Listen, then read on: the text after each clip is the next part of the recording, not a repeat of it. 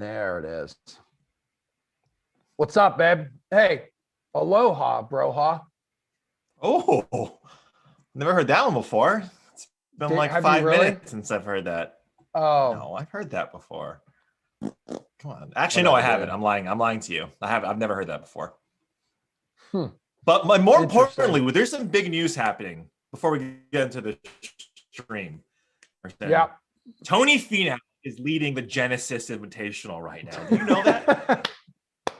Oh, I know it because he's in Daddy's lineup. I'm going to absolutely destroy you, Samir. If you're watching right now, and I know you are because you're obsessed with me, I'm going to destroy you in our head-to-head golf matchup. Dude. Clown show. Goes out and gets a girlfriend. Doesn't contact any of us. Doesn't call any of us anymore. Anyhow, what's up? I haven't seen you or been on a sim with you in a while. So it's good to be with you. Since we've been counting down 65 years. But we got a matchup.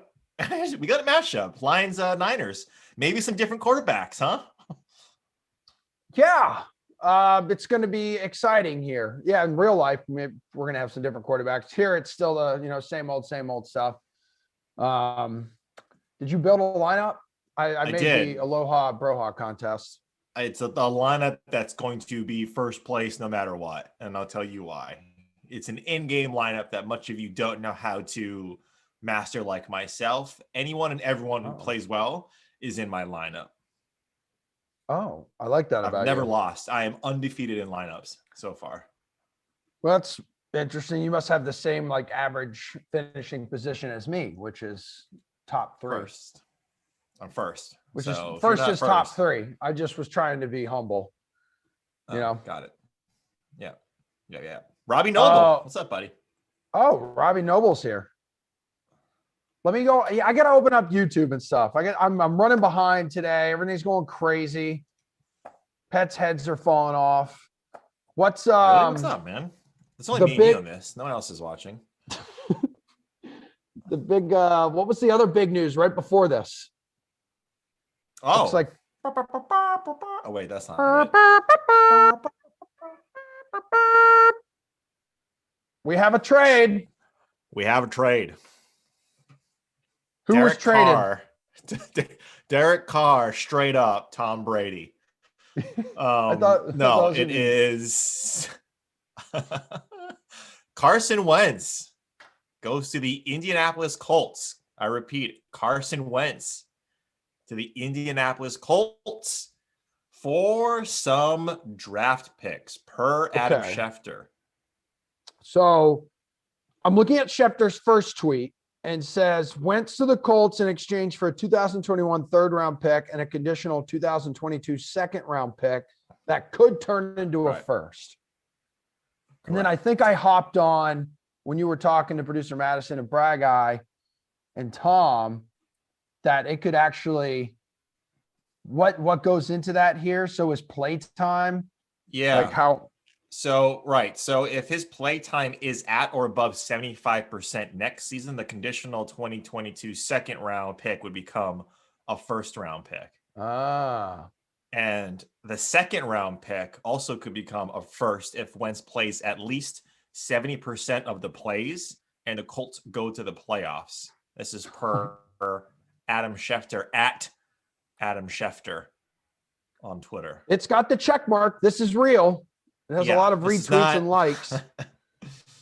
Yeah. Have you ever gotten no, duped dude, by a fake Adam Schefter? I did once. Nope. I almost got duped the other day when there's a sports reporter in Jacksonville who I follow. And I guess there is a account that uses his picture, like a troll account. And they tweeted out Tim Tebow is going to be the strength and conditioning coach for the Jaguars. And I was like, oh my God, that kind of all makes sense. And then I was like, wait a minute. And then you look at the handle next to the picture. And I said, yeah, that's not true. Although then he retires from baseball yesterday, and it wouldn't shock me if he ended up with Jacksonville and linked back up with Urban Meyer in his hometown. But yeah, so the whole Wentz situation, he's got like an offensive line now, right? there's not like the excuse anymore. Like there's no excuse making because it seems like a pretty damn good team around him, right? Yeah. I mean, you got a second-year running back that should fare pretty well. You got your old coach, your old offensive coordinator, and Frank Reich, where Carson Wentz arguably had his best season, right? He had an MVP type season, and so all the stars are aligning. I mean, the wide receiver core, it's probably not as good, I would presume, as Philadelphia, but at the same time, Philadelphia's receiving core was also aging, and it was the polarization, right? It was they're a little bit older, sort of on the latter part of their careers, and some young guys on that team, and it just didn't really match up, right? It seemed like the Eagles were on their final leg, like they were, it's like their last hurrah. It's like the Rolling Stones on their final tour. And I'm not saying the Eagles are the Rolling Stones by any stretch, but it just seemed like things weren't working out with them. So I think this is good for everyone involved. I think now you can, if you're Philadelphia, you can just go all in with Jalen Hurts and that young team. Yeah, this divorce coming after a rocky 2020 season. Wentz won just 3 of 12 starts, was ultimately demoted for Jalen Hurts. Remember the season where he was like the lead in the MVP department and then suffers like the injury. So there's always like that what could have been. Like, can this guy get healthy and have an offensive line in front of him? Can we see him return to that form? And this seems like a good opportunity. Well, we'll see if he's the real deal or, just a flash in the pan there. Yeah, and look, it's an offense that I think when you looked at last year in Phillip Rivers, they weren't one-dimensional, but Phillip Rivers wasn't going to run. Like, he didn't present any sort of mobility whatsoever. And that got him into some sticky situations down the stretch. Carson Wentz is a guy that can run. That's got him into trouble, as there's a sack on Matt Stafford. But it's clearly an upgrade, right? I don't think anyone's going to argue that Wentz right now is an upgrade over Phillip Rivers right now. Rivers, I mean, obviously he's retired, so Jacoby Brissett was your next best option, which again isn't the worst, but it's not Carson Wentz. And Philadelphia the Colts weren't going to get any early picks in the first round. We weren't going to get any top first round picks in the next next 2 or 3 seasons. Because they're looking to win a Super Bowl, they're looking to go deep into the playoffs. So I think this is a great move by both organizations. You see it now, right, with Goff and with Wentz going from different places. The deals being pretty substantial, and the Colts had the cap space to do it, so it just makes sense. Good to have everybody here with us today on the Dream Stream. DK Sim fam, what is going on? Emerson Latzia with you. Sweet Reed T. Fowler. We got Bry Guy and Tom punching the 1s and 2s. Producer Madison with us. Frangelico from the ops team. The usual suspects cooking, waking up with us in the chat. Little kegs and eggs. What's up, Twitch? Twitch.tv/DraftKings. So Matt Prater, by the way, built by UCF, delivering the 50-plus yard field goal. That's 5 points for any lineup that he's in. Oh, wait, he's in mine. So Danny Amendola is my captain. Went Mostert, Stafford, Jones, Kittle, and Prater. I built that thing like within 5 minutes after waking up. Yeah, so that makes sense why he's in my captain spot. Wow. Is that just because you really went head over heels of that Danny Amendola Instagram post in the season, or he just has like a 12-pack? Is that why you did it? Remember that? You were showing everybody in the office. No, I don't remember that at all. But is this on his Instagram now? Can I go and look at it? I think that was another. Yeah, I mean, he's the Italian stallion. Yeah, I mean, he's chiseled, got the meat cubes on his stomach. He looks good. He looks like he works out. Meat cubes. Who says meat cubes? Is that a thing? Yeah, man. Those are abs. No, it's not. No, it's Those not. are- No one has ever said meat cubes.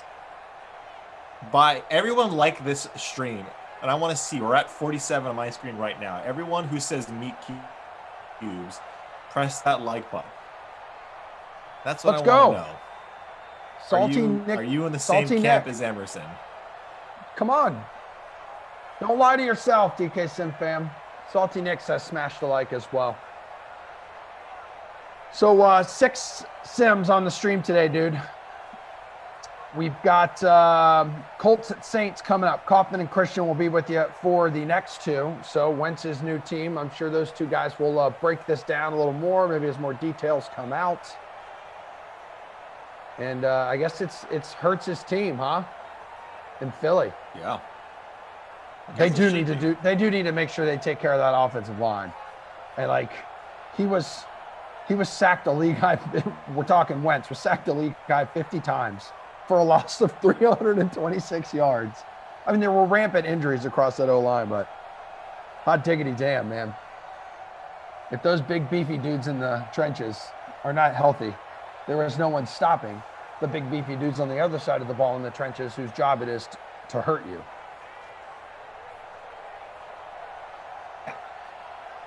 I'm just infatuated right now that I see my boy up at the top of the leaderboard with the Genesis Invitational. I know there's a sim going on right now. Nice pass there from Stafford. Yeah, from you guys two. are in nostalgia.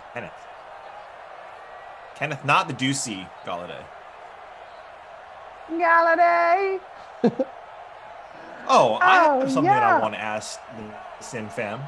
What's up? This Hit is him with it. completely unrelated to football, completely unrelated to sports in general. So I thought, why not bring it up on the stream? Because I want everyone's opinion.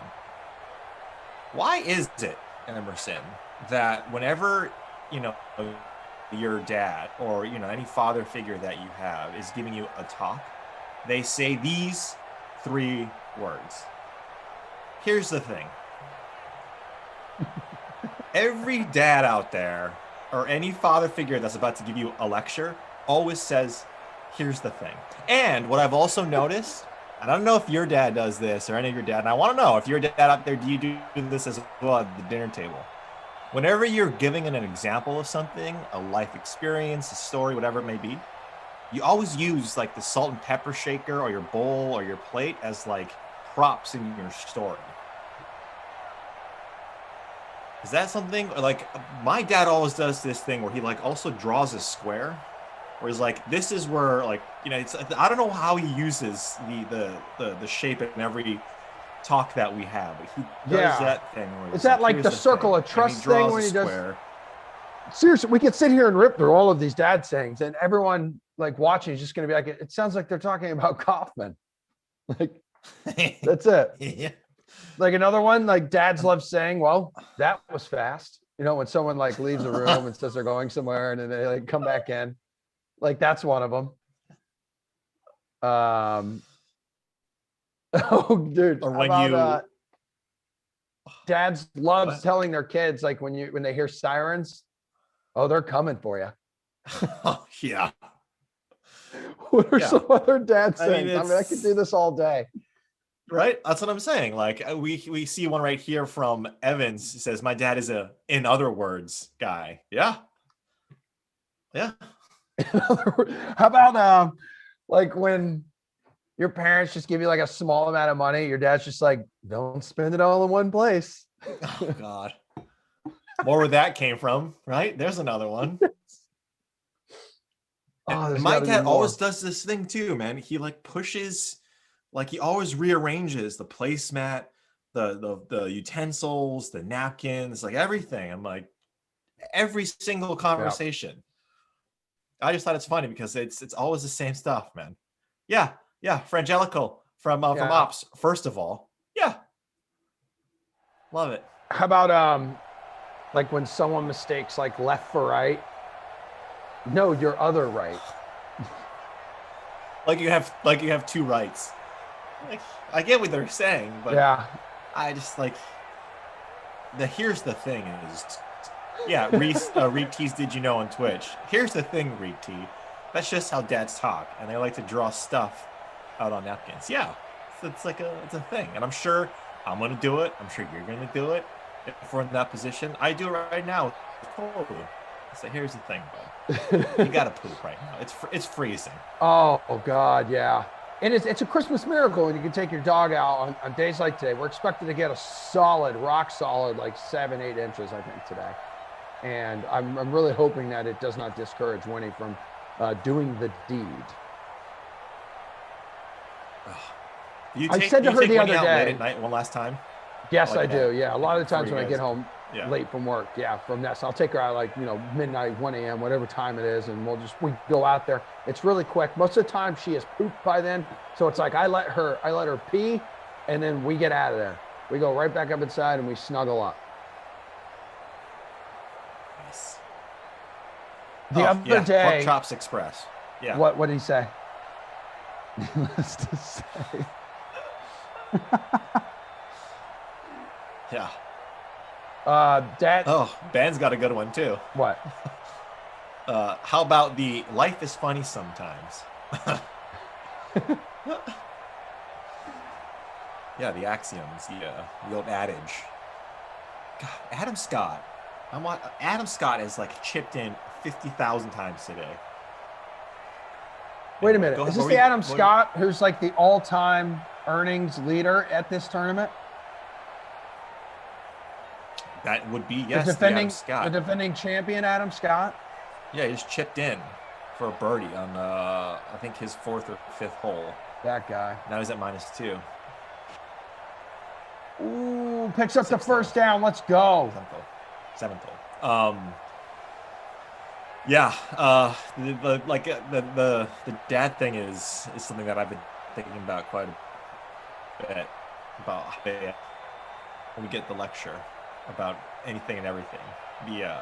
The phrases, it's like the bingo.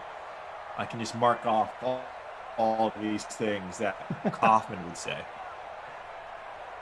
First and goal from the 9, inside the 5. Carry on, wayward son. Picking up 5 yards. Second and goal coming up from the 4. Dads also love saying, I guess it's free then, if the cashier has trouble like scanning an item.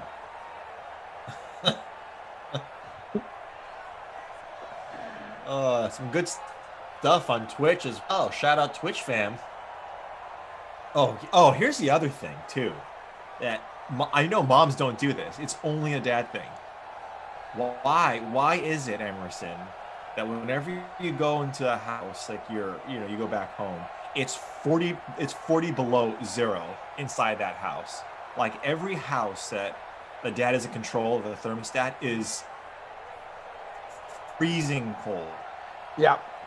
Well, it's because, hey, I'm not paying for that kind of heat. Charlie says, like you got 4 layers on. Oh, let's go on the slant. Who is it? Who is it? Marv. Dr. Jones. First touchdown of the day.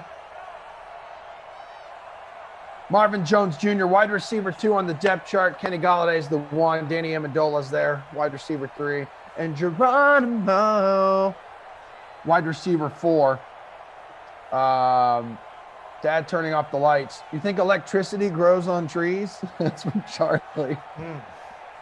Yeah, grows on trees is a good one. Germ on Twitch says, quit opening the door. I'm not paying to cool down the whole neighborhood. Yeah. Oh, yeah, that thing. The open door close. You live in a barn? We live in a barn? Close the door.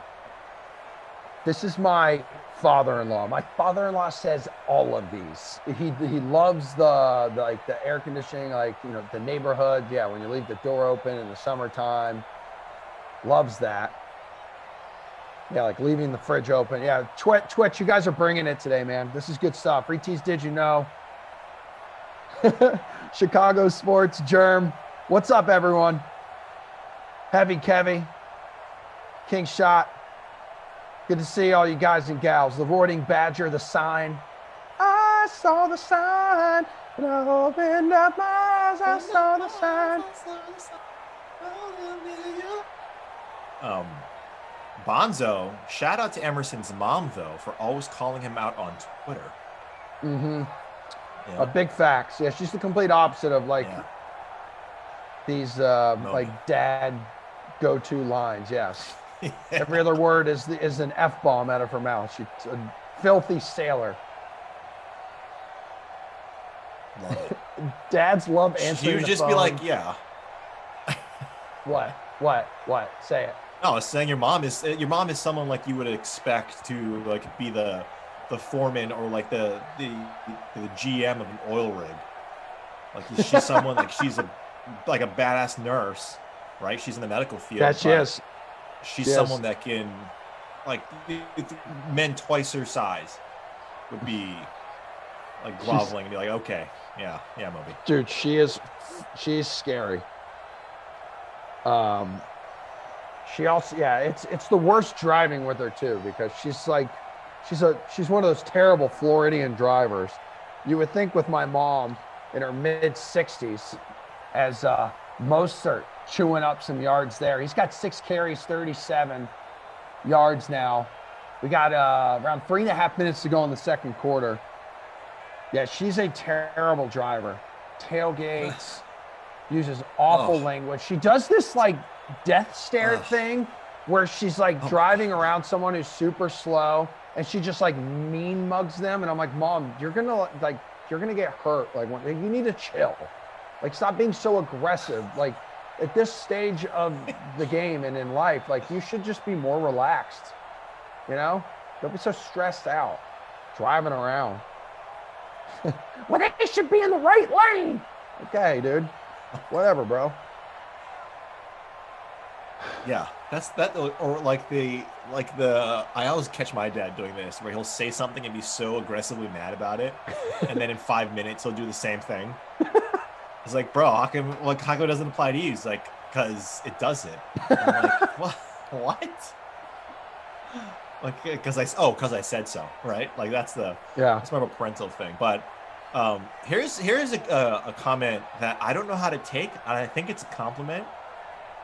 It's from Pal and 99. I had to read that like 15 times to make sure it wasn't anything. I know. Yeah. Don't be a Clash and like think about it as you're reading it. Like, read it first and then go, oh, hot diggity damn. Oh, we're in, baby. We are in. Is that, ooh, Jimmy is that G. Yes. Jimmy G. To Dante Pettis. Dante's Peak, Pettis. Shout out. Pierce Brosnan. Dude. Damn. Remember that? I'm going to go way off the rails on that one.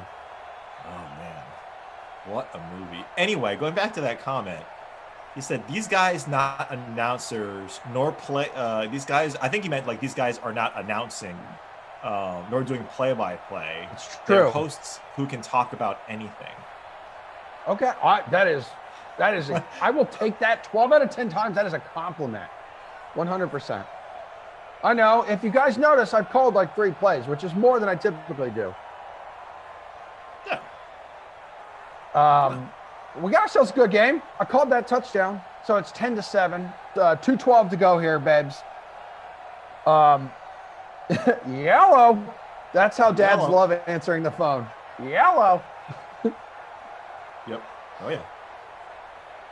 Retease, did you know? Coming with the facts, but now also switching to the dad adages here. The dadages, if I'm going to coin that.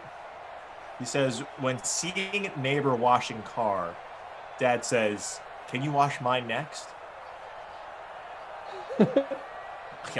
Yeah, and it's like you holler over there at your neighbor. Hey, Bill, you got mine next, bud?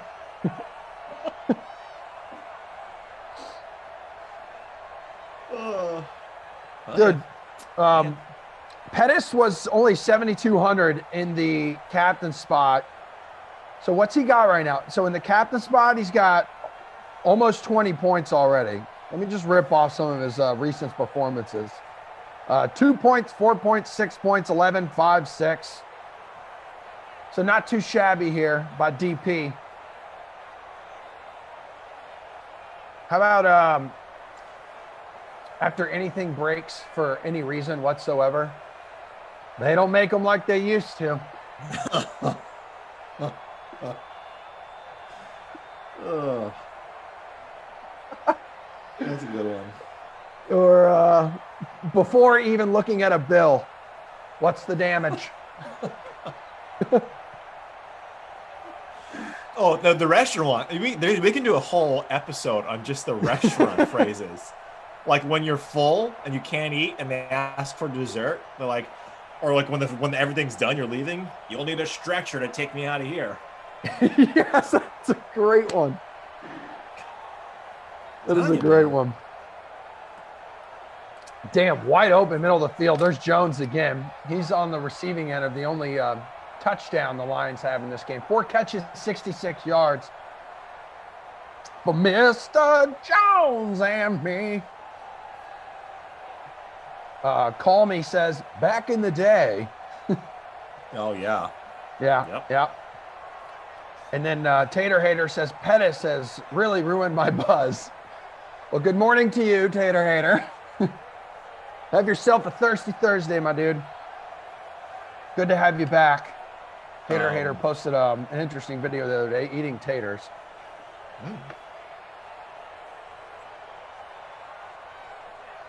The Brad guy was mentioning the Progressive commercials. Who is it? What's his name? Oh, yes. Dr. It's like becoming your parents, those things, those commercials, right? Oh, yeah. Dr. Rick. Thank you, Brad guy. Dr. Rick. It's fantastic. These commercials. Oh, Stafford, corner of the end zone. Hawkinson, let's go. Touchdown, baby. Second Timmy touchdown James. pass of the day. Timmy James. What a... That's not his name. But yeah, he was saying that Madison was when they producer Madison said when they make noises as they sit down, #me. Mads, every time I like pick up Kolu's like anything, toy, bed, poo, I'm making a noise on the way down. Yeah. I usually have a hand on the thigh. Like Yeah. That's become me. That's become me too. Yeah. And everything hurts when I wake up. Like my hamstrings are tired. Or I like peeled an orange yesterday, and then the next day my hamstrings are sore. Mm-hmm. Dads also love passing up a close parking spot because they incorrectly think they will find one that's even closer. Or on the other side of the spectrum, they don't want their car to get dinged, so we're parking 3 miles away. Yo, that's my mom. My mom does that same thing. I'm like, yo, what are you doing? Like, there's 20 spots that are closer, and she's like, I'm just gonna put it out here. Yeah. When they see a tall person anywhere, look at that tall drink of water.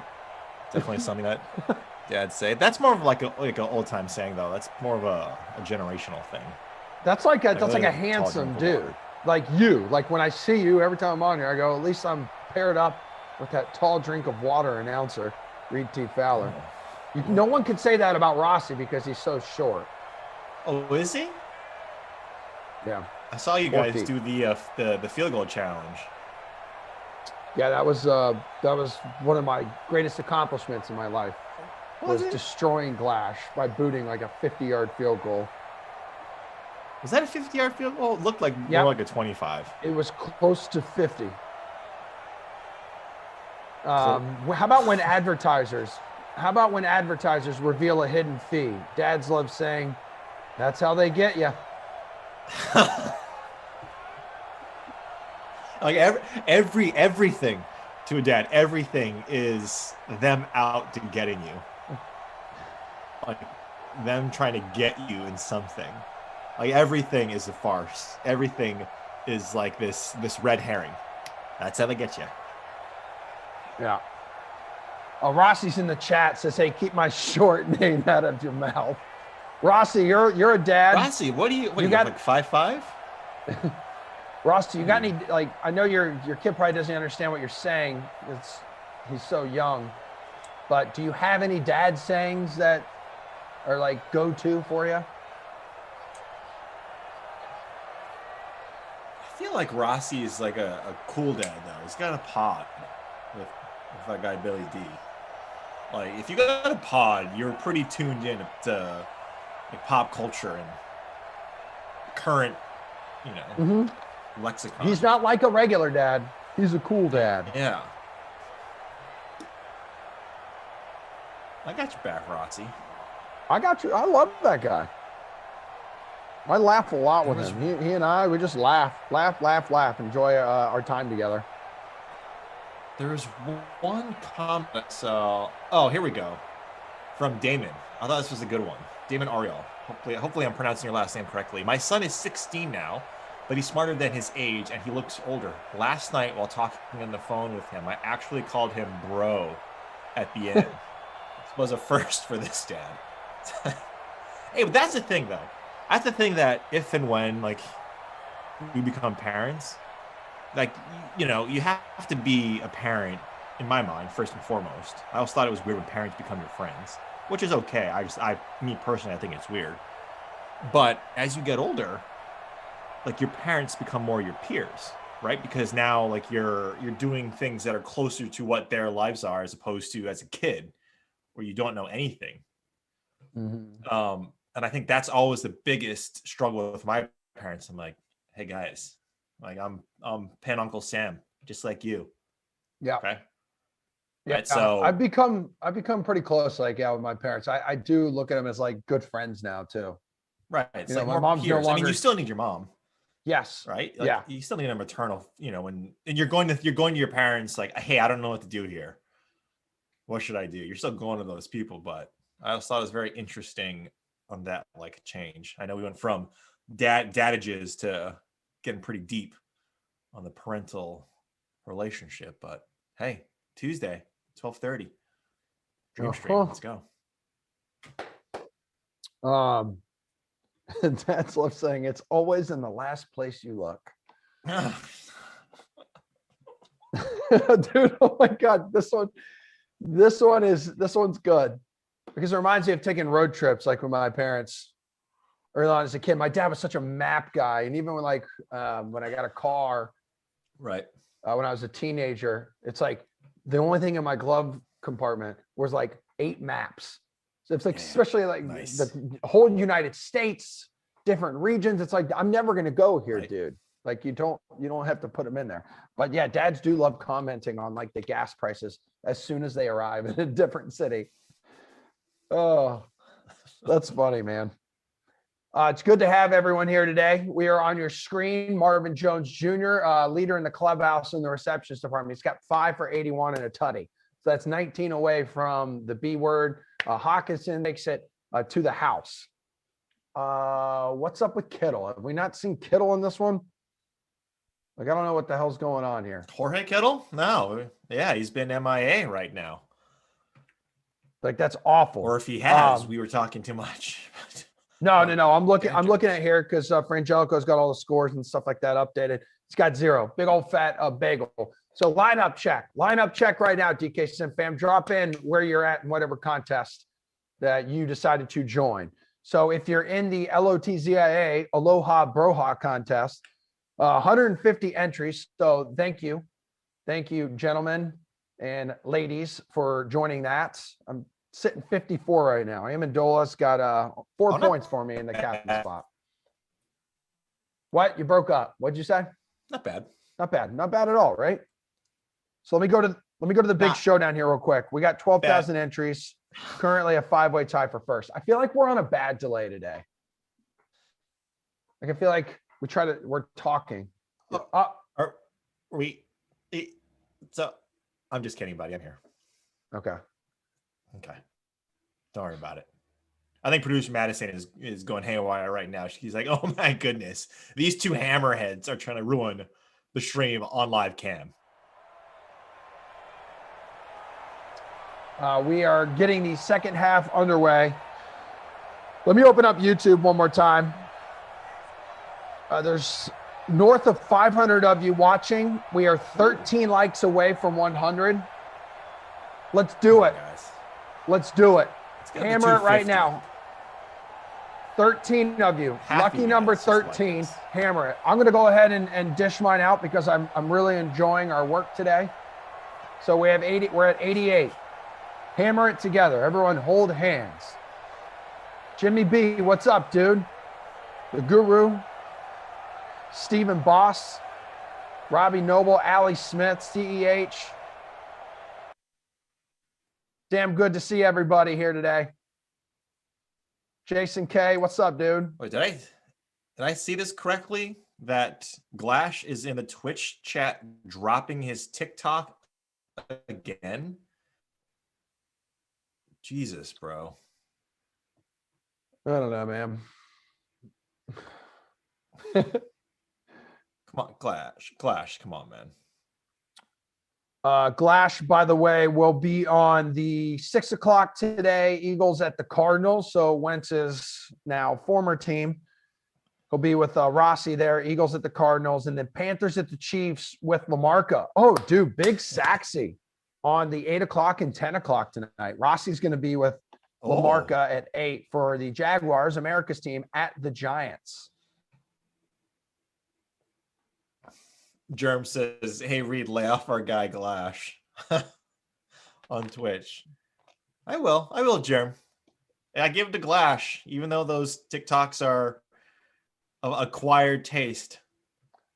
He's That's a great way of putting it. That's a great way of putting it. But you know what, man? More power to him, man. More power to him. Exactly. To each their own. I do a lot of things people don't like. That's okay. Just got to stay the course, man. I feel it. You go, Glash. You do you, Sweet Cheeks. That's a nickname that I've also given my dog, is Sweet Cheeks. Oh. Yeah. Which cheeks? Ayo. Answer that rhetorical question. The other day, she was misbehaving a little bit. And I said, why don't you act like a normal human being? And Meg's like, what the hell did you just say to her? I was like, yeah, you're right. Did I Let's stutter? go. Meowster starting to chew up some yards on the ground here. 66 now on 12 carries. Oh, that ain't bad. Not too shabby.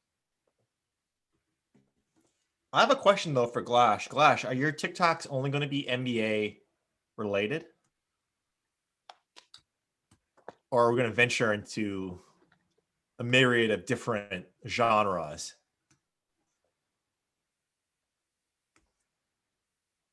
That's what I want to know. Yeah, would definitely love to know that too.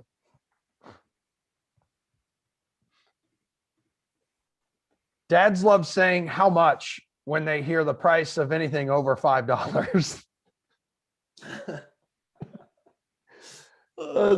Second and 10 from the 20. Gonna lose a yard. Meowster. Dads love asking coworkers if they are working hard or hardly working. Oh, God.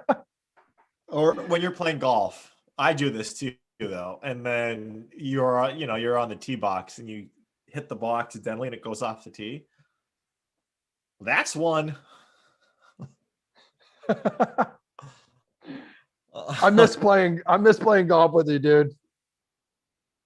I do. Man, it's been 45 years. The last time we played, I think, was the Nesson Charity Tournament, right? Was it? I thought we played after that. I don't know, man. You went with someone else. You started to have a new bromance in the golf arena. No, man. You guys You're with my cars, first. you're cool guys with all of your vehicles. 4th and 2. I love the marbles. San Francisco is flashing before our eyes. And Meowster picking up the first down. So 1st and goal from the 6 here. San Francisco trailing by 10 with just under 4 minutes to go. This is the opening drive of the second half. A clock killer. Jimmy G over the middle. Touchdown. Debo Samuel. Yo, Debo. Dude, George Kittle, has he gotten anything? I don't think he has. I don't think so either, man. He was 67% rostered. In the free showdown. Boy. Yeah, 64% in the Aloha Broha contest, 12% in the captain spot. Guy was 7,800 in the flex. Woo! Dude, what was that for? Just screaming, man.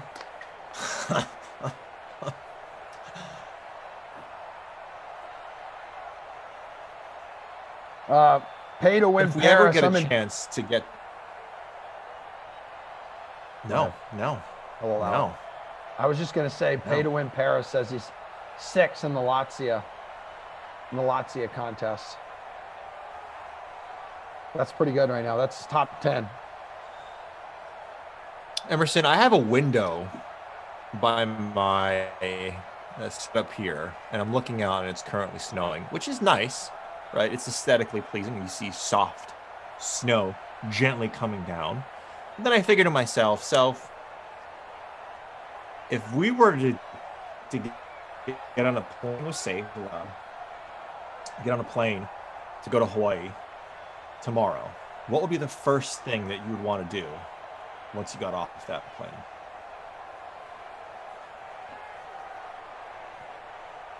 If I took a plane, by the way, Kittle has 1 catch for 8 yards. Okay. You gotta pay attention, Reed. So if I got on a plane and got off in Hawaii, what's the first thing I'd want to do? Yeah. I'd go straight to the beach and I'd go surfing. That's what I'm thinking.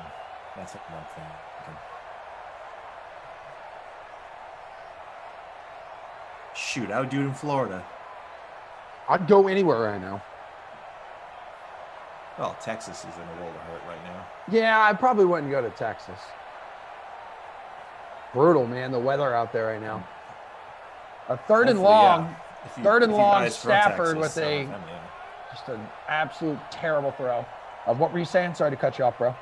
No, I was saying that anyone who's from Texas or has family currently in, and you guys are watching, hope you guys stay safe, man. Looks tough down there right now.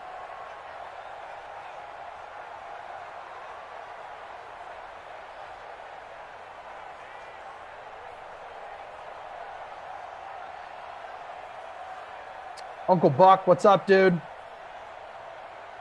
Stephen K, Dom, Ricky Bob. I always call you Ricky Bobby. It's Ricky Robbie. Ricky Bob.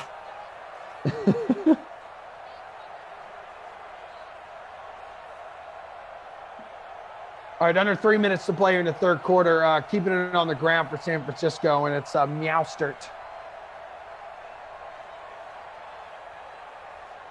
If you missed the top of the broadcast, you can always rewind and take it in all its glory.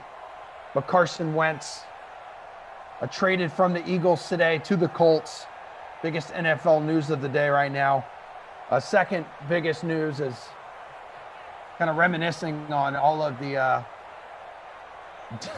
dad jokes and dad sayings out there that literally all of our dads say.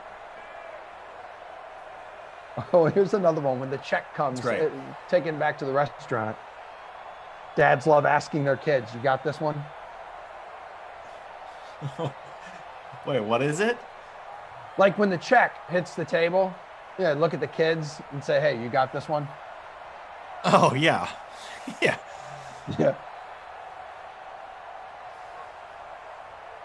I mean, there's also there's some innocent ones and there's some not so innocent ones, right?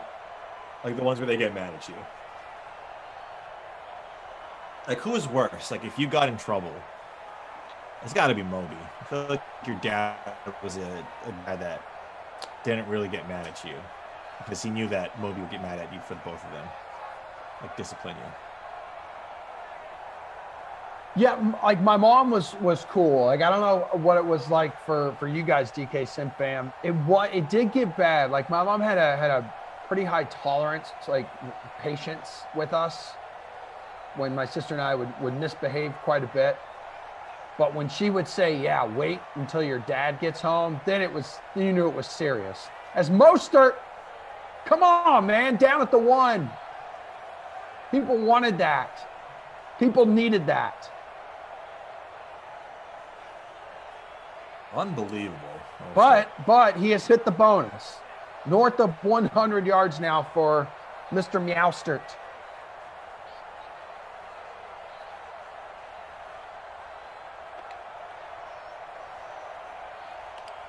There we go. Finishing what he started. 1 yard out. Raheem to the stream, Mostert.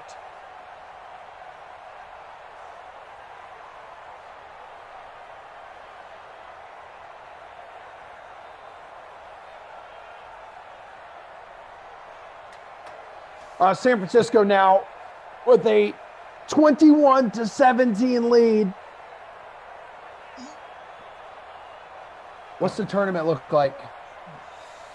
Well, right now we have Sepp Straka, Mackenzie Hughes, Taylor Gooch, all tied. Tony Fia now bogey, so he's one back at -2.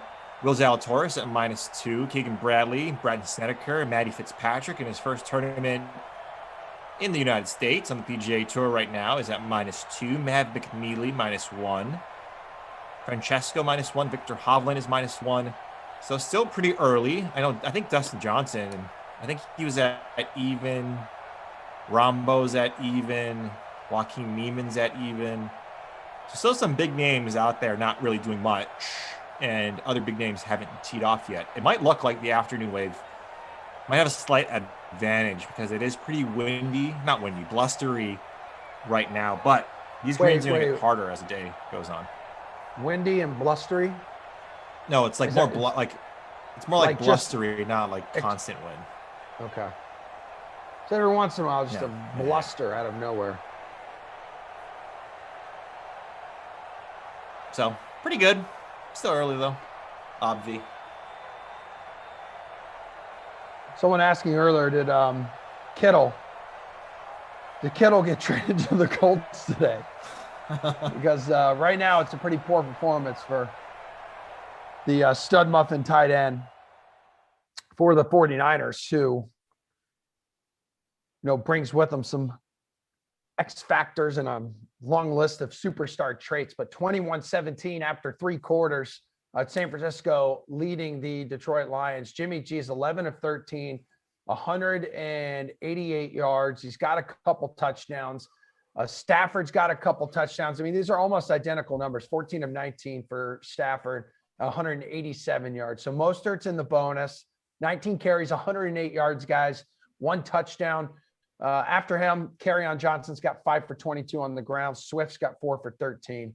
Adrian Peterson has 1 carry in this game, and it went for -2 yards. Didn't he say the other day he wanted to play till he's like 40? I mean, if there's any running back, that he needs to just go to. Yeah. Yes. Well, what about Frank Gore? Frank Gore's a guy who I could see playing till he's 50. Yeah. Peterson, just go to Tampa Bay, man, and win, get that ring now. Because I could see on the back. Best place for it. I mean, best place for it right now. I don't see why they can't. Yeah. Well, I mean, although the Chiefs are going to be the favorite. Chiefs are going to be the favorite for the next decade, but they were also the favorite a couple weeks ago. The Chiefs. Yeah.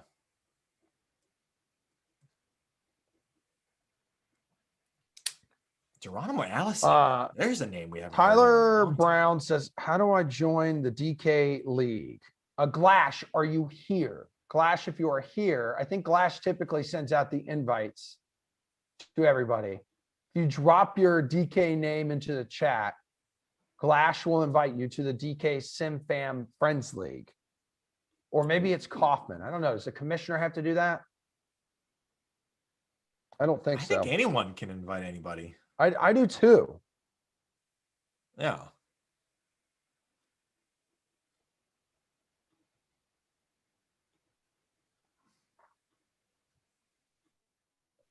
Yeah, drop your name in there. We'll figure it out. Oh, damn, dude. That would have been housed. 4th quarter's underway. 5 more sims to go here on the Dream Stream. Colts at the Saints coming up with Kaufman and Christian. Cowboys at the Rams with that same duo in the booth. Eagles at the Cardinals Oh, with Glash and Rossi. Jags at the Giants at 8 with Rossi and LaMarca. Then Glash and LaMarca for Panthers at the Chiefs. First down and then some for the Lions here. Stafford now north of 200 yards, and we got ourselves DeAndre Swift with his first catch of the day. Bride Guy says, yeah, anyone in the league can invite peeps. Yeah. Just do it, man. Do it. I dare you. Just go, man. Just go.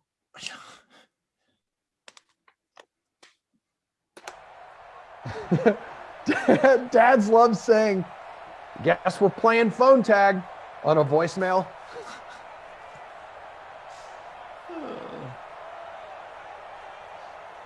Are any dads out there good texters? I feel like every dad out there is not a great texter. I mean, you get the occasional dad who's in the know, right? Has everything, is technologically savvy. I feel like most dads don't know how to text. My dad ends all of his text messages with "Love, Dad." It's like his signature on a text. Yeah, but even like just a really short text, "Love, Dad," would be in a whole conversation. And it's like "Love, Dad" like 1,000 times. And I'm like, hey man, I just want you to know I love you too. A Galladay with the catch at the 14 in DOS red zone.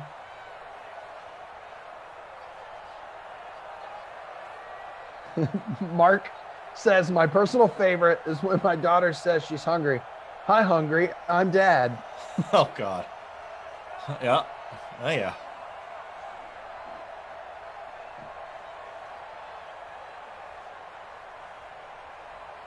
Well, producer Madison even has a comment about her dad reacts to every IG story she posts with the quick reactions. So if you scroll through her their DMs, it's all just emoji reactions. Yeah, Jesse Cofield's mother-in-law also reacts to all of my Instagram stories. Rita and I are super tight. Yeah, oh yeah. Whoa. Yeah. Madison, I'm with you on this. My dad also leaves a voicemail every time I don't answer a call. And he starts it with, Matt, this is Dad. It's like, I know, dude. I know it is. Oh, dude. Also, dads love saying, saddle up, partner, to a kid getting in the car. Oh, first and goal. Smack dad down the middle. DeAndre Swift. Someone was just calling him out. Said, I could use a DeAndre Swift touchdown right about now. Your prayers have been answered. So we're Matt Prater extra point away from taking a field goal lead. There we go.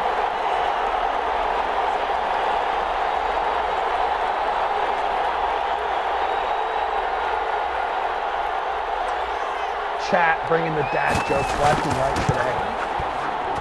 Shout out to the 600 of you who have been along for this glorious dad-filled ride with us.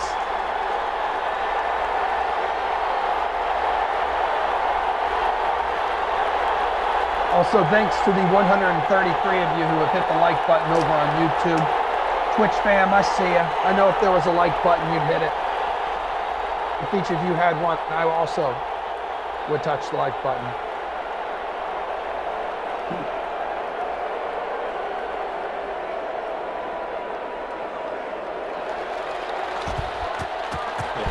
Right, guy. Those two were, I think, we're early on in the dad conversation. When you leave, yeah, thanks, Brad guy. I forgot something. Well, that was quick. It's all good, man. It's all good. It's okay, Brad guy. No, it's not.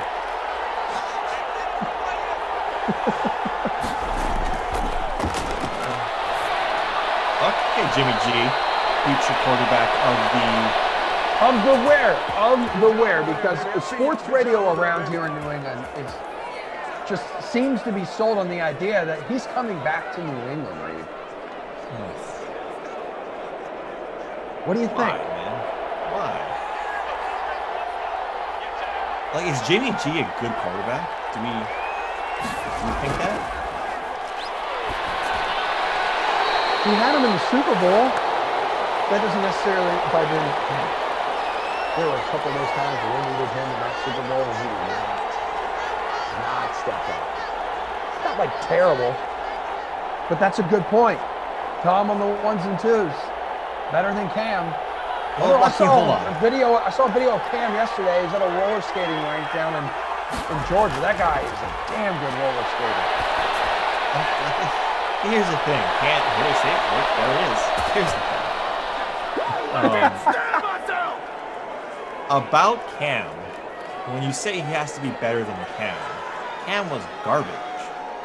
Cam was close to the worst quarterback in the NFL. So if he's 30th, Garoppolo at 29, is it worth it? I'm not saying that he's only one spot better than Cam. Like, what would they be giving up? Because Jimmy G, I don't think Jimmy G is a free agent, right? Like you gotta acquire him, I believe. I could be mistaken. I haven't checked and anything I think it's all. I think it's also they could cut him with like the minimal cap hit.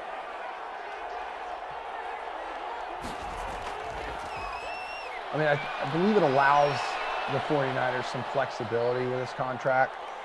Yeah, Jimmy G's got 9,000 seconds to throw, and surprise, surprise. That's your quarterback, New England? I'm just kidding. Yeah, he will. He should be, in theory, be better than Cam. But, a couple years later, a couple injuries later for the guy, he's not the same quarterback that you traded away 2 or 3 years ago. So here's the deal. So heading into as this time he has a lot of time to throw, and this time he's dropped Trey Flowers for the sack. So heading into the 4th year of his contract, Jimmy G has no more guaranteed money coming his way. He's scheduled to make $25.5 million in salary and bonuses this next season. The 49ers could save $23.6 million if they were to trade or release him. Yeah. Now, it makes sense for them.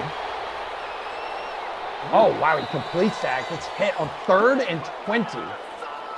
And Jimmy G hooks up with Deebo Samuel, 23 yards on the hookup. Now, there's no indication the 49ers are considering either of those options because Coach Kyle Shanahan and GM John Lynch have repeatedly given Garoppolo votes of confidence, but to me, that doesn't necessarily mean anything. I mean, you got to say, the right things.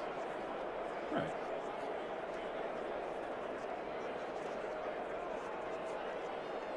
Plus, don't you want to make it seem like you're not super desperate to give them away? That way you can there's a maybe lot get of something. jockeying for, absolutely. Yeah. That was a terrible throw. Then there was the Big Ben stuff yesterday. I wasn't on the stream on Wild Weather Wednesday. Sorry I missed it, but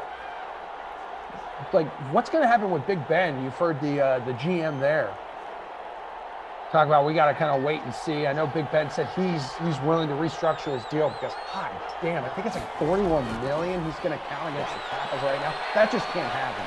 Teams has some issues when it comes to cash. So they got to figure that out. There's George Kittle showing up down at the 11. Was his 2nd catch in this game? Looks like it, yeah. I said it once, I'll say it again. I'm looking forward to this offseason in the NFL and seeing kind of how all these dominoes fall. We've already seen the trades, some big name quarterbacks getting moved around. But 1st and 10 from the 11 here, Jimmy G. There's Kittle in the slot. Again, all the time, all day long to throw. Has some pressure, gets rid of it. And Kittle, by the way, was the 2nd highest owned in the free showdown. Jesus. In the flex, 66.9%. Yeah, Jordan L says, can I at least get a bailout touchdown to Kittle? Still a chance that could happen.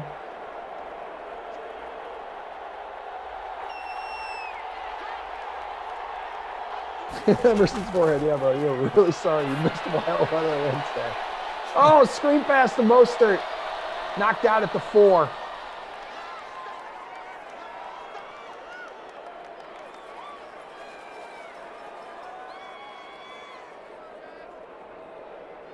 I do have some really good news that you and I are together tomorrow. Woo! At noon, Steelers at the Ravens. So we can dive a little deeper into the Big Ben thing tomorrow. All right. He'll be on our Big screen. Ben. We'll be calling. Oh, Yeah, Dwayne God. Haskins. 3rd and 3. What the Dwayne hell? Haskins is the future. Oh, my God. I forgot about that. See what I mean? Like little moves like that. Just the tip of the iceberg, right, Dad?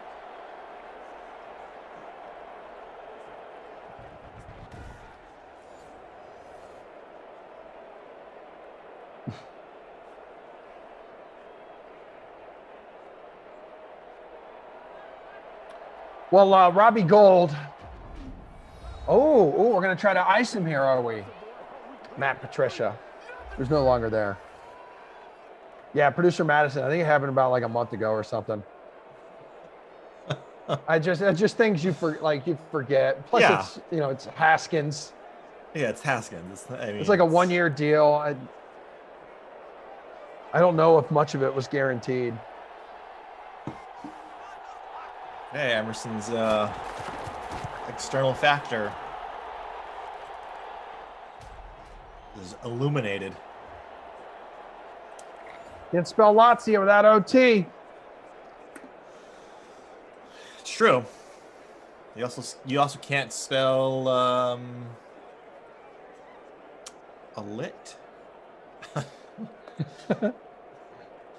A lot? Lazio. A lot?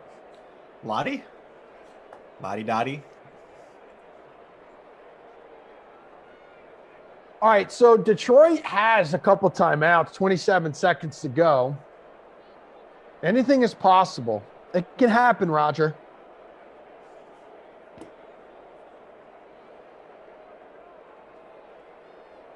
Rufus von Lotz says, "Is anyone here?" What? On Twitch? Yeah, man, we're here. Oh, you guys are there? I don't know if my Twitch is acting up. Oh,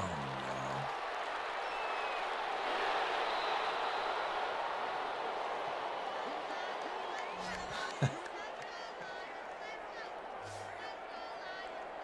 Oh, here's an interesting note from the golf world, Emerson. Do you remember the Players' Championship before everything happened? They did the Every Shot Live. That was their big push. And when we were down there, we got a chance to go down there and do some stuff with the PGA Tour. Again, this was before everything got shut down. They were going to do Every Shot Live. Well, the tour is bringing back every shot from every player next month at Sawgrass.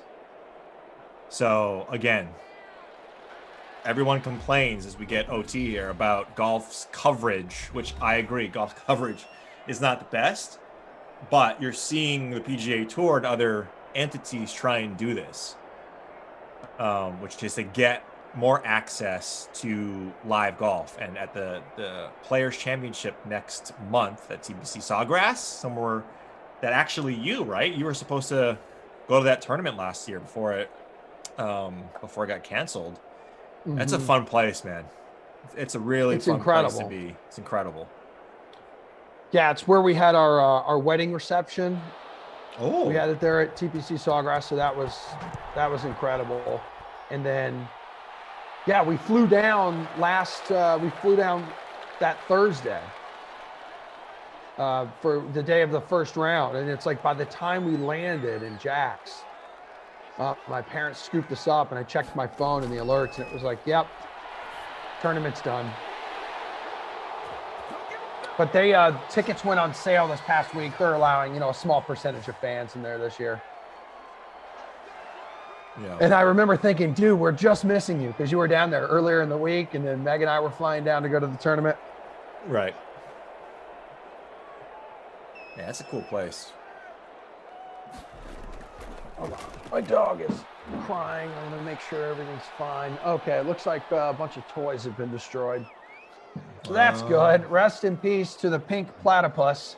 Oh, yeah. Platty. Yeah, Patty the Platty. Yep. And then the shark, the blue shark, has also been gutted. Yeah. She is on strike and would like her lunch. Yeah. I know. Whoa. Oh, a sack from Stafford.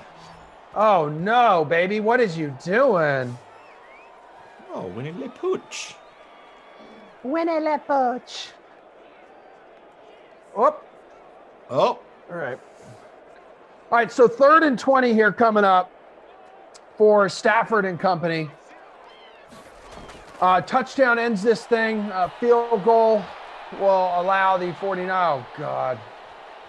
Will allow the 49ers to answer back. So that's what's going to happen here. Yeah, when dogs destroying toys is a rite of passage. I mean, how many toys that you and I and every dog owner has gone through is amazing.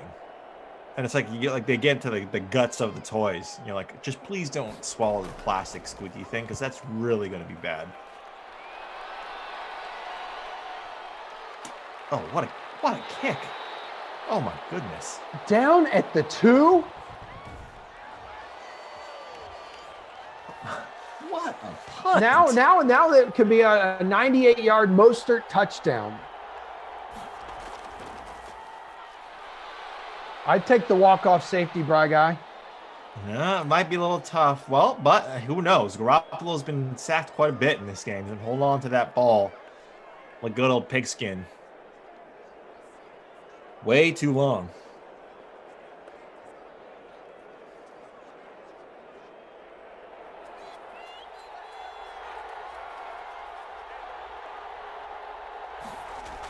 Second and 3 from the 9.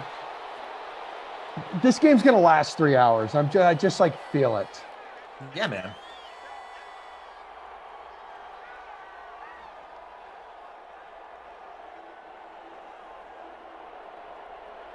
Oh yeah, come on now.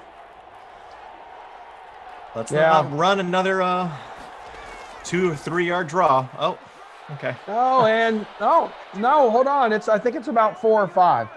Oh, okay. Let's get some excitement in this game here, Detroit San Francisco. Come on, let's throw the ball around. Little playground ball here. Come on now. I know carry on. Now you're saying to Stafford, let's get it going. Come on. Trips left. You better be launching this ball, Garoppolo. Send it. Send it. That is not sending it, bro.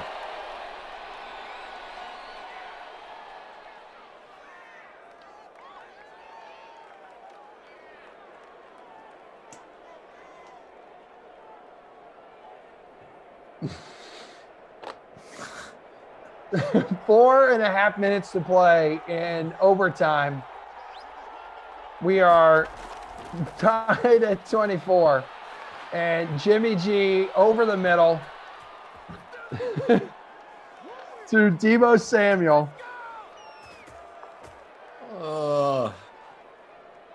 Glash, you got any TikToks out there that we can put this on? Come on now. I'd rather watch.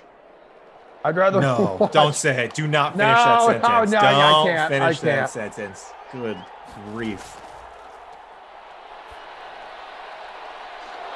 Just chipping away here. Chipping away. 4 yards, 5 yards here. Well, field goal wins it, Emerson. Bobby Gold on the 1s and 2s could hopefully seal the deal here. Maybe Dante's Peak Pettis. Who do we think? Debo next Friday, Saturday, Sunday? Samuel? Yeah. What do we think? George Kittle? Maybe a little walk-off? Jorge Kittle deep? We could use a little bit of Kittle. Little Kittle and bits. Stop. Oh, good. Running. The football. Good. We got to establish a run here in the 5th quarter. We should keep him honest, Emerson.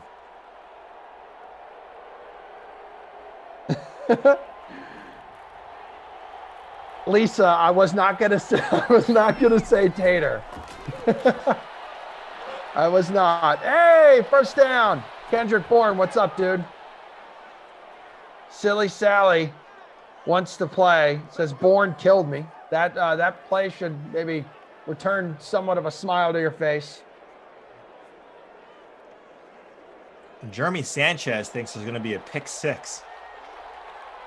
Okay, Jer. Dude, the other day, last play of the sim, we were going to head to overtime, and I forget who it was, which teams it was. But it was a scoop and score as time expired. A walk-off fumble recovery, return for a touchdown. Tater hater. Was Emerson about to simp for taters? Dude, we had tater dots twice this week, man. I got nothing but love for Taterville.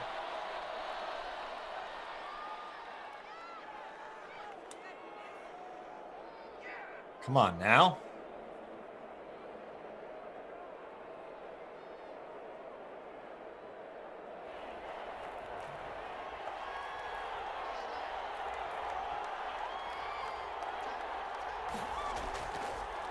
Under 2 minutes to play now. Jimmy G, do that thing we like.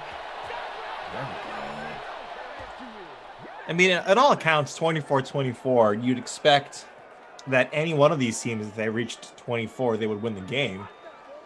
But at the same time, look, I mean, San Francisco's defense not playing great. Jimmy G just hit the 300-yard bonus. So statistically, yeah, this is a pretty good game. You needed that extra quarter. And Mostert just keeps on racking up the yards. He's above. I think he's in the bonus as well, right?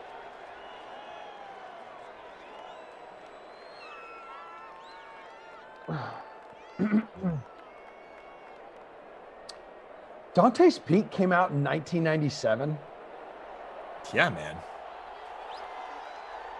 You see Happy Gilmore turned 25 the other day? Yeah. And then like the exchange between Happy and Shooter on Twitter was hilarious. Yeah, I sent you that. I know, but I'm bringing it up. I have a conversation with you about it. Sorry. Relax, Samir. Relax. Okay, minute and 8. 68 seconds left. Let's go. Come on now. Let's go, Jimmy G. 3rd and 8. Let's get that first, baby. No, I saw it. I knew it. I knew he was going to do that. Wait a maybe? minute. Oh, my God. Oh, no. What are you doing? Oh.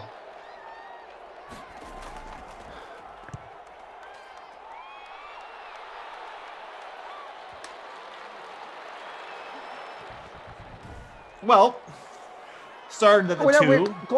Glass half full. Glass half 4 full minutes here. 4-minute drive. 91 yards. 91 yards from the end zone, which just means a 91 potential there for a field goal. It's going to come back, isn't it? I hate this sim. I do. God. What the hell is happening? Stop screwing things up. Dudes who hold.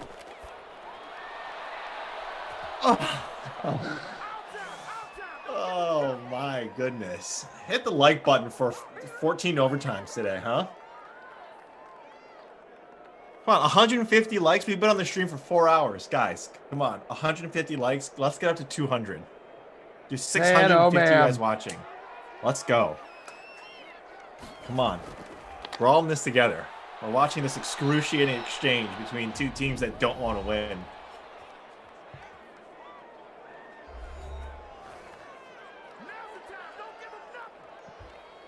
Come on now. Let's go. Let's go.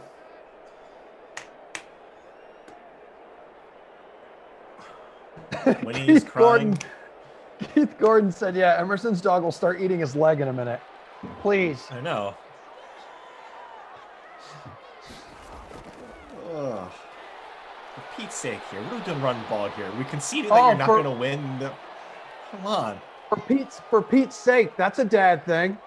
Oh, yeah. For Pete's sake. Well, the reason I say that is because I want to say something else. It's not allowed on the stream.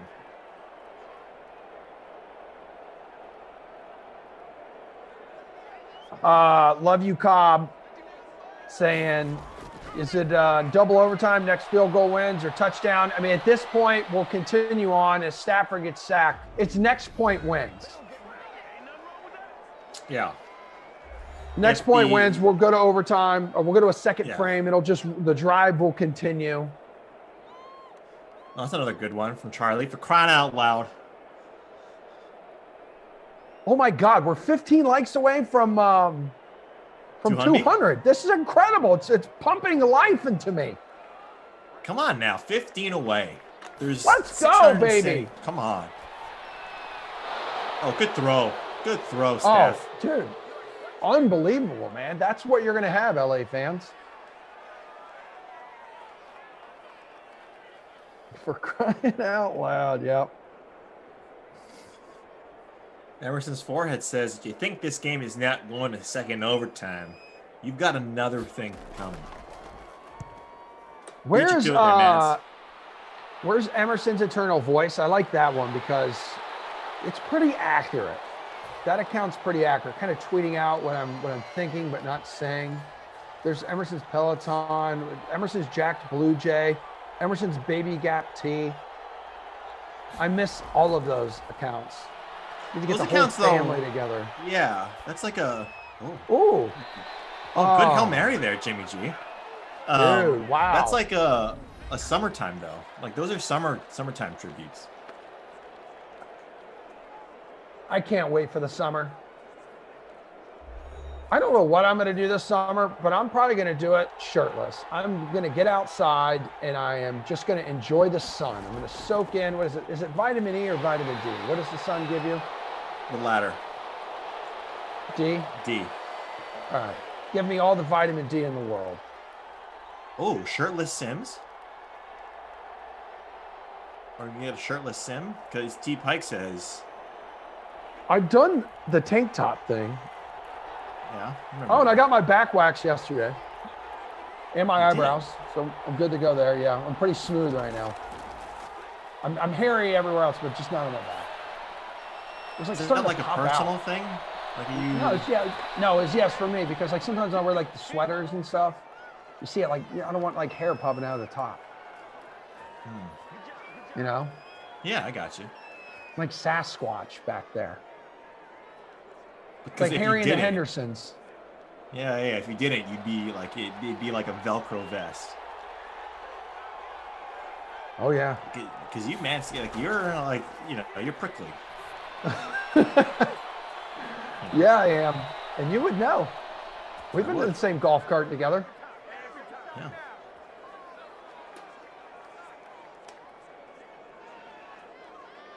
Jeremy, Okay, Jimmy you all G. watching? You all watching the PGA today? Hell yeah, we are. Little Riviera Country Club, Pacific Palisades, Los Angeles, California. Oh yeah, blue skies. Oh, wait a minute. We are in field goal range. Well, let's pump the brakes. We know Jimmy G has gotten a 15-yard sack in his back pocket. So let's make sure McGlinchey doesn't hold or Kittle doesn't chop block.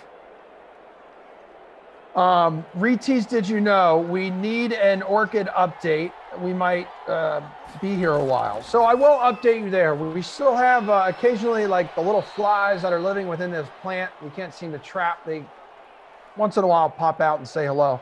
But I'll say this. When we were at the flower shop a few weeks ago and we were asking questions about taking care of an orchid and maybe how to take care of the fruit flies that come with it, I said to the lady at the shop, I said, you don't understand. My wife will find a way to kill this plant. She is terrible at taking care of plants. It's Mostert, break the tackle. Down at the 7. The lady literally said, don't worry, orchids are pretty much impossible to kill. This orchid behind me is basically dead. Oh no. The petals falling off. It's like the rose in Beauty and the Beast. Come on, Gold, please. Please. Oh, he's going to miss it. He's going to miss it. It's up. It's good. He doesn't miss it. He doesn't miss it. Wow. Finally. Winnie, rejoice. Don't worry, bud. We're going out soon. Sim just got I know. I'm like trying to sit here and talk to my dog, and she's like, I don't care anymore about what you do for a living. I just want to eat lunch and drop a deuce. That's it. Oh, that's true. Okay, so hit me with your wow. These are some pretty good numbers Oh man, best because shot. we played Fire 7 away. overtimes, 347 yards passing for Jimmy G. Fire away, 2 touchdowns there. Stafford 259, a couple touchdowns. Krusty Coppin, player of the game. Mostert. Garoppolo, I'd give it to you, but you did not do what we needed you to do in the first overtime. So too bad. Mostert, I'm giving it to you, buddy. You did extremely well. And Robbie Gould, honorable mention because he ended that debacle. That was a double overtime game. Anything else? No, that's it. That's it. The not my babysitter, Billy. I mean, can you say George Kittle? George yeah, was go ahead, terrible. just do it. Yeah, George Kittle I was mean, terrible. came He was alive a little second bit in highest the rostered end. guy. Yeah, but not to where people needed him in the free showdown. Oh wait, So- you're right. I'm looking here. Is that 2 catches, 21 yards? They may have had like one more than that, but currently just 4 points in the flex spot. CEH asking me, there he is, 3 for 23. Yeah, it's a great call on that. 3 for 23 for Kittle. CEH asking Emerson, who's in first in the Aloha Broha contest? That would be you, CEH. Also a Colts fan, so congratulations on Carson Wentz. The future is, I don't really know how the future looks for you guys with Carson Wentz. We will see. But also in the free showdown in the large 12,000 entry contests, looks like a 2-way tie for first right now. Frangelico's ripping through all of the stats. Going to have all the scores updated for you in just a moment. But shout out to Tom and Brian Guy on the 1s and 2s and producer Madison, all of you guys and all of you dad joke experts out there. It was fun hanging with you. We ended up pulling in an ass ton of likes today. This was great. I know the sim wasn't ideal, but being with you certainly was, DK Sin Fam. You and I are back tomorrow at high noon, but coming up at 2 o'clock, we will have Kaufman and Christian. They'll be with you for the next 2.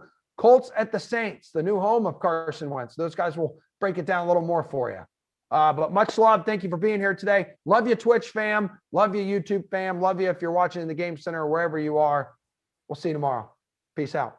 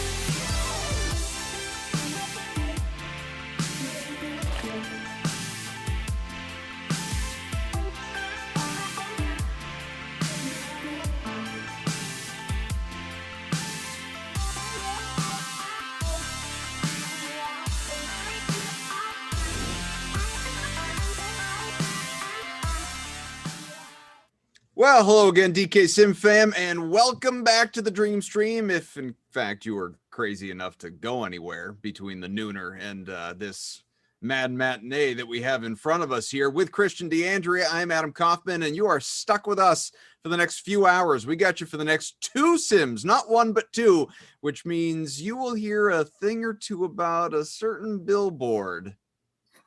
You mean this billboard? Right there it is.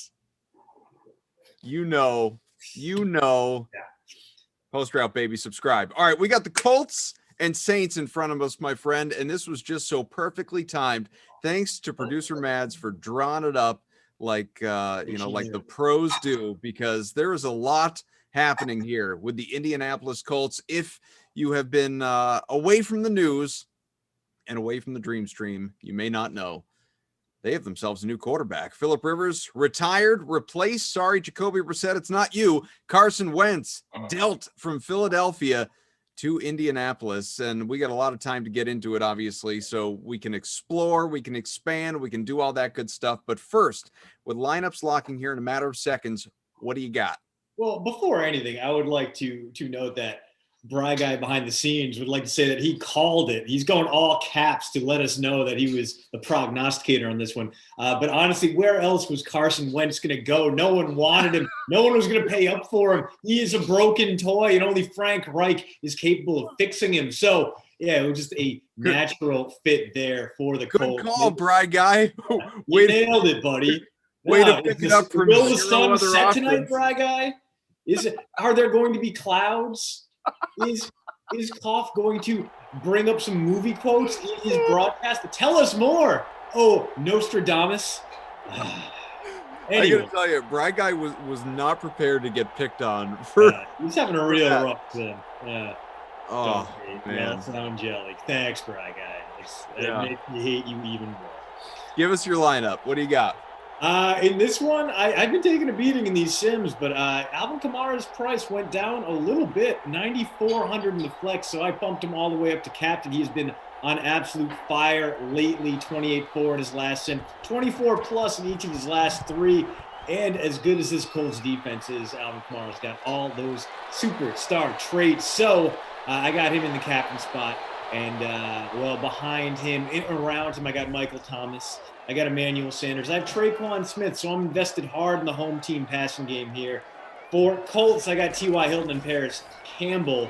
Thought about maybe going after a little bit Nyheim Hines, but he's been a little inconsistent lately. And at that price, despite the fact he's coming off a 20-point game, failed to crack double digits in the 4 Sims before that.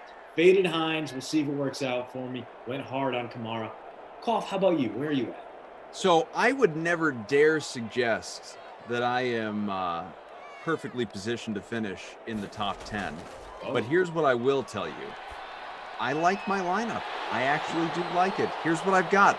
Michael Thomas in the captain spot. Drew Brees, Alvin Kamara, Jared Cook, Traquan Smith. Yeah, sorry, Colts. It's a Saints stack. And then Marlon Mack, my value punt play at 8K. or pardon me, 8 points per sim, $2,800 in the flex is part of this collection that we've got going on here. We'll see how it works out.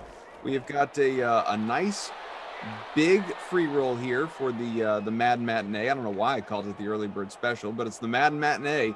These two teams also need new QBs. Well, not anymore. You know, the title out of date from when I named it last night. 189 entries, though. We almost filled it. Ooh, very nice. Thank you for joining us. And, well, so far, yeah, I looked long and hard at that Mac play just because he is so cheap at 2,800. If you needed a punt play, you weren't going to do much better than Marlon, but I'd saved enough with Traquan Smith, with Paris Campbell. There are a lot of good, cheap Colts options in this one, or you could go Pascal, you could go Paris, you could go Marlon. Those guys are going to probably swing the outcome in this one. I feel like we're going to have a lot of low-cost guys with high roster numbers as Kamara picks up the first down there. The Saints rolling early into enemy territory, but plenty of time for that star-studded Indianapolis defense to pick up. And, well, I think they may be adding a few more pieces. Now, Carson Wentz obviously does come with an owner's contract, but the Eagles taking on the bulk of that. They absorb $33 million in dead money, a new NFL record for one season, just to get rid of Carson Wentz. It was one of those things that I didn't think it would happen. I didn't think they would fire Doug Peterson and trade a borderline untradeable quarterback in the same span. But if you're looking at a guy like Carson Wentz, he had a lot of flaws this season. He did not throw good passes. He threw a ton of interceptions. He got benched for a second-round rookie. Nothing really went right for him, but you can kind of look back and go, wow, his pressure rate higher than ever. He set a career high in sacks taken in only 12 games. He was sacked more than 4 times per game. Almost a third of his dropbacks end with him dealing with some sort of pressure. He leaves that injury-riddled Philadelphia offensive line, goes to one of the best offensive lines in the game in Indianapolis, the offensive line that kept the incredibly not mobile Phillip Rivers upright throughout the season.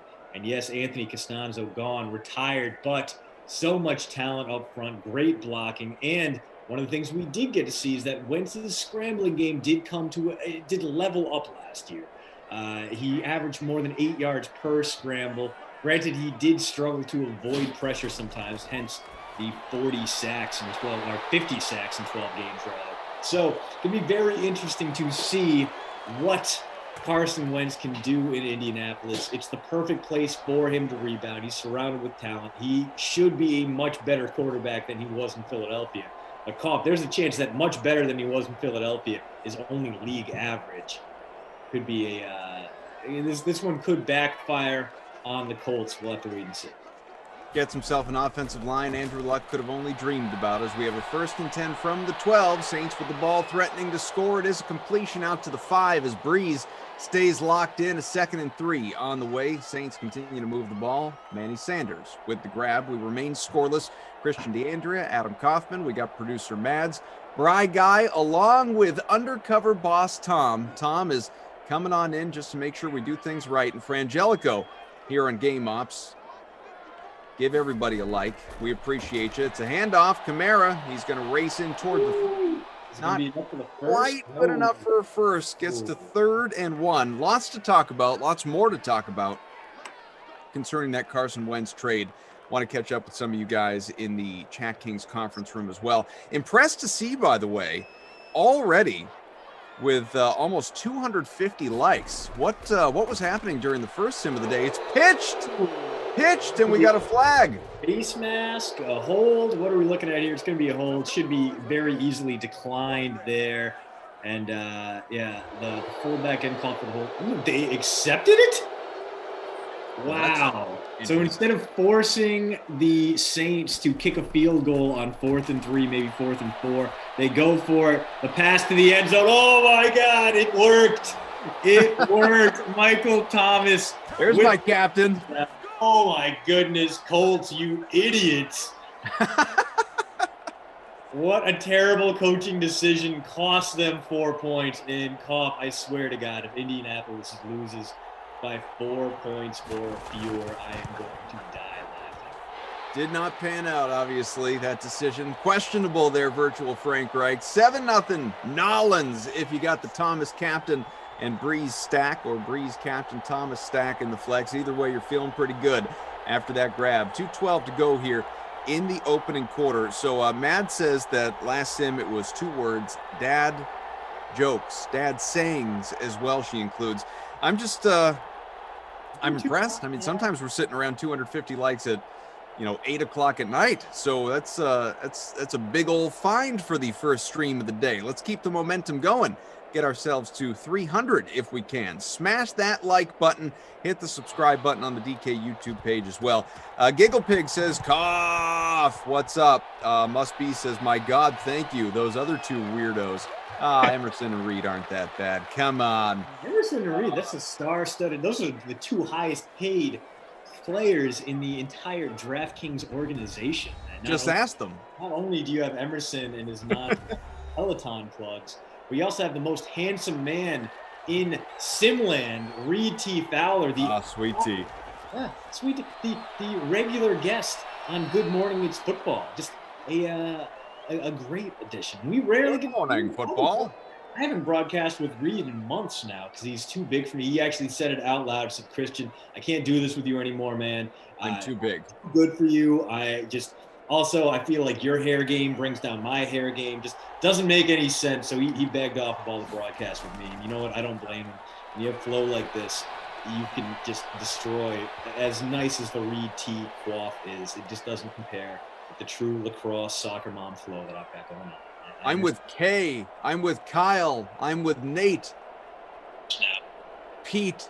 Hang out with you peasants. Come now. No way. Nah, Reed's good. He's good people. You know that. Jason says, Cough, DeAndrea, let's go. Good afternoon, Cough and Christian, DK Sim fam. Courtesy of Eric, and good morning and good afternoon to you. John says, Cough in the house. Obliterate that like button. That's what we like to see. Hit that like. Appreciate you. What else we got going on here in the old Chat Kings conference room? Thank you all for being with us, though. Can't say it enough. Dwayne says that last decision by the Colts was true artificial intelligence.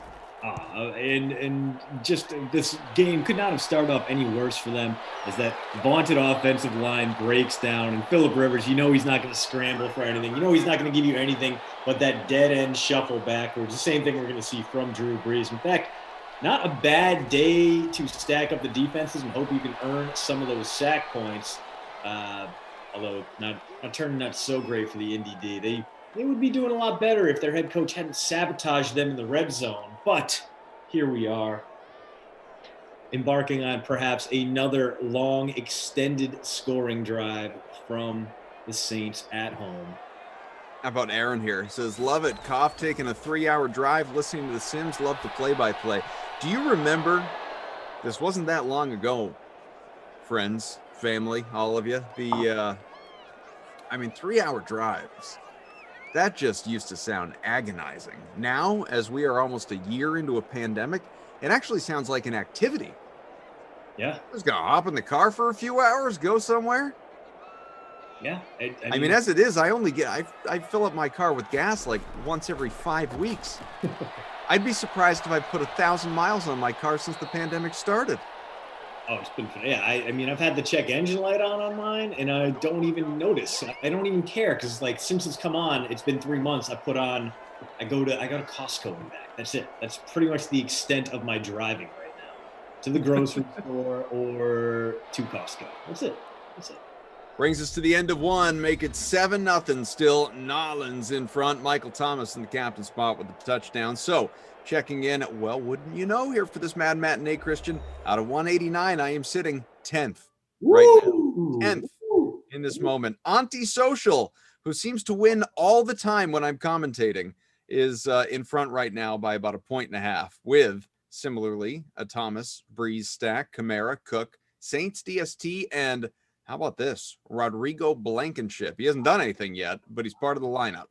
Yeah, not a terrible punt play, although, given the opportunity, I would go with some other Saints over Rodrigo, but the way their offense is going right now might be a very field goal kind of day. Again, we're indoors too, so a lot of kicks coming. They're going to be a lot better than they would be in, say, the outdoor environments of MetLife Stadium. Early in this one, Drew Brees connecting with a lot of guys on offense. Kamara with a few PPR points, 2 for 6. Michael Thomas, 2 for 13 and touchdown. Manny Sanders, 3 for 22. He's been absolutely hot lately, and that streak continuing right now. But other than that, no one on pace for any bonuses, and what looked like could have been a chance for the Saints team to pull ahead here ended with a not very good drive. Drew Brees, true to Drew Brees form, checked down too often there, and too many short passes means we are about to get a Thomas Morstead punt. Although ball's up 39, they have one of the best fake punt pass throwers in the game. I would be absolutely here for a little Saints trickery. Although, no, we're just going to get a boring old punt instead. Ooh. Saints getting the ball back here, seconds into this second quarter, and it's going to be a touchback. Bring the ball out. Chris says, sorry, Kaufman, only we get just the one like a day. Understand, we're going to have to talk to YouTube, see if we can expand upon that and really go crazy with the likes. But we appreciate any that you are willing to give us. Lisa knows here, says, we care about the personalities. We don't care how much people are getting paid. My favorite personalities are Glash, Koff, Tom, Christian, and Rossi. Well, we appreciate you including us in your top 5. It's like a T-Mobile. Like we're in her 5. This is nice. The money thing, Lisa. That's as far as I know, it's a running gag. I don't actually know who the most paid is, and don't worry, that's not something we harp on. It sounds like a great deal for DraftKings, but it's not. He goes through just the sheer amount of protein powder that man consumes. Terrifying. Oh no, Phil! Oh, and then that's why you're retired.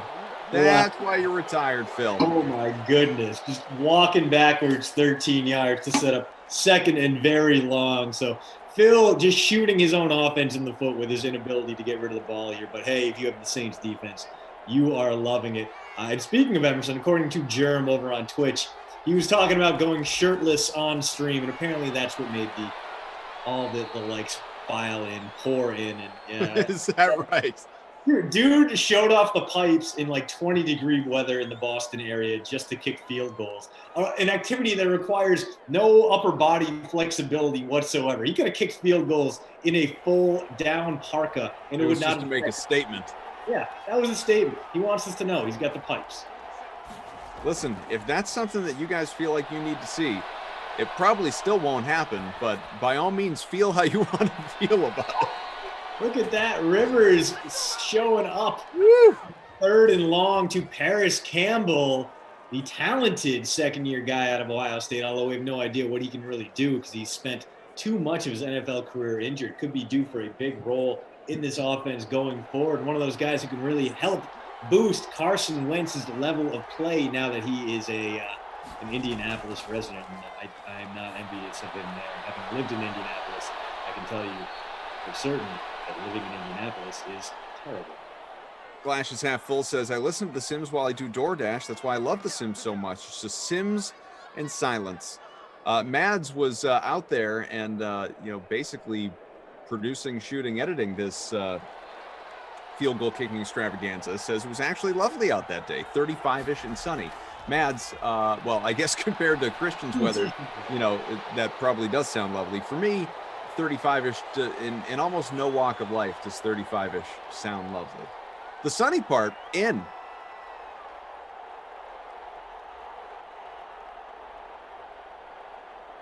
Yeah. Fair. She says, considering how cold it had been lately, that was warm. And yeah, that I get. There's a big difference. There isn't, but it feels like there's a big difference between like 35 and 28. So I'm with you on that. I get it. Your punt play, Mac there getting the carry. Setting up 3rd and short, gaining 6 on 2nd down. So big play coming up here. And this is a spot where the Colts might get aggressive.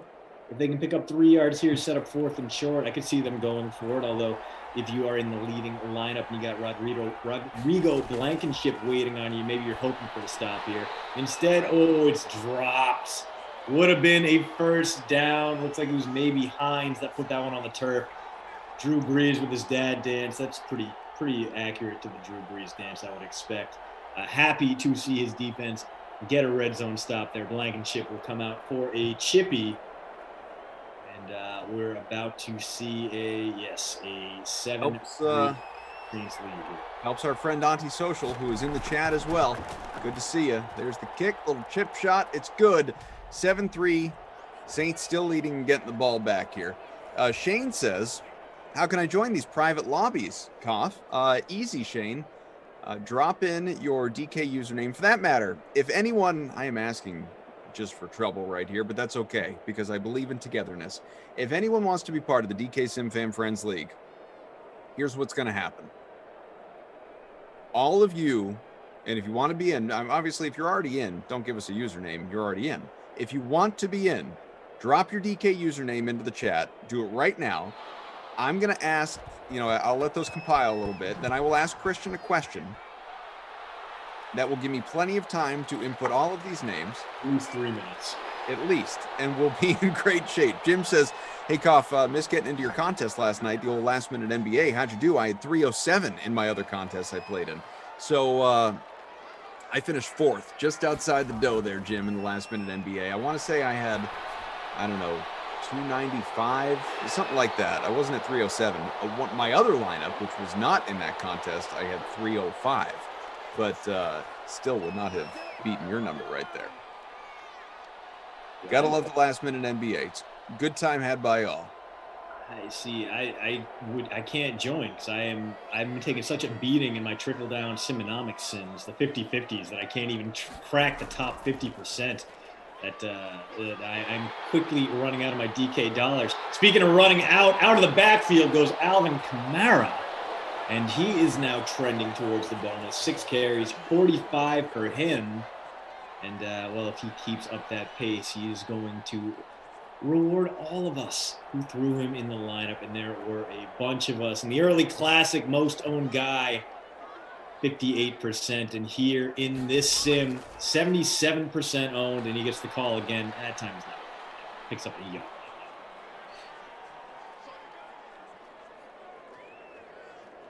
About 3 minutes to go here in the opening half. Let those usernames generate there in the old YouTube. But add them on in and we'll collect and send them out shortly here. See if we can get ourselves up to 1,500 members. That would be pretty cool. 2nd and 8. Retired Drew Brees. This is a matchup of a couple of retired quarterbacks. Well, we don't have the exact word from Brees, but yeah, it certainly is an expectation, though. It is, and the way he restructured his contract in order to save the Colts, or the Saints rather, some spending room, some cap space, because they are just absolutely screwed. But the way that he restructured his contract suggests that, yes, he is going to ride off into the sunset. He no longer wants to play a game where it's possible he breaks 13 ribs in one shot. As that pass thrown too high, we're about to see a field goal attempt here. Would be about a 50-yarder. So if you got Will Lutz, about to get a whole bunch of points on this one if he can connect. And inside a dome, I'm going to give him pretty good odds.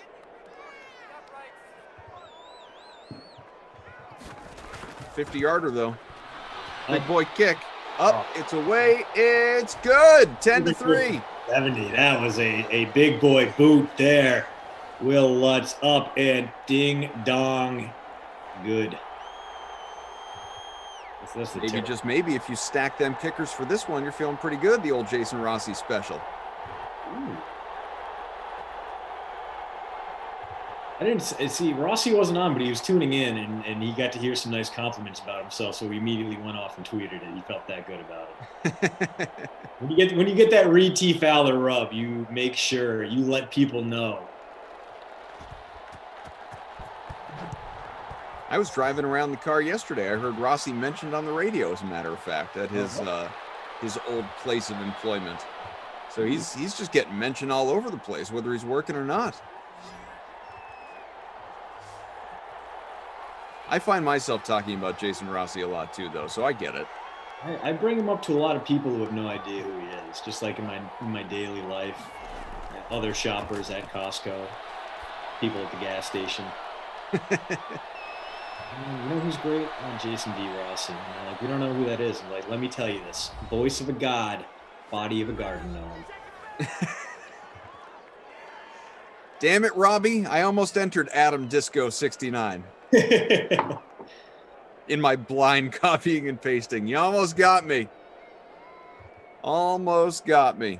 So I do want to go back to the Carson Wentz trade. It's obviously the big story of the day in the NFL, and we can do that in the second half. But while we have a couple of minutes here left in this half, how are you feeling about it from an Eagles perspective? I mean, obviously, the objective was A, unload that contract, B, get rid of the distractions, C, let's, Jalen Hurts is our guy. Let's build around our quarterback that we just drafted. But how confident are you in Jalen Hurts right now?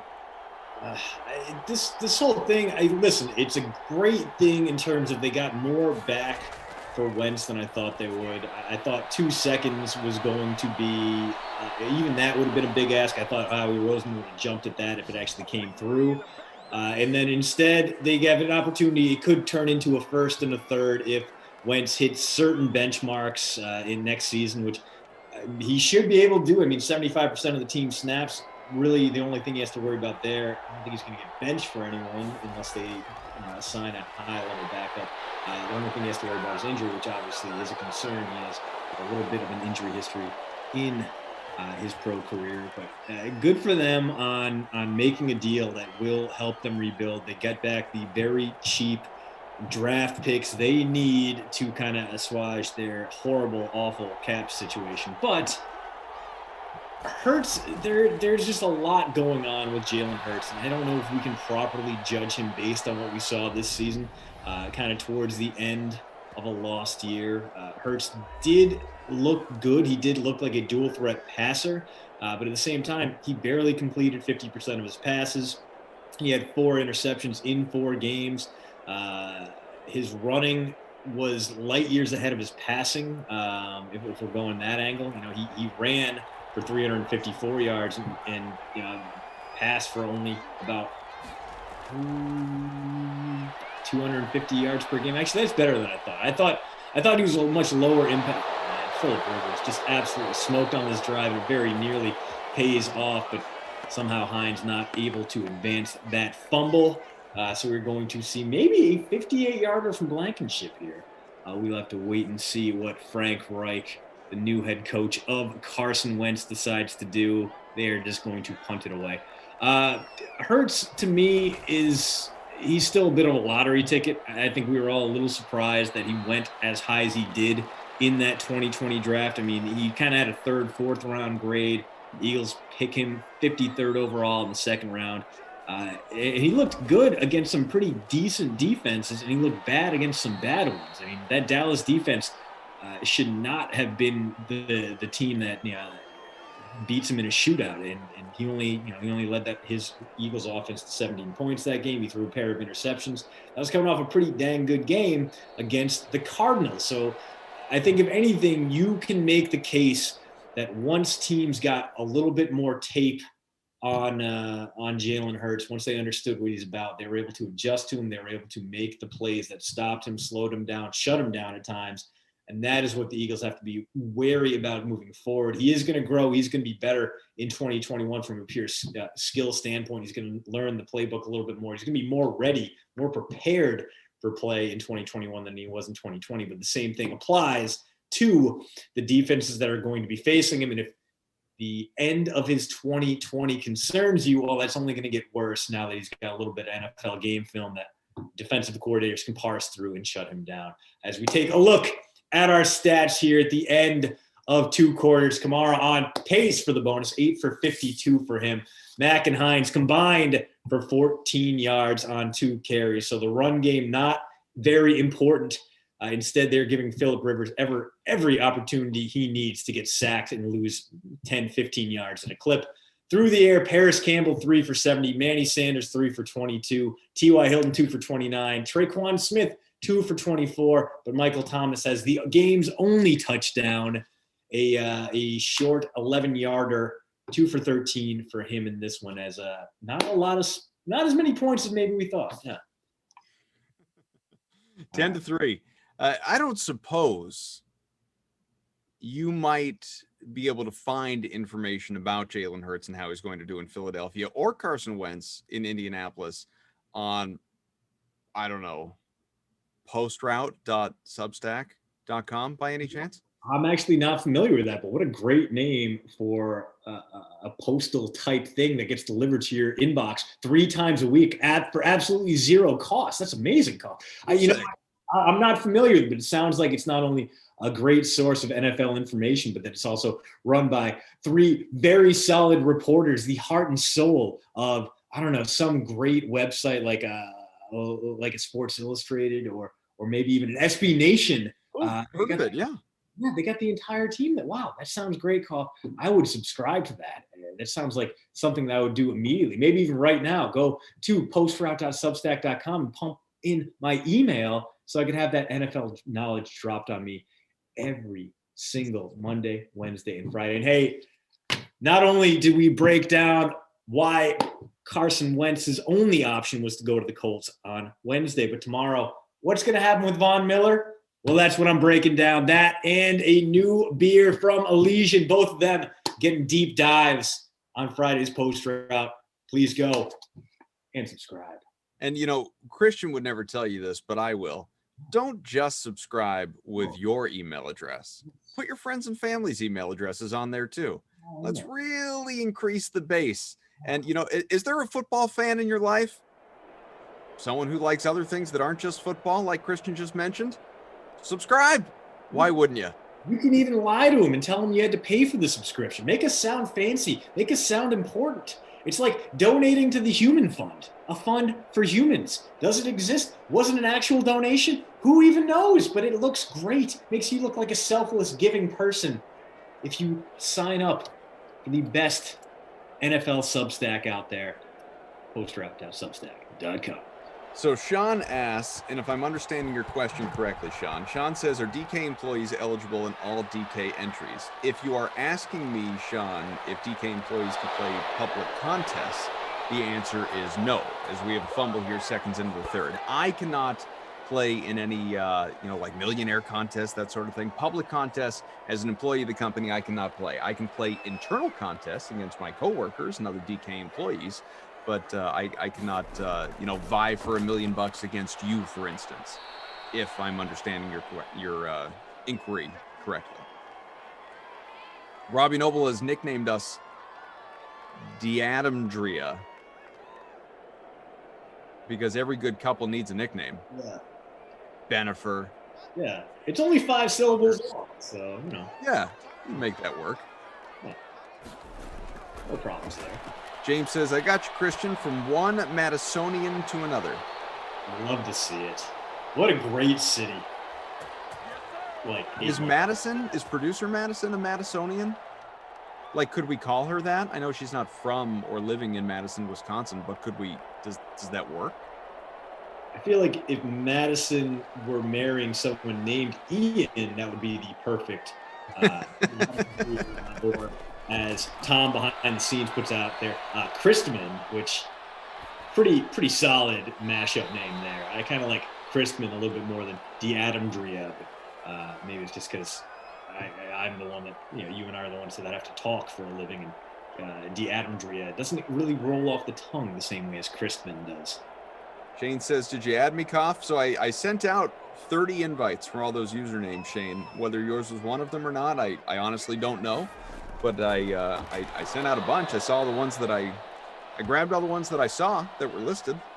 But if you did not get your invite by now, you can send your username again. We can get you on the list.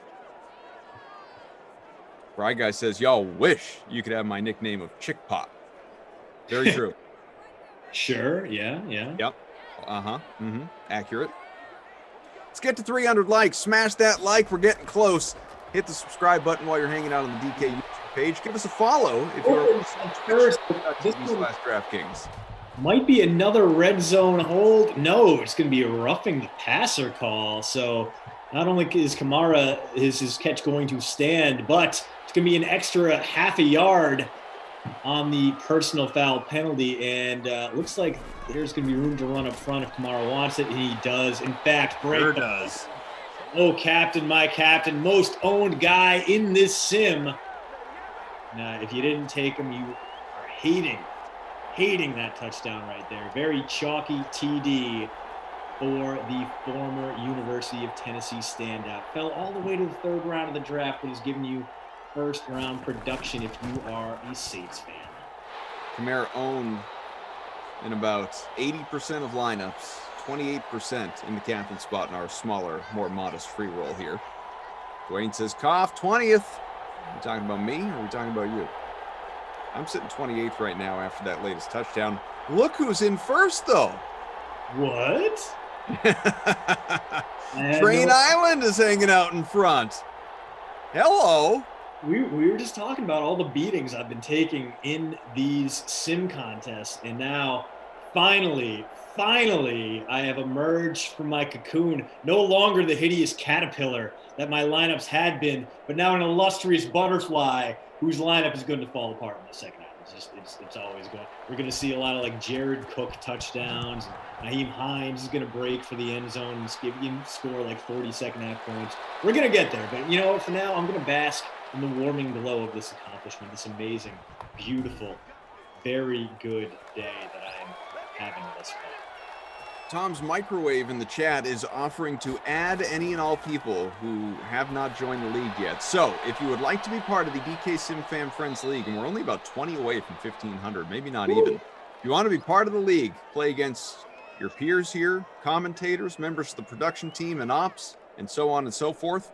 All these contests, free rolls, there are paid contests, whatever you're feeling. If you want to jump on in, and we encourage that you do, just drop your DK username into the chat.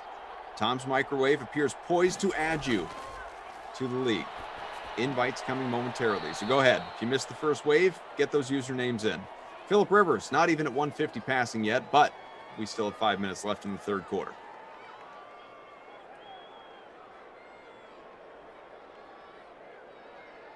He is Christian DeAndrea. I'm Adam Kaufman. We got Mads, undercover boss Tom, who really is running the show right now. Bride Guy just along for the ride. For Angelico and Game Ops, thank you all for joining along here with us. Now, to reset, if you happen to miss it, the Philadelphia Eagles, very relevant to this sim, have traded quarterback Carson Wentz to Indianapolis for a 2021 third-round draft pick and a conditional 2022 second-round pick that could turn into a first-rounder. The Eagles will get the 85th overall pick in this year's draft. The conditional second rounder could become a first based on Wentz's playing time. That's according to ESPN. Wentz needs to play at least 75% of the Colts offensive snaps for that 2022 conditional pick to convey to a first rounder. Pick could also become a first if Wentz plays at least 70% of the snaps and the Colts reach the playoffs. But the absolute worst the 2022 pick can be as a second rounder. So the Eagles obviously getting two valuable picks in exchange for Wentz and also unloading that contract in the process. Eagles, as you talked about earlier, taking a dead cap hit of $33.8 million, largest dead cap hit any team has ever taken on a single player. The Colts will assume the balance of Wentz's $128 million extension, including a $10 million guaranteed roster bonus, which is due next month, about a month from now, actually. A month from tomorrow is when that is due. As we know, Wentz reunited with Colts head coach Frank Reich. His old offensive coordinator, Phillip Rivers, is gone. Jalen Hurts ascends to the starting QB for the Eagles. So how do you feel about this deal? I guess and you mentioned some of this, but I want you to go back. You can look at either side of it. You could take the Philly side and making the deal and acquiring those assets and moving on to Hurts and getting rid of the deal and all the potential upside there. Or obviously the Colts and trying to, you talked about it, the logical landing spot, trying to reinvent Carson Wentz with Frank Reich. You know, which side do you want to begin with? Well, let's talk about all the things that the Colts have going for them right now, because I don't think Wentz can necessarily be fixed because he is so far removed from that great 2017. There have been injury concerns. And even in 2019, when he was still pretty good, he wasn't that guy. So I think you can make the case that he will be an above average quarterback. But I think what you're dealing with in in Indianapolis right now is a guy who has a lot of those Phillip Rivers type traits. He might not throw the ball deep as often, but that could have been a product of that terrible Eagles offensive line. That's one of the things that you are getting with Carson Wentz is that he kind of devolved down to that Jared Goff kind of level, whereas average intended yards weren't as good. He was throwing a lot more check down passes. He was missing his deep throws. So I think this is actually a good place for him to kind of rebuild that. Not only does he get a better receiving core because the Eagles were in shambles, but he has the blockers who can give him that time to throw. He's not going to have to make the throws while he's getting pressured, while he's about to get just the crap beaten out of him in the pocket. So that's a great thing. That's something that can restore his value. Also, you have Frank Reich there, the guy behind his rise that made him the kind of quarterback who could lead the league in touchdown rate, who looked like an MVP, a true MVP candidate before a torn ACL ended his season in 2017. So I think there are a lot of positives. It's the best fit that Carson Wentz was going to find, and it's the best fit the Colts were going to find at quarterback, unless you want to buy into, okay, Jimmy Garoppolo would have been pretty good there. I think going from Phillip Rivers to Jimmy Garoppolo would have been a little bit of a hitch, but going from Rivers to a guy like Wentz is a lot smoother of a transition. And we did see what Rivers was capable late in the season. He kind of helped restore T.Y. Hilton's value. He really got the hang of things there. So even if it's rocky early on, this Colts team can really do some nice things with Carson Wentz. And even if Wentz is only average, they have that great defense, that great running back core. They'll be fine.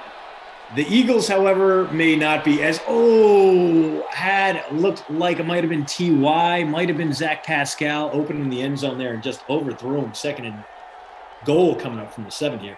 The Eagles are so screwed, Carl. I mean, even with getting some of that big-time cap hit going forward off their salary cap, I mean, they eat more money this year by releasing by trading Wentz than they would have as, what are you doing? Okay. You didn't take so there's that. Throwing it away is what he's doing. Yeah.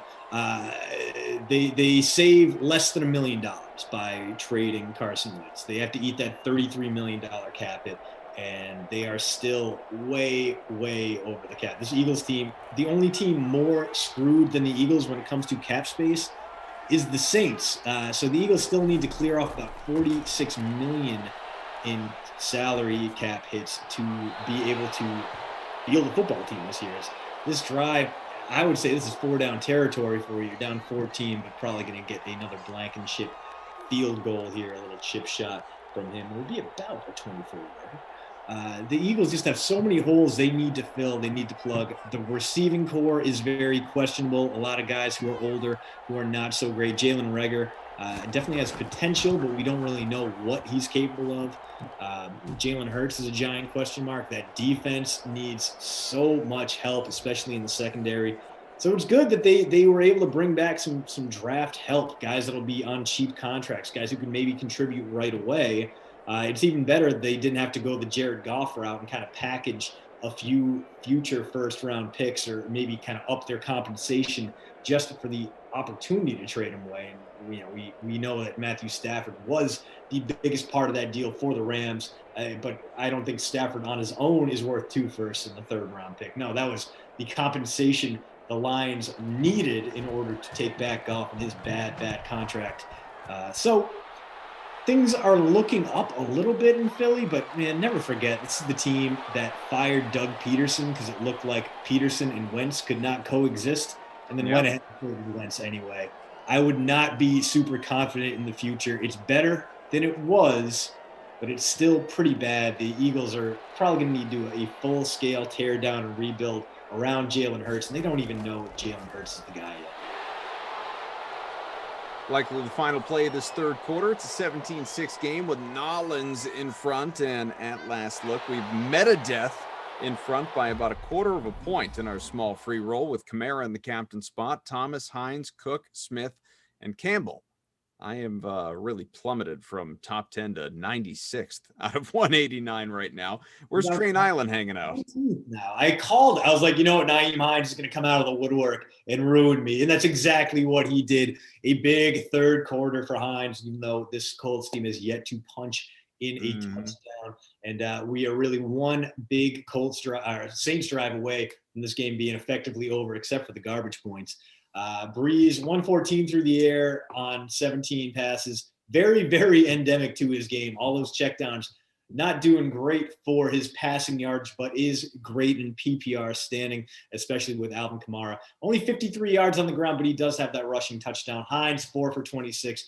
Marlon Mack, the punt play of all punt plays, only 11 yards in this one. So it's a disappointing performance from a guy who's giving me 8+ per game. Through the air, Kamara 3 for 10, not a ton of passing yards. Traquan Smith 3 for 34, and most of those came on screen passes that he was able to get the yards after catch. Just not a lot of downfield action in this one, except for Paris Campbell. His 3 catches leads everyone in receiving yards with 70. And hey, I see you subscribed. Thank you so much for signing up. And if you haven't, it's completely free, and I get it. You don't want to clog up your inbox. But if you are looking for a little thrice weekly NFL information along with some other off-topic stuff that we just throw in out of nowhere, reviews of Saved by the Bell, the new class, talking about parenting. The newest class, I guess. Yeah. Talking about, we got Ryan Van Bever, former senior editor of Outdoor Magazine, talking about the piece and column of hiking and how it's disrupted by going out with a preteen, going out hiking with preteen. That was some weird phrasing. Anyway, we got a little bit of everything in there for you. Please subscribe, go in, like the posts if you like them. But if you are so inclined, get a little NFL knowledge dropped into your inbox. It's postroute.substack.com. Our pal Jordan Lindenbaum, I'm still getting used to the Jordan L as opposed to the full name, says third in the cough contest. Train Island is in 8th right now. Antisocial in 8th. I guess she is maneuvered into 8th, but Blankenship has 6 so far, so if Cook and Breeze could pull it up, that'd be good, she says. Scotty DJ just says, just subscribe, brother. Nice. Loves the back of the envelope paper. How dare you? That is some expensive artwork that he was rocking right there.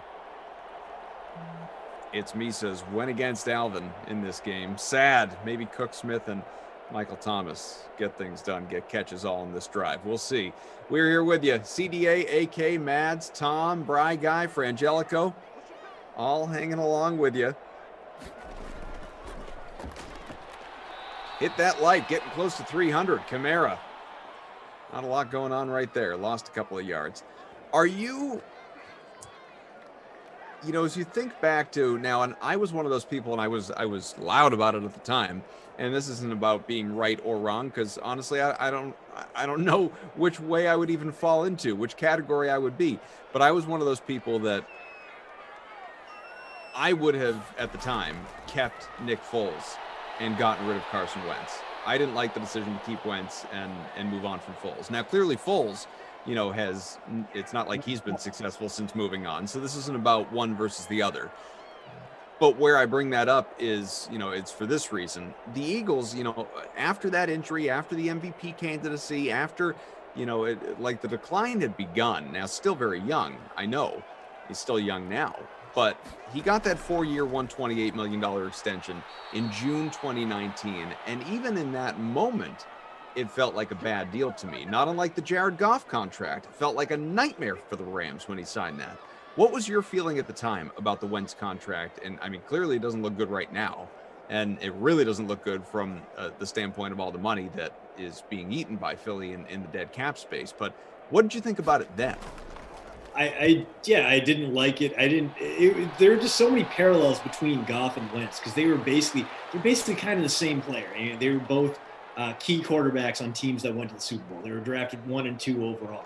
They both fell off hard thanks to injuries, thanks to other concerns.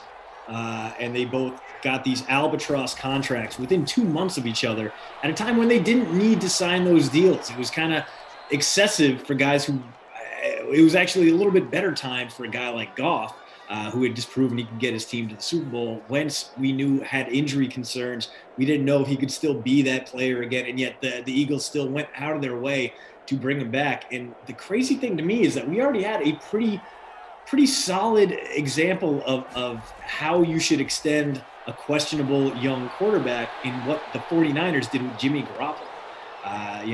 They signed him to that 5-year, $137 million contract extension in San Francisco. A little bit less annual salary than Wentz or Goff got, but the overall contract value is the same. But they also front-loaded it to the place where if he fell off lately or later in his career, they could get rid of him without absorbing too much of that terrible cap space.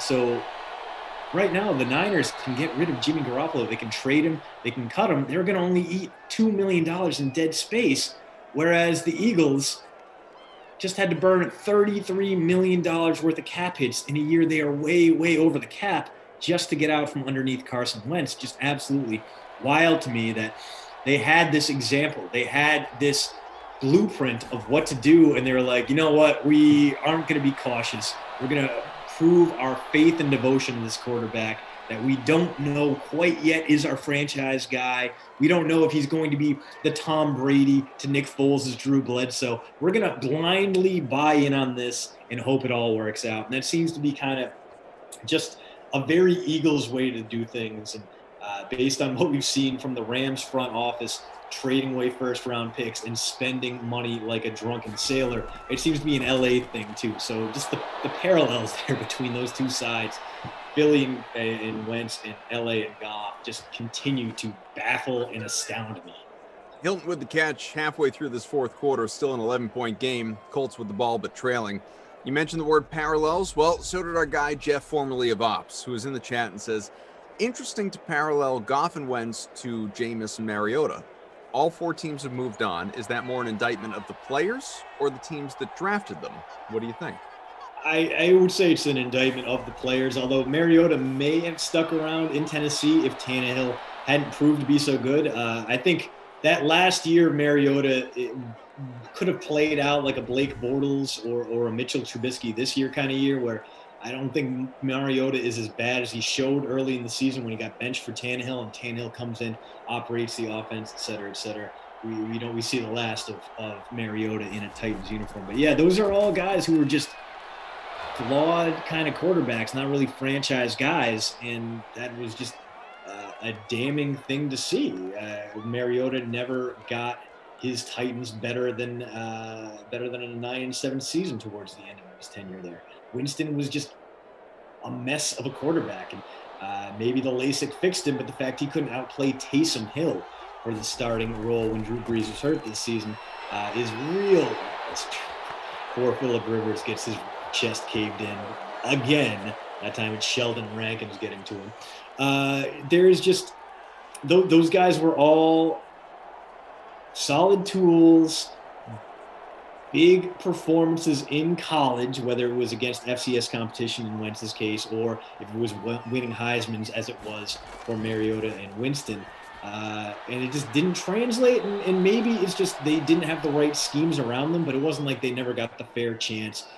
They didn't get the coaching changes around them that would have given them a quarterback whisperer cute head coach. I mean, obviously, the Bucs went out and got Bruce Arians in an effort to repair Jameis Winston. So I would put the failures on those guys, I would put that directly on their shoulders. They were good quarterbacks for teams looking for greatness. 3rd and 15 from the 37 as we hit the 2-minute warning. Again, the game, for all intents and purposes, is likely over, but obviously garbage points in your lineups. Still much to be determined there. We'll see what Rivers, the retired Rivers, can do right here. Plenty of time. Long throw and caught and diving into the end zone for a score. Wow, what a grab. Trey Burton. That is going to shake some things up. Burton, the athletic tight end, former Eagle, guy who threw the Philly special, going up and getting that one. And here we go, going to go for 2, see if they can make it a 1 field goal game. That's exactly what these Colts needed. And Hines got it. Wow. Barely broke the plane, went helicopter at the end there. And, Did I speak too soon? Three 3-point game. 3 timeouts left, so the Colts, they don't have to necessarily go onside kick here. They probably will. But if their defense can get one stop, they're going to get a chance to tie or maybe win this game in regulation. Did not see that coming based on how awful this Colts offense has been in this game. That's their first touchdown right there, and it kind of happened on a little fluky-ish play, a deep strike to the tight end. And it looks like we're going to get a full kickoff here. Going to trust the Colts defense to get a big stop here. And, well, bad news if you've got the Saints passing offense, but good news if you got Alvin Kamara in that captain spot or even just in the lineup, as so many of you do. See what the Saints can do. 1st and 10 from the 27. Although now I can't help but wonder, after Jeff had brought up some of these names before, again, Marcus Mariota, Jared Goff, Jameis Winston, and Carson Wentz. And these guys they're not old. None of them are 30, obviously. Some have checkered histories. They've all moved on to other clubs. I suppose what I'm wondering, though, Christian, is are we at the point where you would say, and who knows, a lot can change, this is just your opinion, are we at the point where you would say that all of these guys, for the duration of their careers, maybe they'll start, maybe they won't, they'll be journeyman quarterbacks, they're not going to, turn heads, they're not going to go on really exciting Pro Bowl caliber runs or anything like that. These guys are just going to fill a need the rest of the way. Are you prepared to declare that about any of those 4 guys or all of those 4 guys? Again, Wentz, Mariota, Goff, and obviously Winston. Can't do it because, look at Ryan Tannehill. The guy got traded for a day 3 pick, had to restructure his contract just so he wouldn't get cut. And then revived his career in Tennessee. I think the worst case scenario, maybe even for all those guys, is a Ryan Fitzpatrick type career. Where they are a journeyman, but they can put together big time stretches of good football. Like we already said with Wentz, he's going to have a great opportunity here. But let's not discount Goff going to a cursed franchise in Detroit, but a franchise that is rebuilding wholesale. Will have the opportunity to really upgrade around him. He's going to be very different than what he dealt with in LA, but maybe the change of scenery will do him well. Maybe Jameis Winston is going to find a home as a starter in 2021. Maybe Marcus Mariota will be given the reins in Vegas after Derek Carr gets traded for some reason. You never know what's going to happen. So I am not comfortable putting that journeyman. They're not going to do anything important ever again. They're not even Pro Bowl caliber. No, I wouldn't go that far. I would be more along the lines of I think they all fall closer to that Ryan Fitzpatrick kind of career arc where they are going to bounce around for a while, but they could find a place, find an opportunity, make good on that, buoy their stock a little bit. We would have cut bait on Teddy Bridgewater not too long ago, and he got a starting role with the Panthers. I thought he was better than we could have hoped early in the season, then obviously fell off. But no, I think there's going to be a place in the league for those guys going forward, and I feel like there are going to be many opportunities for them to provide more value than what we've expected based on what we saw in 2020. 17-14 final. Saints end up prevailing. Sorry, virtual Frank Reich. In a short form explanation, because obviously we're out of time, we'll get to the stats. Do you think that Jameis Winston is the Saints starter next year? I don't think so. I think Taysom Hill has that kind of, they can't get out from under his contract. And Winston, there was a pretty clear sign there that, hey, we're not into this. We're not. We'll give Taysom Hill the shot. You know what, Jameis? You stick around for the trick plays, and that's about it. So I think if anything, and Tom behind the scenes brings up a good point, Winston could be a guy a team like the Patriots goes after. If he languishes in free agency, signs that vet minimum deal with a whole bunch of incentives, kind of like Cam Newton, kind of like Jameis Winston did this year, I think there's going to be a market for him where he's going to look around, see his opportunities after the quarterback carousel settles. Wentz has got a home after the Jets figure out what they're going to do with Sam Darnold. He's not going to be in that top tier, but he is going to be a guy people are looking into. They want to kick the tires on him. They want to see if they can really take a sieve and strain away all the bad habits and keep the good ones with the guy who throws 30 touchdowns per year without the guy who throws 30 interceptions per year. So I think there is a big opportunity for Jameis Winston going forward. I just don't think it'll be in New Orleans necessarily the way that the team treated him this year. I mean, Drew Brees goes down, and I don't know, maybe they wanted to see what Taysom Hill can do, but they didn't need to. They had Hill under contract for 2021. They didn't need him to prove anything. They did need Jameis Winston to do that because he's not under contract this offseason. And they were just like, nah, we see enough of him. We're good. So I think Jameis hits free agency. Remember when I told you I liked my lineup? Yeah. 167 out of 189 at the last stat adjustment. And it looks like we're going to have a two-way tie for first, pending any further manual corrections, because, again, it is manual scoring, so do be patient. But right now, we have a two-way tie with Burton in the captain spot with about 27 points there. Kamara and Hines, both in that leading lineup, who both failed to reach 20 points. Hilton and Cook, who were in single digits, but part of the lineup. And then Campbell, who went for 13. There were no huge scorers in this one at all. A matter of fact, I think Kamara and Burton both were the co-leading scorers at 17.6. Ownership obviously favored Burton. Price as well. Is he your Krusty Koff player of the game? Burton is, in fact, the fact that he was able to swing so many lead changes toward the end. And listen, I was in first at one point. Where did I finish? 84th, thanks to you, Trey Burton. So yeah, I'm 100% confident in Trey Burton as our Krusty Koff player of the game in this one. And as far as the Babysitter Billy, not my kid award, this one might as well go to Phillip Rivers, who just murdered his own team by taking way too many sacks, going backwards. Could have had a more competitive game, could have had some garbage time points for Nyheim Hines. But you know what, Phil? Sorry, buddy. You are the Babysitter Billy, not my kid, award winner in this one. I'm trying to find him, just see what his final stats were. He's not there at the very bottom, but he can't be far off. 14 points. I'll tell you what. I mean, he was better than Drew Brees. 14 points to Brees' 9 with the 1 touchdown, 123 passing, and 2 on the ground. Either way, ugly performances for both, obviously. But fortunately, this was fun at least. And we appreciate everyone here being with us. Yeah, Jim says Brees equals trash can. Lots more to talk about in the next sim. The two of us will be together again, and we will continue going over QB movement, maybe start to explore some of the other names that have or could change homes in the NFL this offseason. Fascinating time.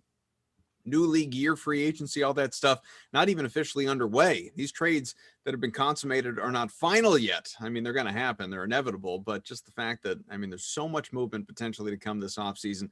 It is an exciting time. So here's what you got going on the rest of the day here. 4 o'clock. Cowboys, Rams with the two of us. That, unlike this one, is the early bird special. Ignore the name, I guess, because I called it the happy hour sim like an idiot.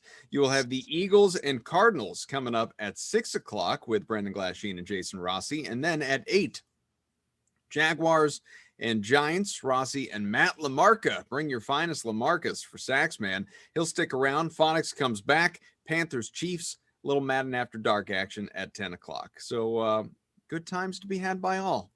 Good lineup. Good lineup. I like it. I like it. And you and I, we're back here in an hour, so please join us for a game that should theoretically be more exciting than this one. I mean, these were two good defenses, but they were two offenses we expected more out of than 31 combined points. But hey, Rams, Cowboys, that's pretty good too. Let's see if we can't get a little bit of a shootout going here. And stop me if you've heard this before, but I like my lineup. I'll tell you about it in about an hour. Thanks to Mads. Thanks to Bry Guy, a.k.a. Chickpot. Thanks to Undercover Boss Tom and Frangelico. Appreciate y'all being here with us. We'll return in just a shade under an hour to kick things off with the early bird special. See you, Christian. See you in an hour, Koff.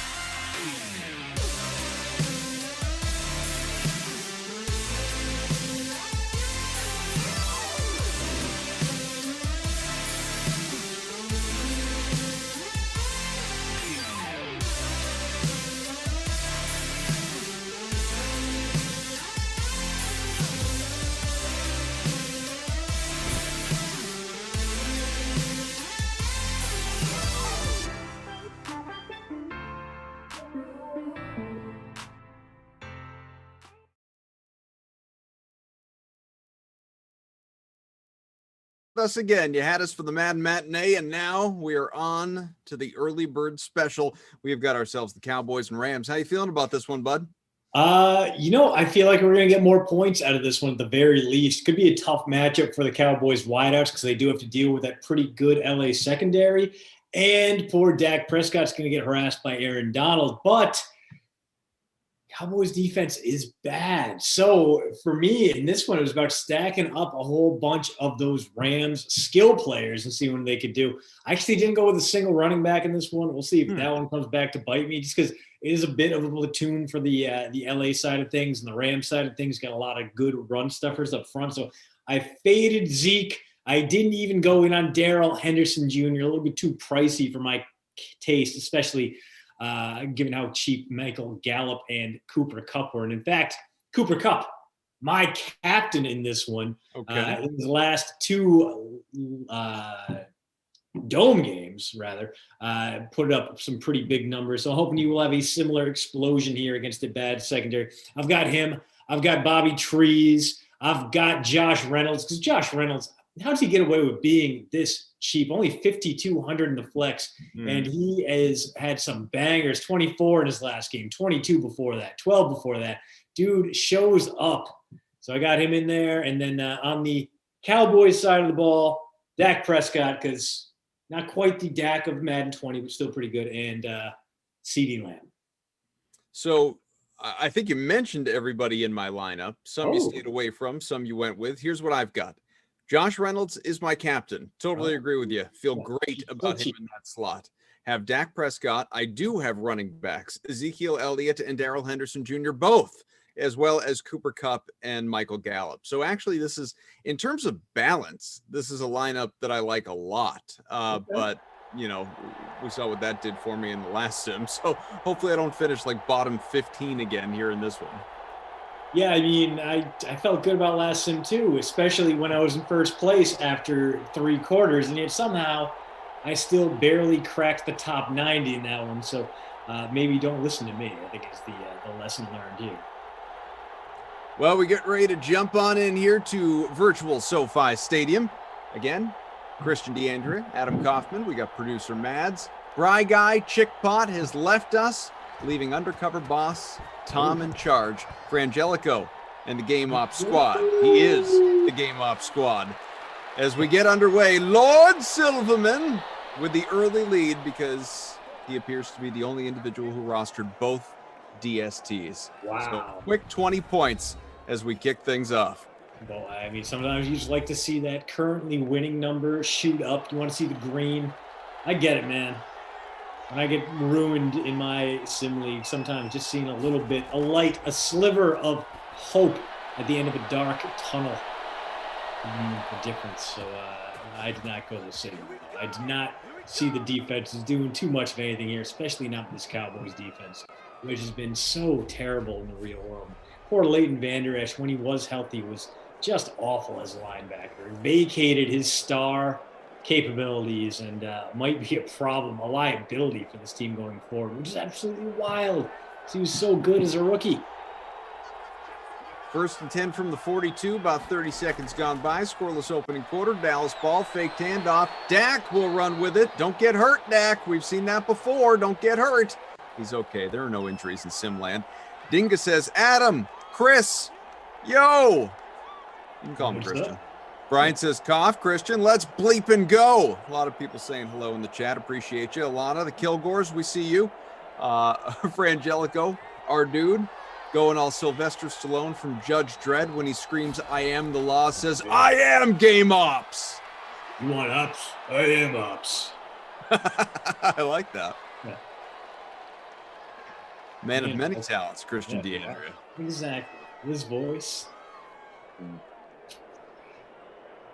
Big folks, big news of the day. Obviously, we talked about it extensively on the previous sim. And if you have any questions, we are happy to get into it here in this one as well. That is Carson Wentz moving on. I hesitate to say it that way because it really wasn't his call, although I do think the Eagles did him a favor in sending him to the Colts.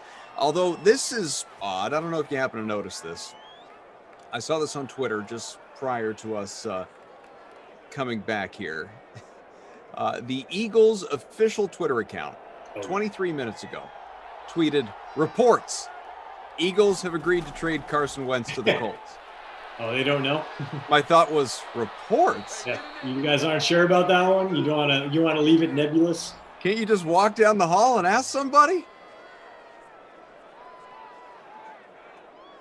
That's the problem with the 24-hour news cycle, is that it leaves something to be desired when it comes to official team sourcing. They can't do anything until it's out there, but they also want a slice of that lucrative social media. They want the clicks, so they got to go out there as, oh man, your guy Zeke, wrong. 2 big runs in a row, and just like that, the Cowboys set up in the red zone, 3 for 38 for Zeke, not looking like a real world Zeke, who may be an albatross across the neck of this Cowboys team, but looking like the guy who earned his 4-year, $64 million contract extension. 1st and goal from the 6. There is Ezekiel Elliott and stopped short at the 2. See if they just don't keep hammering him here. Not a ton of great red zone threat guys in this short range. Tight end situation a little bit dicey, but you do have a healthy Blake Jarwin. He is down there at the lower hash. See if he gets the call. No, it's gonna be Zeke again, and No to the one. Ooh, so tantalizingly. You got to go back to him. It's 3rd and goal from the 1. You got to go back to your bell cow back. Well, you can always play action here. Maybe even do a little read option with Dak. You know, Dak used to be good for about 40 to 50 rushing yards per game. Looks like they won't do anything where he pulls it away and runs with it, but they are set up with a bunch of guys in tight. Could be another. It is, in fact, untouched into the end zone. Zeke Elliott paying off if you are one of the many, the thousands and thousands who rostered him. Highest owned guy in the free showdown. 72% of you getting points on that dive up the middle. About to be 7-0 here, as you noted. Ezekiel Elliott, 72.5% owned in the flex, 21.5% in the captain spot of our smaller free roll that we've got here. The I called it happy hour by mistake when I made the thing, but the early bird specialty. Have you seen Christian's billboard free roll that we've got going on here? Don't hold it up yet. No one can see it, just me. I already know the deal. Subscribe, postroute.substack.com. And so many of you already have. It warms my cold, dead heart to see it. Like Lisa there is says, still good in the world. Lisa says, hey, Cough Christian, do either of you do Sesame Street character voices? You mean like that lunatic Brendan Glasheen doing his Elmo voice? Oh, yeah, that sounds horrible. That sounds awful. I can't imagine. Who is that for? Who's it for? That's a great question. It's not for anyone here. No one wants it. Yeah. It's alarming, is what it is. Mads doesn't like it. Really freaks Mads out. Well, the weird thing is, there's not a lot that will like just totally throw Madison off her axis of even-keeledness. Yeah. Glash's Elmo voice, creepy with a capital C, she says. Well, the weird thing is, he's not even the only sim broadcaster that does an Elmo voice. Kenny Ducey does it nonstop. I don't think I've heard that. No, it's just his normal speaking voice. It's terrible. You got me. You. Kenny. You. Somebody said the other day that Kenny and I look like twins. I said, how dare you? Oof. How dare you? They must have seen the bunk beds behind you. Jeff chipped in with the voice last night, says Mads, and it wasn't as creepy. Does he do an Elmo? Hey, how many Elmo voices do we have? That's too many. One was too many. Yeah. Why has this become a thing? No. 2.5 to go here in the doesn't opening. even have kids. We get a little check down there. Cooper Kupp, who returned that opening kickoff with some efficiency. His first catch of the day, 1 for 5 from him. Segment 5 coming up. Rams nearing the happy side of the field, but could use a few more first downs here unless, the way the Cowboys moved the ball in that opening drive, this one may be a shootout. They may not have too much of an answer as well. Woods or Josh Reynolds on that? I think it was Woods. That's short. Shy. 3rd and 1 from the 46. It was. Bobby Trees. Jesse Simmons says, big news of the day. When Fernando Tatis Jr.'s contract is up, the Mets will still be paying Bobby Bo, which is a funny comment, but in truth, isn't the Bobby Bonilla whole thing, isn't that over in like 2025? I think we're actually kind of nearing the end of it. I was thinking it was Look at that run. Oh, Daryl. Look at that run. Wow. Who's got Malcolm Brown, folks? Touchdown. 46-yard score. Wow. I had my running backs mixed up. Brown going out there, putting on the burners.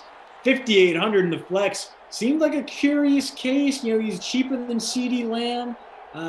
Cheaper, more expensive than Josh Reynolds, that kind of situation. But no, showing why you pay up a little bit for a guy who's going up against the worst rushing defense in the league.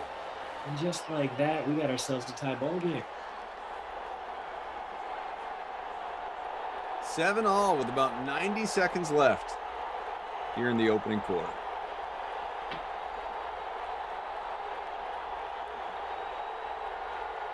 Well, apparently, according to Fantasy Hawk, Jeff wasn't Elmo; he was Cookie Monster. Brother Phil says, "Coffee, when Glashy started reading that voice, I yelled for Sarah to immediately begin spraying him down with holy water and call an exorcist." I mean, demons would just be the easiest way to explain why Glash is the way he is. Have you, I keep bringing these up, and I really think people think that I'm teasing him. I genuinely enjoy this, and I have texted him as much.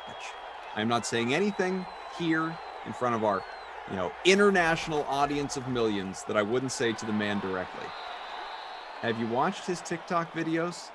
Oh, that sounds panic-inducing. You are missing out. I can imagine I am. They are a laugh a minute, and I phrase that right because they're about a minute long and you might laugh once. They are a laugh a minute and available to you on his Twitter. You don't even need to have TikTok. He puts them on Twitter. They're on his Twitter. He does one, sometimes two in a day. And I gotta tell you, I really enjoy them. In fact, as I think I tweeted earlier in responding to his latest one, I said, I can't get enough of these. So he's making. I mean, I am his audience for sure. Exactly. He works so hard to get you to follow him, and now he's creating specially curated content just for you. You're getting bespoke Tic Tac videos. I am definitely, I've got to be the target audience because I do find these very enjoyable. Lisa says, nope, don't have TikTok. Lisa, you don't need to have TikTok if you got Twitter anyway. Even if you don't have Twitter, you could just go to Twitter. You don't need to log in or anything. Just go to his page is public. Just go to Brendan Glasheen on Twitter. You'll be right there. You can watch many a TikTok. I mean, he gets into costume, into character, many different people. He portrays so many people on these TikToks. Putting all of Sarah's grandparents' clothing to work in these. I've seen. See, they come up. I don't click on them, but I see the preview image, and I'm just like, you just move on through. Yeah, no, I got better things to do with my time. I am going to Wikipedia and read about all the mountaineering deaths on K2.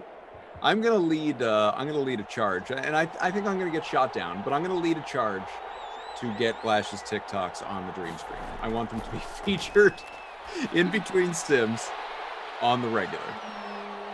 Maybe a first down there. Let's take a look. 4th and inches coming up. So ball right near midfield. You have Zeke Elliott. If I were a virtual Mike McCarthy, I would go for it here. But the good news is he can take the quarter break to think about it if he is so inclined.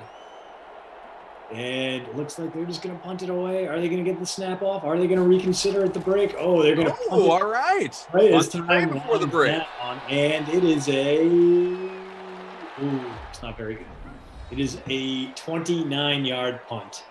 So the Cowboys get cowardly and pay for their cowardice. Rams back with the ball here when we come back in the second quarter. Tie game, 1st and 10 coming up for Jared Goff and LA. And a lot of rushing yards in that first half. Not a lot through the air. Dak with 47, Goff with 30. But the story of this one, Malcolm Brown, long rushing touchdown. Zeke Elliott, bunch of carries. He's got the rushing touchdown. That is how we got to 7-all here at the end of the first period. Jared Goff in LA, not anymore. Dak Prescott in Dallas, not in a while. There's a lot happening here in Simland. Well, hey, Dak is going to be a very intriguing free agent if this Cowboys team is stupid enough to let him go. I gotta imagine, which I don't see happening. Yeah, it would be otherworldly stupid. I gotta imagine they are going to franchise tag him again. It would pay him something like $37 million, which actually pretty reasonable salary. That's maybe even less than they would probably be paying him on a 5-year contract extension. Because we know, Deshaun Watson got about $39 million per year. So Dak would be in that range. He wouldn't quite be Patrick Mahomes getting $500 million rather. He would be more in the pretty good, only $40 million a year type deal for him as a mobile quarterback with a few questions to answer about what he can get done in the playoffs and whether or not his game is sustainable. I think it is. Even if he comes back hampered from that ankle injury cough, he has become such a potent pocket passer, really evolved from his days at Mississippi State, where he was pretty good there too. But instead of being a guy who needed that dual rushing threat to really open up his passing game, he can be that prolific. I'm going to throw it downfield. I'm going to make the most of my wideouts. I'm going to give you 5,000 yards in the season. He was averaging like 425 passing yards per game when he got hurt in that game against the Giants. Pay the man his money, Goff. Pay him. You specifically, you pay him. But me, right out of my pocket. Yeah. Hang on. I have a slightly used tissue. Good. It's slightly used. Yeah. It's not. I mean, you don't want to waste the whole thing, right? Nope. There's nothing else. Nothing else in the pockets here. What's that? Oh! Have you seen the billboard? Tell me about it. What's happening there? Well, it's pretty official. There's a thrice weekly newsletter called the Post Route, which is Is completely, that right? completely free to subscribe to. And it's got all sorts of analysis like that breakdown of how good Dak Prescott is. We're going to be getting into that next week, probably. We'll see. There's going to be news coming out there. We'll make sure we jump on that. But more than just football, it's other stuff too. It's mostly football, if I'm being honest, but it's also pop culture. It's also beers. It's also the lawsuit between the Rams and the city of St. Louis, which actually is going in St. Louis's favor.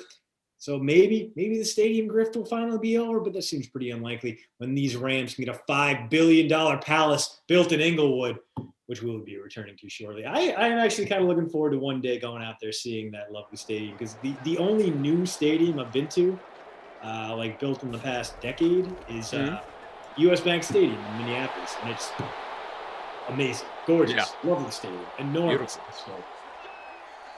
Beautiful place. Yeah. Home of the Super Bowl a few years back. Big fan. Irwin says slightly used tissue in the pocket. That's a dad requirement. Sim dad. Jared says classic dad pocket. It's true. Probably true. Never know. You never know. See, at what point do you just switch over to the full-time handkerchief? No, those are gross, man. Really? Yeah, because that's the gross part, not the slightly used tissue in the pocket. Yeah, because a Same slightly thing. used tissue becomes a completely used tissue, and then you throw it away. The handkerchief you hang on to, and you just keep hold of that disgusting rag until it's time to wash it. Yeah, so I mean, every time you do a little laundry, you wash it, you get it in there, you take care of it. Mads, it's whoa. Yeah. I'm sorry, did I come in too hot on that? Minute gone by here in the second quarter. My dad uses a handkerchief, and I bet your dad would say it's disgusting. I mean, it is disgusting, but it's no worse than the used tissue in the pocket that you are holding over our heads. Is that what I'm doing? Exactly. You're lording over us. Status. Check your fishing privilege, Golf. Jesse has hit us with the facts, and I haven't looked it up, so I'm taking Jesse's word for it. Says Bobby Bowe's contract ends in 2035, not 25, which is the season after Tatis's deal runs out. Okay, wow. Dang. Okay. I'm happy. It's nuts. It's nuts that we're going to be spending another decade and a half talking about that. Just love it. Alana says handkerchief equals gross. Yeah. I mean, the argument isn't whether or not it's gross, it's whether or not it's... Which is more gross? Yeah, which is more gross, the used tissue or the handkerchief? The handkerchief, you can at least pretend is clean when you're pulling it out. If you're pulling a wadded up tissue from your pocket, I don't care if it's never been used before, but our first assumption is going to be, there's boogers in that. Are you sure that you want to preface there's boogers in that with, Yeah. I see the problem now. I understand. I understand the flaw. Listen, I was not on the like, folks. Hit the like. We're almost at 300. In fact, let's get to 350. Let's just slam on past 300 and smash our way to 350. Let's go. 3 minutes gone by, second quarter. Christian DeAndrea, Adam Kaufman. We got Mads, who has a tissue with her right now at her desk. I hope you're not fighting a cold there, Mads, or anything else for that matter. Along with Tom, undercover boss for Angelico. Yeah, Mads was talking about it's dry at her place, and when it gets dry, you get the constant runny nose. I'm dry all the time. I always make sure I got like a nearby box of tissues or like a towel nearby. My nose runs nonstop in winter. Yeah, so, just like producer Madison. Yeah, I understand. I understand the plight. Yeah. Let's catch up with the people. Chip here says, yuck, hate old crusty handkerchief that people pull out. Alana says, what else in those dad pockets? How to not touch the thermostat instructions? My kids are too small to reach that as of right now. Irwin, tissue has, and I couldn't agree more, Irwin. I tell you, you and I, tissue has like 3 decent enough uses and then throw it away. Totally agree. Germ tissues are one use. I agree with that one. I'm not holding on to a tissue. I mean, I make DraftKings money, Cough. I can afford a box. I can even go brand name. I can even go full Kleenex with them rather than Woodman's brand tissue paper. Lisa says, gross, guys. I'm trying to eat chocolate eclair. Irwin adds, the worst is washing pants or shorts with that damn tissue in it. That couldn't be more true. Especially when, it gets everywhere, like in between, you find it in the arm of a long sleeve shirt or something like that. And you think it's, then maybe this is a dryer sheet. No, it's just half a tissue that broke in the wash. Just, But then it's clean, so you can use it again, Cough. Right. But it's all weathered at that point. Like it won't even, you couldn't sneeze into it. It would just explode in your hands. Oh boy, rough day to fade the running backs as Henderson getting the call Didn't get there yet. Is Malcolm Brown about to score another touchdown? Nearly broke the plane, and it looks like Brown is at the very least in the huddle right now. See if he stays out there. This could be a 2-tutty day for the little-owned Malcolm Brown, and they got the fullback in. This is a run play all the way. Oh no! That was disaster no matter what. Play blown up from the start. If it was a handoff, it loses 2. Instead, the sack loses 7. And 3rd and goal is now a passing down instead of a run up the gut. As Xavier Woods, typically of the new day, spends his time moonlighting as a safety here for the Cowboys, gets the sack. I feel like our friend Mrs. Kilgore here is going right at Mad's dad when she writes, maybe I'd use a handkerchief to lightly dab the sweat from my forehead before daintily falling on the fainting couch if it were 1803. Yikes. There he is. Someone called for the Josh Reynolds touchdown. Captain. And there it is. Joshy 2 sticks, 1-1. Continues to be just amazing, just producing way above his salary, getting the touchdown there, putting the Rams up by a touchdown. Extra point pending. There you go. 7-point game. Pat, it's Pat Riot or Patriot, says the only reason that I have a used tissue is if my kid needs his nose wiped and there's no trash around, so I just jam it in my pocket. Most of the time, tissue goes directly in the trash. I'm just saying, you're wasting tissues. Nabi Robel says, Kaufman's ignoring me. What do you need there? Congo Cap got it. Okay, sorry. Congo Cap is one call. What do you need there, Nabi? I am not ignoring anybody. Now, I may have missed a comment, but I'm certainly not ignoring anyone.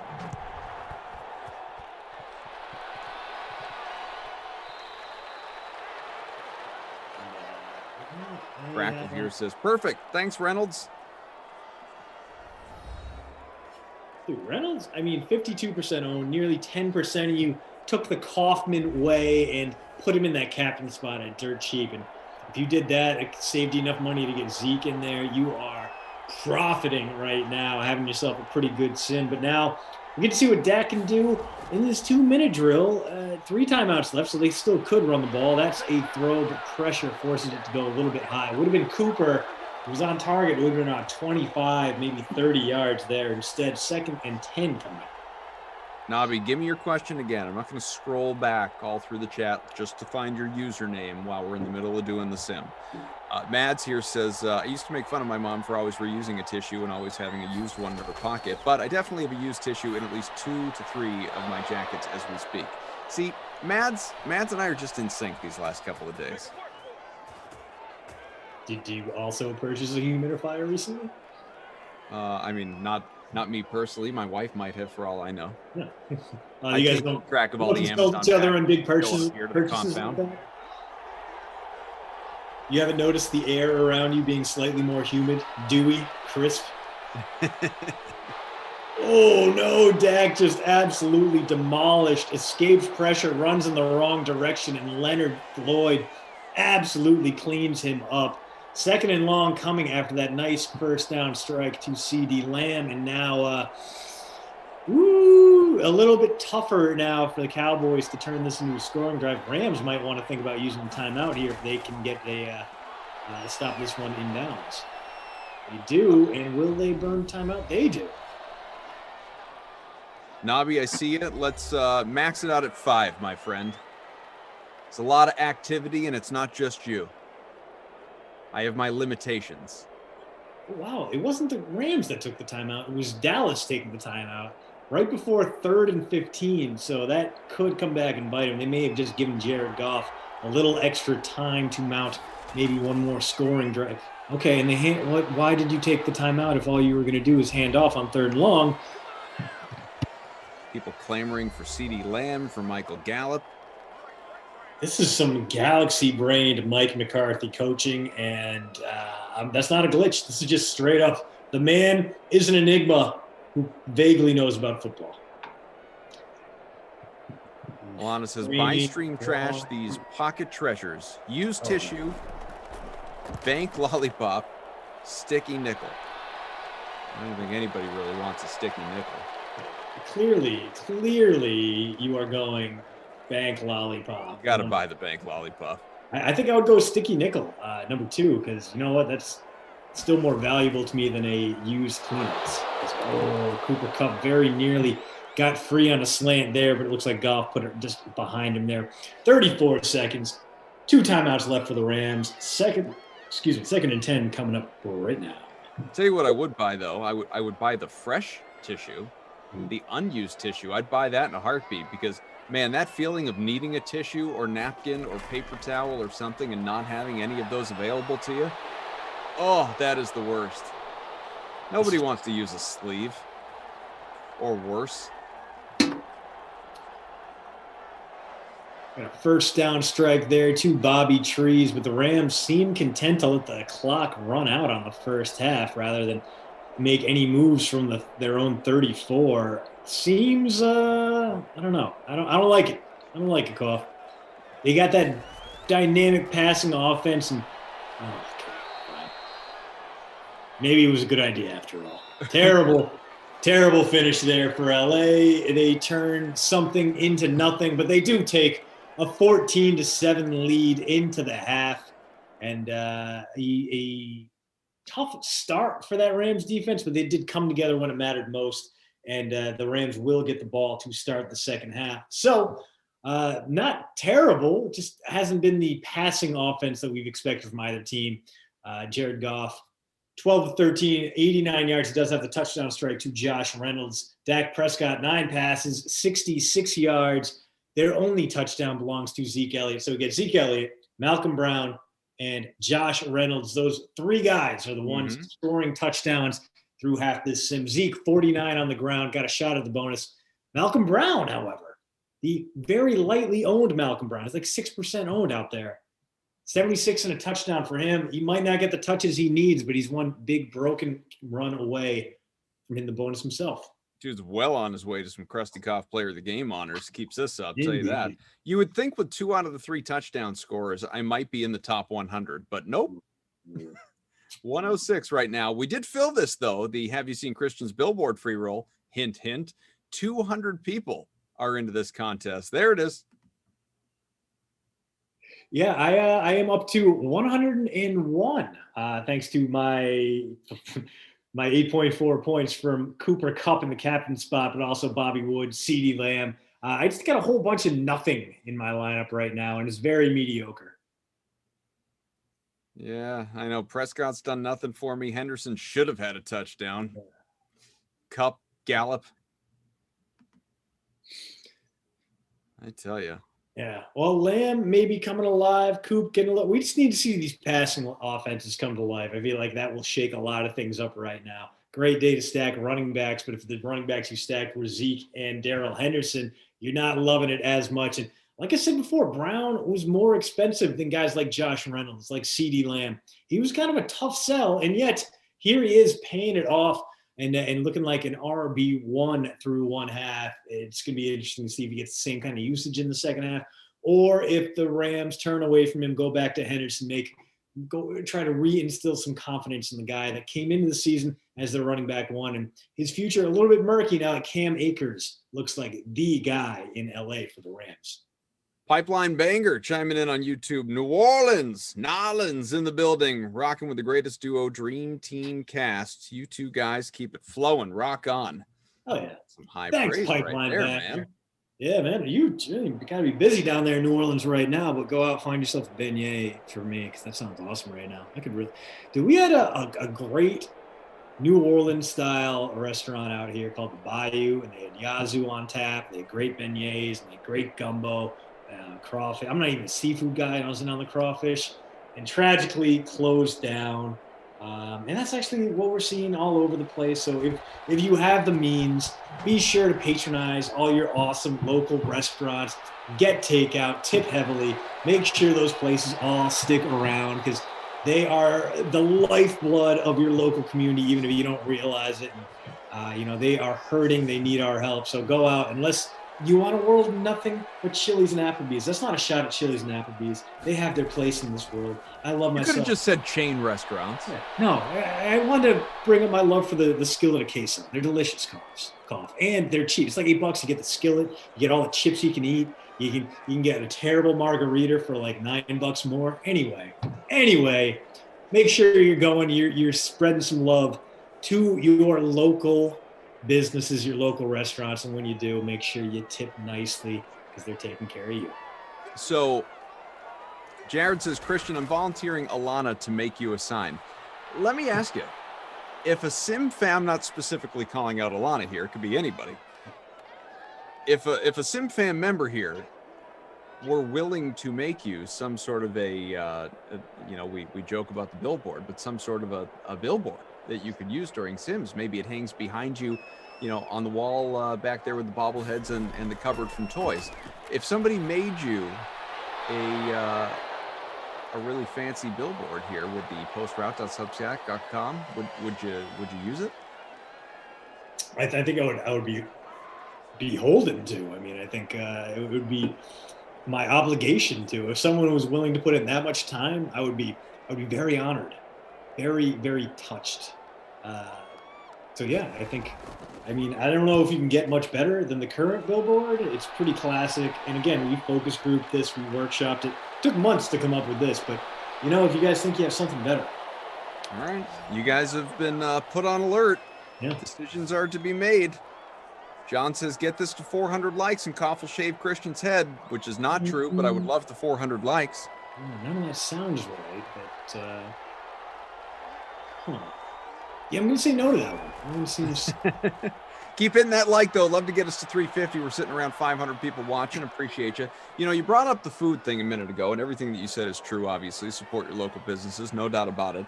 I am looking for a little bit of dinner inspiration. So I have some interesting plans a little bit later on, to the extent that anybody has plans during the pandemic. I have interesting plans later on, Christian. So good friends of ours. Today is their wedding anniversary. What's that now? Glashines? Yeah, it's Glash and Sarah. And Emerson and Meg will be there too. Good friends of ours. It is their wedding anniversary today, and for some unspeakable reason, they texted us, my wife and I, the other day, and asked if we would like to do we haven't caught up with them in a while, so they asked if we'd like to do like a Zoom dinner with them today. Yeah. Just to so and it's their anniversary, and I didn't ask. I have no idea what they're having for dinner. I don't care. I mean, they're having it. But my my wife was like, well, we should probably get like something decent for takeout, right? Because like they're probably not going to be just eating like pasta like we otherwise might be. So we should probably get something so that we can partake in this Zoom dinner experience and have a meal as well. So I don't know what we should have. I don't know what I'm in the mood for. I mean, I'm always in the mood for Chinese people. We know that. But beyond that, because I don't think it's a Chinese night, I don't know. I don't know what to have. You might be going a little fancier than Chinese. I don't know if you could find like a good, like Italian, and get like a big old plate of like Like a broccoli marsala? rabe, yeah, chicken parmesan, yeah, just some veal maybe. But then you got some options if you go Italian. That usually travels pretty well. As Prescott checks down, he's got looks like Zeke out of the backfield, but not nearly enough yardage to gain the first. So third quarter is going to go punt to start things off here, as both quarterbacks have some nice deep balls that cannot just fall incomplete. So a boring start to this one. What are your local options? Like if you want to go a little upscale, I just want to. Well, I just want to review also while in the chat there are. Let's see, Jordan says a Zoom dinner. WTF is this world coming to? Fantasy Hawk, LOL, Zoom dinner, and then a couple people suggesting tater tots. Naturally. Have you guys not seen what's been going on for the past year when it comes to?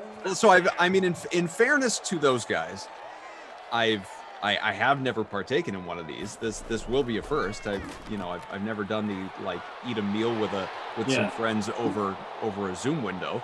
So this will be an experiment and an experience. That being said, I don't think it's the nuttiest thing in the world based on where we're at as a society in this current climate. The one thing that would concern me are the awkward pauses while you're eating, and you kind of need that ambiance of having someone nearby that you don't have during Zoom, or you kind of, I don't know. I feel like when you're eating, you got to be more careful with your words because you're trying to chew and plan out conversation between bites. So then, like, if you get the standard Zoom thing where two people talk on the same time and and then get to that awkward start stop, and then it's like, okay, we're stopping. I put a bite in my mouth now. I got to talk. I feel like there's a little more room for awkwardness with the Zoom dinner compared to like a normal Zoom. Like, oh, let's hang out and play some Jackbox games. Back-to-back runs on second and third down, both stuffed, and it looks like we're about to have our third straight punt of the third quarter. Kicking Club says, scoff, just in case you have to get up, make sure you wear pants. Very fair. Yeah. Totally good advice. Crackle here says, Zoom dating is the new reality. So I have, I know an almost surprising number. Again, you consider we're in a pandemic. I know an almost surprising number of people that, never mind just Zoom dating, that have met significant others during the pandemic. They started with these, like Zoom get-togethers, and it evolves into obviously something more significant and able to see each other every once in a while. So yeah, this is a thing here, folks. You adapt with where you are in the world. What choice do you have? Jerry Kilgore. Christian, you're stuck in Cranston. What do you do? I cannot imagine how miserable I would be if I was stuck in Cranston, Rhode Island for the whole entirety of the pandemic. You guys, the Brutopia is still open, right? Maybe get some takeout from there. I feel like, I remember they've had some decent barbecue and pretty good beers. I got a gift card left over there from when I won trivia one night. So I don't know. Maybe that'll be whoever in the DK Sim fam is tragic enough to be stuck in Cranston right now.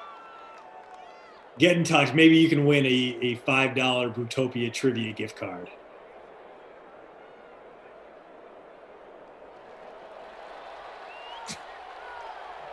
Nabi Robel, not even Robbie Noble. Yeah. Says, I eat with my pants off 80% of the time. Are we sure that's not Robbie Noble? Yeah. It's the alter ego saying that. Top 100, exactly middle of the pack for me at this moment. Not a good place to be here within this contest. 2nd and 8, 2 minutes left, third quarter. The Texas Roadhouse. I don't know if that was Warwick. The one I'm thinking of was on the way. I think it was Cranston. It was on the way from Warwick to Olneyville off Route 10. If you're going to Olneyville, if you're going to go get barbecue or something like that, you might as well go all the way to Wes's Rib House because, well, if there's one thing that can sustain or withstand the pandemic, it's Wes's Rib House because that place has just been a breeding ground for viruses and diseases that it basically got the Three Stooges syndrome. They're all trying to attack you at once so no one can get in. Love Wes's Rib House. Love Wes's. Robbie Noble says, Adam, we've gone over this. First of all, Robbie, That is the most punctuation and proper writing you've ever used, and it makes me uncomfortable. Secondly, I honestly don't remember the backstory here. I really don't. Jerma, I see you on Twitch. Jordan says, Koff acts like it's the Walking Dead outside. He mentioned a trip to CVS the other day like it was a suicide mission. Jordan, I'm just saying I'm respectful of what is happening in the world and following certain safety protocols. If that's not for you, it's not for you. What can I tell you? Kareem says, Koff, khaki shorts kind of guy. Kareem, I feel seen.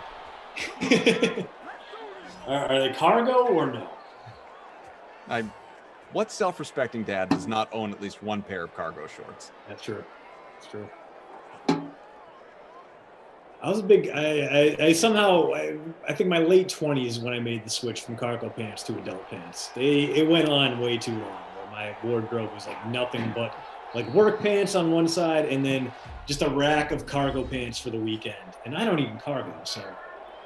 I would say that I mean, I couldn't tell you the last time I wore a pair, but I absolutely still own some. No question. I mean, look, especially when, never mind when I was an adult and it was just like keys and a wallet I had to worry about. Once you have kids, if you don't have cargo shorts, I hope you got a fanny pack or something. Yeah, you're carrying the backpack. This was one thing, like whenever I would go out and if I was like playing basketball or something, like, you have the basketball shorts on. They're like, what am I going to do with my phone, my wallet, my keys? I'd bring the cargo shorts along with me and just kind of carry them or like wear them to the court. And then like, as I was leaving, I would just grab them and walk around. Like I would go to the store and I would sit in my cargo shorts with all my stuff in them in the front spot, like a child. That way I had easy access to get the things I needed. Really made me realize that if men could just carry purses, that we'd be much happier. We really would. Be way easier. Think about how much undue trouble you've put on your lower back sitting unevenly on a wallet in your back pocket. That ruins me. That ruins me. Especially if you're, like one of those people, and I am one of them, by the way, so I'm not profiling here, who has the Costanza wallet. You're truly, it's a lopsided sit. You're basically leaning over, and the whole time you're sitting on it, it looks like you're trying to very covertly squeeze out a fart, or like like you can, the money clip maybe in the front pocket that saves you some effort, but then you still got to worry about your keys and your phone. Like in the winter, it's not a problem because you can put that stuff in your jacket pocket. But now, like if I go out and I'm wearing like just regular khakis, it's like, man, I'm a mess. Oh, that covert operation. Alana says, as stats are updated, thank you, Tom. Alana says, Jared wears cargo pants still. At first, I didn't approve, but then I realized he could hold all my stuff. Listen, get to know my wife sometime. I promise you, she would rather I had, regular, nice, like straight golf shorts versus being able to hold anything of hers. And she will carry around a big bag. She would be much happier that way. We are now knuckle deep in a discussion over whether or not it's appropriate for a man to carry a purse. And honestly, I'm not going to judge you if I see you out there with the man purse in tow, but it's got to look good. Like I feel like they try so hard to like buff up the man purse that it always looks real tacky. It always looks like this Wild West chunk of leather that they ripped from the walls of Sam Elliott's house and stapled some rivets to for no reason. Like, just make something nice. Make it like a Jan. If I could find a Jansport backpack style man purse, I'd probably wear that. Zeke, did he make it? He did not break the plane, but he's down. He'll get another chance. Second and goal from the one. Yeah, and we are a moments away from the Cowboys tying this game up. With a bruiser like Zeke, it would be pretty tough for them not to get a touchdown at a second and goal from the 1-inch line. They got the big formation out, off balance to the left, so they could run off tackle. They have a big gap there if they choose to do so. Instead, right up the middle, and Zeke stuffed. No. Yeah, as Tom says, it's a satchel. Thank you, Zach Galifianakis. Justin Craven's Abercrombie cargos. It's so 90s. I actually have a good story about that. They weren't cargos, but I was on a story assignment. We'll get to it after this third and short. Let's just presume an Ezekiel Elliott touchdown. You can tell me anyway. Ooh, got it. He's in. barely breaks the plane, but that still counts. 2 touchdowns for Zeke, and he is trending hard towards Krusty Koff player of the game honors. But yeah, about 3 years ago, I was in the Bahamas at a Sandals for work. It was a long form story about Greg Norman, so I had the chance to interview him, and they had Pro-Am the next day because it was the web.com tour. And got to play golf with him, and I did not grow up with money. So for me, like once I had a job, I kind of went nuts buying a lot of Abercrombie stuff because that's what all the cool kids wore in high school, and I could never get that. The closest I was getting was like Aeropostale and Bugle Boy. Needless to say, I did not look great as a teenager. Aside, so like I got this pair of like red Abercrombie, not cargo shorts, but regular shorts. They got the Moose logo stitched in, and just repeating Moose patterns all across.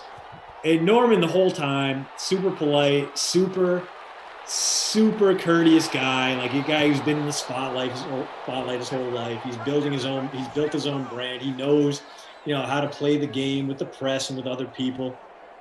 And he's been super nice the whole time. And like 14 holes in, I go to line up a shot, and he's finally like, hey, you know what? I tried, man. I tried. I can't keep it in anymore. Christian, what the F are you wearing right now? He spent the next 30 to 45 seconds just completely lighting up my Abercrombie & Fitch Moose pattern shorts, and it was one of the greatest moments of my life. Oh man, all you got. I mean, this has gotten electric in the chat on this topic. Gordon says, "I'll pay anyone who can get a picture of Koff with a man purse." Alana says, "Does your wife realize how many diapers can fit into those cargo pockets, though?" And you gotta love a good man who carries a diaper. Yeah, Madison, used tissues and cargo shorts. Who would have thought? Like we always say, or at least I always say, every sim is a snowflake. You never quite know what you're going to get here. It's true. It's true. And us, we got a whole bunch of great topics that we can branch out on, even including this great game, which is going to be another third down stop. It's not. The Rams drive will continue as Henderson picks up the first. But we're talking about Zoom. That got us into the Jackbox Games discussion, where Control Room is saying that the Jackbox 7 is the best one, and a friend Jellic, he's agreeing with that. And I don't know how I feel about that one. I don't know if I'm 100% in on Jackbox 7. I like, oh man, I'm a big fan of the original Drawful. Trivia Murder Party is a must-get for me. The You Don't Know Jack revival pretty good. Koff, have you played any of the Jackboxes, especially now in our pandemic times? Not now, no. Ooh, buddy. That is a good Zoom activity. That is an easy Zoom win, because you can play those remotely. Everything's done through your phone as long as you have a decent internet connection, which even my internet connection can handle the Zoom call Jackbox game, so you should be fine. New tribute account alert from YouTube, Christian's Cargo Pants. Yeah. Just smash that like button. Finally made it. I finally got one. Is that the first? I think so. Oh, man. I feel like there have been some about your headbands, haven't there? Yeah, maybe. Oh, Barb's coming in hot. Structure was better than Abercrombie & Fitch. Why the hell are you shopping there for? Dude, I have a bunch of old, like, this is another thing. I agree with that, by the way. Structure, before it came Express Men, was also like the preppy but nice store. So for me, if I'm at a thrift store and there's like an old Structure sweater, I buy that. That is $4 well spent. Jordan says, would not be caught dead with cargo shorts or a man purse. Rock a book bag if you need to carry stuff. There you go. Listen, there's nothing wrong with a book bag. If you don't want to carry anything, you want to talk lazy man's throws this one away. He looks like he had Higbee there with a little bit of space, and he could have threaded the needle, but instead, 3rd and long coming up. We're down to the final half of the 4th quarter here. Rams could certainly use a score to take back the lead, but even if they have to punt, chance they could pin the Cowboys pretty deep. They are on the happy side of the field, and they are going spread here. And Kupp's about to get sacked. Oh, he gets rid of it, and he nearly throws a pick. It was almost worse.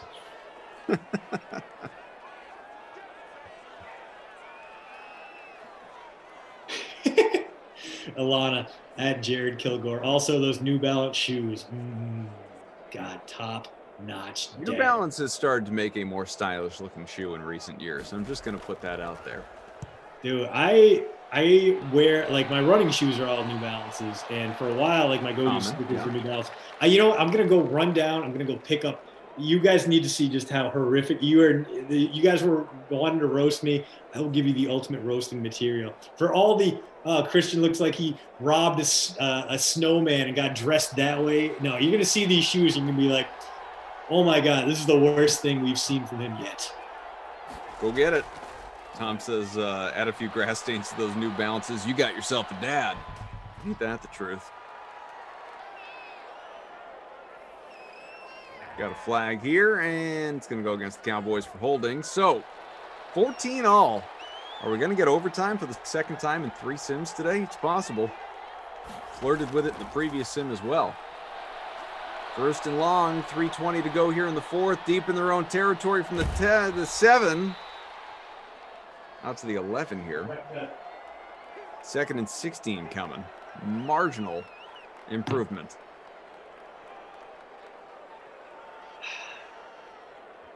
No, I am all right, Twitch chat. First off, never worn Jenkos in my life. I had the cargo pants instead. I didn't need a pair of jeans that were like 30 waist, 50 length.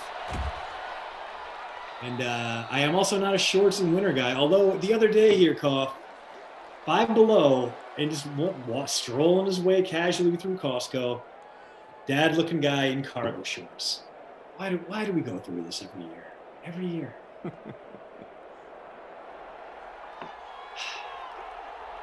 Tube socks and Birkenstocks, says Robbie Noble.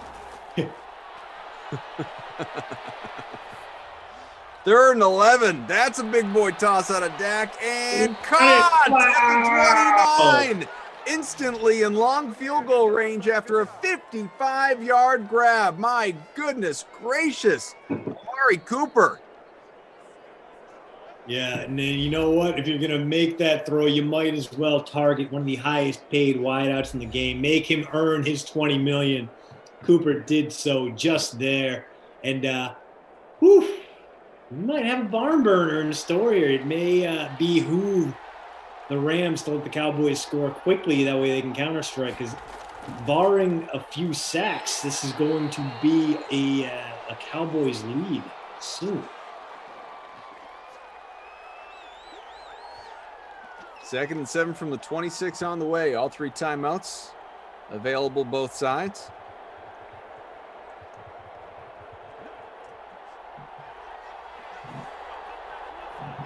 So here, let's see if they just continue to run the ball and settle for the field goal. Well, that won't help there, but question now, do you throw on 3rd and 9, Cough, or do you run the ball again, maybe center it in the middle of the field for Greg the leg, and then take the field goal? I guess you run, but... Yeah, this has got run written all over based on the formation. 7 up front, 2 split. We got a little bit of... All right, I thought Cooper coming around might have been a jet sweep. Didn't do much for him. Only picked up 2. It'll be a 45-yarder. Yeah, in a dome, and you have a pretty useful and reliable kicker. The problem is Rams are going to get this ball back with 2 timeouts and about a minute, maybe 55 seconds to play. We know they have the horses, the deep threats, to make a comeback in a short amount of time. Question is whether or not they can get a game-winning touchdown, a game-tying field goal, or good. The Cowboys defense has shown up here in the second half. 0 points from this Rams team in the 3rd or 4th quarters thus far. Could be a disappointing finish in store for the home team. Pipeline asks when we're on again together. Some point next week, I have to imagine. That schedule is not out yet. Yeah. Tomorrow I am back at 2, but I believe I'm with Kenny? I believe that is accurate. Yeah, and Tom behind the scenes. Isn't Zerline a former Ram kicker? Yes, this is the Greg the Leg Bowl. I've got a pair tomorrow night with our pal Tom Carroll. who is not happy with me right now. So we're going to see which way this goes. Tom and I are going to have some fun.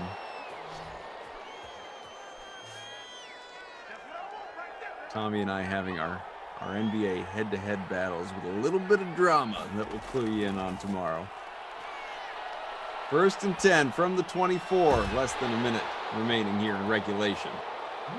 Not a bad start, but that pass to Higbee is going to burn about 20 seconds off the clock.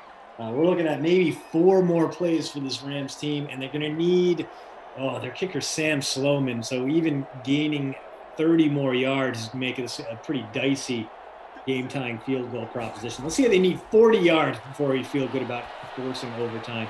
That's not going to help anything unless you have Robert Woods in your lineup. And hey, he did get out of bounds. So there's that. Picks up 7 and stops the clock.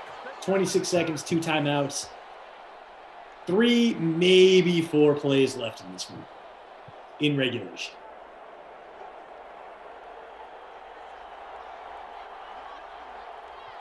Second and 3 from the 43. Final 30 seconds. Robbie. You snooze, you lose, Tommy boy. So that's not what it is. Do you want to know what's this? Well, let's see if we can get ourselves a field goal, and then I can clue you in on it as quickly as possible. Yeah, Freeze Pops. We were chatting the other day. Not only are we both native Rhode Islanders, but it turns out he lives not too far from my sister in the St. Louis area. So that's fun. We're going to have to get together once things return to somewhat normal times. And looks like Woods, did he get both feet in there? He did. So it's going to be 4th and 2. 1 timeout left for the Rams. They are still about 20 yards out of field goal range. And, they need to pick up these 2 yards first and foremost. They're going out in the babysitter Billy formation. See if they can turn that into anything or if this is going to be the end. Ray here says, my wife's in first place in the dollar single entry $150 contest, LFG. Big money there. It looks like that's not going to change because we're going to get one more kneel down unless she has Dak and she's only ahead by she's losing rushing yards. Yeah. Boy, he has been awful. He really has. Only 8. I thought I was being smart. I was like, I can splurge. I can get both quarterbacks in here. And Goff, 8.5 points. Prescott, 8.2. Lisa wants some overtime. I don't think it's going to happen. It's going to be real difficult from here. Downright impossible because the Rams cannot stop the clock. South is the new North. Formerly James Farrell says 17th in the cough contest. Good on you. Not me, sitting in the bottom 100 somewhere. Yeah, I'm not even top 80%. I'm 163rd out of 200. Well, I'm marginally in front of you, 131. Not good. Not a good place to live, either one of us. A gruesome performance, really. But have you seen Christian's billboard? Oh. Not only the billboard, Cough, but have you seen this wonderful New Balance running shoe? Yeah. Oh, that is that. Oh, it's beautiful. There's nothing wrong with the style. It's that pink. The electric pink.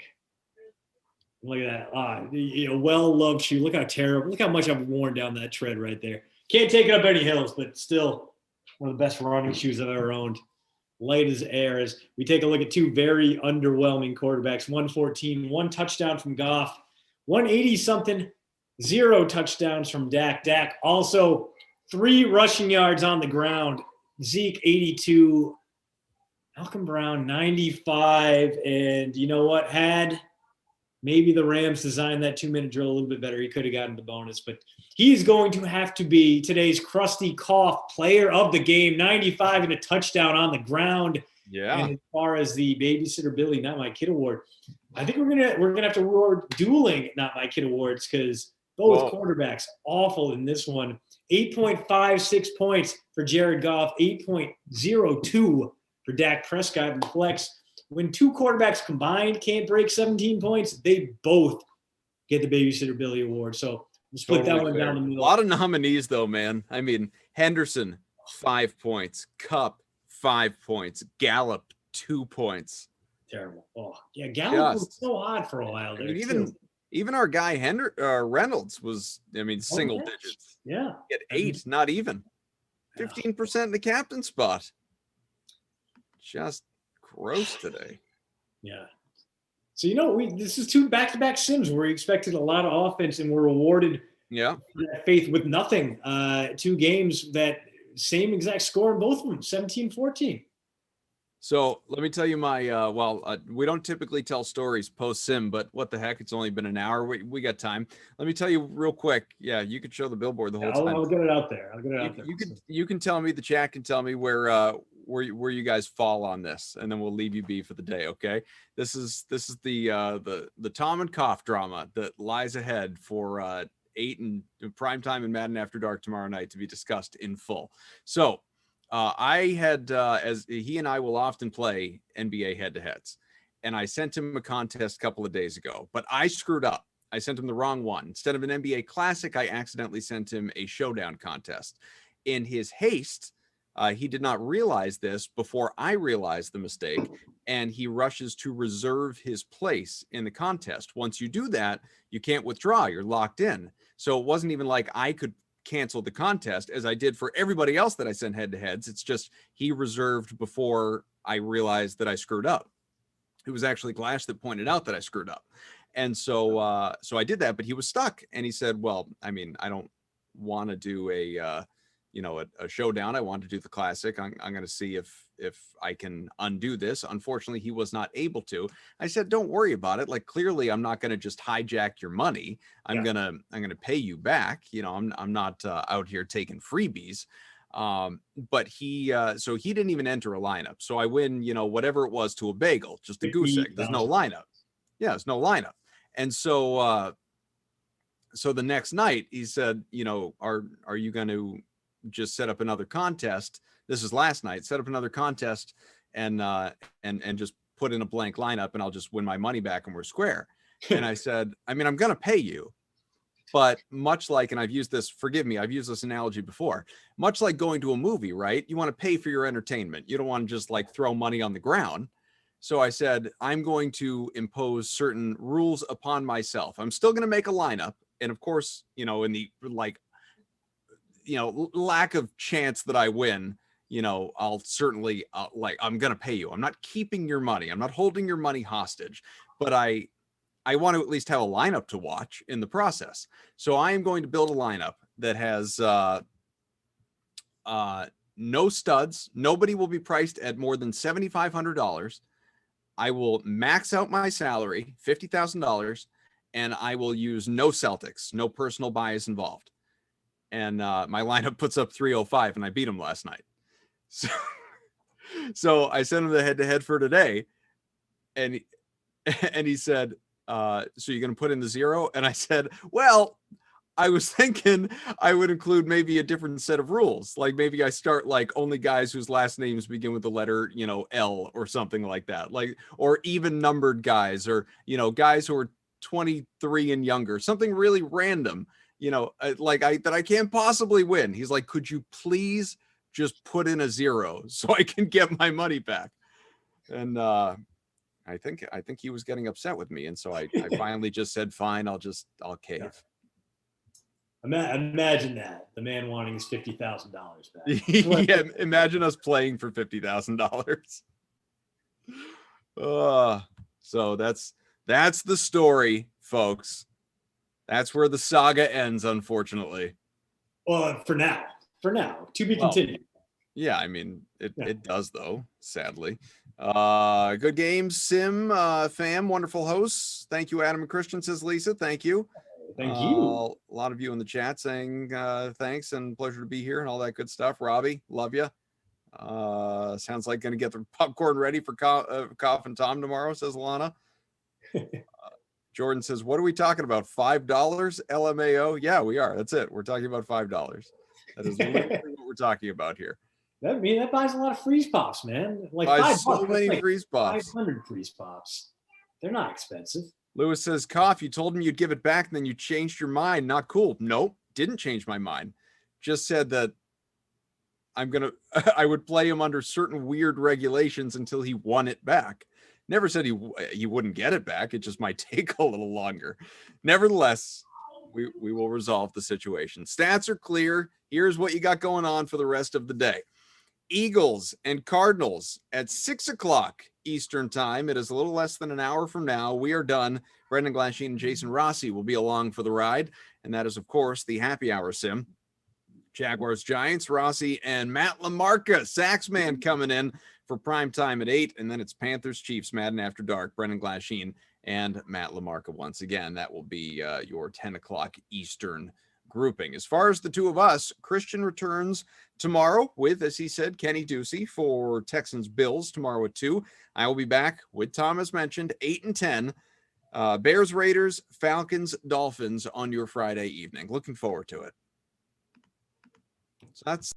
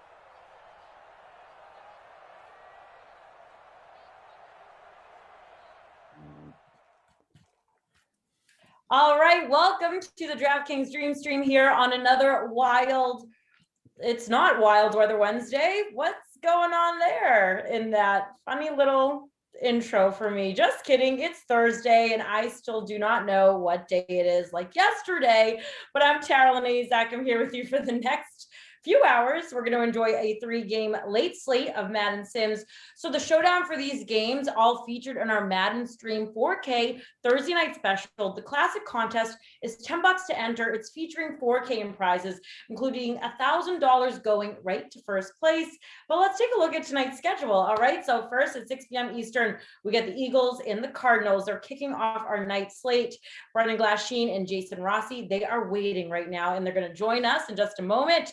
Then at 8 p.m. Eastern, the Jags and the Giants, they're going to take over the stream with Rossi, and Lamarca's coming in for the call. And then finally at 10 p.m., Glash is making his way back with Lamarca for Madden After Dark. That should be fun. They will call the Panthers and Chiefs to conclude our night of Sims. That's all coming up shortly, but first, here's what else is happening on DraftKings right now. Let's check it out. We have plenty of NBA and NHL contests available tonight, including the NBA 500K fadeaway contest. That's $100K going to first for just a $15 entry fee. Over on the Ice NHL, we have the $70K twine contest locking at 7 p.m. Eastern, $20K to first with just a $10 entry fee on that one. Don't forget to check out all of the action over on the DK Sportsbook on the NBA, NHL, college basketball, UFC, PGA, the Australian Open, and plenty more where that came from. But we're going to deep dive into the NHL and NBA slates coming up after our first sim, so hold tight for that. But right now, we got to get to some football, right? All right, here are Brendan Glasheen and Jason Rossi. Take it away, guys, with the call of the Eagles and the Cardinals. All right, Tara Lynn, thank you very much. Well, just a little bit of news today out of the city of brotherly love. Mr. Rossi, Carson Wentz heading to Indianapolis to join the Colts, his old head coach, his old offensive coordinator, his new head coach, Frank Reich. Yeah.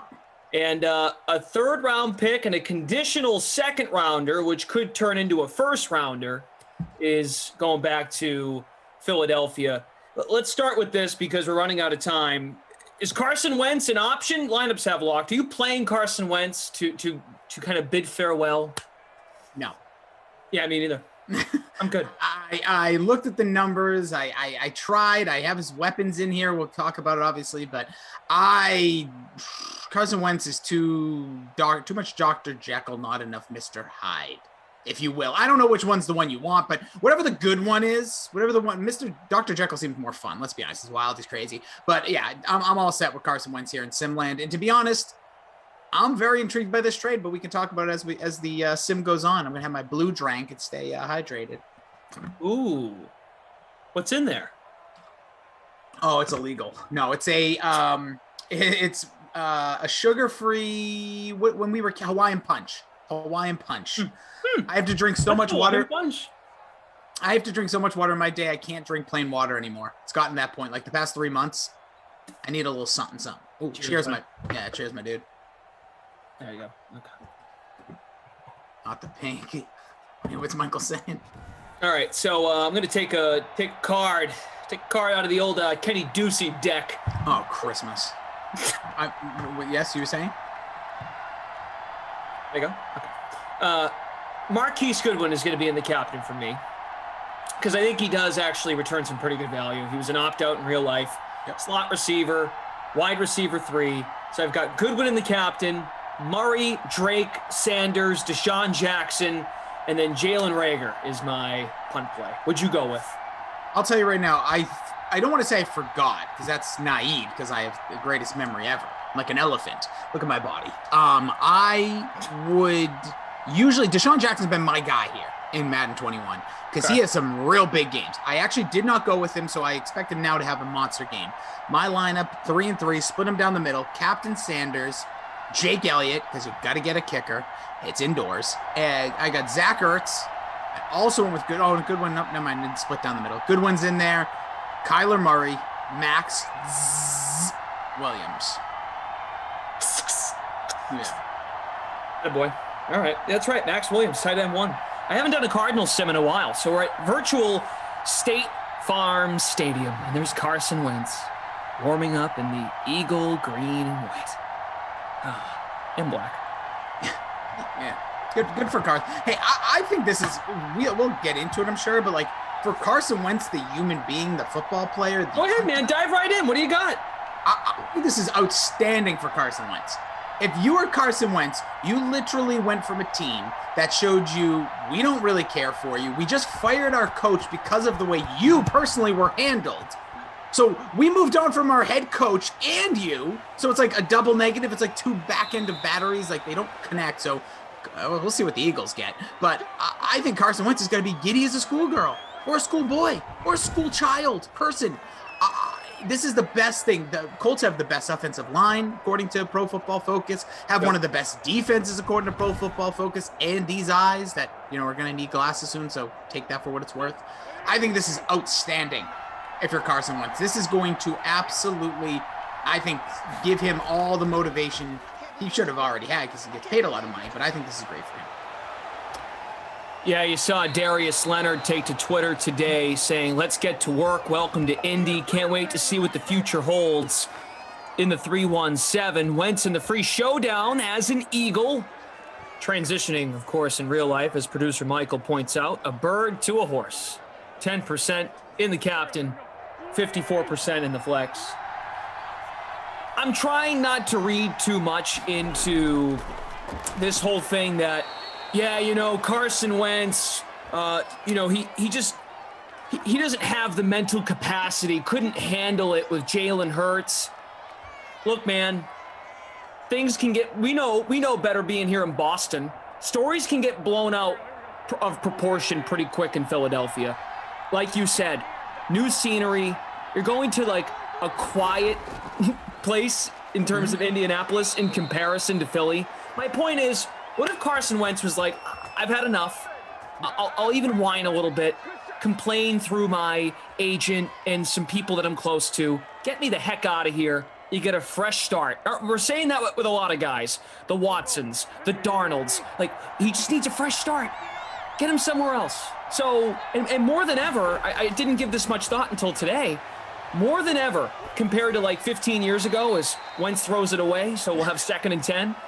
Rossi, more than ever, these star quarterbacks that are going in the first round, number 1 overall, number 2 overall in Wentz's case after Goff, these guys are getting like second chances. Oftentimes, if you stink in your first place, that's it. He's done. He can't play. More than ever, GMs, presidents are desperate to find someone. And I don't find what Philadelphia, what Indy had to give up to get him was that much of a sacrifice at all. Yeah, I think if it was a different contract, we'd be seeing that price go up dramatically.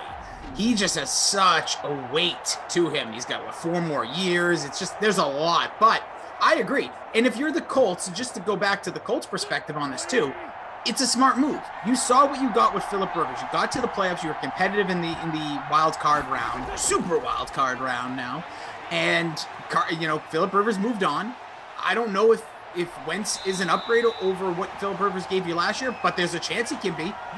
There's a chance a lot of things. I think, like you said, sometimes a change of scenery, a workplace, like related to real life. Like some of us, you work at a certain place for a long time, you get creatively frustrated, or you want a job, somebody else gets it, you got to move on. So the best way to get over what Carson Wentz was going through is get him out of town. He goes to Indianapolis. Everything is set up there for a run here. There is pressure on him, obviously, to take them there, but I think this is just a masterstroke by Chris Ballard and the Colts. A 3rd rounder and a potential 1st rounder? Okay. Like, for the potential of a, guy who was taken 2nd overall. Like you said, let's say they were going to draft a quarterback this year because they were in that category. That would have been where they're drafting somewhere in the 20s. So you didn't even give up that. And Glash, if you do give up a 1st, it's if he plays 75% of the snaps or they make the playoffs, which if both of those, either one of those happen, he'll gladly give up a future 1st round pick because that would show some form of success, I would believe. So sure. I think this is great for Carson. I think it's good for the Colts. Yeah, you can look at it in 2 ways because it's 70% if they make the playoffs. Okay. Right? No, you're right though about the 75. If he plays 75% of the games, 75% of the games, it turns into a 1st. So Say it doesn't work, though, for Indy. Say worst case, Indy's like through 6 games. They're like, okay, maybe this didn't work as we planned. I don't know what their backup situation is going to be. Then they can still only give up a second if it doesn't work. So I think the Colts win in a lot of ways if they're so like committed to, oh, this first round pick we covet. You're right. If it works, hey, take the first rounder. If it doesn't, you can pull the chain and yank them as soon as you want. Yeah, it's a beautiful move. Frank Reich, I know they're going to go, oh, he was the offense coordinator when he had the MVP season, which is great. So let's see. Let's see if he can revive it. As a football fan, regardless, I'm not a Colts fan. I kind of hate the Colts in a way as a Patriots fan, but I'm excited for this because I want to see what this team could do. And I like the way this is being constructed. Like, there's a lot of teams, like you were saying, made a great point that, you're going to see quarterbacks probably fly off the board in this first round because teams now know we can move on. And there's a touchdown. Bam. Wow. Zach Wide Ertz. And by the way, Philly converted a 4th and 2 on this drive to Marquise Goodwin to keep, or rather to Alshon Jeffrey to keep the drive alive. So Philly scores on the first drive of the sim. For Zach Ertz, 42% in the flex, 7% captain. Shout out in the chat if you've got Wentz and or Ertz, even in the captain spot. Let us know. Let's Wentz, but not in the captain. Let's read some comments about this Carson Wentz news from today. This broke right before the Dream Stream began at noon, so I'm sure you guys have talked about it quite a bit. Apologies if it's repetitive. What I want to know, and this is where we can kind of transition, we've been talking about these quarterback dominoes, right, everybody? Who's next? So now we know, okay, let's point one arrow. We'll go from Philly to Indy. We know that the new quarterback in Indy is Carson Wentz. Do we know for sure Philadelphia is going to Jalen Hurts? Are they going to draft a quarterback? What's next? What do the Bears do? The Bears were connected to Carson Wentz for quite a bit. Reading Carter Robinson.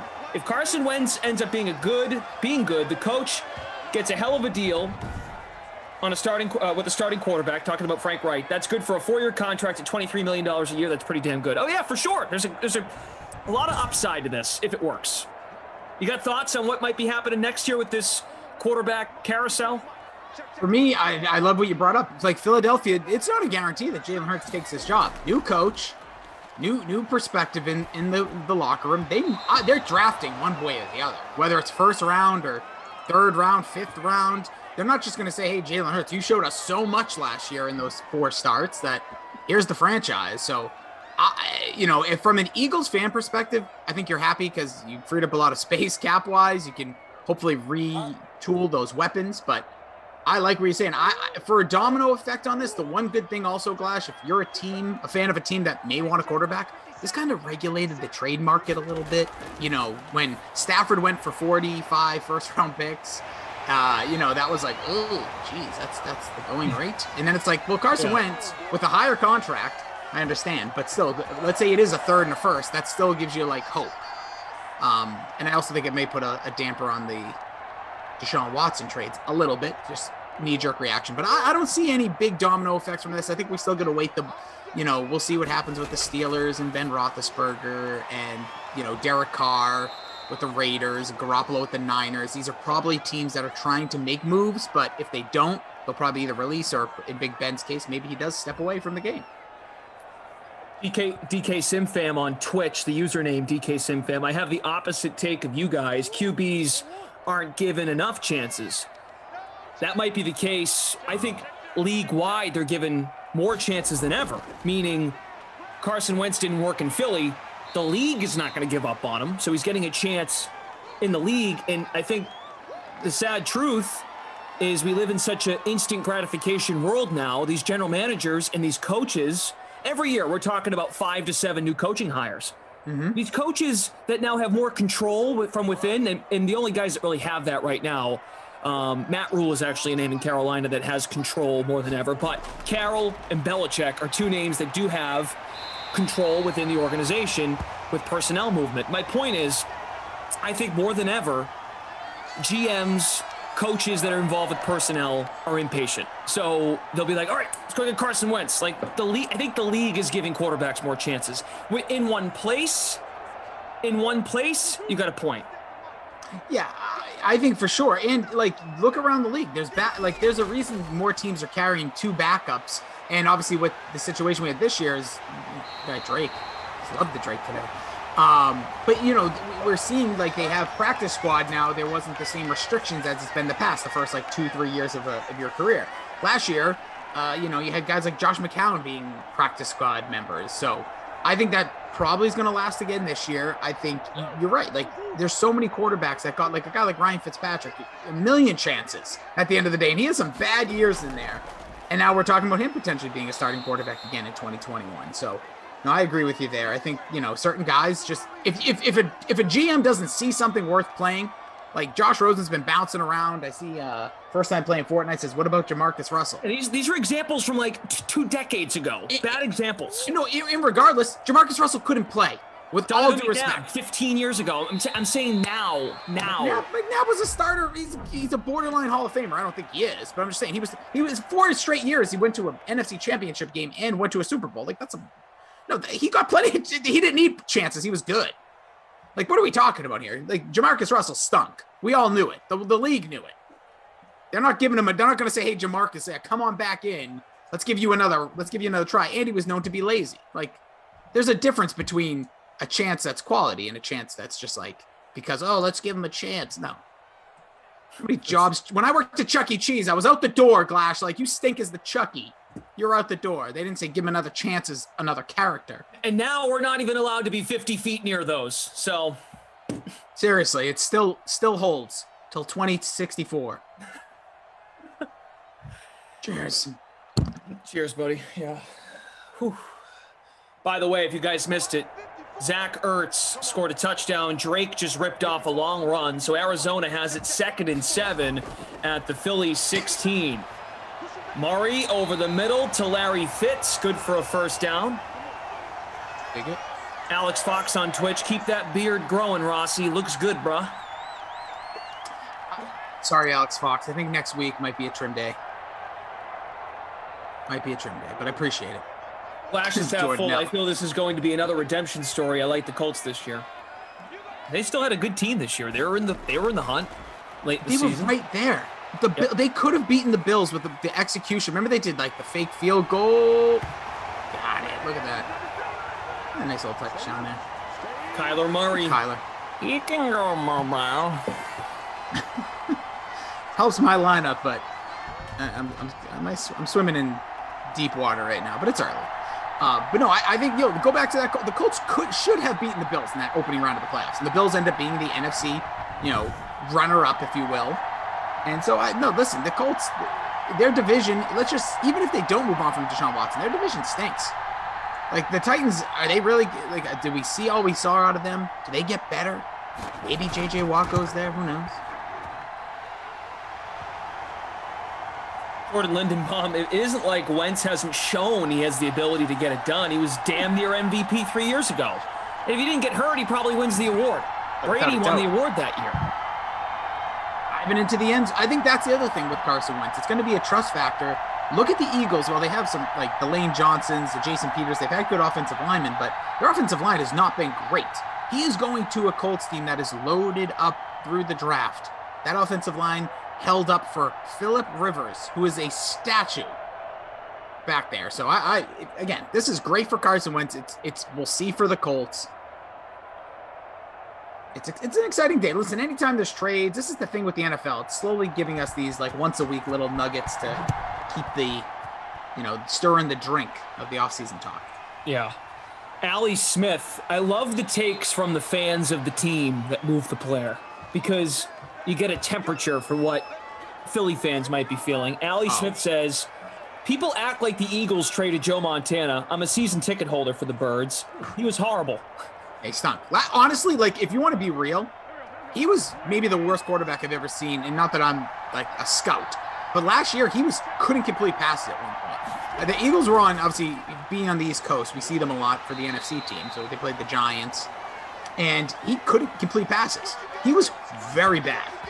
So whatever's going on there, if they can revive him, love to see it. But yeah, if Eagles fans are upset, like, you just got away with, like, kind of highway robbery for that contract, just being out the door.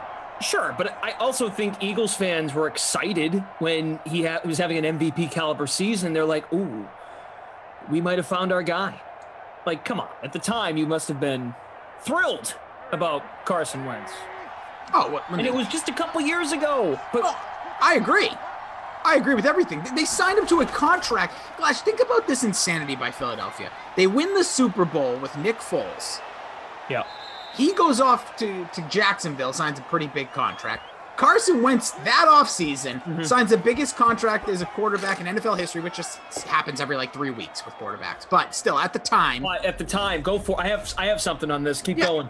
And now, look at both of those guys are gone. It's not even been 3 full seasons. He signs the biggest contract. Foles, who is your hero, you let him go. It's just, that's crazy to me. And the coach, by the way, who led you there, who was the hero, people thought the next, big coach, maybe somebody that we're talking about for the next 10, 15 years, fired because he doesn't play fair in the sandbox. It was, what's alarming to me is at the time of the contract that Wentz signed, so last year, or 2 years ago, as of June 7th, 2019, Carson Wentz got $107.9 million in guaranteed money. He surpassed Russell Wilson at the time to become the highest paid quarterback in terms of guarantees. And at the time of the contract, it wasn't even about performance. The question was, could he get on the field? The injury concerns. Now that is just forgotten almost. Now we're just talking about how bad he was. Never mind the fact he had 2 significant injuries. It's true. That's a great point. Those are things too where I'm just like, wow. Like the Eagles at the time were criticized for giving him the contract, not even for ability. It was could he get on the field and stay on the field? What's the best ability you want out of a player, Glash? Availability. I was going to say throwing power.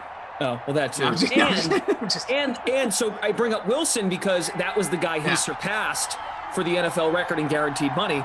And if you go through Russell Wilson's seasons, when Wentz got the contract, right down the list, Russell Wilson every year, 16 games, 16 games, 16 games, like just available, playing all the time. And he's getting hit all the time. Like it's not like he's like this, like, you're hearing all the rumbles out of Seattle about him wanting more protection there. Hey, wait, our guy Michael, our producer, says Wentz was the most sacked quarterback last season, 50 times. And he didn't play a full season. That's insane. It is insane. But there was that one game, I forget who they played, because I remember fantasy-wise, I picked up the defense going against them.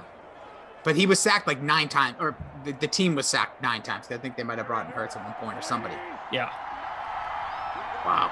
Just crazy. And I want to ask, was it Allie who was an Eagles season ticket holder? Allie Smith in the chat. Yep. Allie Smith, I gotta know. So I get what you're saying about we're acting like we're trading Joe Montana. Got it. Are you happy with this trade? Excited for the future? And do you want this to be Jalen Hurts' team? I know I'm asking all that questions. Answer anything you can. But Allie, I'm very intrigued. Or any Eagles fan in the chats, whether you're over on our Twitch homies or in the YouTubes. I'm very intrigued by that. 2nd down and 10 at the 17. Philly running the football, or at least attempting to. There's Sanders off to a slow start. Arizona's touchdown was a QB draw. Kyler Murray scoring. Zach Ertz had the first touchdown of the sim. Got a 4-way tie for first place in the public free showdown. El Coma 46, first place in our free roll. This day went by fast, which was created in the wee hours of the morning. I would have tried to make the name relate to the trade, but the contest was already made. It still fits. You have his name in there. Yeah, I feel like if you don't include Carson Wentz's name in an Eagles sim in the free roll title, you're just not doing it right because of all the rumors swirling, and now they've come true. He's inside the 10 running, spin move, and he's pushed out of bounds. Okay, nice way. Hold on to the ball, takes the hit, spins off of it. 24 yards from him. Here we go, Rossi. Yep. Here's the temperature. Paul Butler, season ticket holder for the Eagles. I'm super bummed that it hasn't worked out. He was so exciting a few years ago. At this point, I am certainly satisfied with the trade, though. Fair. Paul, who do you want a quarterback? Jalen Hurts? Allie says the divorce happened so fast between him and Peterson. She's just shocked. Yeah, I want to know. Yeah, that's a good question. Also, Pete Hooligans, I don't know if he's a big Eagles guy, but he says ecstatic. Go Birds. Okay. Sean says Eagles fan excited for Hurts, and that's a touchdown. Got it. You got to fight. Way to fight, Zach Ertz. Touchdown number 2. A second one of the day. Again, the left side of this field has been where all the touchdowns have been scored, whether it be the scramble by Kyler, the wide open touchdown earlier by the corner blitz. Ertz picked that one up, and there he is again, back into the end zone. He's making a little, put a hotel like in Monopoly on that thing because he's just serving them up. I want to shout out some others in the chat. Milkman973. Woo! Eric Court says hello to both of us. What's up, Eric? Hello, Eric. Lisa Robinson, disguised as Cookie Monster. Oh. Yeah, Cookie Monster and Elmo stopped by the Dream Stream last night. So if the little guy wants to come to Madden After Dark one of these days. I was gonna say I'm gonna have to probably replay in the morning. It's one of his words right now. He doesn't have a lot, but Elmo kind of sounds more like Elma, but he loves him. Relly Rel says, Glash, what's up, brother? Last night I laughed so hard that the back of my head hurt. You're welcome, I think. I want to talk to a doctor about that. Usually it's the front of your head would hurt. Let me put it to you this way. Jeff Ulrich, Moose. Yes. I mean, me too. I'm nuts, but Moose was I think Moose was overtired last night, and I think he was just. I was trying to transition to some football topics, and he was just he preferred Elmo and Cookie Monster impersonations last night. So that was the fact that it was Moose makes me so happy. I thought you were gonna say it was you and Tom because I know you guys goof off and in a good way. Like it makes it fun, keep it loose. But the fact that it was Moose doing it makes my whole. I literally am gonna go back and watch it. That's awesome. It was interesting, to say the least. Go Hogs go. I'm scared we take a quarterback at 6 instead of helping our defense, corners, or even getting wide receivers. So Go Hogs go must be an Eagles fan as well. Go Hogs go. Go Hogs go. That username's been here since the beginning. All right, love it. Well, hashtag team always, or at least OG, team OG. We got 3.5 to go second quarter. Philly leading by 7. Kyler throws on the run. Ooh. Somehow that's caught by Hopkins, and he'll stretch out for a first down. Yeah, nice play there. Gets his hands in front of the defender who came looking to make that a pick 6. If he would have grabbed that one. But yeah, Hopkins makes the catch, quickly turns around, gets the first down. Keep this drive alive. Keep him cooking, getting to the 43. Smash that like button, folks. Hit subscribe as well on YouTube. About 500 of you watching. Great to have you. Kyler design run, and he is brought down. Fletcher Cox right in the middle of it.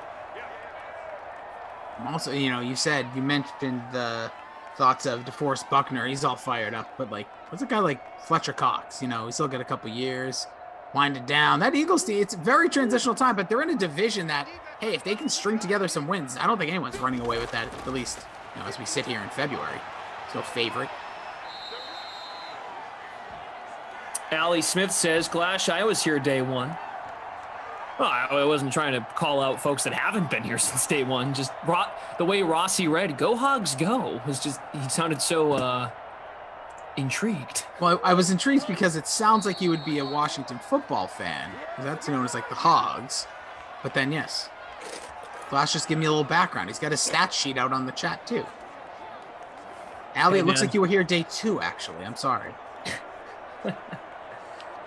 Hey, man, when you've been in Simland as many days as me or Koff or Emerson, it's like there's a lot of stuff built in the brain now. There's a separate section for Simland.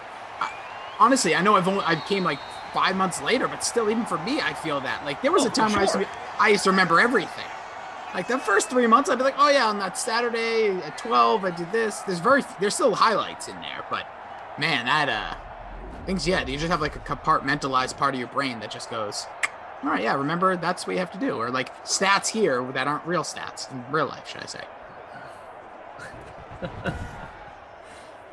It's just a damn cough, man. I'm telling you, Glash, the next guest star should be Penn and Teller. Rossi can do Penn and you do Teller. Just be quiet for a while. That's cool. I'll do that. We'll need to do some research to try and master the craft. But yes, you're right. One of them does not speak. So that's I believe it's Penn. I couldn't tell you. Yeah, not a big Penn and Teller guy myself. And I don't know if they're still a group or duo. Rossi, how many trips to the bathroom do you make a day with all that water you're drinking? Oh, you would be surprised, my friend. Usually, no more than well, maybe like between like 6 and 7. I feel like that's normal. I don't know.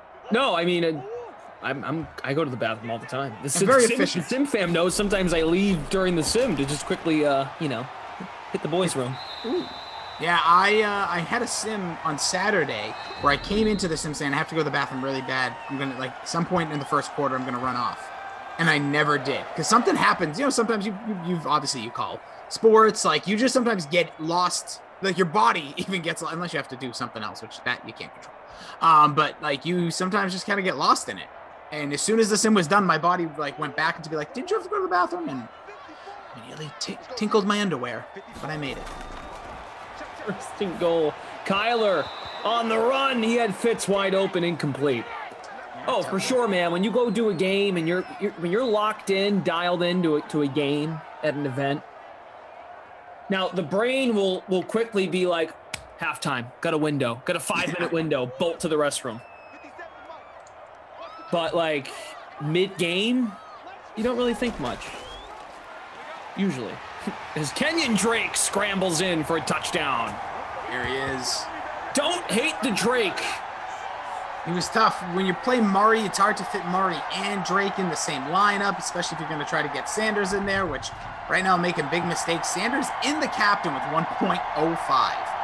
Yikes. But there's Drake scoring, paying off his high ownership. 56.6% in the free showdown. The captain ownership stands out. 15% in the captain. Zane Gonzalez extra point away from tying things at 14. Yeah, I like this. Nice even matchup. It's just been scoring drive after scoring drive. Long, tenuous drives. Defenses nowhere to be found, which you kind of come to expect if you take a look here at these defenses. They're averaging around like 2 points over their last like 10.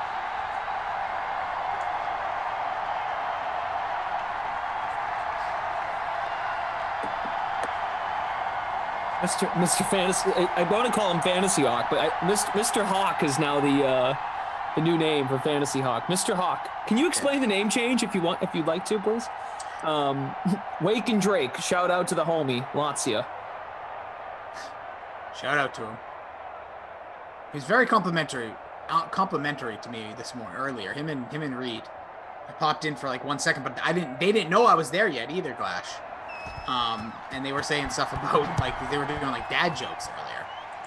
Yeah, I hopped in too. I was dropping my my latest TikTok video. Yeah, the tickety. Of course, Reed can't just say, hey, that's good stuff. He has to throw shade and hate on my game. Listen, I told you this a couple days ago. I stand by it, and I stand by it with everybody, including Tater Hater who threw some. If you have creative juices, even though I don't know how creative Tater Hater was, but it was still cool. If you have creative juices within you, it was very scary, but I appreciated it nonetheless. I'm a big horror movie guy. If you have creative juices within you and you say, hey, I want to do something, don't think about it, do it. And that's why I love what I'm seeing from Glash and TikTok. Just put it out there. You got nothing to lose. You have it in you. You got the creative brain like you, Glash, and I'm sure some of the DK Sim fam, like, put it out there. That's why, except people on Twitch, I sometimes look at their profiles. Some of them put up Twitch stuff, like whether you're streaming video games or not. So keep doing it. I saw Kenny talking about tennis on there. I almost vomited, but I still watched it. I was like, cool.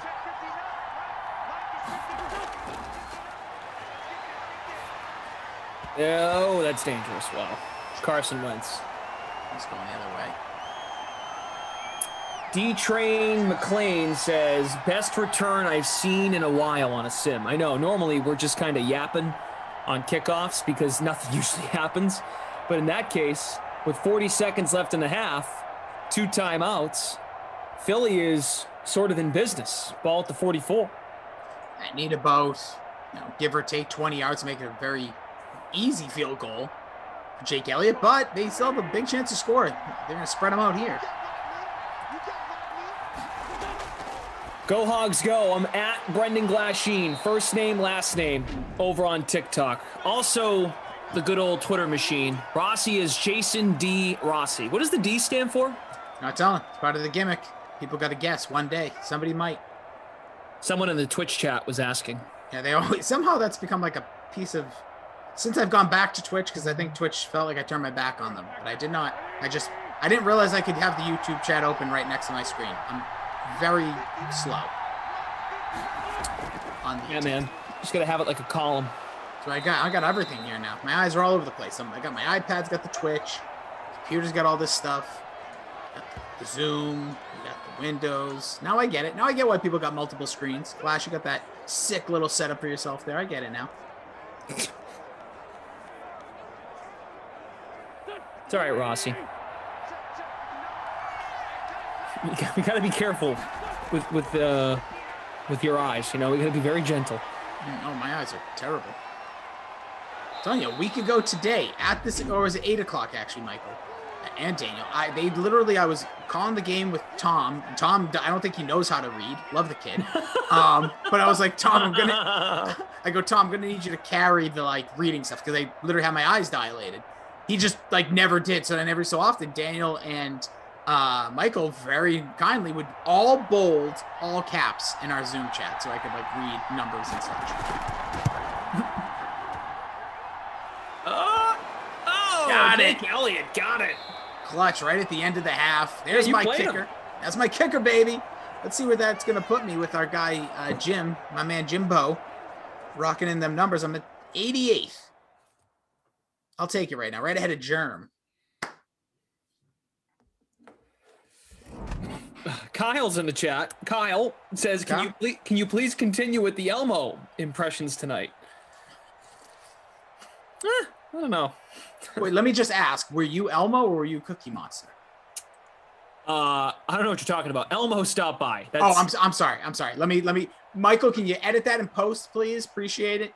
That was really cool that Elmo and Cookie Monster stopped by last night, but I think, we can't get them all the time. Now that they're on HBO Max, they cost a little bit more. Glash, sprung for that. So I thought that was really cool of you to do. Yeah. So, and Jeff's favorite was Cookie. So got it. They stopped by, which was nice. So Carson Wentz not favorite so far has been Deshaun Jackson. Just that one catch, 9 yards. I thought he'd have a big game because I didn't play him, but not so far. Glash, not so far. Passes. Dwayne's doing everyone a favor in the chat. Dwayne says Lowry out tonight. Yeah, 3-game NBA slate. Some good games. Good games tonight. Bucks, Raptors, and then the late game. I'm so excited for this one. Oh, yeah. Brooklyn, Lakers. Now, no Davis, no Durant, but you still get some good storylines with Kyrie and LeBron, Harden. I think Kyrie's going to play. You know how Kyrie gets up for these big national TV games. Yeah. Well, it is, but it's Thursday. He might be one of those days where he really likes resting on Thursdays, or some other thing pops in his head. Yeah. Yeah, I'm intrigued. Kyrie's such a gamer. I am intrigued by tonight's action. So it's a good night to watch some sports. You're fading LeBron. Did you actually? I was just saying that because no, in a game like tonight, if there was a 7-game slate, I never play LeBron. It's not that I don't think he's good. I just try to manage my money differently. It's like Giannis. I can't find space for him. Yeah. But tonight is literally I think it's unavoidable. I don't know who. That one player, I was looking who's that one ace in the hole you throw out there and you're like, this is the guy that's going to get me that 50 DK points. You know who it might be at his price and just someone to think about is Max Williams gets the first down. I say Max Williams. Oh, Siakam. I feel like he's in a good spot. Plus tonight's a slate where like, and Kyle Kuzma, Daniel brings up Kuzma. Kuzma's a little expensive. He's like 6,700, I think. But Siakam, I think, is in a pretty decent spot. And I mean, look, Giannis, LeBron, those are some obvious ones. I like Siakam. That's a good call. I like the Kuzma call too. I think I had him in a lineup, but I didn't feel the same way that Daniel does. I like the play, but I don't know if he's the like separator. I feel like he's going to be played a lot.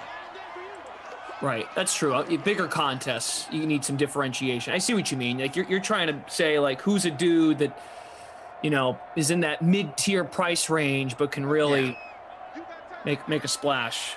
Van Vliet's another one. Nabi Roble. I don't know why I say Nobi when it's N-O-B-B-Y. It's Nabi, right? Yeah, but I say Nobi. I don't know. Maybe I'm thinking about the dude who plays for the Thunder. Nobi. Yeah. who actually had a great game the other night with Horford out. I'll be honest with you. I play a lot of Thunder in my lineups. Not a lot. Like every time they play, because somebody's got to score. Horford's had some great games. He's helped me win a couple of contests against our fellow DKer, Adam Kaufman. Didn't want to use the word friend because I don't know. I don't want to assume anything. Just clarifying, as Adam says, I thought DraftKings employees couldn't play DraftKings. Now, we can play DraftKings. We just can't play in the public contests like you guys. So we can play in the DK SimFam Friends League that we invite you guys to. We can play head-to-heads with our coworkers. But that's it. We can't play in like the big Millie Maker contests. Just that's a good question though. It's fair because like when we just start yapping out stuff, it's like, oh, that you guys couldn't do that. It's like, I get it. Fair question. There's Larry Fitz inside the 10, a gain of 22. He's up to 5 for 61. He's having a day, and that's another thing. Like this offense, it's so inconsistent. DeAndre Hopkins has come alive over the last like 2 months, so he's gonna, he's gonna sprinkle in those like 20-point games here and there. Yeah, Larry Fitz has become a real big option. It's kind of been like, I've noticed, Captain Kirk there. He's kind of been the one that's taken the back seat, but he'll still score here and there. This offense is so bizarre. Drake, there's so many options, and they all cost a little bit higher than my liking. That's why I went with Max Williams, but we'll see if they can punch it in here and see who it goes to. Oh, the Drake. 6 carries, 34 yards, and a touchdown. Got about 5 minutes left, third quarter. Rossi is here for the 8 o'clock sim as well. He'll be with Matt LaMarca. Big Saxy weeknight sim.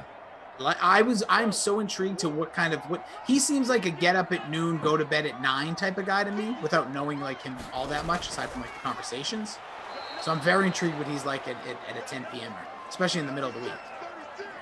But there's NBA, and he's a huge ball head, so I don't know if that's a term. So he'll probably be up for that West Coast game, so maybe he'll be excited and jacked for you. Nabi Roble challenging me in the chat. What'd he say? He wants to play head-to-head NBA. Send it, buddy. Let's go. You don't want that smoke. You don't want that smoke, Nobi. You don't want the smoke. Come on, buddy. Let's go. Send it. I'm right here. Not going anywhere. Right here. Now, don't all of you start asking. Yeah, just start him. Kyler, touchdown. Forget about that. Spam BJ. What is your thing? DK. God damn it. It's BJ Glash E, my DK username. Yeah. Everyone just spam him with invites to play some NBA. High stakes. No, I'm just kidding. But everyone should. Imagine I just accept all of them. Why not? Hey, it could happen. But don't send it. If you want to do one, all right, fine. If you want to do it for 10, whatever. But 5's good. Yeah, 5's the fun way to play. Yeah. Low stakes, no bigs. He's like, here it comes. He's giving me play-by-play of him sending the contest. And by the way, we already know that's going to come from Emerson because Emerson is Nobi Roble. So right, for keep that in mind. I am fully behind that. You know, I don't think Lazio has that much motivation. That's a good point. Like, I think he's too lazy to have another identity. Then again, he does have an Instagram account for his dog. Which he is very active. So what am I saying, right? Like, It's a good point, though, because there is a difference, though, because he has such a passion for his pooch, where to be a fake or joking about an account that's named Robbie Noble and changing the letters, I don't know if that's his style, but I feel like he started it. There's something that makes me believe that he was like a big proponent of that.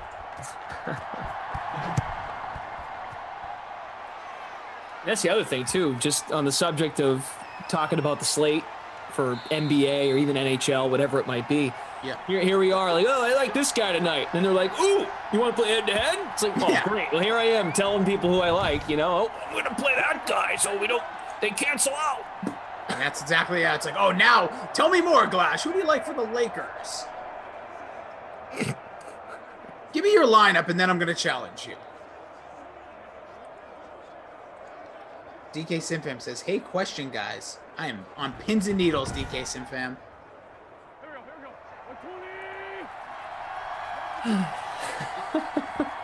Damn it, DK Simfam. That's out of my pay grade. There's a whole algorithm in brain trust and people that get paid the salary between me, Glash, and the entire universe that put that stuff together. Yeah, we just get shekels. Latvia gets all the crowns. See, it's funny you say that. So I've actually been doing some deep undercover work. I'm going to working on a documentary here for the DK Sim Fam. And everyone's been saying, oh, you know, Emerson's the high roller, all that. I'm starting to believe what I've heard and can't reveal any sources, but I will just say sources have told me. Adam Kaufman. I'll just say that. I don't want to say any more because I might get in trouble. But just be careful. Be careful around him. Things you say, things you do. In the chat, directly messaging him what he is. He's got some powers.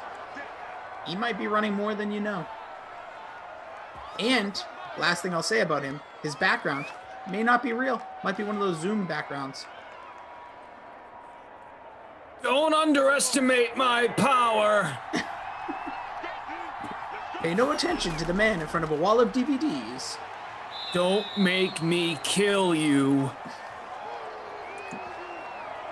It's over, Anakin. It's over, Kaufman. What is behind that wall of movies? DK Simfam has a question. How is the cost of a player calculated? That is something I cannot shed light on. That's what I was saying. That's where it started. That's what I meant. I was like, well, that is beyond our pay grades. We do not know. Nobby Roble says, Glass, do not say my name in the chat, please. How am I supposed to know it's you when you send something to my account? I don't know what your username is. Oh, yeah. Well, Robbie Noble sending stuff. Nobby Roble sending stuff. It's unbelievable. And Zach Ertz, while this is all happening, he's just putting together a game close to that bonus. Okay, wait a minute. I think I found it. Has challenged you. All right, found it. Very good. Ollie the Snowman says, where the F is Sanders? I don't know. I've been looking for him, too. Wentz. Oh, what a catch. Did they give it to him? They do. Oh, yeah, it is. Yes, you're right. Yeah. Shy of the first down, though. All right, I got your, you sent it. I got it, Nobby. Don't worry, I will keep your name private. Oh, that's what he meant. Okay, now I get it. Yeah, because you know what it said? I saw the invite. It said Emerson Alatzia Jr. All right, Nobby, calm down. All right, relax. Okay. Jeez, coming in hot. Don't say my name. How many of those do you get a night? Yeah, he's just like people. You listen, Glash is a very popular figure. It's like what if I said no to playing him? I know. Yeah, you will play me? I say yes, and it's like, well, don't say my name. Do you miss that? Yeah, that's your kicker. What the heck? I was so excited just quietly watching him line up from 52. Oh, it looked good from there. Yeah. Jim, just give me the points. Nobody else. Find my lineup. No Sad Jizor. Yeah, good luck spelling that. And just toss the points in there. 52 yards. That would have been huge for my lineup. You know, you just reminded me to shout out our great team here tonight. Jim doing his thing, updating scores. 2 minutes left, third quarter. Jim working from ops solo on this sim. Producer Michael, Daniel on the 1s and 2s. Kyler is spun down. Kyler's got 2 rushing touchdowns. Yeah, it's all rushing touchdowns for Arizona, because then you have Drake. Sean Preston, hey Glash, how's Goodwin at captain? Doing better than mine with Sanders. Yes, Sanders has been brutal. He's sitting at that 1.5 since midway through the first quarter. Yeah, I'm in 179th out of 193. Oh, jeez. Yeah, man. I'm in Not good. 62nd. I'm feeling a little bit better. But let's get you out of that basement. Who do you need here? Who do you need for the Cardinals? For me, I've got Drake and Murray. So those guys are doing well, but the captain's got 2 points, 3 points. Yeah. Wow. Smash the like button, guys. Let's try and make our way to, I don't know, we can try 400. We're at 347. Oh, yeah, come on. Come on. I was looking at it as we should be having close to the amount of people watching have hit the like. You'd hope so. I just don't understand why people don't hit the like. I'm not complaining. I'm just curious more. Like, whenever I watch something on YouTube, I'm usually smashing the like because I'm like, it doesn't do anything against me. It's not like I go back and like, oh man, what are my liked videos? I need to go back to that one. It's just like, hey, these people are being creative, putting out some content, entertaining me for whether it be 30 seconds or 10 minutes or an hour. Like, I watch these Zelda retrospectives sometimes, Glash. I don't know what happens during my day. 50 minutes long, and I think I don't watch it, and then I do. Nick in the chat says, I need Max Williams. Max. This is our first punt in a long time, if not the entire game. There was one punt earlier.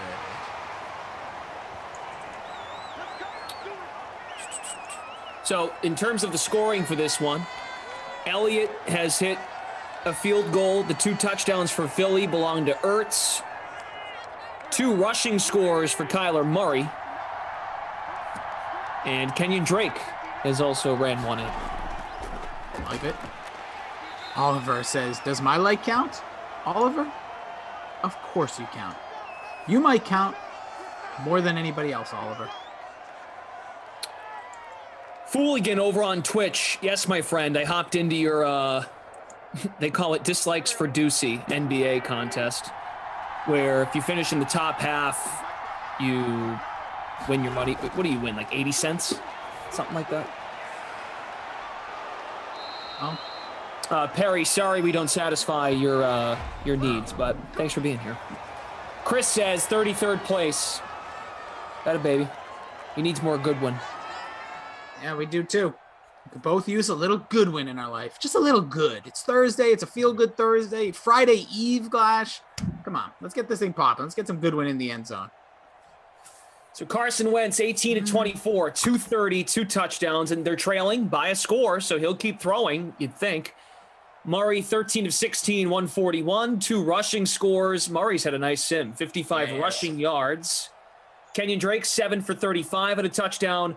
Sanders, 6 carries, Dude. 3 yards. Wentz, 3 for 30. Oh, what are we doing with Sanders here? Come on. He's not even making an impact in the passing game. Ertz, 9 for 103 and 2 scores. Bonus, baby. Yeah. Get some. That's what's helping my lineup right there. Salvaging, actually. Hit Murray. Yeah, that's a good game. Oh, Jake Elliott, too. Oh, that's 6 points. Would have been nice if he hit that 50. Mm. And look at this. Way down the bottom. Lonely Jackson Deshaun. too, right. Yep. Not doing us any favors. No, not yet. But maybe, there's still a fourth quarter to be played. Don't overreact to anybody. I say this story because it's true, Glash. Because I care about you. I care about Sarah. I care about everybody in the area that could potentially hear you if you take your AirPods out or whatever you're listening through. You can come back in the fourth quarter. I had a game about a month ago now. David Montgomery was my captain. He had exactly what Miles Sanders has, 1.5. I was in 91st out of 106. There wasn't a lot of people in that contest. And I came back and won it because he scored 2 50-plus yard touchdowns in the fourth quarter. So when you think all hope is lost, folks, when you're down in the dumps and you're usually people say it after the first play, there goes my lineup. But just know if you have a crazy captain out there, let's say it's a good one. Let's say it's a Max Williams. Let's say it's whoever. You have a chance to come back. Have a little faith. Carl and his bets says, my guy Rossi always looks so healthy on camera compared to the other hosts. What? I think it has to do with the light? just all the water consumption. Oh, yeah, it could be. My complexion. It's all my sugar-free Hawaiian punch, which I bet you at the end of the day is probably not as good as I probably imagine it is, but I need flavor. What was the stuff you were talking about? Starburst? Oh, dude. Go to, I don't care. DraftKings, this hashtag not an ad. Walgreens has sugar-free. They're all sugar-free, this stuff. It's probably just filled with like aspartame and whatever. But it's sugar-free, Starburst, pink only. So the flavoring is the flavor of a pink Starburst, which for my money is the sweetest, best tasting like candy there is. Of the sweet variety. Like I love gummy worms or gummy bears and all that, but that flavor of a pink Starburst, good Lord. It's magical. That looked like it hurt Carson Wentz. The virtual Carson Wentz. Injuries are back. 3rd and 5. Ball at the 29. A field goal does Philly no good. It would help your lineup, Rossi, but Sure would. they're down 4. Goofy is a dog says the great fake pink flavoring. Yeah, because what is pink? Pink isn't a flavor. I don't even know what they're trying to replicate with that flavor. 3rd and 5. Complete. Oh no! Did Sanders come up short? Looks like it. Gotta go for it here, though. Or do you try? Do you? No, I guess you Don't could kick the take the field goal. 3. I don't know what they'll do. There's so much time left, and they haven't scored in 2 consecutive drives. The Cardinals, that is. So they may, just knowing the way the game goes, they may attempt the field goal, but I don't know. That clock just sitting there at that 5:44, staring through my soul. What are they gonna do? I think they're gonna go for it. Mr. Peterson, what are you gonna do? You're in a predicament. Oh, don't send out the kicker. Yeah, go for it. Yes. In the gun, though. Interesting. Halfback handoff. Nope, they're gonna throw. Wentz got him. Ertz. 10th catch for Ertz. Oh my Lord. What an outstanding performance, and what a play there by virtual simulated Carson Wentz. Quick draw, sees the blitz was picked up, throws the ball. Love to see it. If he got sacked there, I would have probably cried a little bit. 10 catches, 1,000,000 yards. Kiss me. Kiss me, Carson. Mwah. FM fan says, Glash, you always have that before 11 p.m. noise. Go off like you and Moose used to, LOL. All of the Moose calls and all of the fun you guys used to make before 11 p.m. noise complaint. Oh, that still happens. We still do the buzzword. That has not stopped. Just tune in literally in what, 4 hours from now. Yes. It's kind of weird to think that now that you just brought that up. Hey, in 4 hours, we'll have the buzzword. We'll start thinking. Later on tonight on the Dream Stream, I need Tara Lynn. I'm putting that in her read. I'm gonna actually message her and say, hey, when you do it, like coming up next, Brandon Glasheen is joined by Matt LaMarca, and stay tuned around 10:55 Eastern Standard Time for the buzzword. Like, I want that in all the reads. 3rd and 1, touchdown! Is that Goodwin? Can't see it. Can't Marquise. see it. Got it. Told you. Feeling good. It's a good day. As, La la la la la la la. Goodwin's World. La wow. la la la la la la. Goodwin's World. He's my captain, scoring touchdowns in Simland now. I'm gonna say it now. Let's not do that anymore. Goosebumps. I got goosebumps. That gave me. Ooh, that was tater hater chills. I got tater hater chills on that one. Now, I like it. Don't get me wrong, but whew, that one shivers down my spine. But that was nice for you to record Elmo from last night and play it back. The chat. Kareem says, "Here we go." Wait a second. Lisa says, ha ha ha. And that's like a devil, but I'm guessing that's supposed to be an Elmo. It's the evil Elmo. Oh, evil Elmo. Got it. Tara Lynn in the chat. Oh my God. Tara Lynn, you have to work your the read. I'm sorry, I'm reworking your night. You have to mention that 10:55 Eastern Standard Time, the buzzword. Actually, it's 10:58, isn't it? No, 59. 59. Oh, it's right up until. Okay, so it's Right, been a while. minute till 11. Yeah. Tara Lynn also was the one who mentioned Glass should talk the last 5 minutes in Elmo voice. So blame Tara Lynn. No. Thank you for adding it in, Tara Lynn. We don't want any more of that. Stop that, bad boys. Because every time people have done that, because I forget when I'm off camera, but bad boy says, I think the little kid is standing right behind you. Don't turn around to me. And I've done that once because they say my cat, because sometimes my cat lingers behind me and it freaks me out. Because I'm downstairs and it's very quiet and I have earbuds in, so I can't hear anything. Don't scare me. Just a little guy.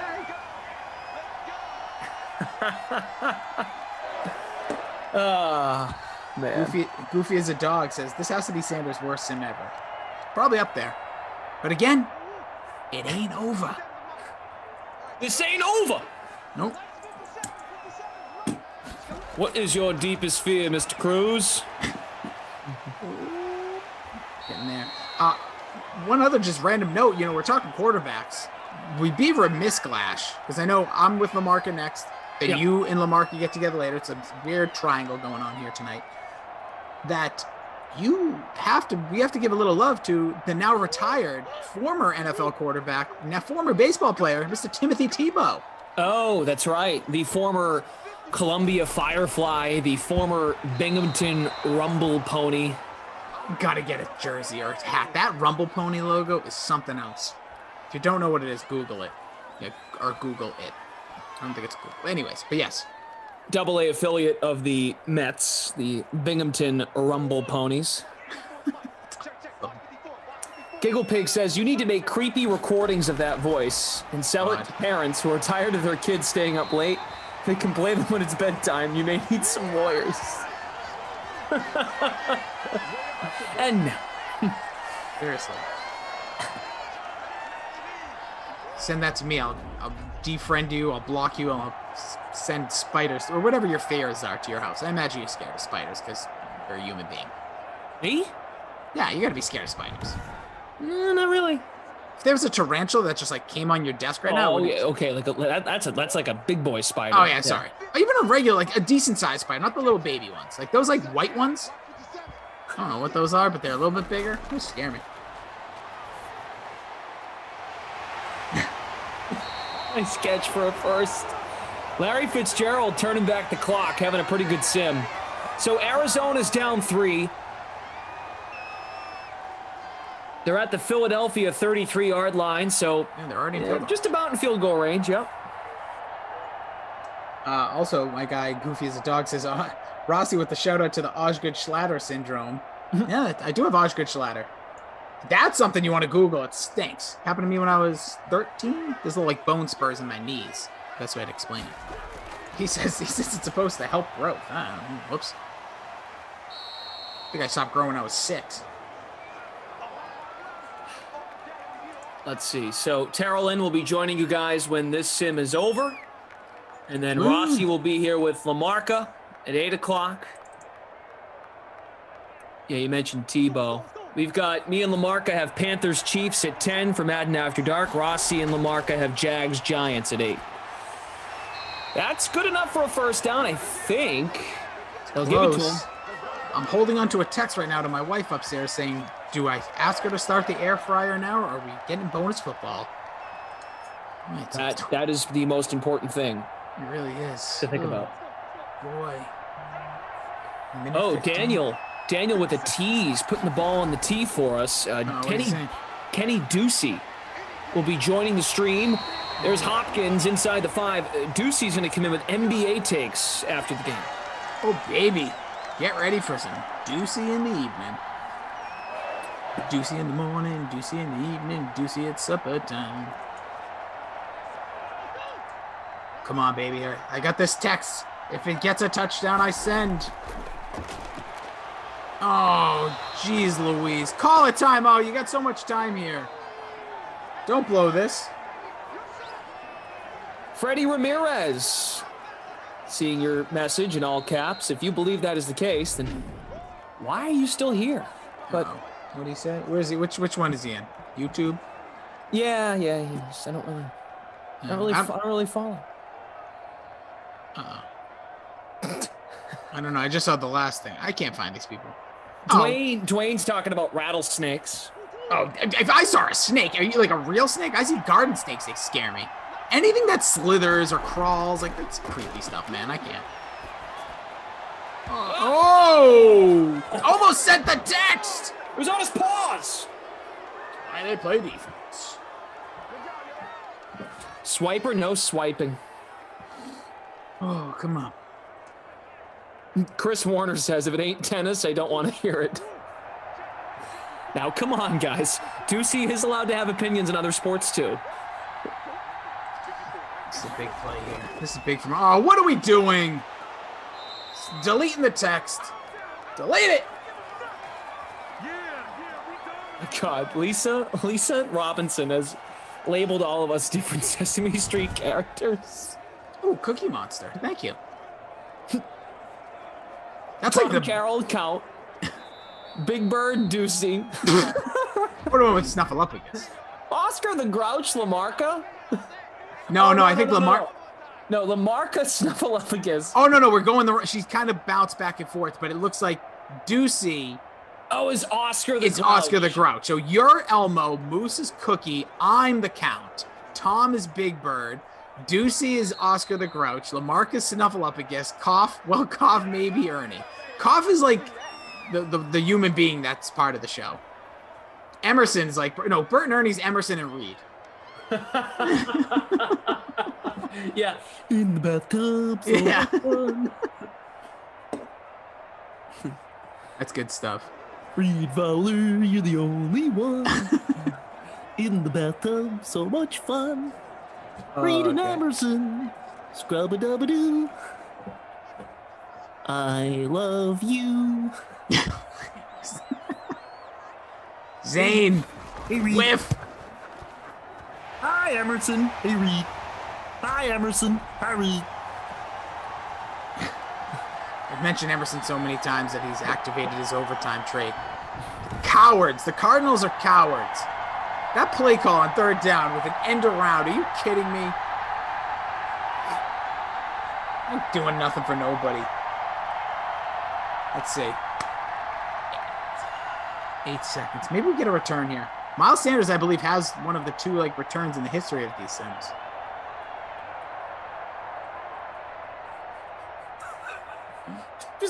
Just imagining Emerson and Reed as like Bert and Ernie. Yeah, the two little separate beds with their PJs button up. Go Hogs Go says, how do you know these voices so good with no kids? Wow, it's a famous voice. It's like Mickey I Mouse. watched Sesame Street when I was a kid. I have nieces too, so. Yeah, plus I am a kid. Daniel. I'm a big kid now. All right, hold your breath here. Could be Miles Sanders to the house time. What are you doing running the ball? Time out! No, don't even bother. No, you call. What are you doing? I'm sending the text. Whether I... Tara says, I am Gordon. Terrace is just in the sky with his cape. Ah! Eric Court, no. No, they're not. Friends. Ooh, oh, Carson, come on, baby. Carson. All right, not deep. Oh, hold on. Hey, Denny. Hello. She's not listening to me. Going to overtime. Hi, Emerson. Hey, Reed. Hi, Emerson. Hey, Reed. Hi, Emerson. It's so good.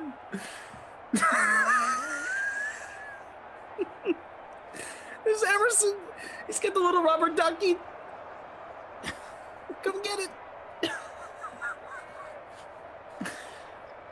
Yeah, Freddie, this is an older group too, so it's getting weird. It's getting weird. It's only 7 o'clock Eastern time. Noah Moon says if Sanders doesn't score here, it's Glash's fault. Yeah. That's fine. Because Glash, what are you sitting in right now as we head to overtime? Yeah. Where am I at? 159th out of 193. It's your fault. If Sanders, who you don't even have in your lineup, doesn't score. I'm at 73rd.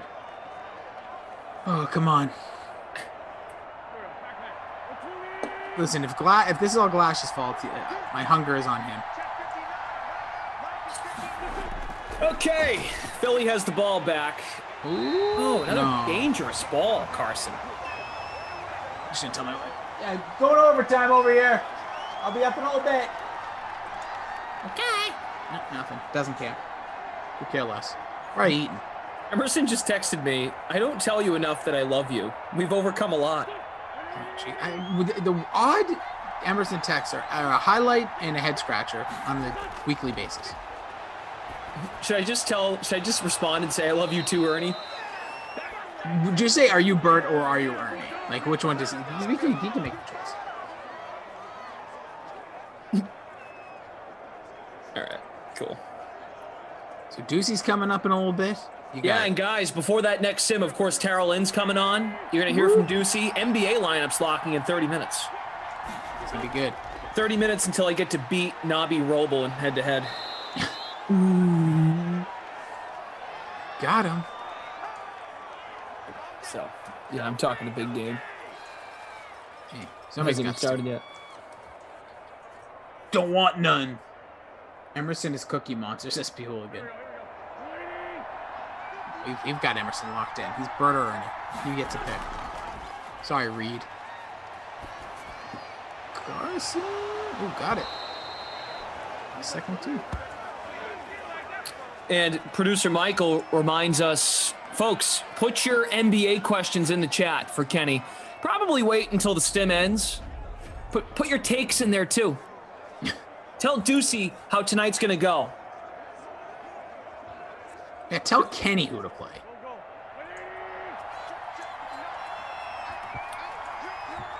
That's a better way of doing it, maybe, with Ducey. Just giving him declarative sentences. Like, don't ask him questions. Because the minute if you ask one question, he might not answer anymore. He might just stay on that one question for 7 minutes.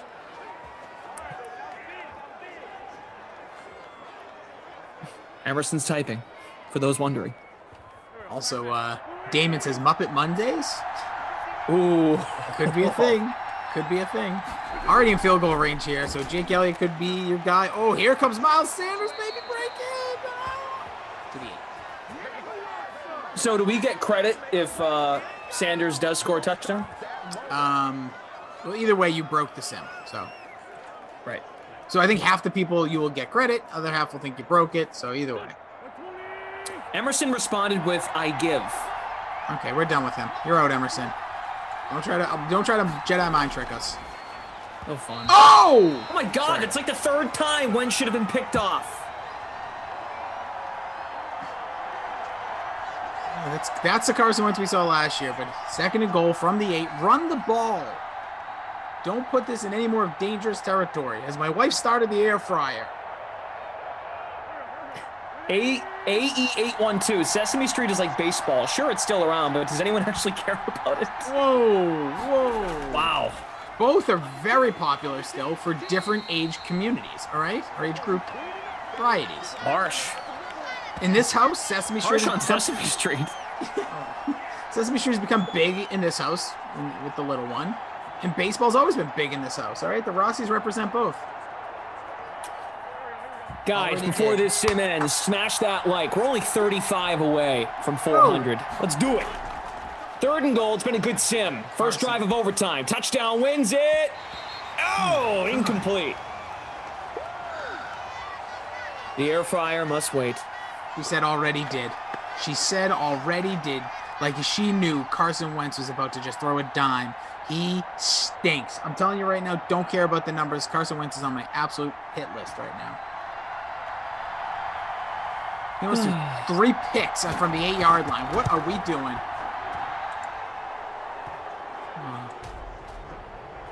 Emerson now says, I feel like your head is shaped more like Bert's. No, it's nothing to do with you. We already have your character. Yeah, he doesn't know that, though. I know, but I'm just... I almost need to tell him. All right, man. I might have to call him after. Give him a shout. I might. I'll just call him with me and Lamarca at the 8 o'clock. He's probably going to be in bed. He's tucking himself in. He's buttoning up his long PJs. He's going in his left side bed to Reed's right side bed. They have the little communal lamp that they shut off.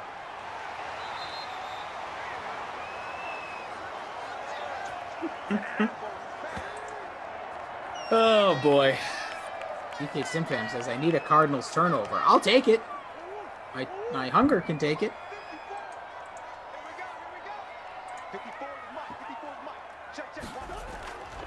Come on, Kyler.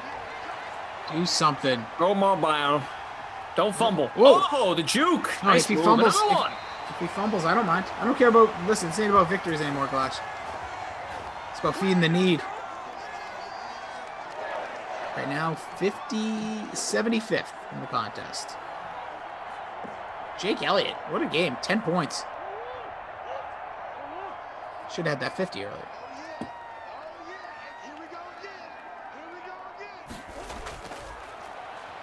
Oh, Wentz in the bonus now. Thank you, Michael.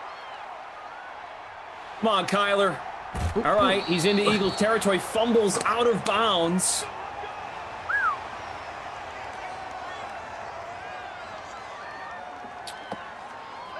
All right, we're going to have a quick post game, Rossi. Oh, I'm already ready. I'll just already tell you my players. Doesn't even matter what happens. Okay. I'll have him ready, should I say. I mean, I Of think course. at this stage, Ertz is already our player of the game. Yeah, Double-digit Ertz was- catches, bonus, 2 touchdowns. He played out of his mind. Yeah. He Jeffrey really did. just hit the bonus. Yep, in that last drive, he did, and there's out of bounds pass. Killing me here. I got an air fryer heating up. We're ready to roll here in the Rossi households. We're going to be back for the 8 o'clock with a marker. Mo, just for Rossi, I want second overtime. I'll just have to go to the bathroom and I'll come back. Murray scrambling, will throw. Oh, had Fitz again. Fitzgerald would have the bonus, no problem, if Murray could just be a little more accurate. That would be nice, because if they kick well, from this distance, they can't, they're out of field goal range, so they have to boot one or go for it. See what Kyler has. There's tricks up his sleeve. He's been running the entire drive, basically. That's been all the positive plays. 3rd and 8, got to get to the 32, and he gets there. Cox with the stop, but not soon enough. Let's look at our free roll.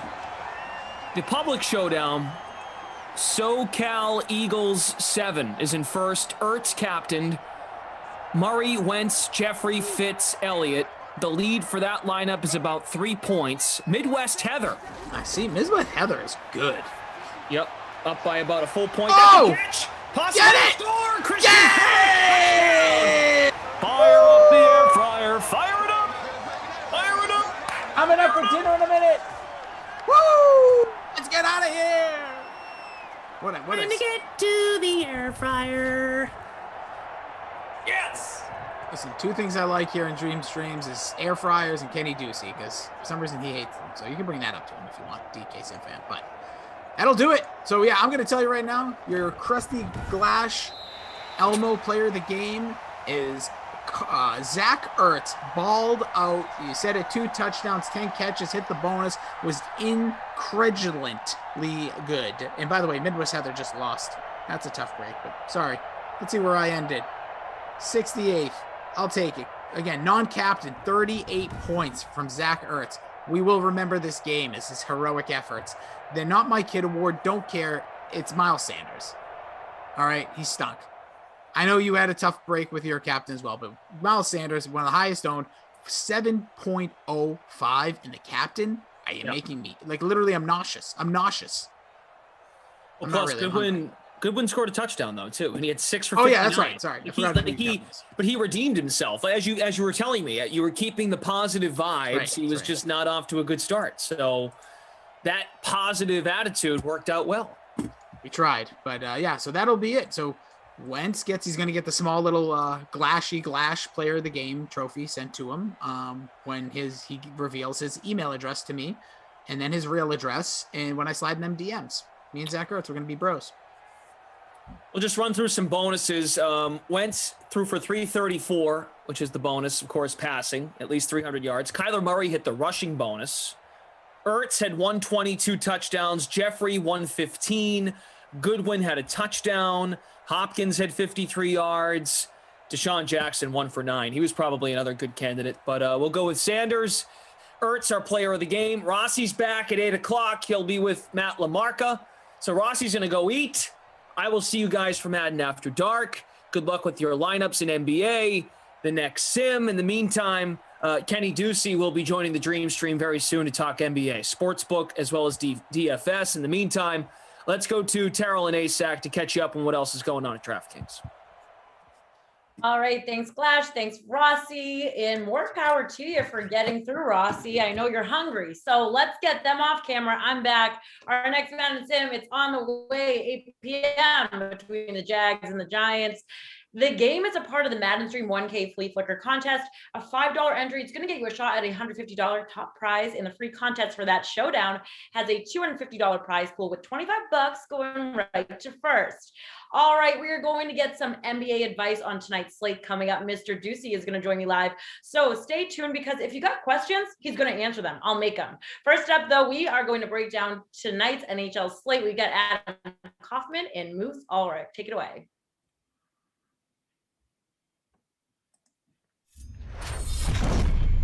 Well, unlike the NBA, it is a busy night in the NHL. We've still got some games ahead of us. Let's get into it with our DK contributor, our great hockey mind, our resident Canadian, Jeff Ulrich. I'm Adam Kaufman. How are you, Moose?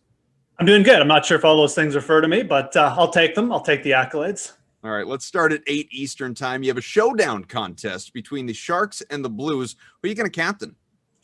Yeah, I mean, this one maybe has the most offensive potential of all the sort of later games on the slate for today. So, yeah, I mean, San Jose isn't a good team, but they've still got a pretty decent first line with some good offensive talent there. And I think realistically, with the way the Blues have been playing, not a great penalty kill at all this year, kind of bottom 10 in that area. They've regressed defensively a little bit, not getting great goaltending. I like captaining Brent Burns here. Again, we don't have a deep San Jose lineup, but Burns is still producing at a really high rate. He's averaging basically 3 shots on goal per game. He gets you blocked shots as well. And I think the important thing is, he can definitely produce big games on the power play. So, obviously maybe isn't the fantasy stud that we've seen in the past, but in his last 10 games, he's got 4 games with 15 points or more. And again, the Blues and Sharks have already played to like one sort of shootout game. And I'm kind of expecting the same thing here.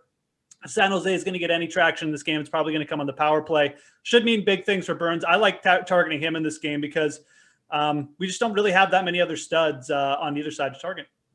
How about value? Where's that coming from? Yeah, value is definitely, I think you got to switch over to St. Louis here. San Jose, like I said, they got a nice power play one, but the rest of their lineup, it's not very fantasy friendly. So the Blues do offer some nice value options, though. Ivan Barbashev, 4K coming in, playing on the first line. He's really picked it up, too. With these increased minutes, he's had a couple 4 shots on goal game. He's had points in 3 games. It's a good spot for him. Again, you get guys like this getting bumped up. We've seen it from Barbashev before. Can produce a little bit of offense when he gets these chances. So at 4K, I really like him. I think the better target, though, is if you can get up to 6,400. Mike Hoffman, now in a top 6 role, he's a real offensive stud. I mean, when he gets in these zones and he gets top 6 minutes, he can really produce. And again, we got the Sharks here. They're basically like a bottom 5 team in the NHL right now, give up plenty of scoring opportunities. So Mike Hoffman at 6,400, for me on this showdown slate would kind of be like a must play. Barbashev, though, a guy, if you need a cheaper option, definitely should be on your radar too. Showdowns are fun, so are classics, and we do have a late classic, just a 2-gamer featuring the bottom half of the NHL's new West Division. That locks at 9 o'clock Eastern time. Who are you willing to pay up for here? Yeah, this is as far as 2-game slates go, we'll call it interesting, right? I mean, we've got Okay. 4 sort of offensively challenged teams, but this can kind of be fun for daily fantasy as well when you have, not a ton of studs to pay up for, and you got to kind of figure out like where's the offense going to come from. And for me, what I would start on defense in this slate. You pay up for a couple studs, Drew Doughty, Jacob Chikrin. Quite frankly, for the Coyotes and Kings, these are 2 of the most consistent offensive producers or fantasy producers in this slate. So get them, start on defense, pay up for the studs there. Both these guys play heavy power play minutes. Both of them produce some shots on goal and block shots. Doughty's coming in with like some nice recent form too. The Kings offense has actually been pretty solid. They're still a bad team, but the Kings are averaging over 3 goals per game going up against Arizona. It was a pretty good defensive team, but again, they're gettable. They're still the Coyotes. So I like paying up for Doughty 100%. You can pair him with Adrian Kemp on the power play. Kemp has been, really very consistent getting shots on goal. He's playing on the power play 1. And the other side, Chikrin, like I said, you can pair him with Clayton Keller. Keller's a bit more of a boomer bust play, but he's playing on the power play 1 too. So I think you start on the back end, you target that LA Arizona game, and you go from there. I guess that in mind, are you paying down considerably? Are you finding a lot of value because we are dealing with lesser teams with no clear-cut studs you have to get to? So the nice thing about this slate, I don't think you have to go that deep. Like, we have guys like I threw out, Clayton Keller. He's only 5K. So I don't think you're going to have to rostering like a ton of min price guys on this slate, but there are a couple options because, again, we're talking about teams with not a ton of studs. So even their second liners are going to be, pretty good value around 4K. A guy like Jakob Silverberg for the Ducks is always someone I consider when the Ducks are on shorter slates like this, like on later slates. He's only 4,100. He's just really consistent at getting his shot through, averaging around 3 shots per goal, around 3 shots on goal per game. And he sees power play time as well. Minnesota, realistically, like really not that great a team either. They've got an okay goaltending in spots, but they're coming off the long COVID break. They look pretty terrible against the Kings 2 nights ago. I think a guy like Silverberg could find the net here. And Tyler Pitlick is another guy for Arizona. He hasn't been like that great a producer over his last 3 games, but he's getting consistent top 6 minutes. He's only 3,100. If you do need a guy around 3K, Tyler Pitlick is probably someone I'd look to. Again, really good matchup for the Coyotes forwards against the Kings here. Let's take a stroll on over to the DK Sportsbook and look at some of the betting options here. Just as far as game totals, all the games that begin at 8 o'clock or later, they've got that NHL standard 5.5 line here. Is there one game more than another that you like to hit the over? Yeah, I'd definitely be looking. I know it's got the biggest total, like the Sharks and the Blues. It's the only game of these 3 late games that has a 6 total. The other 2 have the 5.5. You can get the over -105 on the DraftKings Sportsbook right now for the Sharks and the Blues. That's the game I'm realistic. I'm leaning towards the over in that game 100%. Again, the Blues are a team. We know them as a good defensive team, but in 2021, they really haven't been that good. Their goaltending has been up and down. Binnington's played well over the last 2 starts, but we've seen that from him. And then he kind of has a blow up game.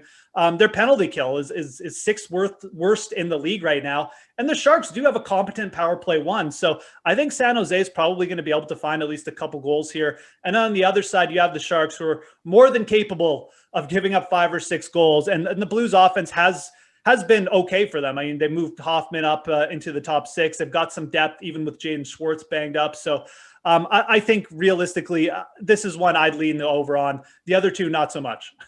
Do you have a favorite bet on the DK Sportsbook for these later games? And it's a perfect segue because, I want to target the under in these late games. And the main one is I want to target the under in Anaheim, Minnesota. You got to pay a little juice for it. It's -127 right now, the under in Minnesota.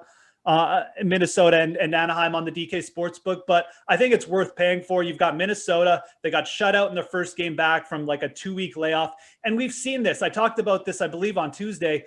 These teams coming off the COVID breaks, they just go cold offensively. And it's, it makes sense. I mean, they're rusty. They haven't skated for a bit. And the games just turn out to be slow and a little boring. And, you're going up against Anaheim, who is the worst team in terms of goal scoring in the league. They're averaging 1.9 goals per game. This just screams 3-1 game or something like that. So Anaheim's hit the under in 10 of their 14 games so far this year. And then again, you got Minnesota coming in cold. Kevin Fiala hasn't been able to get going. So I really like the under in Minnesota Anaheim. Might be a good night for the goalies, folks. Pay attention, right? As you get ready to build those lineups and place those bets. Moose, pleasure, bud. All right. Thanks a lot.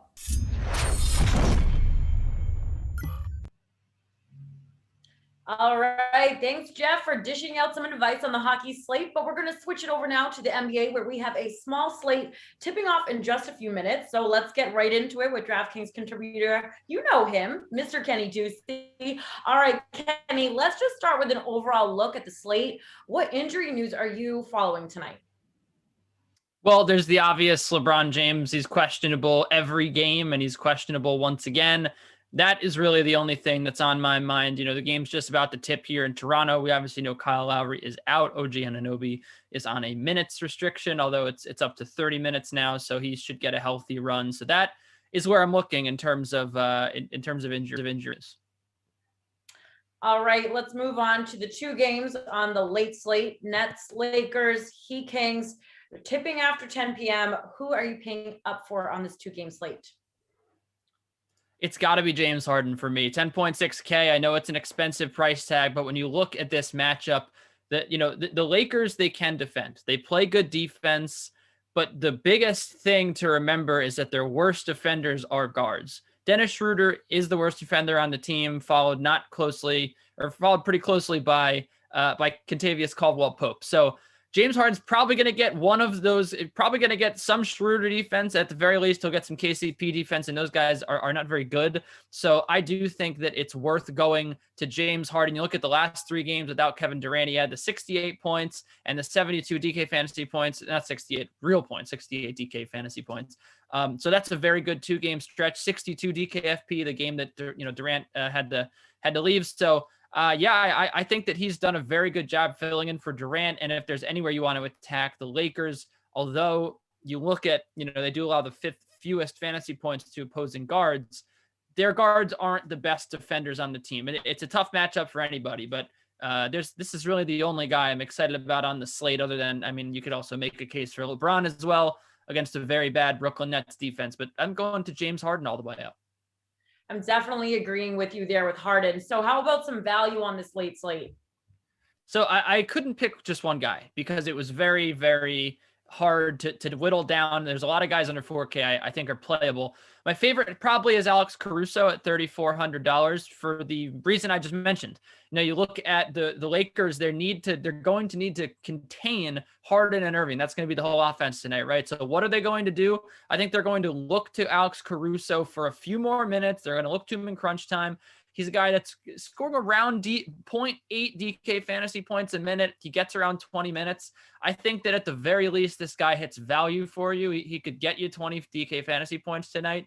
And it's always a bonus when you're playing a team that has a bad defense, one of the worst defenses in the NBA, and the Nets, which I'll talk about more in just a few seconds. And speaking of that game, sticking right there, I like Wes Matthews. Perhaps is worth the dart throw at $3,100. The Lakers are not seemingly that happy with KCP in the starting lineup. They're trying to work some guys in, see if there's another shooting guard on that team that could start. Wes Matthews has gotten 20 minutes in the past few games, but hasn't really done much with them. So he might be worth a speculative ad. You have Corey Joseph, 3,900, coming off that 32.5 DK fantasy point game against the Nets in just 21 minutes in what should be a really high scoring game. And Max Strus too. You got to look at this guy, $3,100. He, still no Goran Dragic. He's still going to get minutes. And this guy, when he's on the floor, he shoots the three ball so well. He's an electrifying scorer. I'm not sure what the minutes are going to look like for Strus, but I think that he's also worth a speculative play here. If he gets the minutes, he's going to score. All right, Kenny, let's talk the talk. Let's talk sportsbook. Which team in this late window do you like to cover the spread? I really like the Lakers -2.5. Again, when you look at this Nets team, their failures to defend on the drive are the most vital. That's the most glaring issue for them, right? That, they've gotten gashed on players cutting inside. DeAndre Jordan is not the rim protector he once was. And this Lakers team, that's just what they do. They love to drive. LeBron James, Talen Horton Tucker, all their guards, they just get to the rim very easily and they get fouled. And that is just not something that the Nets do well against. They don't really defend well in and around the paint, especially not with Kevin Durant's big body. So and also Kyrie Irving and James Harden obviously don't play, very much defense. So it's going to be very easy to get by those two.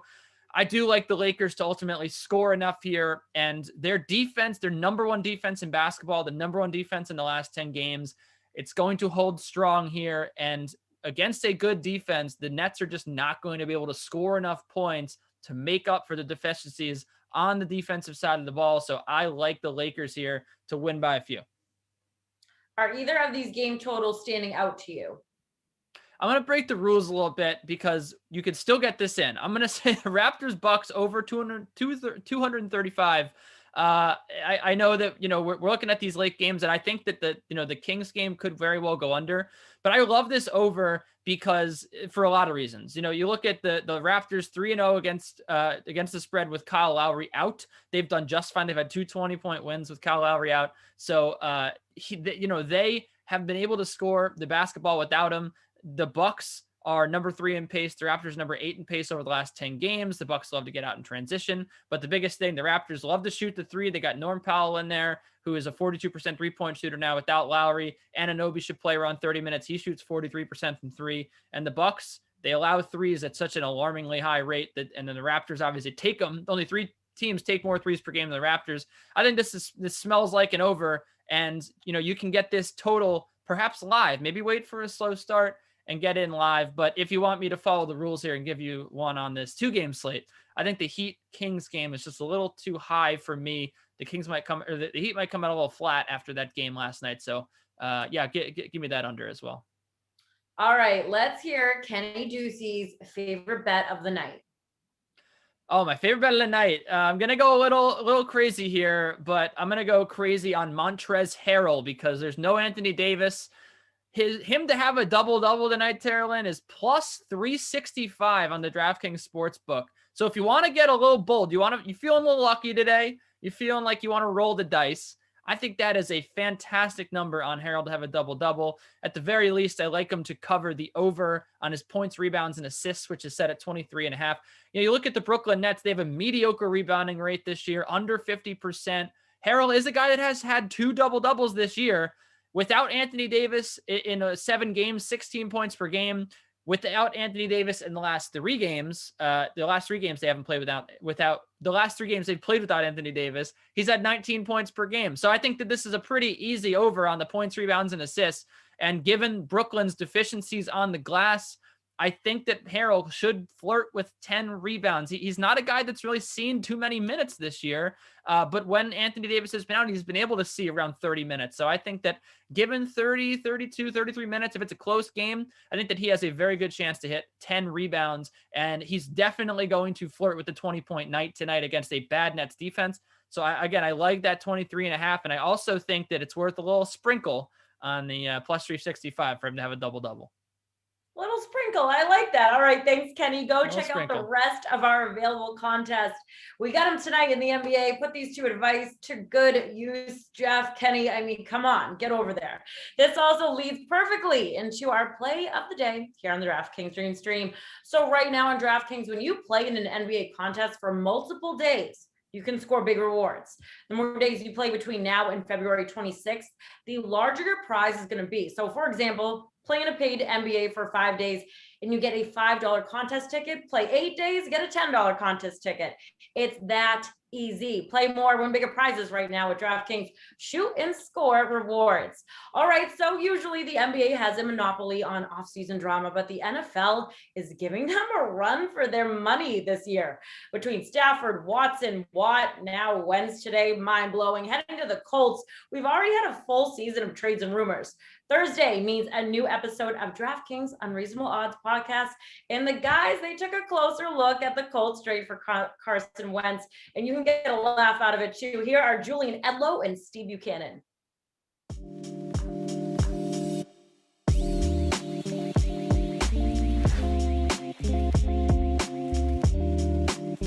Carson Wentz has been traded by the Eagles, going over to the Colts. And this has been an amazing story for me because the Eagles, came into this offseason all high and mighty, like they were going to get this, treasure trove of picks and everything for Wentz. And it just didn't turn out that way. You look at what they got. Oh, well, hold on. Well, hold on. What do you think the asking offer was to start? So when this whole thing started, the return that they wanted no less than what the Lions got from Matt Stafford from the Rams. So we're talking about, multiple picks. There was multiple first-round picks was even being thrown around. And the way I envision it is that the Eagles were coming into this offseason like they were Jordan Belfort trying to sell Aerotine International, calling up teams. So, they pick up their phone, calling up like the Bears, right?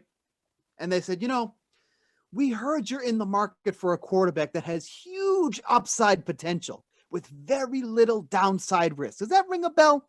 That's my Jordan Belfort impression. And the Bears go, oh, yeah, we are in the market. And they go, okay, I have this one. It's Carson Wentz. Hello? And then they weren't, no interest. Nobody wanted Carson Wentz. So the haul that the Eagles end up getting back after all of that is a 2021 third-round pick, big whoop, a 2022 conditional second-round pick that could turn into a first-round pick under these conditions reportedly. If Wentz plays 75% of the snaps, that's a risk right there with how injury-prone he's been, or 70% of the snaps and the Colts make the playoffs. So those are the conditions that I can turn into a first-round pick. Now, the Colts already had a couple quarterbacks on the roster prior to this. Jacoby Brissett already has been said that he was not in the mix for the starting position. They did draft Jacob Eason in the 4th round. There was some thinking that maybe he could be the successor to Phillip Rivers. But you just look at the season that Carson Wentz is coming off, and you look at some of the numbers that he put up. 57.4% completion rate amongst qualified quarterbacks, second worst in the league. 72.8% passer rating, second worst in the league. 6 yards per pass attempt, the worst in the league. 15 interceptions, the worst in the league, tied for the worst in the league. And let's not forget, Julian, I totally forgot about this. He took 50 sacks in 12 games. That literally totaled 10% of his total dropbacks, an average of 4.1 per game. So he's going in a much better environment in front of that really strong Colts offensive line. So the risk of injury definitely goes down, but with Carson Wentz, anything is possible. But at least from a standpoint of where he has the potential to succeed once again in front of that offensive line and they can stay healthy, this is probably one of the best landing spots for him. I think it's a great trade for both teams, honestly. The Colts, for clear-cut reasons, they need a quarterback, and they just got a quarterback that has shown us before that he can play at an MVP type of level. He has to stay healthy. That's a must. Now, if you look at the situation he's getting dropped into, though, it's just so much better than Philly, and it starts with the offensive line. You go from maybe the worst offensive line in the NFL to maybe the best offensive line in the NFL, at least a top 5 bottom to a top 5 best, or a bottom 5 to a top 5. I don't know why I worded that so terribly. Very strange, but okay. So he's going to be protected. He has weapons around him. He has T.Y. Hilton. He has Michael Pittman Jr., who's, I think, a very legit wide receiver. He was the first pick of the 2nd round, could have been a first-round pick. Showed a lot of flash at the end of the season for the Colts last year. He has running backs. He has pass-catching running backs. He has a good trio of tight ends that Phillip Rivers used in that loss to Buffalo in the playoffs. Everything's there for Carson Wentz to play well. All he has to do to stay healthy. And the thing that is the most involved with keeping him healthy, the offensive line, is one of the best in the NFL. So I think it's a great landing spot for Wentz. And then for Philly, I think it's a great deal because you get the 3rd rounder now. That's fine. You can use that on a piece. 3rd round picks are, nothing to bark at right now. And I think the pick has a great chance to wind up being a 1st rounder in 2022. That's why these conditions are on it. If Carson Wentz can't stay healthy in this situation, then he just doesn't have much value, and the contingencies on it represent that. And you get a 2nd rounder back and you say, okay, he is who we thought he was. He's made of glass. A 3rd and a 2nd are fine.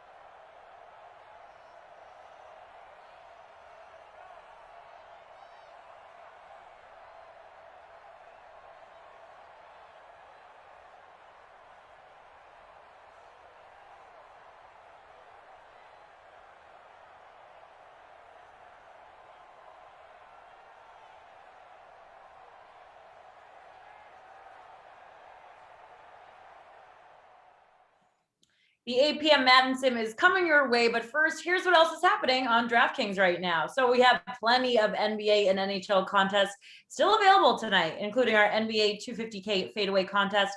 This is for the 2-game night slate. It locks at 10 p.m.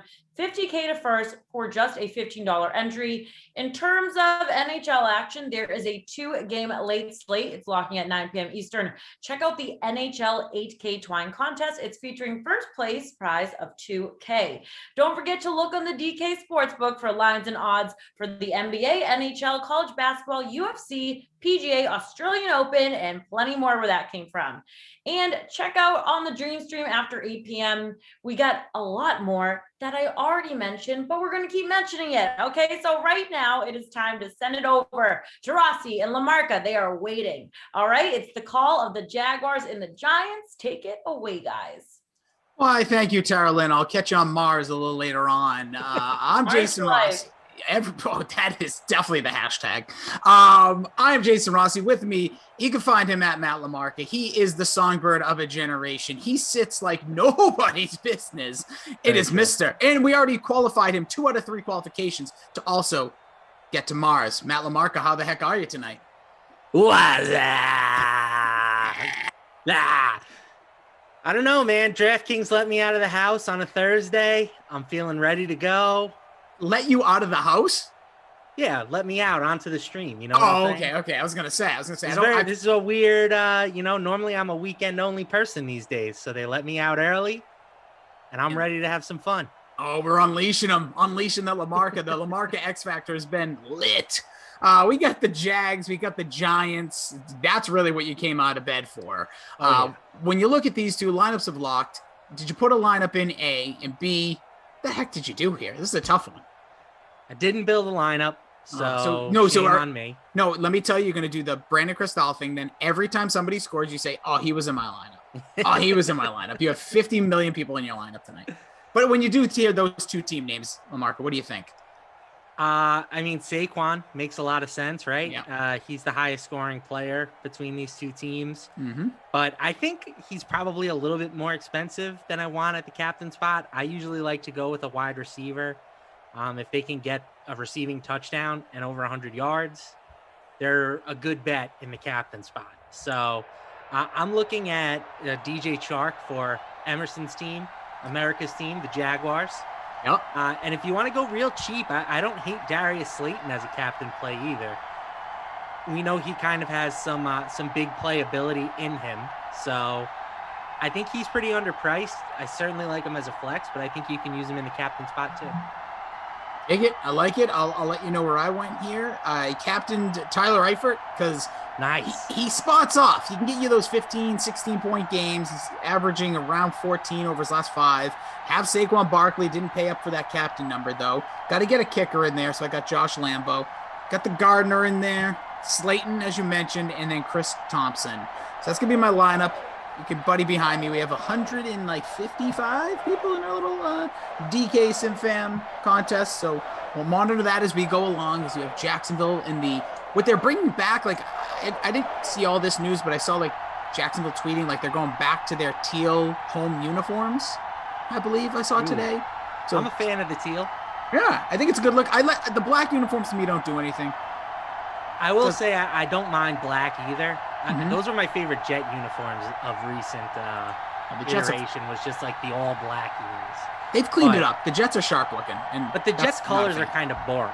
You know what I'm saying? The Jaguars have fun colors, like that greenish blue teal. I think is what you called it. That's a good word for it. Sure. Good color. So feature that some. It would be like if the Chargers didn't wear that powder blue. It wouldn't make any sense. No, you can't hide that. That's what the people are looking for. Give the people what they want. Oh, great way to start a game. Nice flag. By the way, we got to give shouts to our team here. It's a full effort. We had Tara Lynn, who kicked us off. She'll be back after the game. We also have our producer, Michael. Daniel's on the 1 through 7s. And we got my guy, Jimbo, holding it down for the ops. Solo mission tonight, just like Mars. We're talking about it. DK SimFam, let's just get right to it. You get a free ticket to Mars. You going? You taking the chances? You risking it? LaMarca, are you? Hell yeah, I'm going to Mars, dude. Yeah, Who wouldn't want to be on Mars?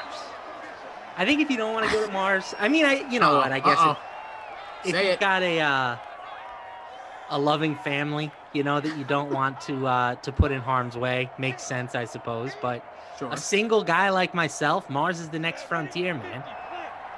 I think I like that. Like I was saying, like that's the only thing that has me a little hesitant that I have a son, but at the same time, dude, whatever. I could come, big sack there by the Giants. I could come back a superhero. We were talking about gamma rays. I could also come back a super villain. They have good runs for a little while. It ends badly usually, but I think there's superpowers to be had out there. Well, we'll I see think when if these guys come if you back. become a super villain, just keep it on a small scale, you know? Like, don't try Small to take crimes? over the world. Just, like, rob a couple banks, maybe. Dude, but I've been to Mars. Like, isn't that going to be like such like a bank's going to be like boring? It's a nice suppose. catch down the sideline. I'm not a Yeah, a huge superhero guy, but that's like how the Fantastic Four got their powers, right? Correct. A space You are trip. right. Yeah, a trip. They got it all. You know, they all got their individual powers. Maybe they're tying into WandaVision. I know you're not a superhero guy. It's just a little tease for people that do watch WandaVision. Yeah, could be happening. I watched the first 2 episodes and then decided I was gonna wait until the whole thing finished and just binge it. Oh, you lazy son of a gun. It's the best. There's nothing better than finding a quality show that you wait a week for. No, Because you get to hate it. think. Absolutely hate it. Lamarck, you remember things. You get to think about it. It's like football. We overreact for 6 days. If you just got to binge a season of football, how weird would that be? Yeah, I mean, I don't know why it feels different to me, but it does. Because obviously it's an erroneous comparison because one's a live sport. But I don't know. I like the old school way of week by week, build a community. Oh, look at this. Daniel's on your side, likes to wait and binge. I mean, there's definitely something to it. My all-time favorite TV show. It's a very divisive pick. People either love this show or they hate it, I feel like. But Lost. Yes! All-time favorite. How have we TV not show. talked about this before? Forget. All right, I don't care what the Jaguars and Giants do. We're going all Lost. No, I'm kidding. But that is by far my favorite too. Nothing sinks you in. Look at that. Jaguars like, what? You're not going to talk about us? We're just going to go D.D. Westbrook to the house. Touchdown, Jaguars. Yeah, that was pretty easy opening drive there for Jacksonville. Just right down the field. They just go 3rd and 7. They kind of lollygag their way down. Look at this, just a P right down the sideline. The Giants' defense might be the worst in Madden 21, which I shouldn't have underestimated. Wow. But yeah, some people are saying they're going to go to Mars. Oh, Robbie Noble says, if you go to Mars, you ain't coming back. What does that mean? There's people on Mars right now. You don't think they're going to make it back? It would be easy to practice social distancing on Mars. That's probably true.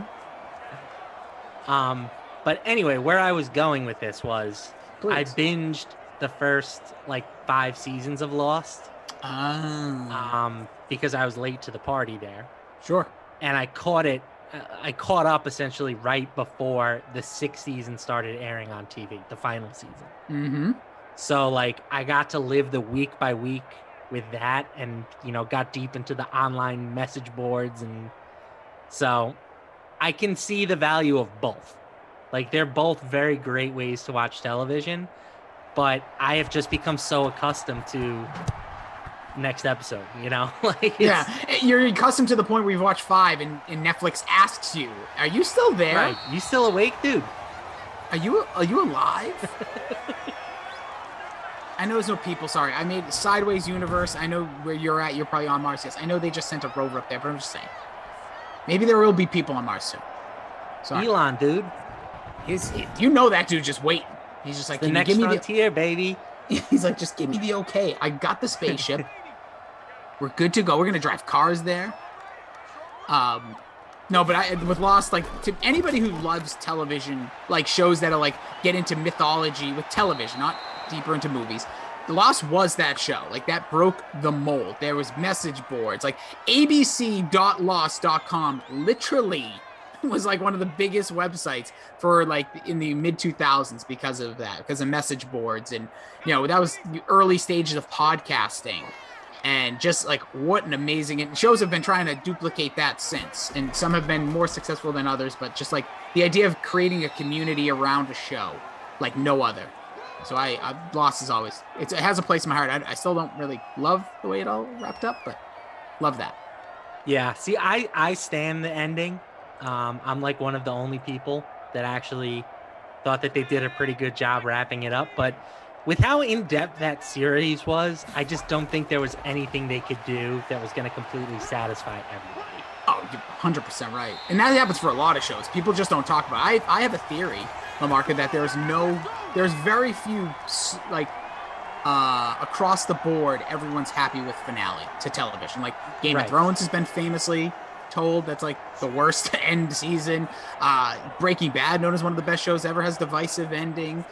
To Sopranos, which is very famous for their ending, also very divisive. Like, there's no such thing as like the world is just like, yes. We had a circus catch on the sideline here, by the way. Yeah, it looks like there's a challenge here, and I think it's gonna stay there. Slayton with a nice grab. Will it stay? You're in MetLife Stadium. Good catch. Nice grab. Way to go. Way to go, team. Go Giants. So, yeah, opening drive for Jacksonville. March down the field was a nice P from Gardner Minshew to D.D. Westbrook. So here we have the Giants on their opening drive trying to score. Obviously, the news of the day, aside from Mars and Lamarca basically signing up right now. He's on a website trying to enlist himself to Mars. We have, the trade, Carson Wentz going to the Colts. We've all been talking about it. Lamarca would be remiss. What are your thoughts? I think that it's a fair price, ultimately, that the Colts paid for it. You're not going to get a chance at a franchise quarterback for much less than that. Mm-hmm. And maybe if you put him in the right situation, you give him a better offensive line, maybe he can rebound. I mean, the guy was an MVP candidate just a couple of years ago. But from what I saw this year, the dude is done with a capital D. So my expectations are low for him with the Colts. But again, I don't think it's necessarily a bad gamble by them. If they couldn't get into the Deshaun Watson sweepstakes, and I'm sure that the last team the Texans would trade him to is the Colts. Sure. They're not going to have a chance at a good draft pick because they were a playoff team this year. Yeah. There's just not a lot of other upside swings that they could have taken. So the fact that it only cost them a third and a conditional second-round pick, I thought was pretty fair. But I'm not expecting him to really light the world on fire. Yeah, I think I'll just quickly recap what I said. I was with Flash earlier. I think it's a great move because the Colts, we saw, with Phillip Rivers, they went for a couple weird plays in that playoff game against the Bills. They would have won that game. Yep. They could have carried on into the playoffs and taken their chances against Baltimore and see what happens, but they did not. And Phillip Rivers retires. They needed to replace him. They're not looking for a rookie. Look at Saquon making moves, gets his way towards the end zone for a touchdown. New York Giants on the board, back-to-back scoring drives. There's the guy you talked about. A little pricey to put him in the captain spot, but if you paid up, we're in a cheapskate. You got to pay. Look at that, already paying dividends there is Saquon Barkley. But yeah, I think the Colts weren't looking for a rookie quarterback. They're looking for someone that has a veteran, has years in the league. I'm like you said, of course they would have loved to have had Deshaun Watson. I'm sure if Russell Westbrook or Aaron Rodgers, any of the fantasy rumors that were going around, they would have been in those conversations. Matthew Stafford, there was rumors they were in on it as well. A little too pricey for their blood, they said. And so Carson Wentz probably the next best option. And I think it's a smart move because, like you said, you went from Matthew Stafford, whatever you think of him, I'm a fan, but 2 first-round picks, that's a lot. And then you get Carson Wentz for potentially 1 first-round pick. And that's 2 years down the line. And it's all pending on playing and playoff performance. So if you do well and Carson Wentz is good and you make the playoffs, all right, well, we give him a first-round pick. Fine. If you don't, and he's hurt like he normally is, then it's a third and a second. Please, people give that stuff up all the time. That was an absolutely filthy touchdown run, by the way. Hey, this guy, the quad father, come on. Breaks a tackle, juke, and then the dive for the pylon. Very sexy stuff. Listen, coming from the sexiest man on the stream, so And I will say, the thing about Saquon Barkley, you mentioned, like, you do have to pay up for him, but he can pay off. That's why in my lineup, not that I'm great shakes in the early goings, but I faded Daniel Jones. Give me Saquon, and that's what you want to see. It's a good start for him. The ownership on Saquon Barkley, I just had it right in front of me. Where'd it go? He is 81% owned, captain, and 34%. So people are feeling him there. He's got that touchdown. D.D. Westbrook, the opening drive for Jacksonville. He had their opening drive touchdown. So just under 3 minutes ago here. Matt LaMarca, Jason Rossi with you. Thursday, it's 8 p.m. Don't check your clock. You're hearing LaMarca at night. It is crazy. He was released from, there was some rumors about things that were happening, but we found out they were not true. He's safe. He's here. I want to go back to what you said earlier about some of the TV endings. Please. So you mentioned The Sopranos. Yep. At the time, you're right. Like I would even say it was not liked at the time. Oh, hated at the time. It was like panned. Every newspaper that Monday morning was like, that is the worst. I can't believe this. So. Right. Apparently people called the cable company and they were like, what happened? The show shut off. And I'm sorry if I'm spoiling this for anybody. Oh, please. It's almost been you've had 2 18 decades years? to watch Yeah, it. seriously. But I recently rewatched, probably within the last year or so, and it Same has gone way up in my books. I think that like any sort of subjectivity about it, in my eyes at least, has gone away. I think I have a pretty firm feeling of how that show wrapped up, and it was enjoyable. I'm still team like Sopranos might not be the greatest show ever. As we get look at this, my boy DJ Chark It climbing is the ladder. Look at that. Go up and get you some, DJ Chark. Gardner Minshew just lighting up the scoreboard. 2 deep touchdowns so far in this one. We've got a barn burner in store here. These teams can't stop each other. Just the horror defense that we're going to see here. Pay dividends for your lineups. DJ Chark's 29th touchdown in Simland, Madden 21 style. But for me, as I was saying, for me and my definitive Mount Rushmore, oh boy, Sopranos is on it, but they're 4th. Oh, you actually order it. Oh, I know it. Yes. Okay. I have a clear top 4. Lost 1. The Wire 2. Breaking Bad 3. Sopranos 4. From my standpoint, hard to argue. Yeah, I think a lot of people would not have lost there. Obviously, the other 3 are pretty unassailable. So I'll be honest. So I first time ever watching The Sopranos was during this, pandemic lockdown binge. So I love the show. I miss it. Like, it's a show that, like, it was so good because it wasn't difficult to understand. And I don't mean that to be like I'm simple or like there's so many shows, and I'm talking about WandaVision where there's like intrigue and mystery and all stuff. The Sopranos was just maybe the greatest drama ever told, in my opinion. I love Breaking Bad when I watch that live, but there's like moments in Breaking Bad that just certain little moments I'm like, oh, come on. And there wasn't the vast characters that you get. Sopranos had vast storylines, characters, all fitting in 56-minute episodes. So like there's so much to miss with a show like that. And my show I need to watch, I'll go back to, is The Wire. I watched The Wire during a time in my life, dark days, LaMarca, that it was so much dialogue, and I was watching with friends. So I had 2 roommates. My now wife, girlfriend at the time, they had girlfriends. We were all talking during shows. You can watch like American Horror Story while having a conversation, or whatever, like American Idol, these shows that you don't have to like listen. But The Wire is like 58 minutes of straight dialogue, just like a writing masterpiece. And the first season I was all in. Second season was so much talking. I was like, we have to stop because we're not paying attention. Like, it's not a show you can watch like 10 minutes of and kind of get the gist of. You have to hear everything McNulty's saying in his 15-minute monologue. So the show I need to go back. McNulty's drunk half the time too, so it's not the easiest to understand him. But it's definitely for me, that show is all about the quote-unquote bad guys. Avon Barksdale, Stringer Bell. Oh, yeah. Just legends. Man, I'm really going to have to think about Mount Rushmore because I vary. Because Lost is obviously one of my favorites of all time. I'm a huge Friday Night Lights guy. I know it's random, but like, man, that's such a good show.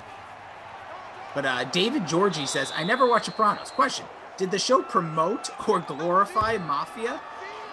Oh, I would say, yeah, kind of. I mean, they made, like, Tony Soprano was not painted with a pretty brush. You know, you got all of Tony Soprano, the good and the bad. But it did kind of glorify the lifestyle, I guess. Yeah, see, I want to almost say I wouldn't say it promoted in any sense, because that I didn't get that vibe. It glorified, but then also, like, the best part of what I thought the best part of the show was, like, it also, like, was the truth behind the mafia, which just isn't a spoiler. You just, if you know anything, like, oh, interception! We've had 3 straight touchdown drives, and there's Daniel Jones doing what he does best, throwing to the opposite team. The teal, sexy-looking unis here for the Jaguars. Yeah, it's intercepted. But just my point with that is I don't think it just showed, like, you're always on edge in the mafia. Like, you're all, like, as much as you want to be in, it's like that old term, like, the further you're in, the further you are from getting out. Like, it's just, there was so many great storylines in it. If you do have the option, if you have an HBO Max, highly suggest. It would be hard for me to hear somebody say, I dropped out. It's just one of those shows I think that has so much going for it. I saw somebody throw in the chat Prison Break. I never watched that. If you've never seen it, here's what I will say. Prison Break season 1 is a fantastic season of television. But it was one of those shows that it was like a great idea, but then because it became so popular and they renewed it, it was like, all right, well, what do we do now? This is the problem with network television. This is the one thing Netflix has done, I think, the best, or any streaming service. You can have one and done shows now. Like, you can have one, like, mini series that has become more popular, which used to be like an HBO thing. I'm a big fan of, like, let's not stretch this thing any further than it needs to be. Just like this game, we're stretching, and I love it because we're getting points here, Lamarca. We'll talk some more television and nonsense as we go along. Minshew, that perfect QB rating, 2 touchdowns, 129. Daniel Jones, on the other hand, has got a pick, 72 yards. Not much doing there. Running game, outside of that ridiculous Saquon Barkley touchdown run, not much really doing on the ground. Thompson's got 15. Barkley's got 22. And then who's the biggest beneficiary so far? Your guy, DJ Chark. He's trending for that bonus. He's got, 89 yards already. D.D. West, I'm blind, by the way. I'm going to be getting glasses. D.D. Westbrook, 38 yards. He's got the touchdown. Tate's got 48. Slayton, 24, and 2 from Conley. Those be the numbers so far through 1. Let's see. Oh, our guy Daniel. Listen to this one. See, obviously, I like Daniel. He's smart dude. Another one varies all the places. My TV Mount Rushmore. Obviously, it's personal. He says Stargate SG-1, Burn Notice, Fringe, X-Files. I loved Fringe for a while. Did you watch Fringe at all? I haven't seen any of those shows outside of the X-Files? A handful of episodes of the X-Files. Oh, yeah. X-Files is awesome. I'm sure that I would like them all. They all seem to be of that, sci-fi, supernatural type genre. Maybe not Burn Notice, which is Daniel. That's the one I was wondering. I'm like, yeah, because you have like Stargate SG-1 sci-fi, Fringe sci-fi, X-Files sci-fi, Burn Notice, like a USA drama. Just a good television show. Yeah, it's just like eyes. Yeah, it's like, dude, that's my jam right there. He had the right network, but obviously we both know it should have been Psych. So I'm not a Psych person. Not that I'm not a Psych person. Don't get mad at me. Oh, you know what? I'm sorry. I thought that was you with the podcast, but that's Billy. I have the podcast. It's a whatever you would call it, a side project of the podcast. Billy absolutely loves Psych. They do live. I think they're like live now. Who knows? They do it on Thursdays. Look at this. Another run. He's going to go to the end zone. Lamarca, this is insane. No, DJ Westbrook. Hey, as long as you say D, just over D, you're fine. Westbrook's second touchdown of the game. This is nuts. Gardner Minshew is playing like I guess I don't have to say that, like Tom Brady out here. I was getting ready to sing DJ Chark, but 'twas not DJ Chark. Thank God you didn't. Thank God. I had Elmo with me earlier. That song gives me the heebie-jeebies. Having a young one, I've tried to avoid it. The other day, came upstairs. You know what's worse than the actual Baby Shark song? Is variations. So there's like a Cookie Monster version that my wife, because we don't put a lot of television on, but she'll play music. Is he back to being the Cookie Monster? Oh yeah, he loves cookies. He has vegetables in the mix of it though. All right. We were watching an episode, like we just have random stuff on TV. So like most of the time it's music, a little before bed if you want to know a 1-year-old schedule these days, Lamarca. So if you ever if it's 5:30 you need to take a nap, put on, little Sesame Street or Puppy Dog Pals or whatever the heck we got going on. But yeah, he eats a ton of cookies still, but he mixes in the vegetables. Gotcha. Well balanced. Westbrook's second touchdown. That is a new sim high in Madden 21. A double touchdown effort. Go get him, Westbrook. Let's go for 3. Get him a Bundy. We got people over here in our Twitch. We see Alex Fox, CJ, Dougie, first time playing Fortnite, D-Train McLean, Smash Lana. By the way, our thoughts are, I know some of these guys were talking about it, thoughts with everybody in Texas. Like, it goes without saying that you guys are dealing with a whole lot of stuff that, I say this every time. We're up in the Northeast. It snows it's snowing right now, and it's freezing and it's cold all the time. Oh, fumble there by the Quad Father. It's picked up by Jacksonville. Was he down, though? I think he might have been down. With the naked eye, he looked down. Ooh, yeah. We'll see if they get a challenge here. But yeah, obviously, up here in the Northeast, when I first started, I'm like, all these people, come on. But now we see how serious things are in Texas. Anybody that's joining us or can't be joining us because of that, we're thinking of you. We're hoping some warmth, some good weather comes to you real soon. Because, heck, when we need you to warm up, because when we want to escape this crazy cold weather, we're supposed to come to you. But honestly, yeah, all jokes aside. Yeah. Seriously crazy. Fingers crossed, no more freezing pipes. I saw people talking they don't have water, the power, all the craziness going on there. So just hopefully we get through this thing soon. Hopefully this sim is warming up your life, bringing some fun to your otherwise craziness. Chef Duke says, Texas, you have my prayers. Love to see it. So that was not a fumble. As you said, your naked eye was right. Should be trusting your eyes way more than mine.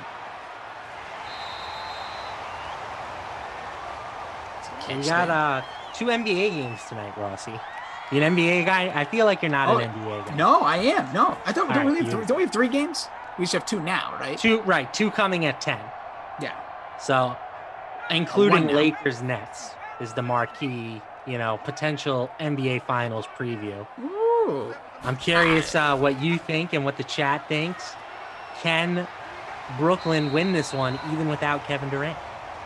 Well, if James Harden wants to go ahead and motivate himself like he did the other night and just literally put the entire squad on his back, offensively only, as we know, sure. I just think there is one man on the other side of that court that I don't think this is an off night. He doesn't really have many ways. LeBron James is not going to let. He doesn't care if Kyrie's on the court playing. We'll find out. I'm sure we'll probably have that news in an hour. But even knowing Kyrie's on the bench, there's nothing that motivates LeBron, I think, to this level than seeing Kyrie Irving on the other side. I think he will play without AD. He's going to play probably his best game of the season, in my opinion, because the Nets can't defend.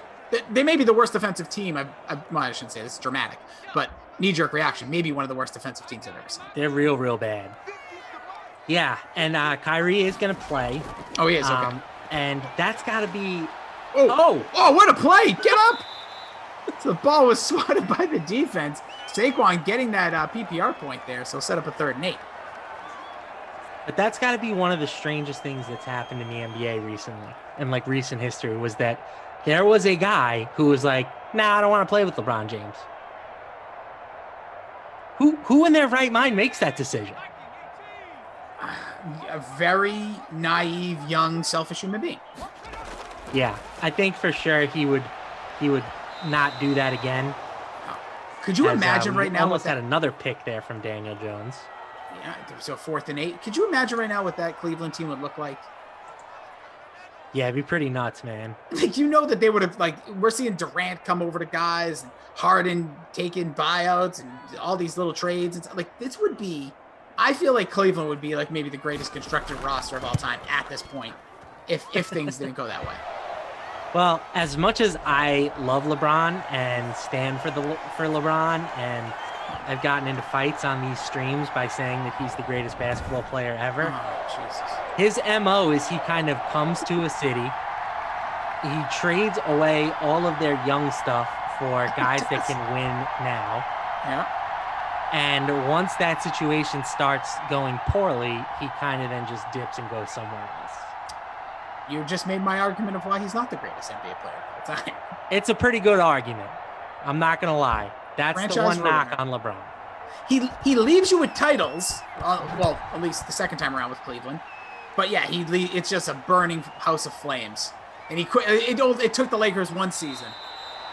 Even though, heck, listen, I don't know what you thought of last year's championship. Championships count no matter what, but I give them credit. They won the title for what it was.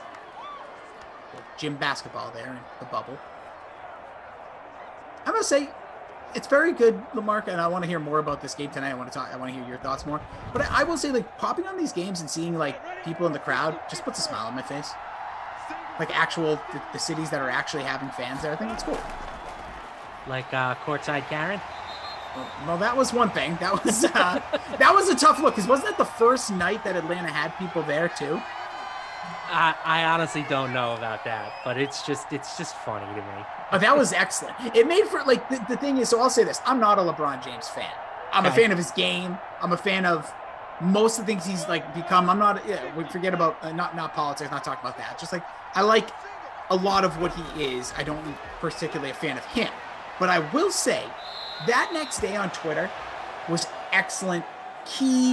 Like LeBron James, you knew he was probably going to get criticized by people like myself normally. Like, oh, why is he even chatting with her and saying that? But we need a little of that in the world. Like fun. He wasn't being mean. It wasn't hard. It wasn't saying anything rude necessarily. It was just very nice, lighthearted, funny stuff that me or you would have said. So I felt like LeBron was being a regular dude. Because guess what? He's not a regular dude. I think his exact words are, "Oh, she mad." Like, I love that stuff. Like, be a human being. Like, yes, you are supposed to be an icon. And you're supposed to hold yourself to a higher standard. But it's like that he didn't say, like I said, he didn't say anything bad there. Like I said, she mad. Because somebody else, with the report of like the courtside Karen and her remarks. It's good stuff. First punt here by the Jaguars after 3 touchdown drives. Gardner Minshew got sacked there. Kareem says, Scottie Pippen gave you the blueprint. It's okay to be Robin to Batman. No doubt. And the thing is, too, that's funny, and this isn't just a Kyrie thing. This seems to be everybody in the NBA is... Not everybody. That's probably an unfair comparison. But, like, nobody's just ever happy where they are. Right? Like, Kevin Durant wanted to go to Golden State so that he could be part of something that was just bigger than himself. Right? Mm-hmm. And he went to the Warriors and he won 2 titles. But then he decided, like, no, you know what? I'm not getting enough credit for these wins. So now I have to leave and I have to go do it myself. But then it's like, okay, but I'm not going to do it myself because I'm going to bring Kyrie Irving with me. And then, oh, we're also going to trade for James Harden. And, now it's like you can just see in the future one of the 3, it's going to come out, oh, X player isn't happy with their role in the offense. And so we'll see what happens. I mean, I am all for player empowerment. I love it that the NBA is essentially run by the players at this point. Yeah. They are the product, so they should have a say in their livelihoods, just like me and you have a say in our livelihoods. But it's just like, I'm looking for a little consistency, I guess, from some of these guys. We're also not getting paid millions by said outlets that we. I'll tell you right now, if somebody was offering me millions, I'd go there in a second. So we have got 2 things confirmed here tonight for Matt LaMarca. Offer him a trip to Mars, he'll be there. Tell him whatever you want for millions of dollars, and he'll do it. Pretty much. You know what? And I'll be honest, I'm probably right there with you. Just no filming. But yeah, so here, Daniel Jones, under 2 minutes to go, trying to get the Giants back within 1 score here. And lost is his number 1 show. That's right. He might be lost in life, but you know what? We're all found one day. I'll find you, man. I'll find you. But I do really like what you said about Kevin Durant, because I've been saying that has been my biggest critique that like, why are you leaving Golden State? Where like, let's be honest, I know like the injuries and things that have happened with Klay Thompson, but like, let's keep, and obviously Durant got hurt, but like, let's keep Durant there and like right now. And like last year, maybe the injuries don't happen, whatever. You can play the what if game all we want, alternative universes. But like, he's in a probably better to be liked position by like the average fan than when he goes to Brooklyn with Kyrie, who might be one of the more difficult people to like, and James Harden, which I don't know. I feel like he's 50-50 with NBA fans. I agree. I think it's a weird look, but and obviously not playing like outstanding, and they're barely ever playing together. That's a touchdown. Is that done? Oh, Shepard this time. Sterling Shep. Yeah, gets it in there. Second touchdown of the game for the Giants. It was Saquon earlier. There's Sterling Shepard. Right there. Nobody.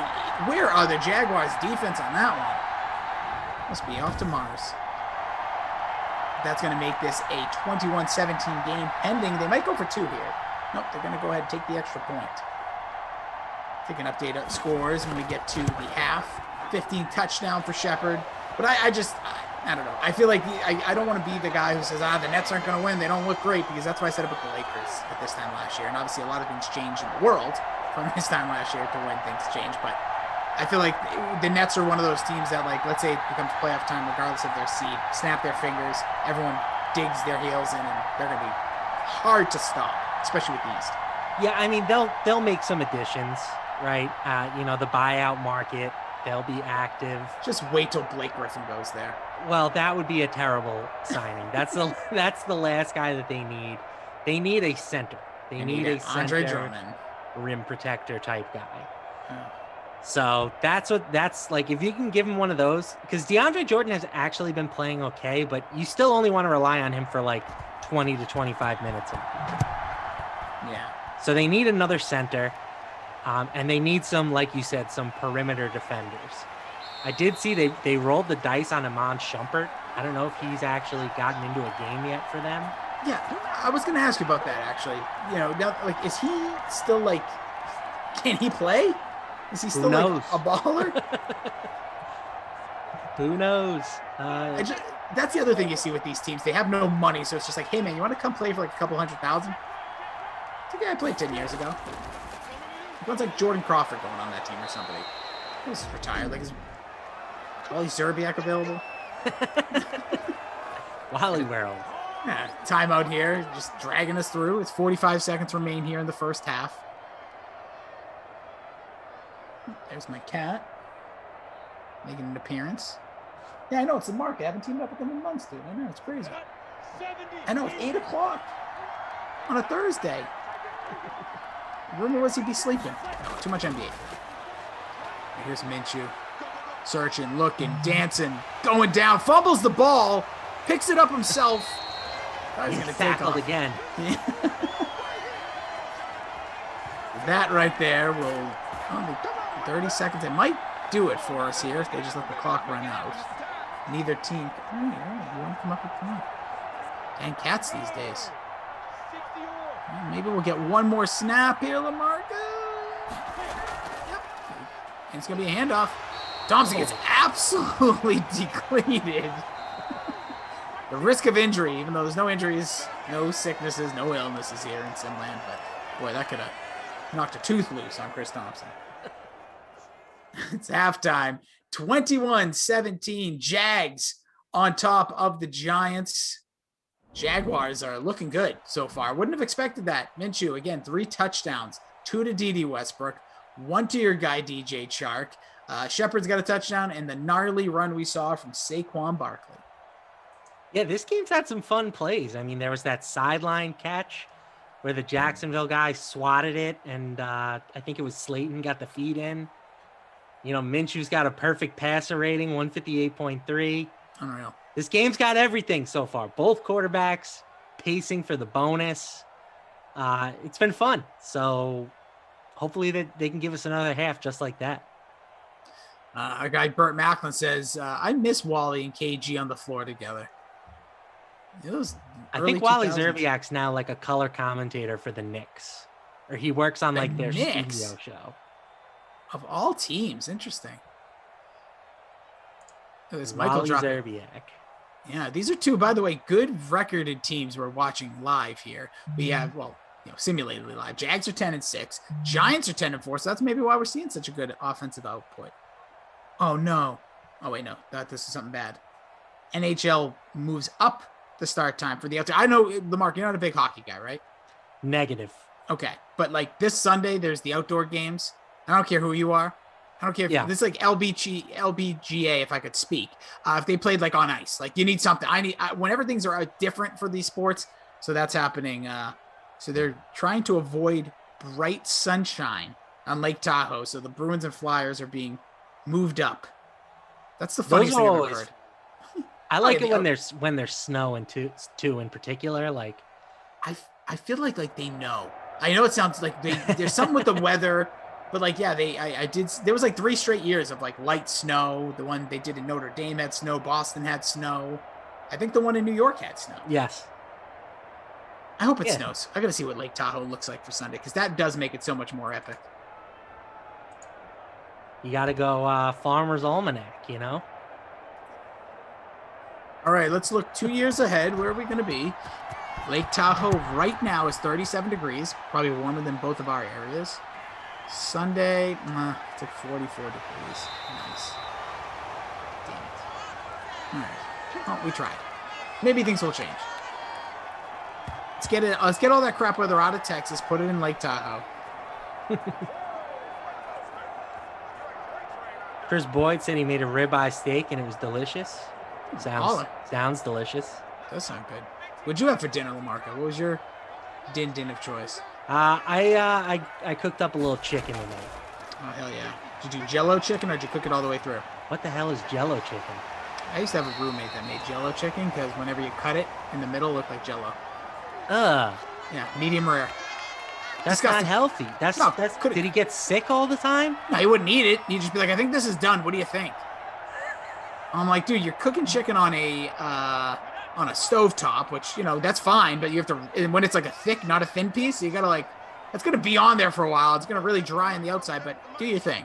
But yeah, we used to call it Jello chicken. Delicious. Nothing bad. If you want to lose 10 pounds. If you're not pounding your chicken thin, you're doing it the wrong way. You're talking my language. But yeah, so would you oven bake? You air fry? Lamar could tell me you're an air fry guy. No, I wish. Okay. That would be nice. We'll get you one. Just straight, I made some cutlets in the frying pan. Oh, hell yeah. There's the Lamarca. There's the Italian in you. Straight. Were you wearing a Beta while making it? I was wearing my beanie. That's it.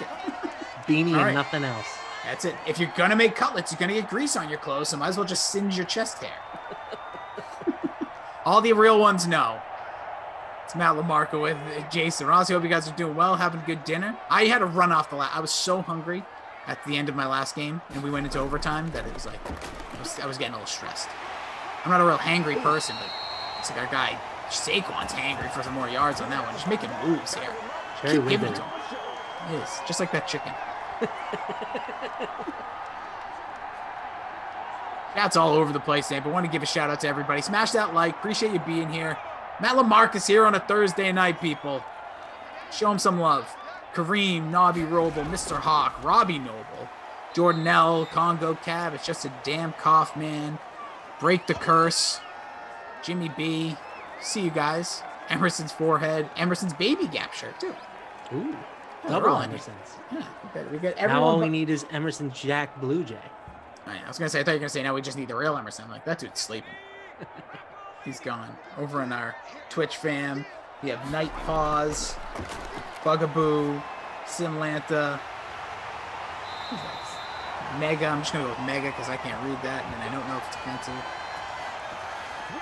Yeah, appreciate you all being here with us. Hope you're having a heck of a Thursday night. Little Friday Eve action on the Dream Stream. Lamarcus hanging around for the Madden After Dark with the Lash. I can't wait to see what you guys are screaming or lightly speaking at 10:55. Or 10:59, should I say. Yeah, I leave that one to Glash. I was going to say, I don't find you to be someone that's going to get real loud. I find it to be a little stupid. And listen, I'm all for doing some dumb things from time to time. Just ask my friends and family if you don't believe me. But like, yeah, just saying the same word over and over again for a full minute that ain't my my cup of tea. Now, everybody in the chat, you need to get Lamarca. We gotta rally behind him. He is 2 hours and 5 minutes away. Maybe something will happen between now and then. Maybe something crazy will happen at the NBA.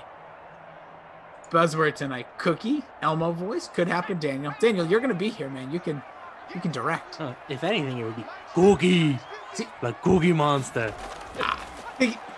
Daniel, you heard it. I think it was a good spot-on impression. I think you're in. Yeah, we had people like suggesting what characters we would all be earlier. I think it was like Lisa or somebody. Where's Ingram? Says, I hate gaming games. Oh, I'll tell you where Ingram is. He's right on the field, just not catching passes. We're going to get a field goal attempt here to make it a 1-point game. It's up. And it's good. Jordan said he had some lunch meat for dinner. Oh, yeah. I brought it up on my last sim that I absolutely hate the word lunch meat. Okay, thank you. It just sounds repulsive. It's okay. And you know what it sounds like? It sounds like the 10 cents meat somewhere. Like, it's not real. Like, when people say lunch meat, I'm like, no, like, did you have ham? Like, what do you mean? Like, is it Spam? Like, I don't know. I've always said that because I used to see, one time I was in Baltimore and you saw The Wire. I was driving through a bad part of town and there was just a sign that said lunch meat sandwiches and then had the dollar sign, but you could tell they had to keep scratching how much I wanted to charge people. This is like some random corner store in like the downtown Baltimore. So I'm not in the safest area of town. No disrespect to our Baltimore people, but a lot of people told me that while I was there. But yeah, it was just a lunch meat sandwiches on a cardboard like cutout box. And then it would just scratch out the price. It was $3 at the time I was driving by. I was tempted, Lamarca. I was like, oh man, $3. Like, but yeah, lunch meat. Yeah, I'm with you. Breakthrough curses. What was the end game with Kenny Ducey in the air fryer debate a while back? Did he give up in stating he's unhealthy? No, I'm just going to say this, and I'm not having this argument. Kenny stinks. We all know it. He said that an air fryer was unhealthy. And I'm like, dude, it's the polar opposite. And I couldn't go deep in with it. But I don't care if somebody doesn't have, like, if you don't have one, that's cool. If you do have one, great. But just like the argument was just ridiculous. So I'm trying to get everyone, I want to send him an air fryer. I mean, really cheap. Is air fryer healthier than grilled? I would say it's on par with grilled. But the idea of like frying, like what you did tonight, like I grew up on, we all like a chicken color. You're oiling up your pan. You got the grease. You got whatever kind of oil you're using. You're flipping it a couple times. You're just doused in oil, right? So that just takes all that process out. The air fryer. That's what it does. So if you're like wings, like I'm a grilled wing guy. I love me some grilled wings. But like during the winter when I'm too cold to go outside, even though I shouldn't be because that's the reason I bought a house, right? Like what the heck? But I put them in the air fryer and it does the trick. So that's how I look at it from that quote unquote health. And healthy means different things to everyone. But just like taking the calories usually come down when you eat out of the air fryer. Gotcha. But we all know when you have a conversation with someone that can't be wrong, it's tough to talk. Yeah. But nonetheless, air fryer is the same healthiness as an oven, says Jordan K. Not directly true, but not untrue in some ways. You don't have to spray as much, Jordan. I'm not going to do this. We're not doing this tonight. We're going to keep it on the up and up. It's Friday Eve. I'm with Lamarca. We both love the show Lost. Having a good time. Zach Morris is in the chat. My guy. Zach Morris is trash. Oh, I told you, the songbird of a generation. Follow Matt Lamarca. We need you to come. I was thinking about this. So before he came, obviously, the big hit. Everyone knows. We were all down in the dumps. 2020, worst year ever. Everyone said it. Till one shining day when you broke out Saxy Christmas. I think it turned the pandemic around. Things have gotten better. We've had our ups and downs. But I think it's really started to make this whole world better. I was wondering, Valentine's Day already passed. I'm sure you laid down, what you needed to swoon all those that needed to be swooned. But like St. Patrick's Day and Easter on the horizon. I think you got to work something. Yeah, I think St. Patrick's Day would be a good one. The only problem is that like those holidays are a little more niche, Oh, of course. Christmas, it's just so universal. Yeah, because even if you're sad on Christmas, there's still so much happiness around you. You got to like lift your spirits. I think. But I you will do my. I think St. think Patrick's that it would be more appropriate for like Arbor Day. When is Arbor Day? I don't know. I think it's tomorrow. It's tomorrow. Someday during the year. Arbor Day. Someday.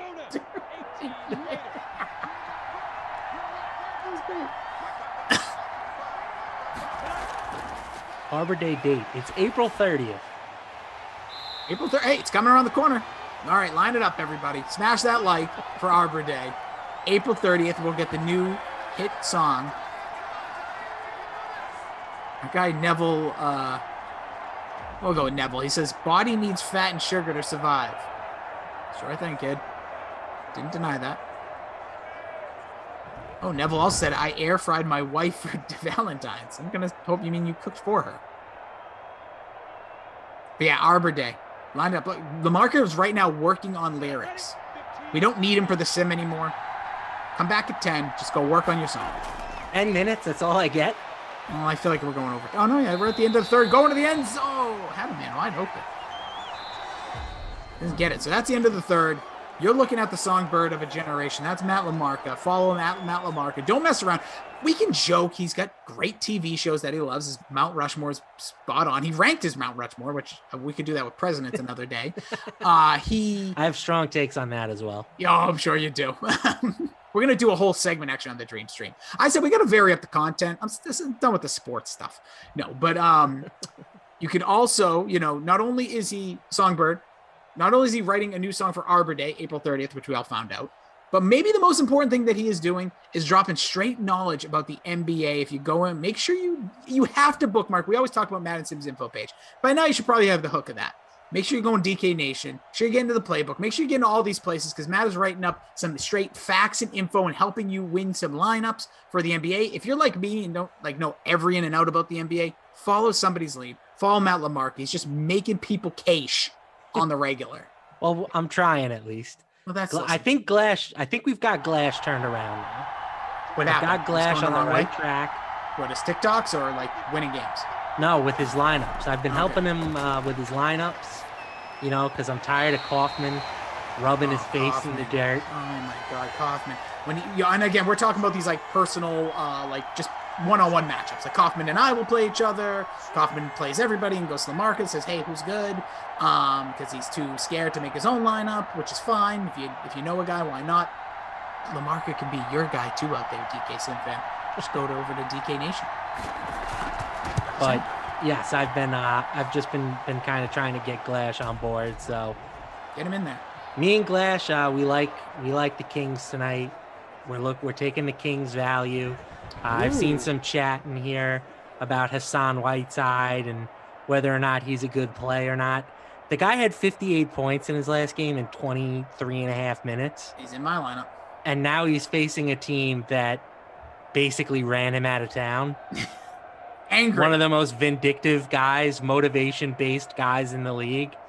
I'm calling a robust 1.75 DraftKings points per minute tonight for Hassan. Oh, I thought you were going to say total. I was going to say, you think he's going to break his leg? What? No. Per so minute. If he plays 25, I'm expecting over 40.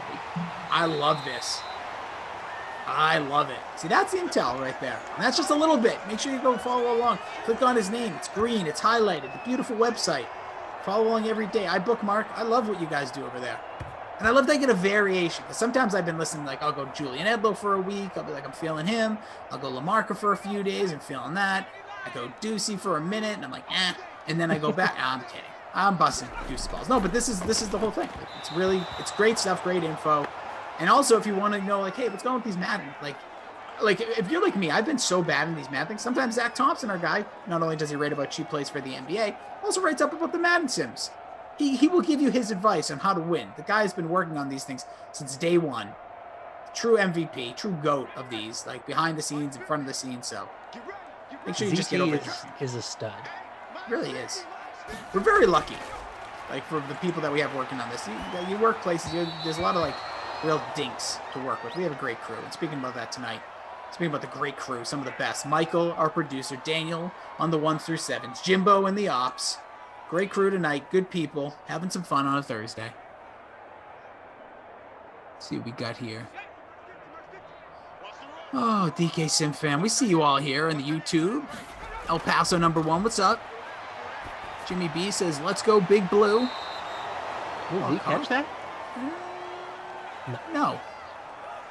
Nice toss there. Daniel Jones trying. Almost intercepted, almost caught. Couldn't tell what was going on there, but it is 24-20.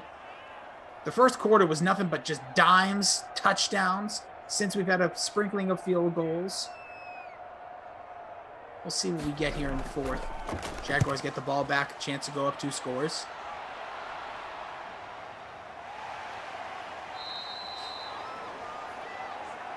Be nice in the chat there, people. We see. Perry Steele was hoping for a breakaway touchdown from Barkley. I'm surprised at this point we haven't seen Barkley just break one. Every time he's gotten the ball to Mark, he's made like 1 or 2 stiff arm or broken tackles. We could call it jiggly. Wiggly. Wiggly. One of those is. I'm jiggly. Saquon is wiggly. There's a Amen. difference. Same here, brother. Nice pass there. Jacksonville on the move. 38-yard line. 7 minutes to go here. Score here could put them out of, a touchdown here. Could put the game out of reach. Obviously not the sim. We're here in the fourth. Smash the like here if you're on YouTube. Hit subscribe. Hit the bell. You're notified every time before the Dream Stream goes live before the noon to set your lineups. Good way to remember there's a flag. Face mask. Yeah, that ain't gonna help your Giants defense.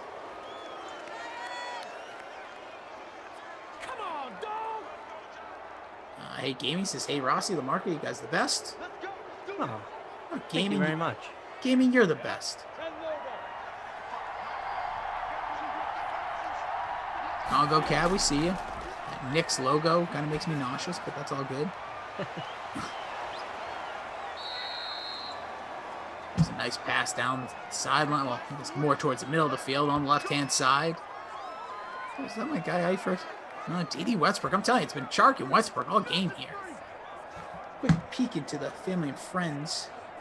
So he's Burgerman 60 with 113 leading the pack, and she's tied with Raiders for life. Guess he's a big Raiders fan. 6 minutes to play. Here's Minshew looking, searching. Has a receiver, highly contested, broken up pass.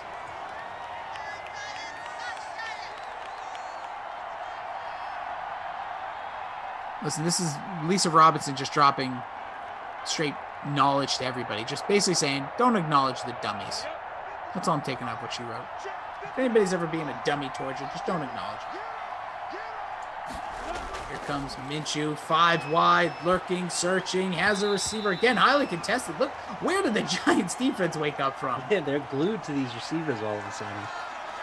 I will say, interesting decision facing the Knicks here with what to do with Julius Randle, who is just playing tremendous basketball and has said all the right things about like wanting to be a Knick. And the Knicks have had so much trouble attracting free agents.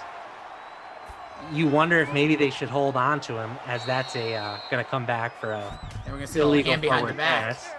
Look at that thing. Look at that symbol.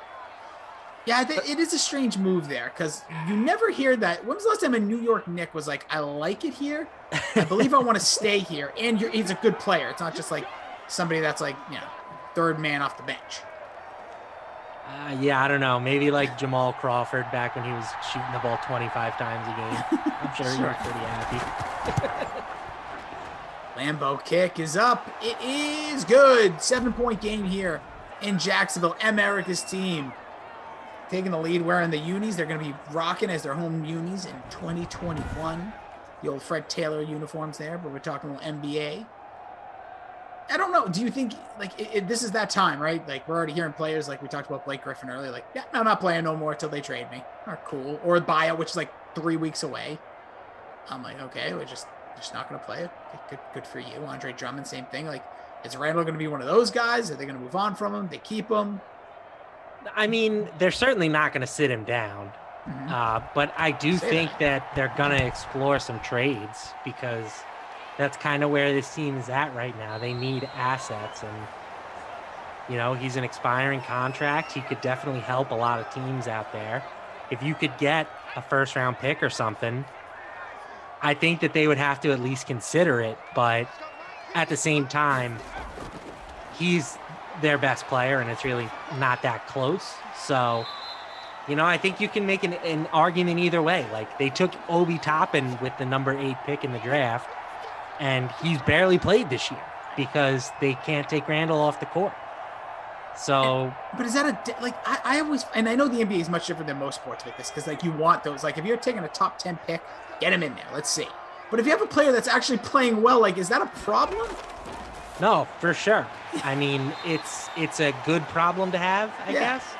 I mean, the Knicks are not in a position where they can afford to be missing on lottery picks, which they have done basically every year for the past decade. So it would be nice if Obi Toppin would starts showing some stuff, and they do have to get him some more minutes. Like, there's no reason he can't play with Randall. True, that's what I think. You know, play one of them at center. But they need to make some decisions. I'm so upset with how they're managing Emmanuel Quickly. You know, I would love to see that guy playing 30 minutes a night. Like, I get it if you want to keep him as a bench player, let him, carry sort of the second unit from a scoring perspective, but he's got to be playing as much as he can handle right now. Instead, we're bringing in Derrick Rose, and we're still playing Elfrid Payton. And it's it hasn't been the best roster management, I think, from Thibodeau's perspective.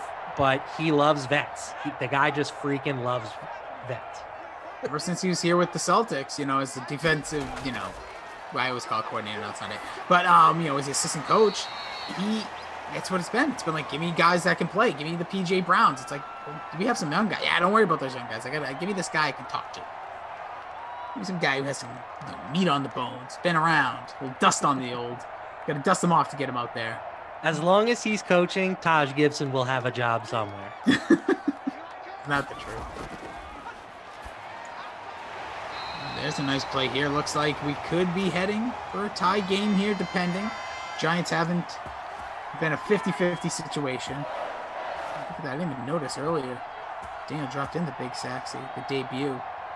Wait, that was 8/15/20? No, that wasn't in August, was it? I have no idea. That video says August 15th, 2020. That sounds about right. Daniel confirms. He does. Wow. Holy, I thought that, so would it come back? Like it made a second reprise there in like, what was it, like November? Oh no, this was not Sexy Christmas. Oh, this was the sacks. That was the day me and you did it the same day, actually. Because Emerson told me, that was a Saturday. I remember this. That was the noon. Emerson called me and said, dude, LaMarcus can smash the saxophone just like Saquon Barkley smashes his way into the end zone. 2:15 left. Touchdown City. Second one for the Quad Father. I thought you were going to say just like Saquon smashes leg day. Damn it, you know. Michael, can we edit that in post too? Just like Saquon smashes leg day. Want that tick again? Just like Saquon smashes leg day. We'll do it live. Cab says, is LaMarca really watching the Knicks?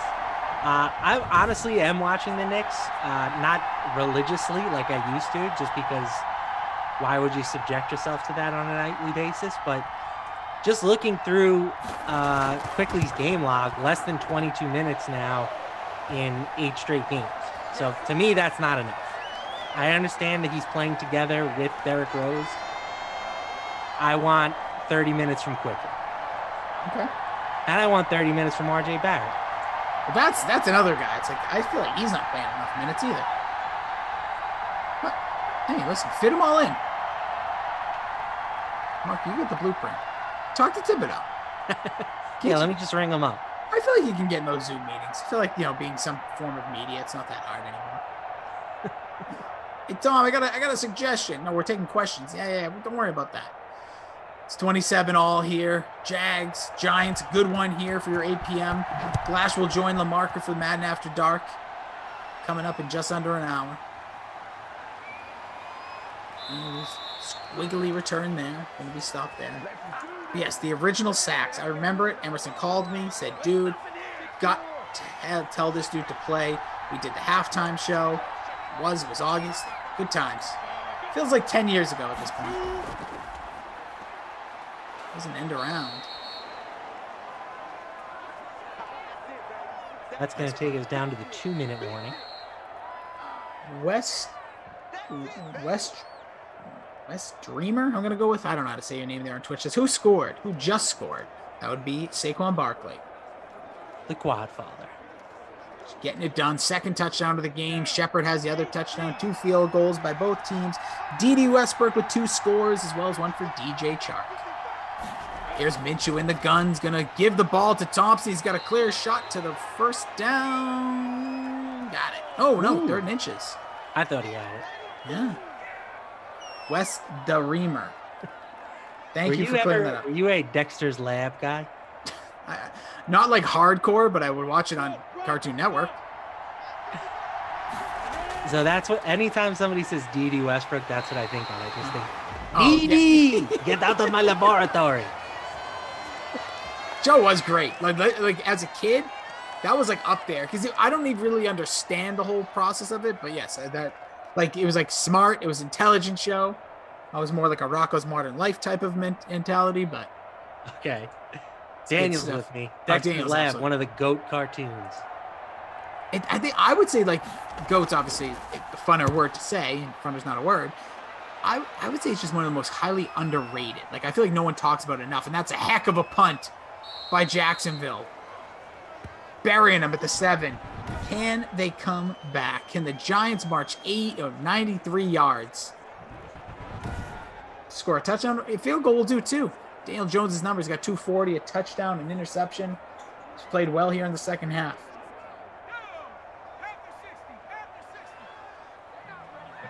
Let's see. Texas Live, we got TD. There's the pass. Caught. Oh, a lot of space. Oh, dancing around, going the wrong way a little bit, but too much wiggly. Yeah, sometimes you just need the right amount, right? Just a little bit of wiggly. Like salt and pepper on your meat, don't put too much. Minute 8, minute 7, the clock is ticking here. 2 timeouts remaining for the Giants. They're at the 22-yard line. They're going no huddle. You see Saquon, he's got his X Factor lit. There's Daniel Jones, takes the snap, looking, searching, it's going to Saquon. Gets it to him, stopped short, 54 seconds. Might have to take a timeout here. 50 seconds. We go into a second straight game of overtime. I'm not as hungry, but I could use a snack. 9:06 Eastern. Hope everyone's doing well. No huddle, 38 seconds. Who do you need in your lineup? Shout them out in the chat. Here comes Daniel Jones. Rifles one in. Ooh, was that caught? Yes, it was caught. Ball came out after.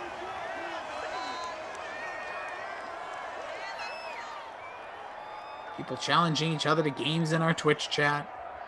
Over on the YouTube. My classic is looking good now, says Kate Murray. I'm glad to hear it.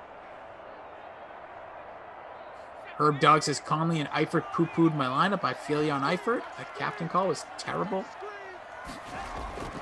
Here's a 3rd and inches. Wide open receiver. Again, not going far enough, though. They're going to have to pick seconds. up the pace, though, a little bit. Going to have to call this time out here. 20 seconds remain here at the 37-yard line.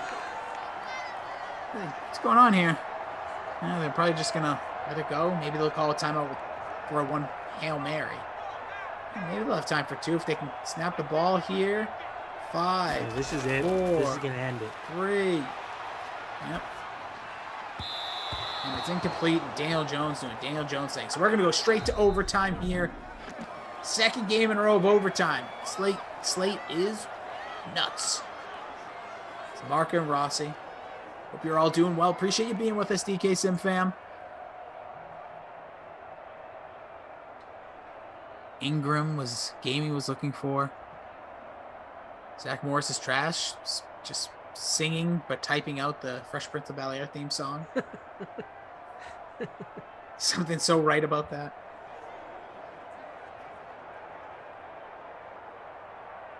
All right, let's take a quick look at the matchup in this one. I just saw someone just shared a, I guess, meme with me. It says, "Want to feel old? JTT, Jonathan Taylor Thomas, for those that weren't, a child of the 90s, is now 39 years old. 1 year older than Tim Allen was in season 1 of Home Improvement. Wow. I remember just when I was in elementary school, that was like the guy that all the girls had crushes on. Oh yeah, Tim Allen. No, not Tim Allen. He's an international sex symbol, Tim Allen. No, yeah, same thing. That's when everyone was getting the split cuts. Could this be here it? we go. Go all the way. Hello. It's gonna be D.D. Westbrook, his 3rd touchdown of the game. Walk Don't it off, sleep D.D. on him. Get out of my laboratory. That's gonna be it. Ball game. Jacksonville, 1 play. It's all it took, LaMarca. While we will wrap up before we get the heck out of here. But yeah, JTT was like, who wasn't swoon? I bet you Terrell Lynn even had a thing for Jonathan Taylor Thomas. We'll find out. She might be too young for that. But I don't care. All right, I may be too young, but I still had a thing for Ginger on Gilligan's Island. I don't know what was going on. It was weird times. My body was discovering. I don't know. But with all that, LaMarca, we had an action-packed one here. We went to overtime, had tons of points. You made this night so much better for me. Glash was fine. You were outstanding. Oh, thank you. It was a pleasure, man. But before we get out of here, who's going to be your crusty LaMarca player of the game? I mean, is there any question? It's got to be D.D. Westbrook. Yeah, this dude was unreal. 3 touchdowns, probably like 200 receiving yards. I think he had like 700 receiving yards. It's crazy. It's the wildest game I've ever seen. So yeah, D.D. Westbrook, we will send you a mini trophy when you follow me on Twitter, and I'll slide into your DMs, and we'll become best friends. It's going to happen. Minshew hit the bonus, by the way, obviously on that last play. 4 touchdowns for Minshew also. Don't sleep on him. Burger Man 60 looks like he's going to tie with Raiders for life this contest. So that'll do it there. 185 receiving yards for Westbrook. Holy smokes. What a game. What about your Not My Kid award? If you want any nominations, I can give you one. Yeah, I want a nom. Because I have my heart set on being very angry at Mr. Tyler Eifert. In the captain was 2.7. Just 1 catch, 8 yards. Yeah, that ain't going to do it. No. Everybody else. Tyler Eifert it is. Yeah, everybody else outscored him by like a gajillion. Josh Lambo had 12 points, and freaking Tyler Eifert with 2.7 in the captain spot. Angry. Anyways, but no, all due respect to everybody. Appreciate you all joining us tonight. Hope you all had as good of a time as me and LaMarca did. I can't tell if LaMarca is the happiest man in the world or the saddest man in the world because he's just so level-headed, and that's what I love about him. You know what? That's a compliment. I'll It take is. that. Dude, nothing I can like rock a little you. mystery, I like to keep people guessing. Got me guessing. But listen, at the end of the day, the most important thing I'm taking from this, Lost, The Wire, Breaking Bad, and Sopranos. That was his Mount Rushmore. In that order. In that order from 1 to 4. It's insane. This man is incredible. But let's get the heck out of here. LaMarca, you'll be joined by Glash. It was an absolute pleasure. Follow him at Matt LaMarca. Check out all the stuff over at DraftKings. Make sure if you want to win some cash, get in with him. LaMarca, any parting words for the fine folks? See you at 10.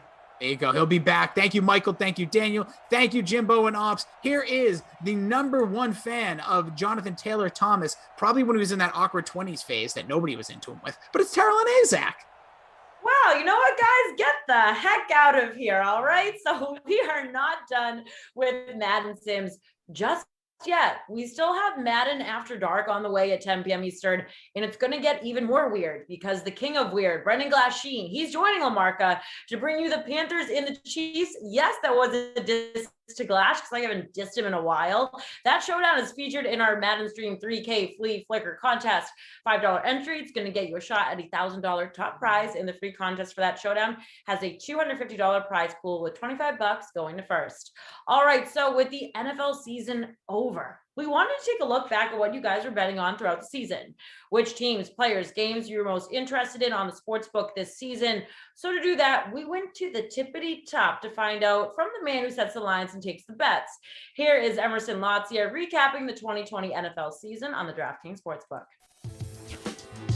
All right, guys, with the 2020 NFL season now behind us, it is time to look back at what everyone decided to bet on. And there's no one better to talk to about this than the DraftKings Director of Race and Sportsbook Operations, Johnny Avello. What's up, man? How are you?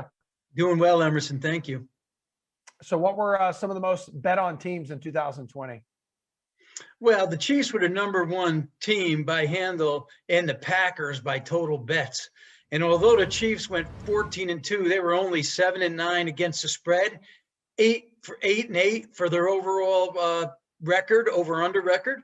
And as for the Packers, who won 13 games, they were 10-6 against the number and went over the total 9 times in 16 regular season games. That was a much greater outcome for the bettors. Hey, who'd you see like the least amount of bets on? Anyone out there like just like, yeah, I'm staying away from that team? The Cowboys were a team that they stayed away from after the first 5 or 6 weeks. They were terrible. Yeah, I feel that. How about some of the most bet on players? Patrick Mahomes made the bettors money. In most weeks, he passed for over 4,700 yards for the season, 40 TDs. Aaron Rodgers also rewarded the bettors in props betting. He passed for 51 TDs and won the MVP. But Derrick Henry was the #1 player in both bets and handle. He was played almost every single week to score the first TD in the Titans game and also on weekly wagers on over the rushing yards total we posted. What surprises were there for you, though, in that category, most bet on players? Anything stand out? No, I don't think so. What stood out to me was not the players being bet on. It's the score the first touchdown. That seems to be a very popular bet now on our network. Yeah. How popular was Tom Brady? Oh, Tom Brady, he hasn't lost his charm, that's for sure. Yeah. What about what single game stood out to you? Which like took the most bets on? The single games that took the most bets were there were actually 2. The biggest wagered game handle-wise of the regular season was the Ravens at the Patriots in the middle of November. And that was a slight stunner. But one that was the most surprising to me was the Bucks at the Giants on November 2nd. That was our biggest Monday Night Football handle ever to date. Tough to answer the pregame why they bet that. Bucks were coming in and 6-2, and the Giants were 1-7. But a good piece of the action from that game came in the in-game wagering, where the Bucks were down 14-3 at the half. Bucks scored late in that game, if you remember, to take the lead. Then the Giants scored with seconds left and then missed a 2-point conversion to tie the game. It was a very entertaining one. So like most interesting bet that you guys took this season, like you're going to look back on the 2020 campaign and think what?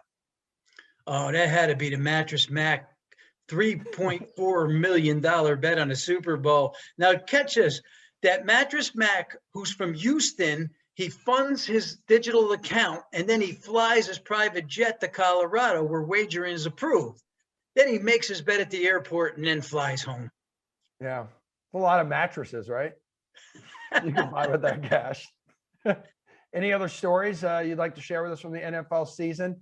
Anything we don't know about that didn't make headlines that you now could take us behind the scenes? I don't know if this is behind the scenes, but when it was announced that Tom Brady was heading to TB, Tampa Bay, back in March, April, our future book to win the NFC and Super Bowl was flooded with Bucks wagers, and that pattern continued throughout the entire season. That turned out to be a lucrative payout for those backers. Some had that bet at 40 or 50 to 1. How did the number of bets like on the NFL this year, Johnny, compare to years past on the DK Sportsbook? Since it was our biggest NFL season by a wide range, and remember, we're only in our 3rd year, of course, the ticket count was off the charts, way off the charts. How about 4 times as much off the charts? Yeah. Damn, that is a lot. That's good. That's a good sign. It's good news. But all this talk about football is now over. What usually takes over as the most popular sport this time of year? Well, all current ongoing sports continue to have a strong support, but basketball, both pro and college, have taken the lead.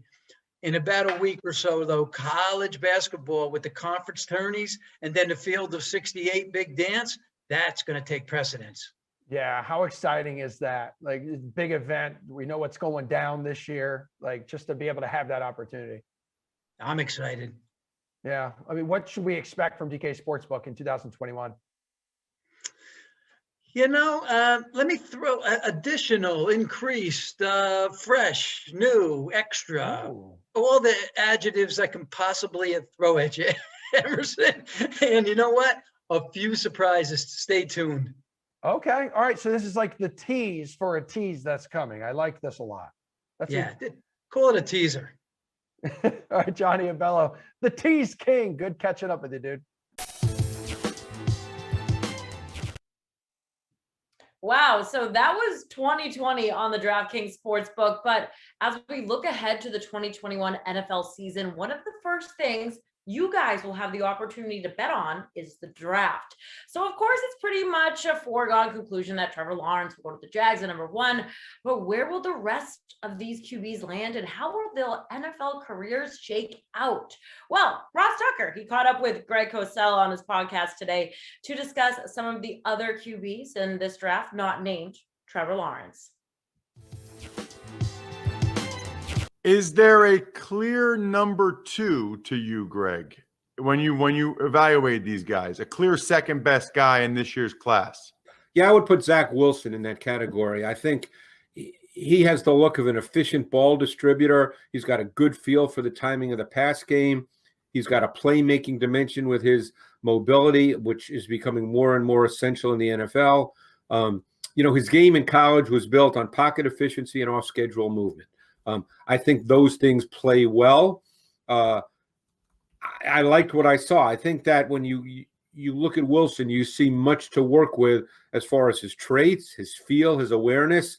I think as you transition him to the NFL, you look at a Shanahan, you look at a McVay, you look at those structured, well-schemed offenses, and you add a playmaking movement dimension, and I think Zach Wilson kind of fits that role. He can run the structure well, and I think he has the movement ability that you look for. I've heard people say Aaron Rodgers. I've heard people say there's some Mahomes in his game. Did you see either one of those two things? I don't think his arm strength is quite at that level. I mean, Mahomes and Rodgers, you're speaking of really high-level physical talent, arm strength. I mean, Mahomes has a gun. Rodgers has a great arm. I would say Wilson has a good arm, but not a gun. I don't think he's a drive thrower, and evaluators will draw different conclusions. Obviously, some you've spoken to seem to put him at that level. I did not quite see his arm at that level. Now, some of that was a function of his lower body mechanics, which at times were casual and careless, and that needs to be cleaned up, but that can be cleaned up. You can clean up a quarterback below the waist. You're not going to change the way he delivers a football, but I thought he had a very good feel for the pass game. I thought he saw the field well, and that's always important. That's a tough thing to teach. You really can't see guys to see the field if they don't see the field well. What about the other guy that gets talked about a lot as perhaps being the second best quarterback? There's a lot of talk about Zach Wilson and Justin Fields from Ohio State. Yeah, Justin Fields was an interesting watch. He's another higher level traits prospect, both as a thrower and as an athlete, but I think there are concerns with him. And I actually talked with a quarterback coach, and we kind of shared the same point of view. So it was interesting. But he has some issues with recognition, with vision, with elimination and isolation from the pocket. I think there's much work to be done with him when it comes to throwing with the needed timing, recognizing early in the down or pre-snap where the ball needs to go based on the coverage. There's no question he can drive the ball with velocity. He can make those pace throws. But I got the sense watching the tape that he needed things to be clean and defined to be consistently successful. I think he'll struggle with pressure early in his career. I remember watching the Indiana game, and they blitzed a lot, and it caused issues for him. So I think he's just a beat slow with what he sees, and that gets into that conversation again about, Can that be improved at the NFL level? Can he develop those sort of nuances, those disciplined craft subtleties that are demanded in the NFL? But we know, Ross, that guys who can move around, they play early and they make plays off schedule, and he can do that. Yeah, I mean, most of what you've said about him are the same things I've heard a lot of other people say about him. I do want to get to these other guys. So let's get to Trey Lance from North Dakota State. As a former FCS player, 1AA back then, I'm fascinated. Yeah. By everything about. I'm fascinated that a guy can be a redshirt freshman at North Dakota State and then essentially go pro from there. That is amazing. Like, I know. What a world. Well, I watched 7 games last summer, because I was home last summer, and obviously he didn't play this year. He's another high-level traits quarterback. He's got a strong live arm, excellent athleticism. There's a twitch and explosiveness to the way he plays, both throwing and moving. Obviously, he gives an NFL team that design run game, which, hey, he's not quite Lamar Jackson, but we see the value of having that ability and how it's very difficult for defenses. He obviously can make second reaction plays, both throwing and running. He's got a live arm. He's got the athletic profile that fits the evolving mold of today's NFL quarterbacks. I think the playmaking dimension to his game will get NFL teams excited. He's got a live arm, an easy delivery, and he can drive the football. So he's got a lot of traits. The issue, and there's a lot of teams, a lot of scouts who believe this, is level of competition and taking the year off. Not his doing, obviously. So those do factor in, but he's got a lot of traits. Don't want to put words in your mouth, Greg. Sounds like you're more excited, more intrigued, whatever the word would be, in Trey Lance than you are Justin Fields. Is that fair? I would say that's probably fair. To use the term that the quarterback coach I spoke to gave to me, which I agreed with as soon as he said it, Fields scares me a little bit, which doesn't mean he won't be a good player. There, as you know, Ross, there's so many variables that go into whether a quarterback with good traits makes it in the NFL. There's team, there's scheme, there's coaching. So I'm not saying Justin Fields won't make it. I just think that there's things that need to be worked through, and you never know if they get worked through. All right, last time of the night, I'm mentioning it, so pay attention. It's time for the DraftKings Dream Stream play of the day. So right now on DraftKings, when you play in an NBA contest for multiple days, you can score big rewards. The more days you play between now and February 26th, the larger your prize will be. So for example, play in a paid NBA for 5 days and get a $5 contest ticket. Play 8 days, get a $10 ticket. It's that easy. Play more, win bigger prizes. Right now with DraftKings, shoot and score rewards. Okay, so we've talked about NFL, NBA, NHL, and even college sports tonight. But the Major League Baseball season is right around the corner, and we had some major news drop last night. Fernando Tatis Jr. signed a massive contract, new 14-year contract with the Padres. So for a breakdown of the contract and a look ahead to the season, here's the latest episode of the Unreasonable Odds podcast with Julian Edlow and Steve Buchanan.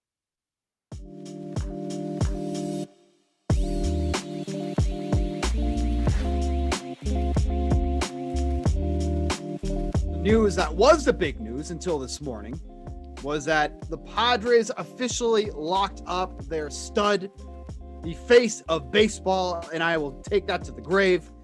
Fernando Tatis Jr. signs the longest contract in baseball history, 14 years, $340 million with the Padres. That contract eclipsed the former record for longest. Bryce Harper and Giancarlo Stanton both signed 13-year deals with their respective teams. The third most lucrative contract in baseball behind Mookie Betts and, of course, Mike Trout, who signed that absolute monster with the Angels.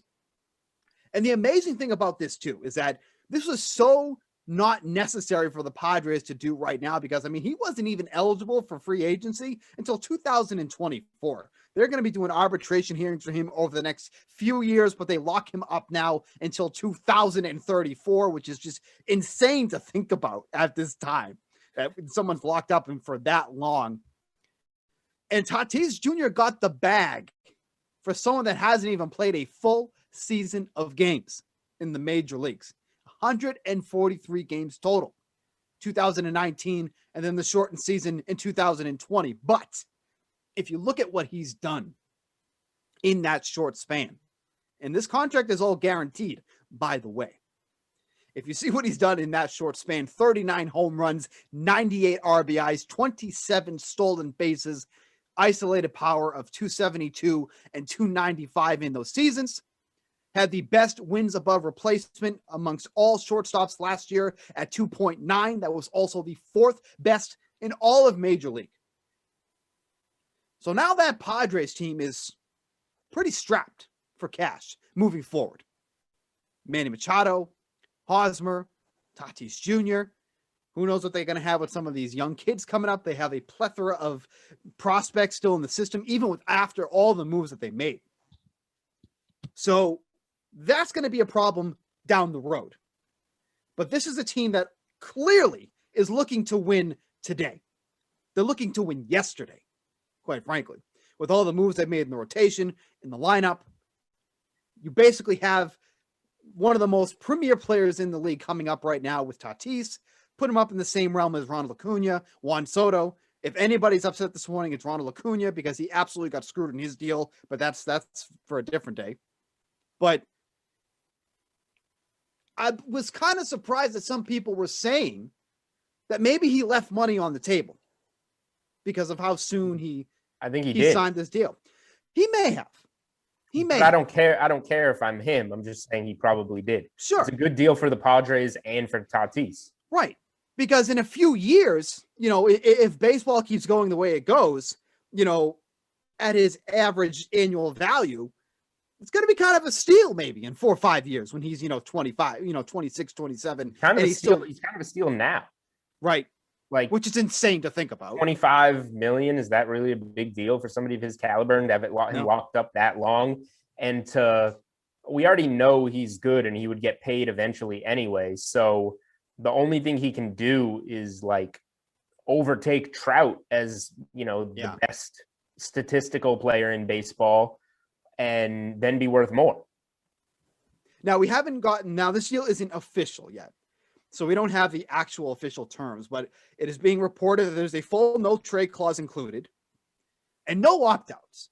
And that's where I kind of was surprised about the no opt-outs because we've seen this many times. They'll have that opt-out in the 4th or 5th year, and then they'll look to get another bag down the road. We've seen this multiple times in MLB, but this is basically he's set, but that's why this money is guaranteed. That was probably the cherry on top that he's guaranteed this money. It's just the thing that I'm worried about is that it just sets what kind of precedent does this set moving forward? Because we talk about guys who are going to, need to be paid soon. Luis Robert at one point with the Chicago White Sox is going to be someone that's going to come into this conversation if we keep seeing what we've seen for him. It's just interesting to see how this played out. That Tatis Jr., who hasn't even played a full season, now has the 3rd most lucrative contract in Major League Baseball behind established guys like Mike Trout and Mookie Betts. Yeah, I think it's a good deal for both sides. Just because we pretty much know what Tatis is going to be.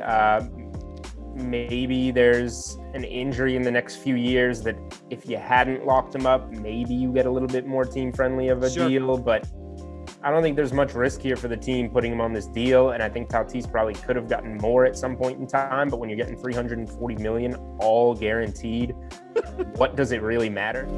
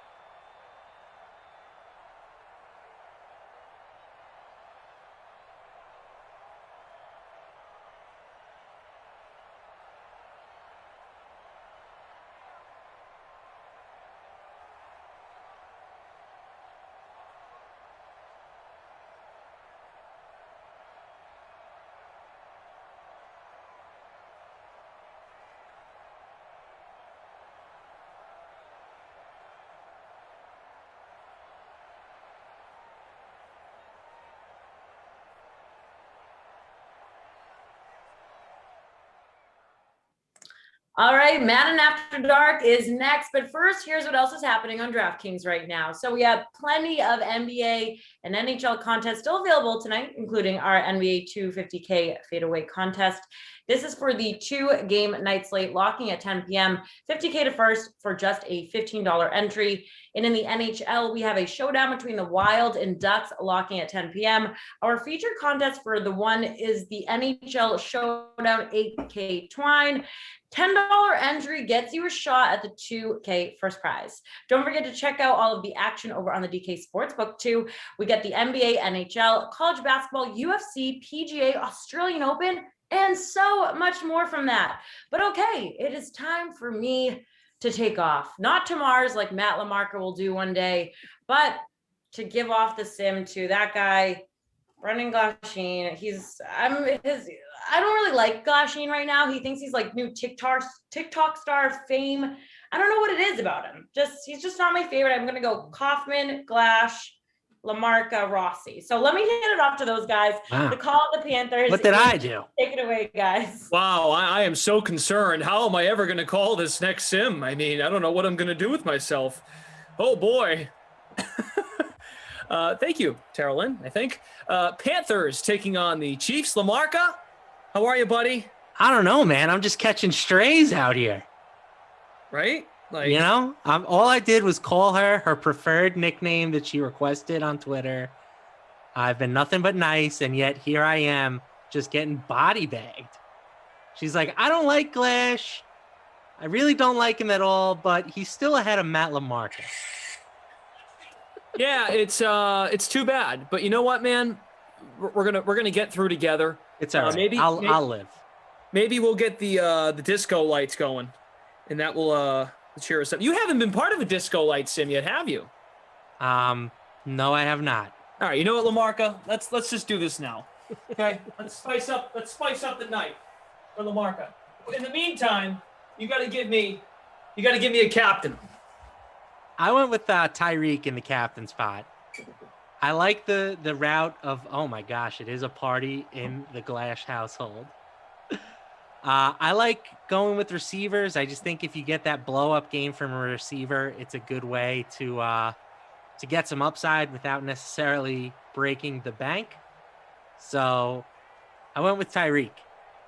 Okay. I always like getting that big three part of a Chiefs sim. So I got McCaffrey in the flex. I got Kelsey in the captain spot. It is 10. So Mahomes, Hill, and then a couple of guys that I'm not sure how I feel about it. I've got Butker in at the flex, and then my punt play was Arma, the fullback. So. Oh wow. Okay. Alex Arma. Hopefully it works out, but it might not. That's fine. But I'm relying on the other 5 guys to really carry the load. Yeah, I didn't end up getting McCaffrey in there, but I did go with the big 3 for the Chiefs. So fading McCaffrey, always scary, but it's unless you're willing to play Alex Arma, you know, it's you can't have all 4 of those guys. Yeah, I don't know. I'm taking a chance, man. Taking a chance, and hopefully it works out. So, Kelsey captained, Mahomes, Hill, McCaffrey, Butker, and Arma. That's the deal. Yes, we are having a disco night. I think I've had a different commentator for every Madden After Dark this week with me. All right, I saw a video of you and Tommy Freeze Pops, and he was doing the... That was Monday. Tuesday was Cristal. Okay. Who was last night? Who did I work with last night? Madden After Dark. Wednesday night. Jeff Moose. Oh, nice. I had Jeff last night, and then you're tonight. So maybe people hate working with me. Madden After Dark. They just keep rotating. That could be it. Possibly. The name of the free roll is Glash and LaMarca, Panthers, a cheetah, and a giraffe king. I didn't see the giraffe king part. We have Panthers. We do have the Chiefs, but I wanted to single out the cheetah. And then we have a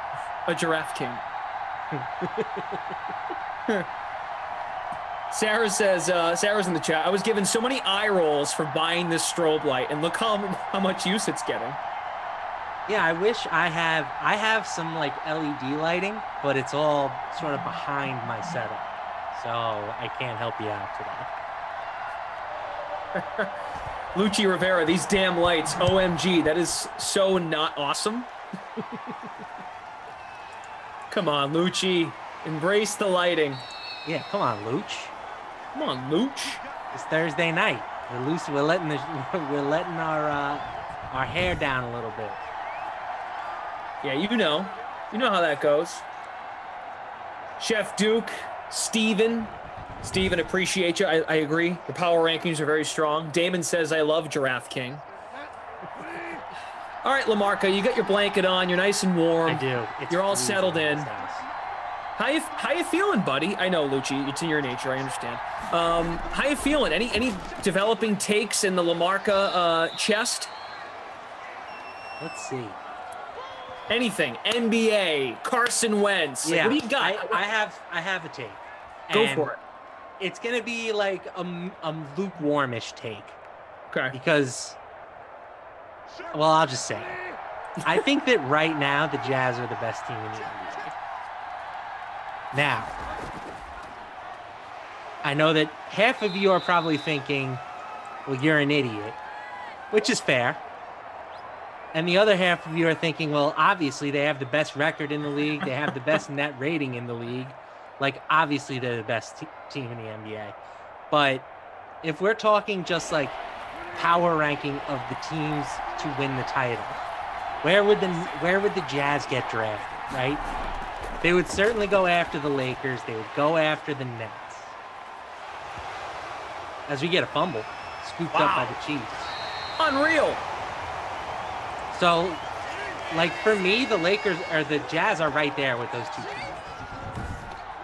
Is there any other team that you would feel like much better about winning a title than the Jazz outside of the Lakers and Nets? The Clippers. By the way, just trying to catch the number, I think Curtis Samuel fumbled that ball. Just to give the folks some understanding as to who screwed it up. The Clippers, look, now the Clippers were embarrassed last year. The Nuggets have not played as well as they were in the bubble by the end of last year. It's another team. You know who's having a great year, though, too, LaMarca? Philadelphia. Yeah, I don't buy them at all. You don't? I don't. Okay.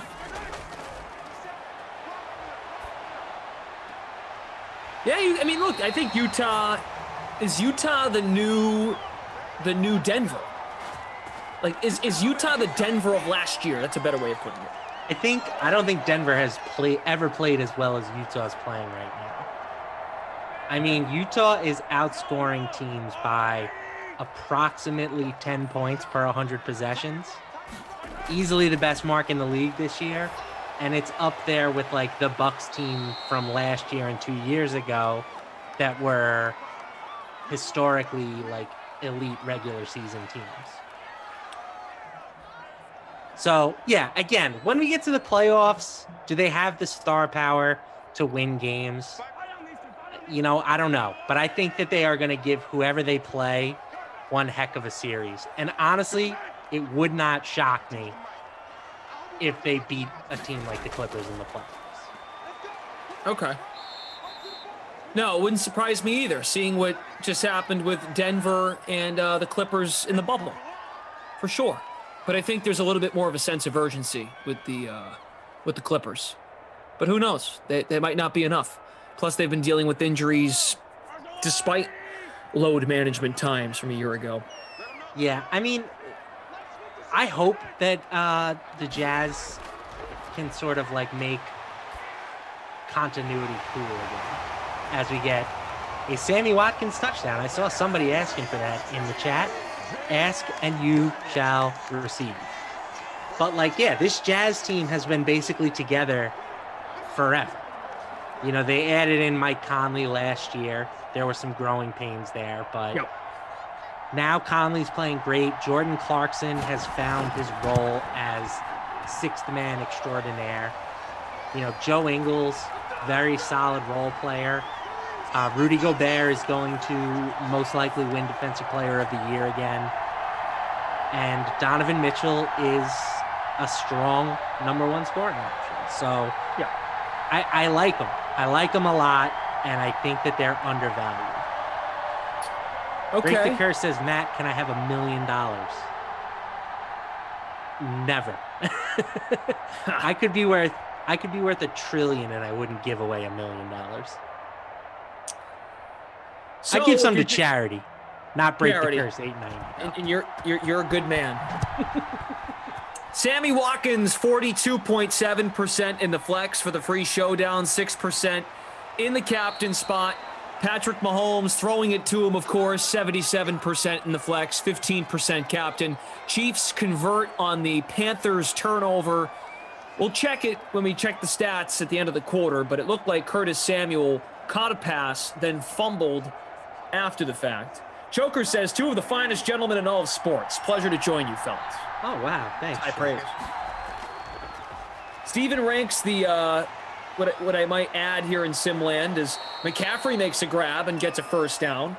The Minshew outfit, Moose calls with a toilet paper roll. That's true. A plant, yes. Leafy has a name. Disco light, and then the strap-on beard. Oh, show. Strap it on in. Strap on? It's a long story. You had to be there to get it. All right. Yeah.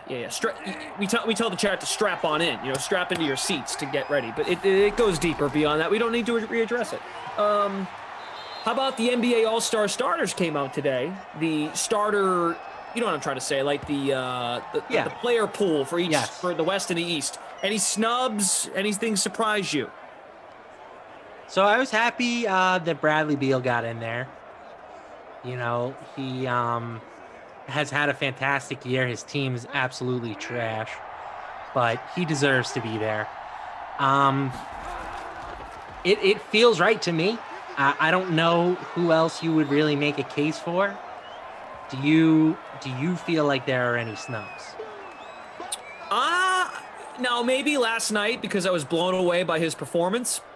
What happened to Damian Lillard? I know we've been down this road, the Dame versus Steph thing. I don't know. I mean, I understand because Kawhi's a forward, so you can't have Luka, Steph, and Dame, I suppose.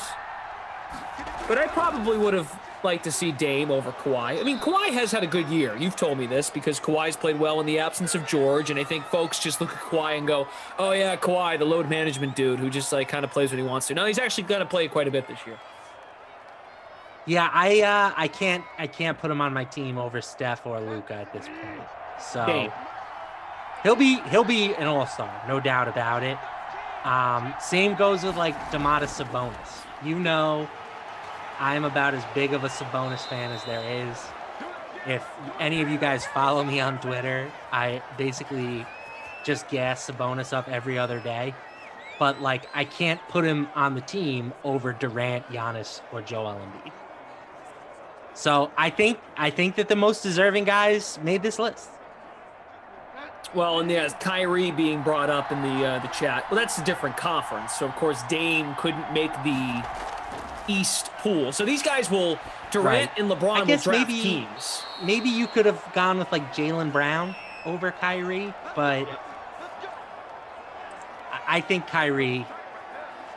It's an exhibition game, right? You know what I'm saying? Kyrie is the type of guy you want in that game. Oh, I know that. It's fair. But shout out Jaylen Brown, having a fantastic year. Back to McCaffrey, stuffed at the 5. Chiefs leading 7-0. Sammy Watkins has the touchdown. Kareem says, bring in the anchor leg every night. I know. My word choice sometimes on these sims can be very questionable. I have a 65 rating when it comes to word choice. Joe Johnston says, I can't believe you both aren't millionaires already. Speaking of $1 million. Yeah. No comment. No comment. Absolutely no comment at all. You think we're gonna tell you if we had millions? I certainly would be able to, I don't know, get a haircut. CMC in for the touchdown with 43 seconds left in the first. By the way, shout out to our producer, Michael, technical director, Daniel, Jim, updating scores. Steven would give me a 69 rating. Nice, okay. Congo Cab needs Samuels to step it up. We'll give Taryn a shout out too, even though she was very mean to me. Did a great job of hanging out all night tonight. Hey man, speaking of deeper thinking, our roster goes deep here at DraftKings. Jesse Cofield, I feel like I can put this out there because Jesse put it on her Twitter and publicized it. Jesse has a boo-boo on her head. I don't know if that's why she's out, but wow. She walked into a door or something like that? Yeah, I mean, I've told that story here on the Dream Stream that my grandmother was supposed to watch me when I was like 3 years old and I ran into a sliding door. Jesse Cofield is much older than I was at the time, and let me just put it this way. There's a whole other planet going on top of Jesse's forehead. Hey, it happens. Yeah. I went out to grab for the Super Bowl commercial. I went out to grab my morning coffee this morning and slipped right on the old tuchus. Ooh. I was out for a walk a couple weeks ago before it started becoming super freezing out. If you're walking along a sidewalk and sometimes there's like these and you're kind of a city dude. I mean, Long Island, not quite, but like you've been to the city is my point, right? Sure. You get some like parking meters, but sometimes they are, one might have like half of it cut off. So it's just a pipe in the sidewalk. Yep. I was on my phone watching a video as I was out for my walk. I walked right, so it's below my waist. I don't see it out of the corner of my eye. I walk right into the pole and I banged my left thigh. It hurt like hell. Just like a Charlie horse. Bonzo says, she took one to the jugular, man. That is not cool. You should pull that out. Wait, pull what out? You get that reference? I think I do. Can you The shed dart. some light? You got a dart in your neck, man. Old school. Oh. When Will Ferrell. Yep. Damn. I haven't seen Old School in a while. Oh, all time classic comedy. He shoots himself in the neck with the trank gun. Got a dart in your neck. Yeah, Dougie says Stifler voice. Oh boy. Jeez. McCaffrey's got 47 rushing yards and a touchdown. Robinson, 2 catches, 41 yards. Let's see who had that fumble. We got to figure that out. Watkins, 2 for 21 and a touchdown. My guess is Samuel, if we can find it. I'm rocking with you. I love you, man. Producer. I'm pretty sure it was Samuel. He had a catch for 5 yards. See if I think if we scroll to the right, no? Possibly. It might be in the game log, like the play-by-play. But, I mean, if we have to do it later, we can. I'm just trying to help out Jim. And, yeah, I don't know. Interesting. All right, well, we'll figure it out. We got to figure out who had that fumble. Tony Pagano says it was Samuel. Okay, thanks, Tony. Just trying to do the chat, the service. They want to know who messed up and who didn't. So, Daniel Willett doubles down. Yes, it was Samuel. Justin Gardner says the backup running back. That might be just so it helps his lineup, which is a bold strategy, Cotton. Oh, man. All right. Wow. Nick Thomas says, I feel like Demarcus Robinson is so cheap for what you get out of him. The last 5 games, he's got mid-teens, and for whatever reason, his price was still cheap. I played Robinson. Here's to you, Mr. Robinson. Hey, Ricky. Ricky! Ricky! I want to go fast. Ricky! That one I don't get. Talladega Nights. Well, I guess I should have got that. When the mom's yelling at little Ricky Bobby, he's in the gas station. Ricky! See, my Ricky is, forget about the curve, Ricky. Give him the heater.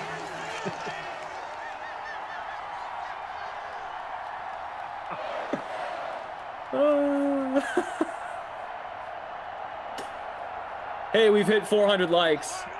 Smash it. So, Jim from Ops has already put the fumble on Samuel. So, Jim from Ops caught it with his eyes. So, we're all good.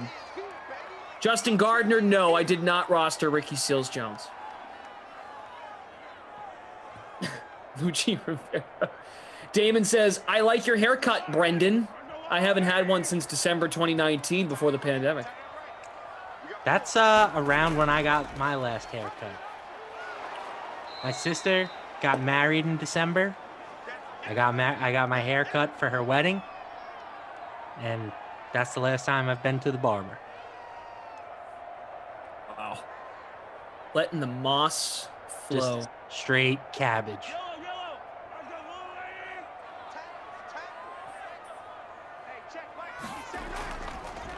Mahomes on 3rd and 10. Got to get to the 10, or rather the 7 for a first down. We have a flag. Yeah, Watkins the with the catch. Yeah, that happens every once in a while. Come on, Patrick. Do you have better awareness than that? Silly. Ref had to scratch his back. All right, well, I got Butker, so I don't totally mind it. And they will kick on 4th and 1. Okay. 25-yard attempt. You can look at the leaderboard, see how we're doing. I'm in 107th place. Bossman, 4523 in first. Rostered Ricky Seals-Jones. Ricky Seals-Jones is like that popular punt play everyone's got to have. Ricky Bobby. Ricky Bobby. Just want to let you know, man. I'm coming for you. Shane Thomas, Clash, what is your job name at DK? Strange moronic impersonator. And sim broadcaster. And Emerson's therapist. So, what is it that you say you do here?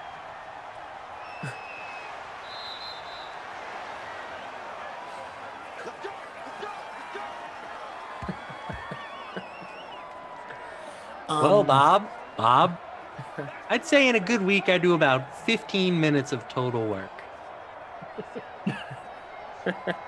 It's all about the preparation.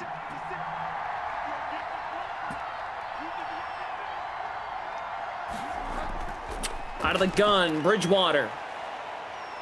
Scrambles. Take off, Teddy. Slide, Teddy. Atta babe.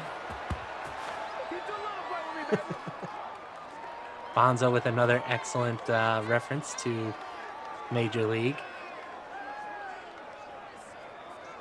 John Marcinelli. Glash, would you rather watch Roseanne marathon for 12 hours straight or actually run a marathon? Wow.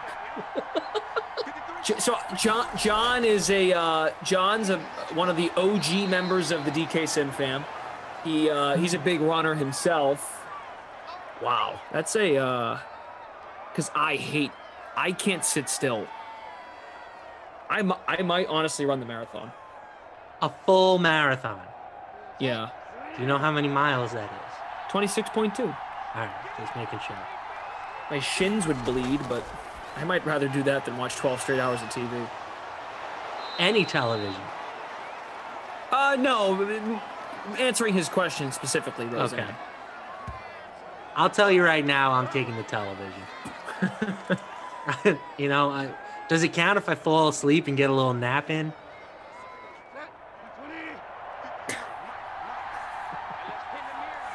Smash Lanta says, "Can you please do the 'You're a monster, not the gumdrop' Buttons voice from Shrek so I can complete my collection?"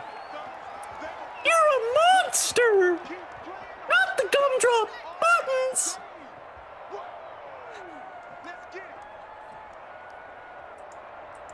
The gingerbread man.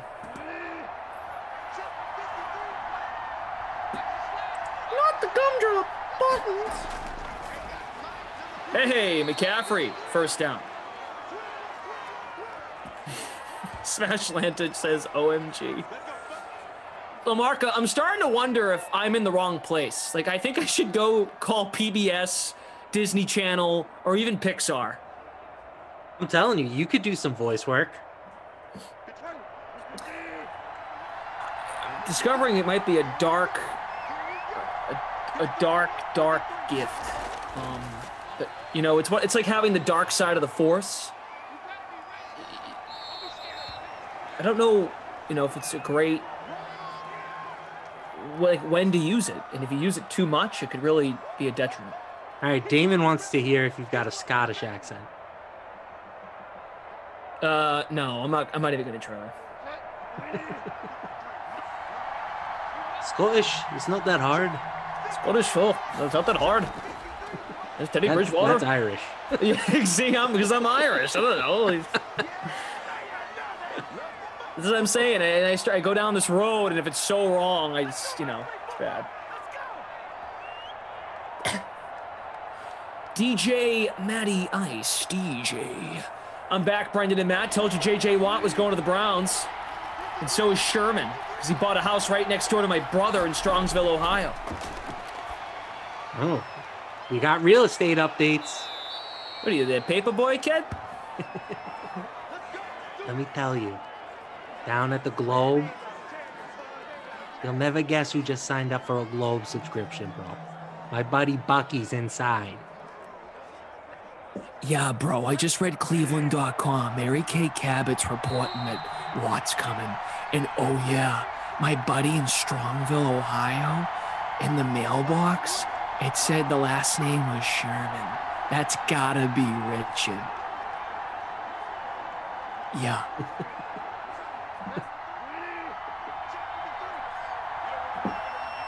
First and goal from the 4. And a touchdown. Way to make up for your wrongdoing, Curtis. Curtis, my man. My man. Energy 311 says, "Can you go Boston on us?" Yeah, I just did, kid. I love when Glash goes Boston. I try. I don't have a good Boston accent. I've got some decent accents, but Boston's not one of them. Yeah, we've been over the differences in how we say coffee. Yes.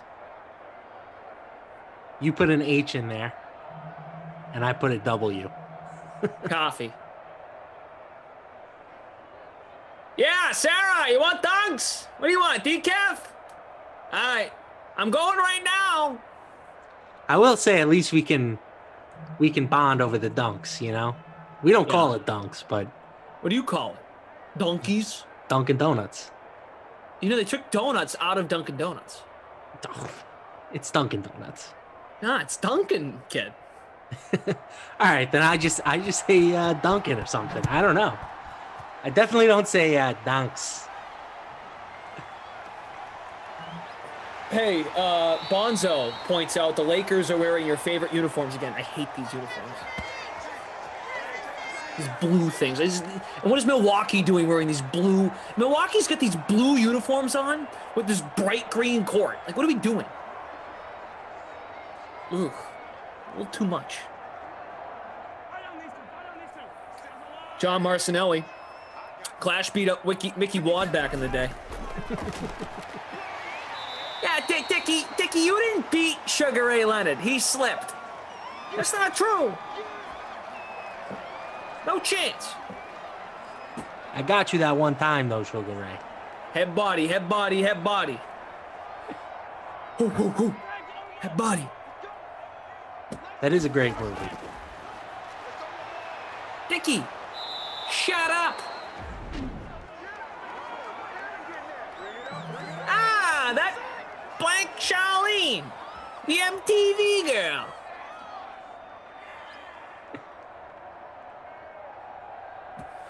We're up over 400 likes. That's great stuff, DK Sim fam. Thursday night, LaMarca, Glash, producer Michael. We got Jim from Game Ops. Daniel directing. Samuel scoring the last touchdown, 28% owned. 3% in the captain spot. There's Tyreek Hill, LaMarca's captain choice. The Chiefs are losing this game. I know we got a lot of time left, but not used to seeing the Chiefs on the wrong side of the scoreboard here.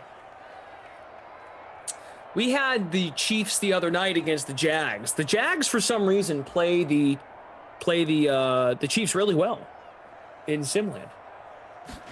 The Jags just beat the Giants in the last sim that I did. 33-27, walk-off touchdown in overtime. Oh, that's a lot of points for the Jaguars. They can, like, sneaky score points in these sims. They can. Jenny from the league. What's up, Jenny? Smash Lanta says, hey, YouTube Sim fam, you know the Twitch fam is superior, right? See, Smash Lanta, you don't want to get in the YouTube chat and say that, okay? If you really believe you're superior, just act like it. The fact that you had to put that sentence in the chat is, you might be trying a little too hard, okay? John Marcinelli says, get to 500 likes and Mark Wahlberg will shave Matt. I'm not sure who knows Mark Wahlberg or why he would do that, but let's find out. Say hi to you, Bridgewater. Wide open Ian Thomas for a first. One timeout left for the Panthers at the Chiefs 35. Leading by 4.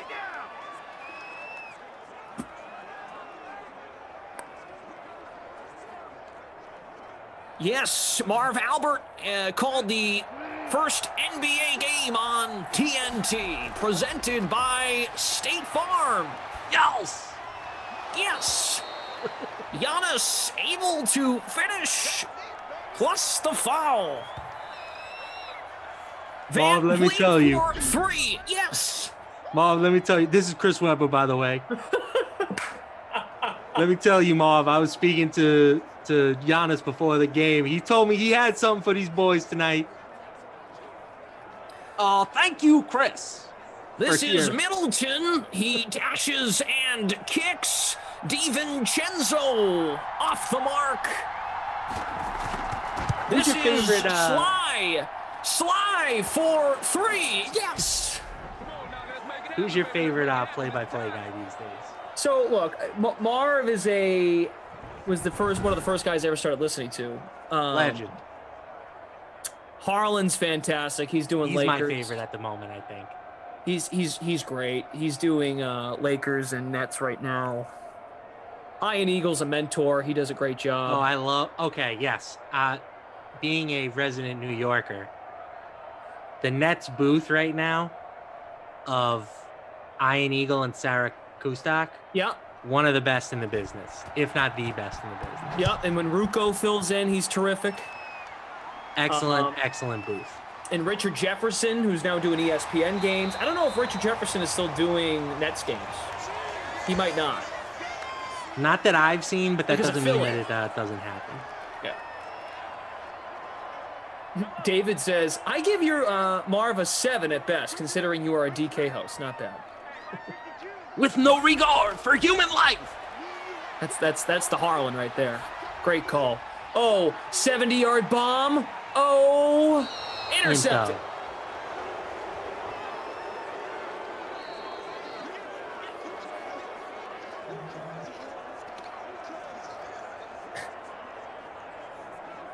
David says, I am the reason Glash even does Marv. Oh, really? Tell me more. I don't know why this even... I don't know how it started. To be honest.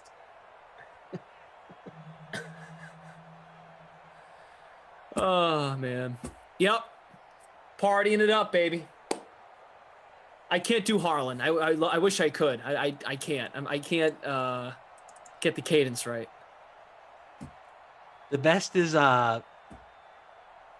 he does like Westwood One radio for NFL, I think.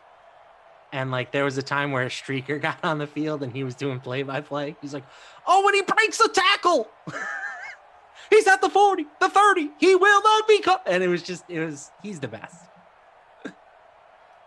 Take that off and be a man. Oh, and one honorable mention for our broadcaster.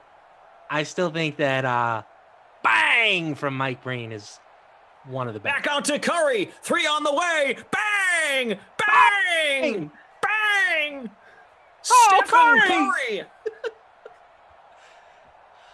Curry! Good stuff. You are very talented at voice impressions. That was a very solid Mike Breen. When you want to go, I want to grow up and be just like you. I mean, you're watching these broadcasters like nerds, you know? Iron Eagle with Sarah Kustok. That's a man's jam.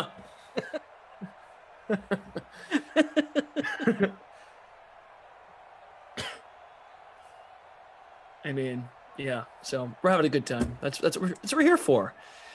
I think our buddy Steven Lebowitz is leading our free roll. He's in first place. Watkins captained. Mahomes, McCaffrey, Kelsey, Samuel, and Sly, who just knocked down a 3, is in the flex as well at 23.5% in our free roll. Bang!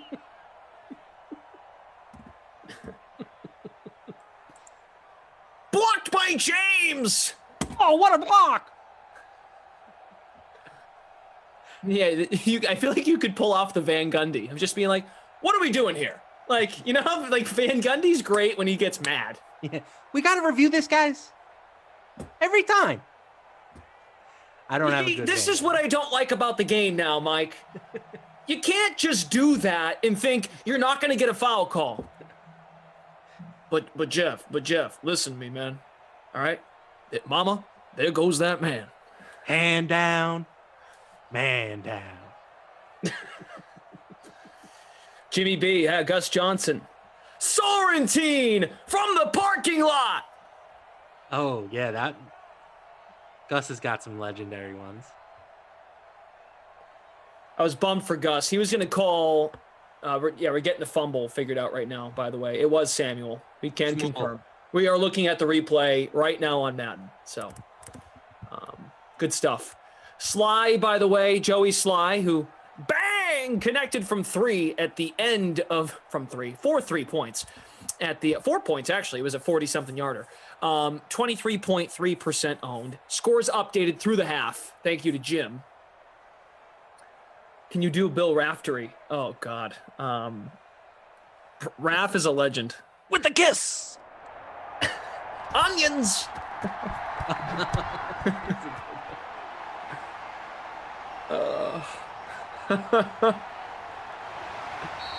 Justin says JVG talks more out of his butt than Glash. I love it.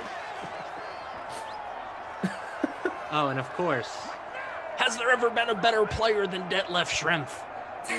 That's my Bill Walton impression. Oh man. I mean, I'm Joe Buck, joined by Troy Aikman. Great to be here. The NFL on the Dream Stream. It's the NFL on Fox. We've got the Panthers taking on the Chiefs.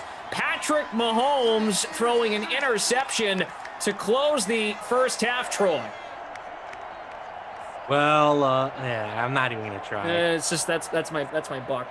He's got that southern twang I can't do for Troy Aikman.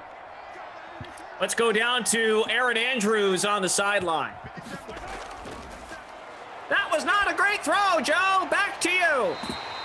Ooh, speaking of great throws, that was more of a great catch, but Demarcus Robinson climbing the ladder.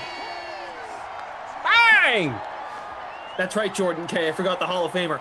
I'm the Hall of Famer, Joe Buck, joined by the Hall of Famer, Troy Aikman.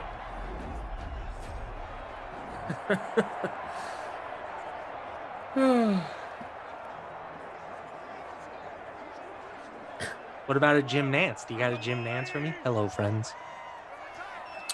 Hello, friends. No, I gotta give me a second.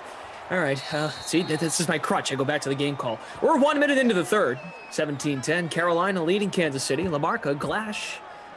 Producer Michael, Daniel on the ones and twos. Jim updating scores. We'll look at the larger free showdown leaderboard in just a moment.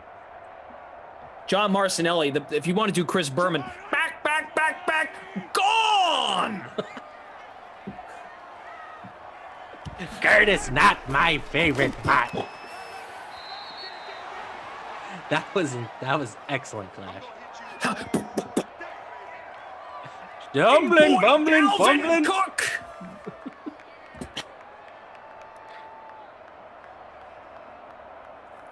Hello, friends.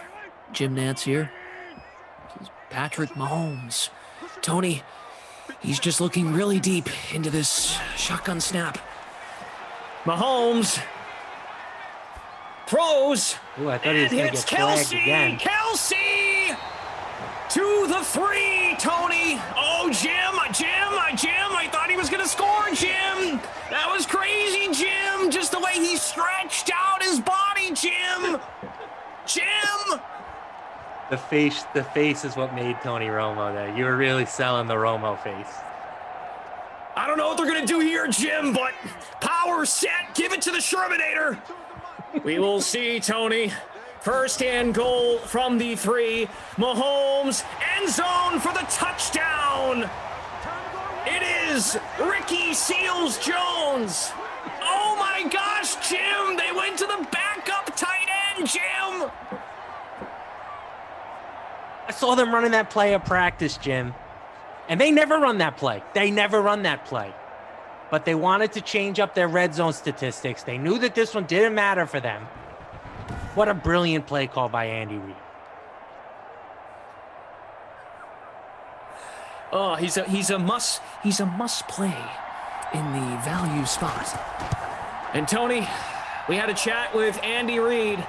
Boy, he was excited about getting him involved in the game plan.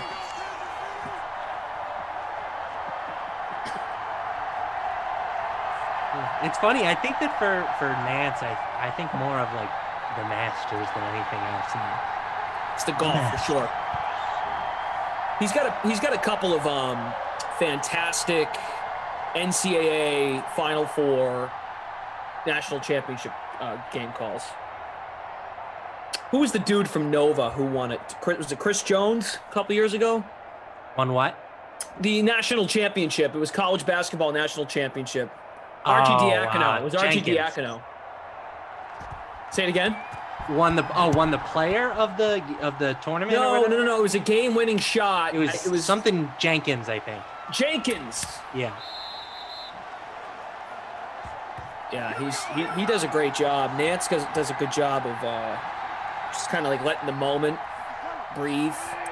He's got and I think that's his golf background, where you don't have to say a lot because folks can see it, and that's what some guys I don't think do as well as Nance. But when Romo's like Jim, you can't be calm, you know. James Lacerda says I sound like Susan I think Waldman. Romo gives good analysis. I just think it's like, all right, Tony, just let the game breathe for a second. If you want Susan Waldman, guys, it's... Oh, my God! Roger Clemens is in George Steinbrenner's box. Have you ever seen anything like it? And the 2-2 lined into center, reeled in by CMC. What a thrill to see CMC. First down for the Panthers. Yes, indeedy.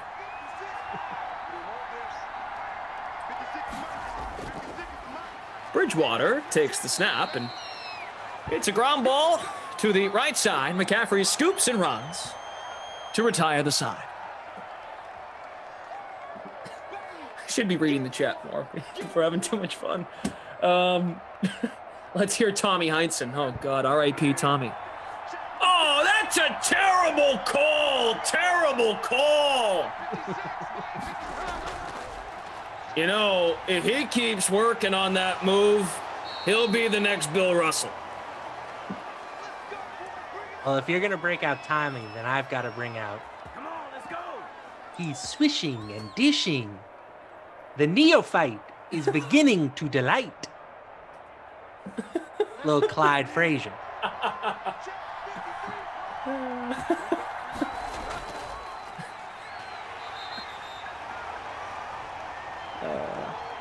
Jordan Nell says, I wonder if Glash practices these all day.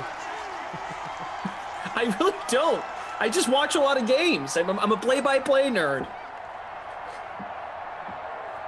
John Marcinelli, have you ever seen the video of Booger McFarland saying inexcusable? It's hilarious.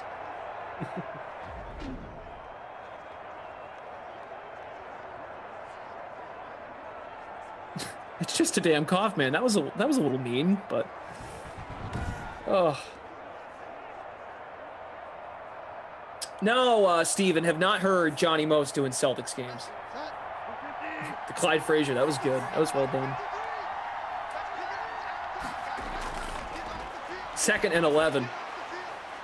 All right, Thomas with the catch to the Kansas City 45.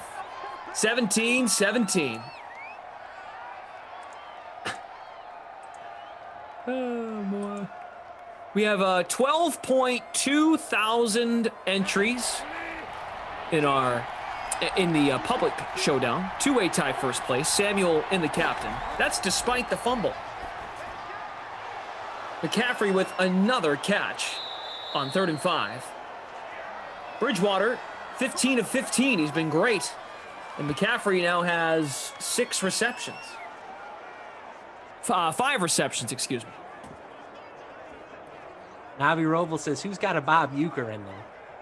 I can't do Bob Uecker, but I can do Bob Uecker in Major League. Just a bit outside. Ball 4, ball 8, ball 12. Oh, McCaffrey! See you later! Touchdown! 34 yards.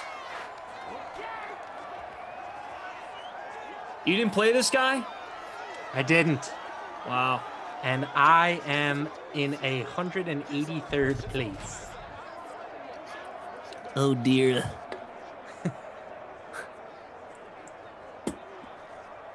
Oh, dear. Wow.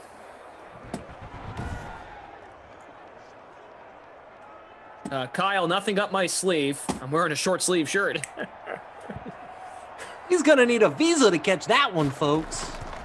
High off the reservation. So I think it's kind of funny how the Dream Stream started today with Emerson and Reed doing a bunch of sayings that dads say, like dad sayings. Okay. Let me think of an example.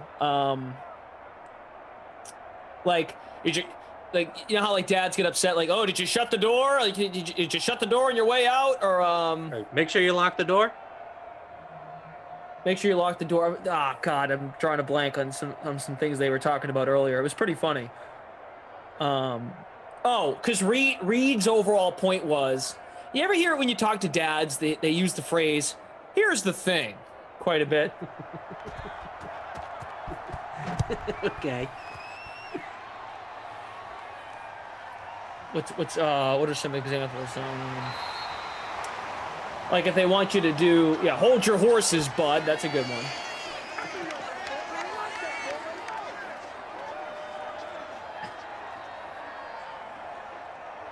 When I was your age, we had. Ooh, John Marcinelli says, I'm not mad, I'm disappointed. That was a mom one in my household.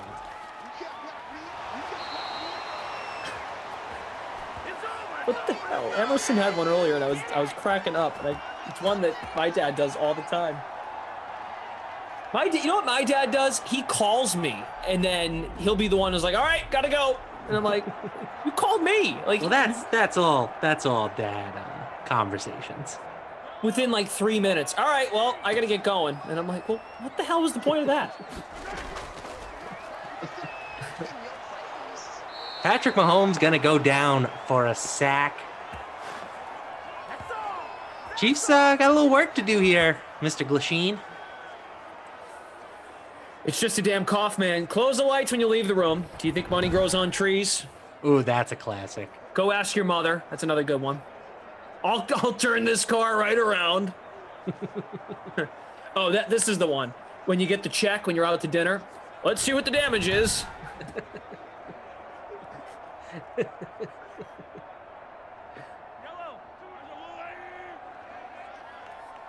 Hit that like button, guys. Love to see it up over 400. Let's try and get to 450 on the likes, if we can.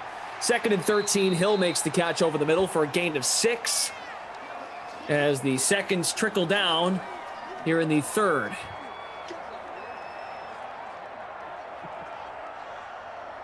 My favorite dadism is that they all have directions to every place. You know? So I'll be driving somewhere and my dad will be like, all right, what you want to do is you're going to make the 3rd right. All right. You're going to pass a house with a basketball hoop in front. There's going to be a yellow car in the driveway. Turn left there. And I'm like, Dad, I'm just going to put the address in my phone. He's like, okay, but let me give you the directions. And they're blown away, right. Oh, man. James, I forget how to say his last name. Glash, how did you get your job? Did they hire you from your parents' basement? I'm seriously asking. I think I've told this story before. You did. I think I told it with you. Now that you 20. Well, let's do the stats first. Give you the quick version. I don't think I've ever actually. No, we knew that you did insurance before you get to DraftKings. Correct. I never asked you how you got hired. That's true. All right. Well, we'll do that. We'll All move right. on. All right. Sure. Okay. All right. Oh, okay. All right. Okay. Pretty good. McCaffrey's at 95 rushing yards. The B word's in play. McCaffrey's got 5 catches, 46 yards. Robinson, 3 for 61. Kelsey, 3 for 50. Ricky Seals-Jones has the touchdown. Watkins has a touchdown. Curtis Samuel's got a score. If we don't mind going back up, guys, when you're good. Let's see. Here we go. Perfect. Samuel, 5 for 59 and a score. Hill, 5 for 42. Ian Thomas, 4 for 44. And yes, McCaffrey, 5 for 46. All right. James says, when I was your age, kid, I still had to go into an office to get interviewed. I applied for a job for DraftKings. They were looking for a host in April of 2016. I'm guessing, never asked him this, I didn't get it. I'm wondering if that was Koff that actually got the job. I wasn't qualified in the sense that I had not much experience being on the air, but I applied for the job anyway because it was in Boston. I was in South Carolina doing baseball, minor league baseball at the time. Long story short, a whole year goes by. It's May. I'm like, what am I going to do? Am I going to do minor league baseball again? I have no idea. Blah, blah, blah. I get this random email from talent acquisition at DraftKings. They're like, oh, we saw you've recently applied for a job here. I'm like, recently? That was a year ago. They invited me in to audition for an on-air role, very part-time. And I was one of 3 people selected. One of those people, fun fact, was Samir, who now works behind the scenes. Samir kind of wanted to go in a different direction with his life. The third has moved on to other ventures. His name's Tyler. He works at CBS now. And then there's me. So 1 day turned into 2, 2 turned into 3, and then into 4, and then all hell broke loose last March, and now we're doing Madden Sims. So right place, right time, got lucky, made a good impression, and I'm still here somehow. What about you, Matt LaMarca? All right. Well, do you want the Reader's Digest version or the full version? It's up to you. I mean, if you think it's intriguing, I'd say go for it. All right. So I had just graduated college, basically. Took me longer than most people because I switched majors a couple times, I took a semester off twice or so. But by the time I had graduated, I was still working full-time insurance. And I had just started, as we get a touchdown here, I believe Sammy Watkins, number 2. Number 2 for Watkins. McCaffrey's got 2. And Samuel has the other one for Carolina. Keep going. John Marcinelli says I kidnapped DraftKings' daughter. Not true. He kidnapped the I had started playing DFS, and it was I was doing well at it, to the point where I was making more money doing that than at my insurance job. So I decided, you know what, I'm just gonna start doing this full time. And that's what I did. And because I had then so much more time on my hands, I was like, all right, well, let me see what else I can do. And I got this gig writing with this company called RotoViz. And they are primarily like a football company, but they were trying to get into basketball. So I started writing basketball for them. And at the time, there was a guy named Matt Friedman working at RotoViz. Mm-hmm. And he ended up getting hired at Fantasy Labs as the editor-in-chief. And they needed NBA/MLB contributors. So he asked me if I wanted to go right over there. And I did. And it started out, I was doing one thing a week, then it turned into 3 things a week. And from that point on, I just kept expanding my role. And then they got purchased by the Action Network. And when that happened, they brought me on as a full-time writer, which was awesome. So I was doing that. I was still playing DFS, obviously. But then we got to the NBA shutdown. Right. And at that point, they got, they got rid of a lot of people, and I was one of them. And it stunk at the time, but once places started hiring again, once sports were starting to come back, I had a lot of opportunities. So I signed on here at DraftKings, and it's been fantastic then. It's been awesome. So they got me doing The Sims. I work on the news desk. I write articles for Playbook. I do a little bit of everything. And then I donate to some of you guys on a nightly basis. And that's it. That's the story. Moral of the story is it's a very fluid business. Very fluid. Yeah, I'm sorry, guys. I know. I wrapped it up, all right? All right. Hey, it's great. It's weird. I've known you for like a couple years now, though. I mean, you've contributed to DraftKings for a handful of years, but you weren't like technically with DraftKings. It's very, very complicated. Correct. I would come on the show, and part of the sweat. You and which was Buchanan. Those are some of my favorite memories. Just giggles. Yeah, me and Bukes had some fights back in the day about baseball. It was a lot of fun, but it always had to be, Matt LaMarca from the Action Network, and I, had to get the plug in there. And yeah, now it's just Matt LaMarca from DraftKings. Nabi Robles says from rags to really nice rags.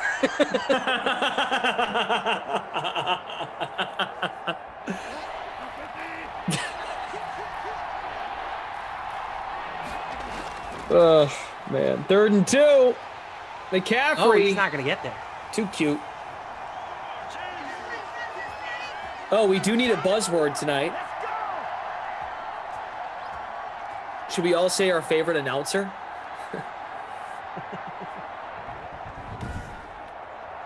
I don't know. What do you guys have in mind?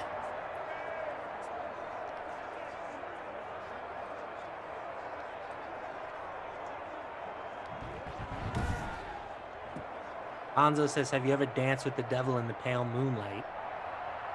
Dancing in the moonlight, everybody.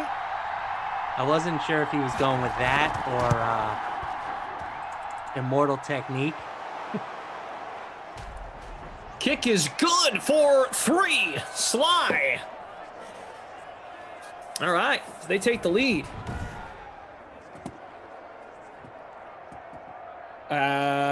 Looking for buzzword nominations. Hurry up, everybody. We need buzzword nominations. I think it should be bang! Bang! I like that. Yes. Bang! I was just telling Rossi that I don't like to participate in these, but if it's bang, I will participate. Yes! All right. Bang! Yeah, James says seems appropriate. Kick out to Curry. 3 on the way. Bang! Bang! One of only 2 double bangs. Very good point. Mike Breen stashes the double bang for the biggest of biggest moments. 1st and 10, Chiefs down by 3. Pretty good sim here. 3 minutes to go. Tyreek reaching. They'll give him the first down. All right, here we go. Bang in 3, 2, 1. Bang! Bang! Bang! Bang! Bang! Bang! Bang! Bang!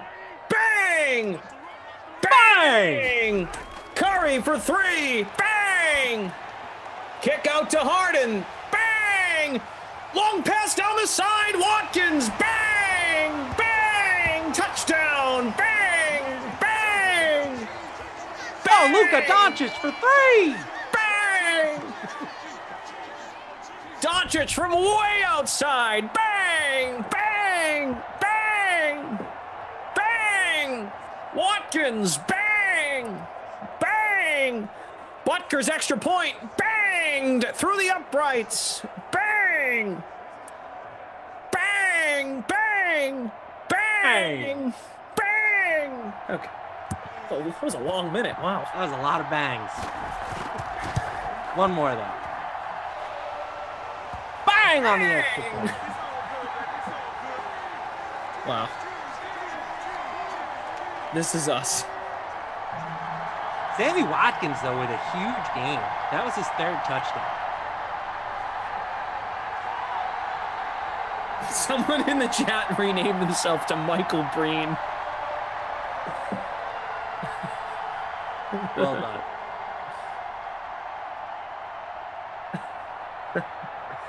I love you guys. There's no other job you can do this. You can't name one. You just can't. Unless it's me in a mental institution. There's no other job you can do this. No, I think that's more a resident. James says you idiots get paid to say bang. It's pretty funny how we tell our stories, how we get hired, and then we're just shouting bang. Oh, man. Justin says, gotta be a Guinness record for most bangs in a minute on air, right? Bang! Bang! John says Matt hasn't had this much since ever in his life. I don't know what that means, John. Learn how to type. If you're gonna come for me, make sure your English is on point, all right, buddy? Yeah, make sure you say thanks, too. T-H-A-N-K-S, not T-H-X. Yeah, hate it. Luke Murphy, you said you were leaving. And now you're in the chat. This guy's pulling a Favre. Hey, welcome back, Luke Murphy. Sorry. Hi, Luke. Luke, I am your father. I have the high ground. It's over, Anakin. I have the high ground. Oh, nice catch. Samuel, what a play. So, of course, the Panthers need a touchdown. Sammy Watkins going off. He's got to be our player of the game at this stage. He's been terrific. Not highly owned. He's only 6% in the captain spot. 3 touchdowns which is a new sim record for Watkins in Madden 21. We're getting a lot of complaints about this game being boring. It's 31-27. Who said that? Oh, Noah? Noah's new. Noah complains about everything. Oh, okay. Yeah, Noah's one of the new guys. How in the world is that guy catching the ball at only 25%? Noah's a good I said customer once, I shouldn't say that. And Noah's a good member of the audience. He cares.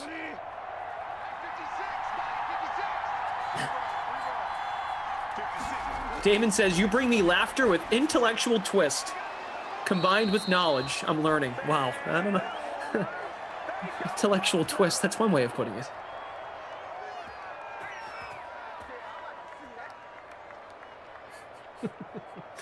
I love this new Michael Brain account.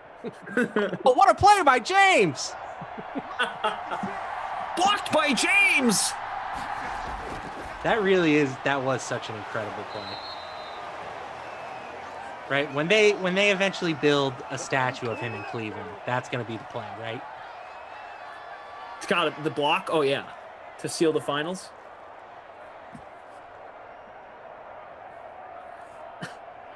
All right, we're coming up on a minute left. 2nd and 1. Panthers have all 3 timeouts. Bridgewater. Oh! Hit as he throws. DJ Moore wide open.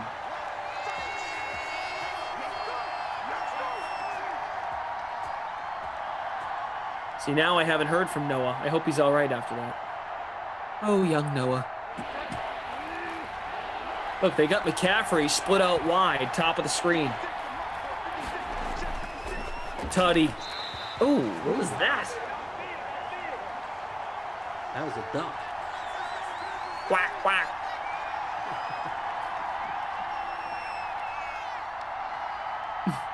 Wow. We might be all talked out. We're kind of like... We're a little out of energy. It's a 1-score game, 4th and 1. They're going for it. Of course they have to. Down Best 4. game of the year, Brent. Can't hold anything back now. Oh, no. Oh. That's it. Well, Carolina does have 3 timeouts. That pass is blocked by Kansas City. Jim, what a play. Hey, that was not the best read there by Teddy Bridge. Into quadruple coverage.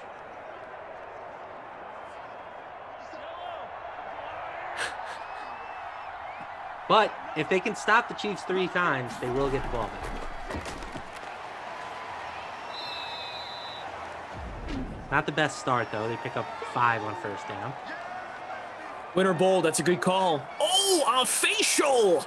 Good Marv catchphrase. A facial by Giannis. James. Congo Cab claiming that he's in 1st place. I am down in 190th. Out of what? How many? 196. And it looks like 2 people didn't set team. I am in 118th. So. Oh no, but it's right there. Oh, down to 192nd. Let's see if I can DFL this contest. Mike, amen. Better than Phil Simms. Well, GM. 3rd and 6. Oh, wait a minute. Hold the phone. Hold the phone. Panthers have a chance.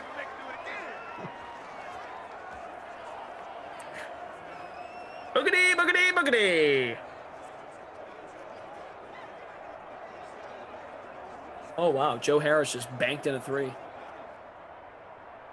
Oh, my God. Someone is now named Messi Marv in the YouTube chat. Come on. Jeez. This chat never disappoints. Oh, my God.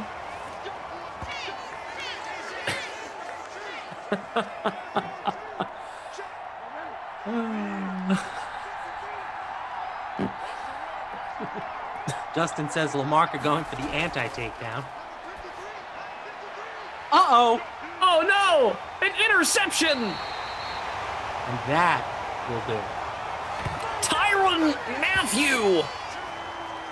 Facial!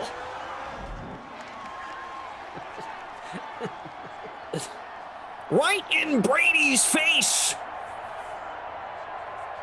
Lucci, I can't really help you out with hockey. Not my sport. But Bang! I know that Jeff Ulrich does hockey stuff, and he's very good at it. The only thing I know is you play guys that are on the power play lines. Stack them up. Nobby Roble, I will not say that. By the way, Nobby, I'm coming for you, buddy. Playing Nobby head-to-head tonight. How am I doing against him? I'm beating him by 3. Wow. Just holding on right now. And hold on for one more day. And you gotta hold on. I know that there is pain. Break from the chains.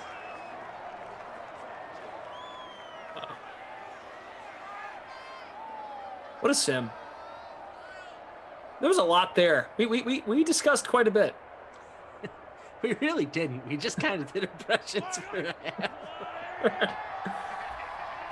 half. Well, according to Damon, he found it informative. Right. A very intellectual spin. God, that is one way of putting it.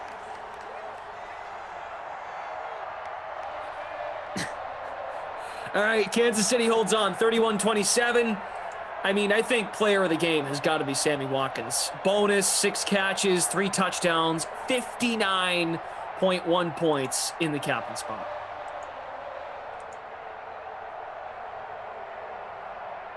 Sammy. They call me Sammy Sprinkler. Yeah, Jordan, no I spill problem. out when I speak. So it started when I was born in 1989. They say I was a rambunctious child.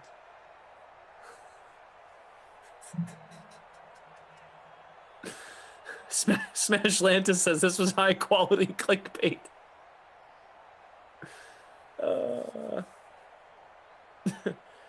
Mahomes hit the passing bonus. D-Train McLean says, holy bleep, I won $45. I'm officially this. Okay, I can't say that, but that's funny. On Twitch.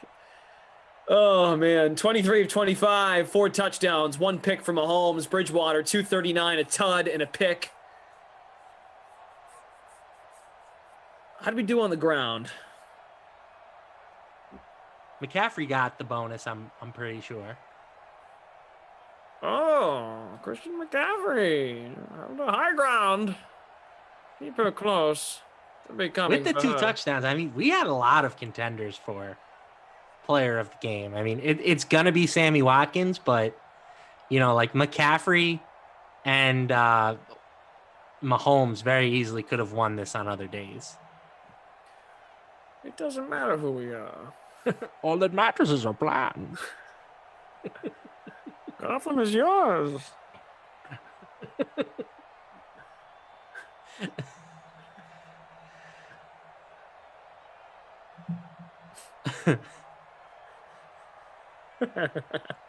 Robinson had 3 for 61. Robbie Anderson busted the game, by the way. 1 catch for 11 yards. All right, he's the not my kid. I played him. I did finish in 189th, so that means that 5 people who set lineups in this thing had a worse team than me. That's pretty pathetic. Let's see. Look at the leaderboard. 14-way tie in the free showdown. Sammy Watkins captained. Mahomes, Hill, McCaffrey, Samuel, and Ricky Seals-Jones in the flex. We had a 3-way tie in the Panthers, a cheetah, and Giraffe King. Pre-roll. Watkins captained. Mahomes, Hill, McCaffrey, Samuel, and Ricky Seals-Jones in the flex.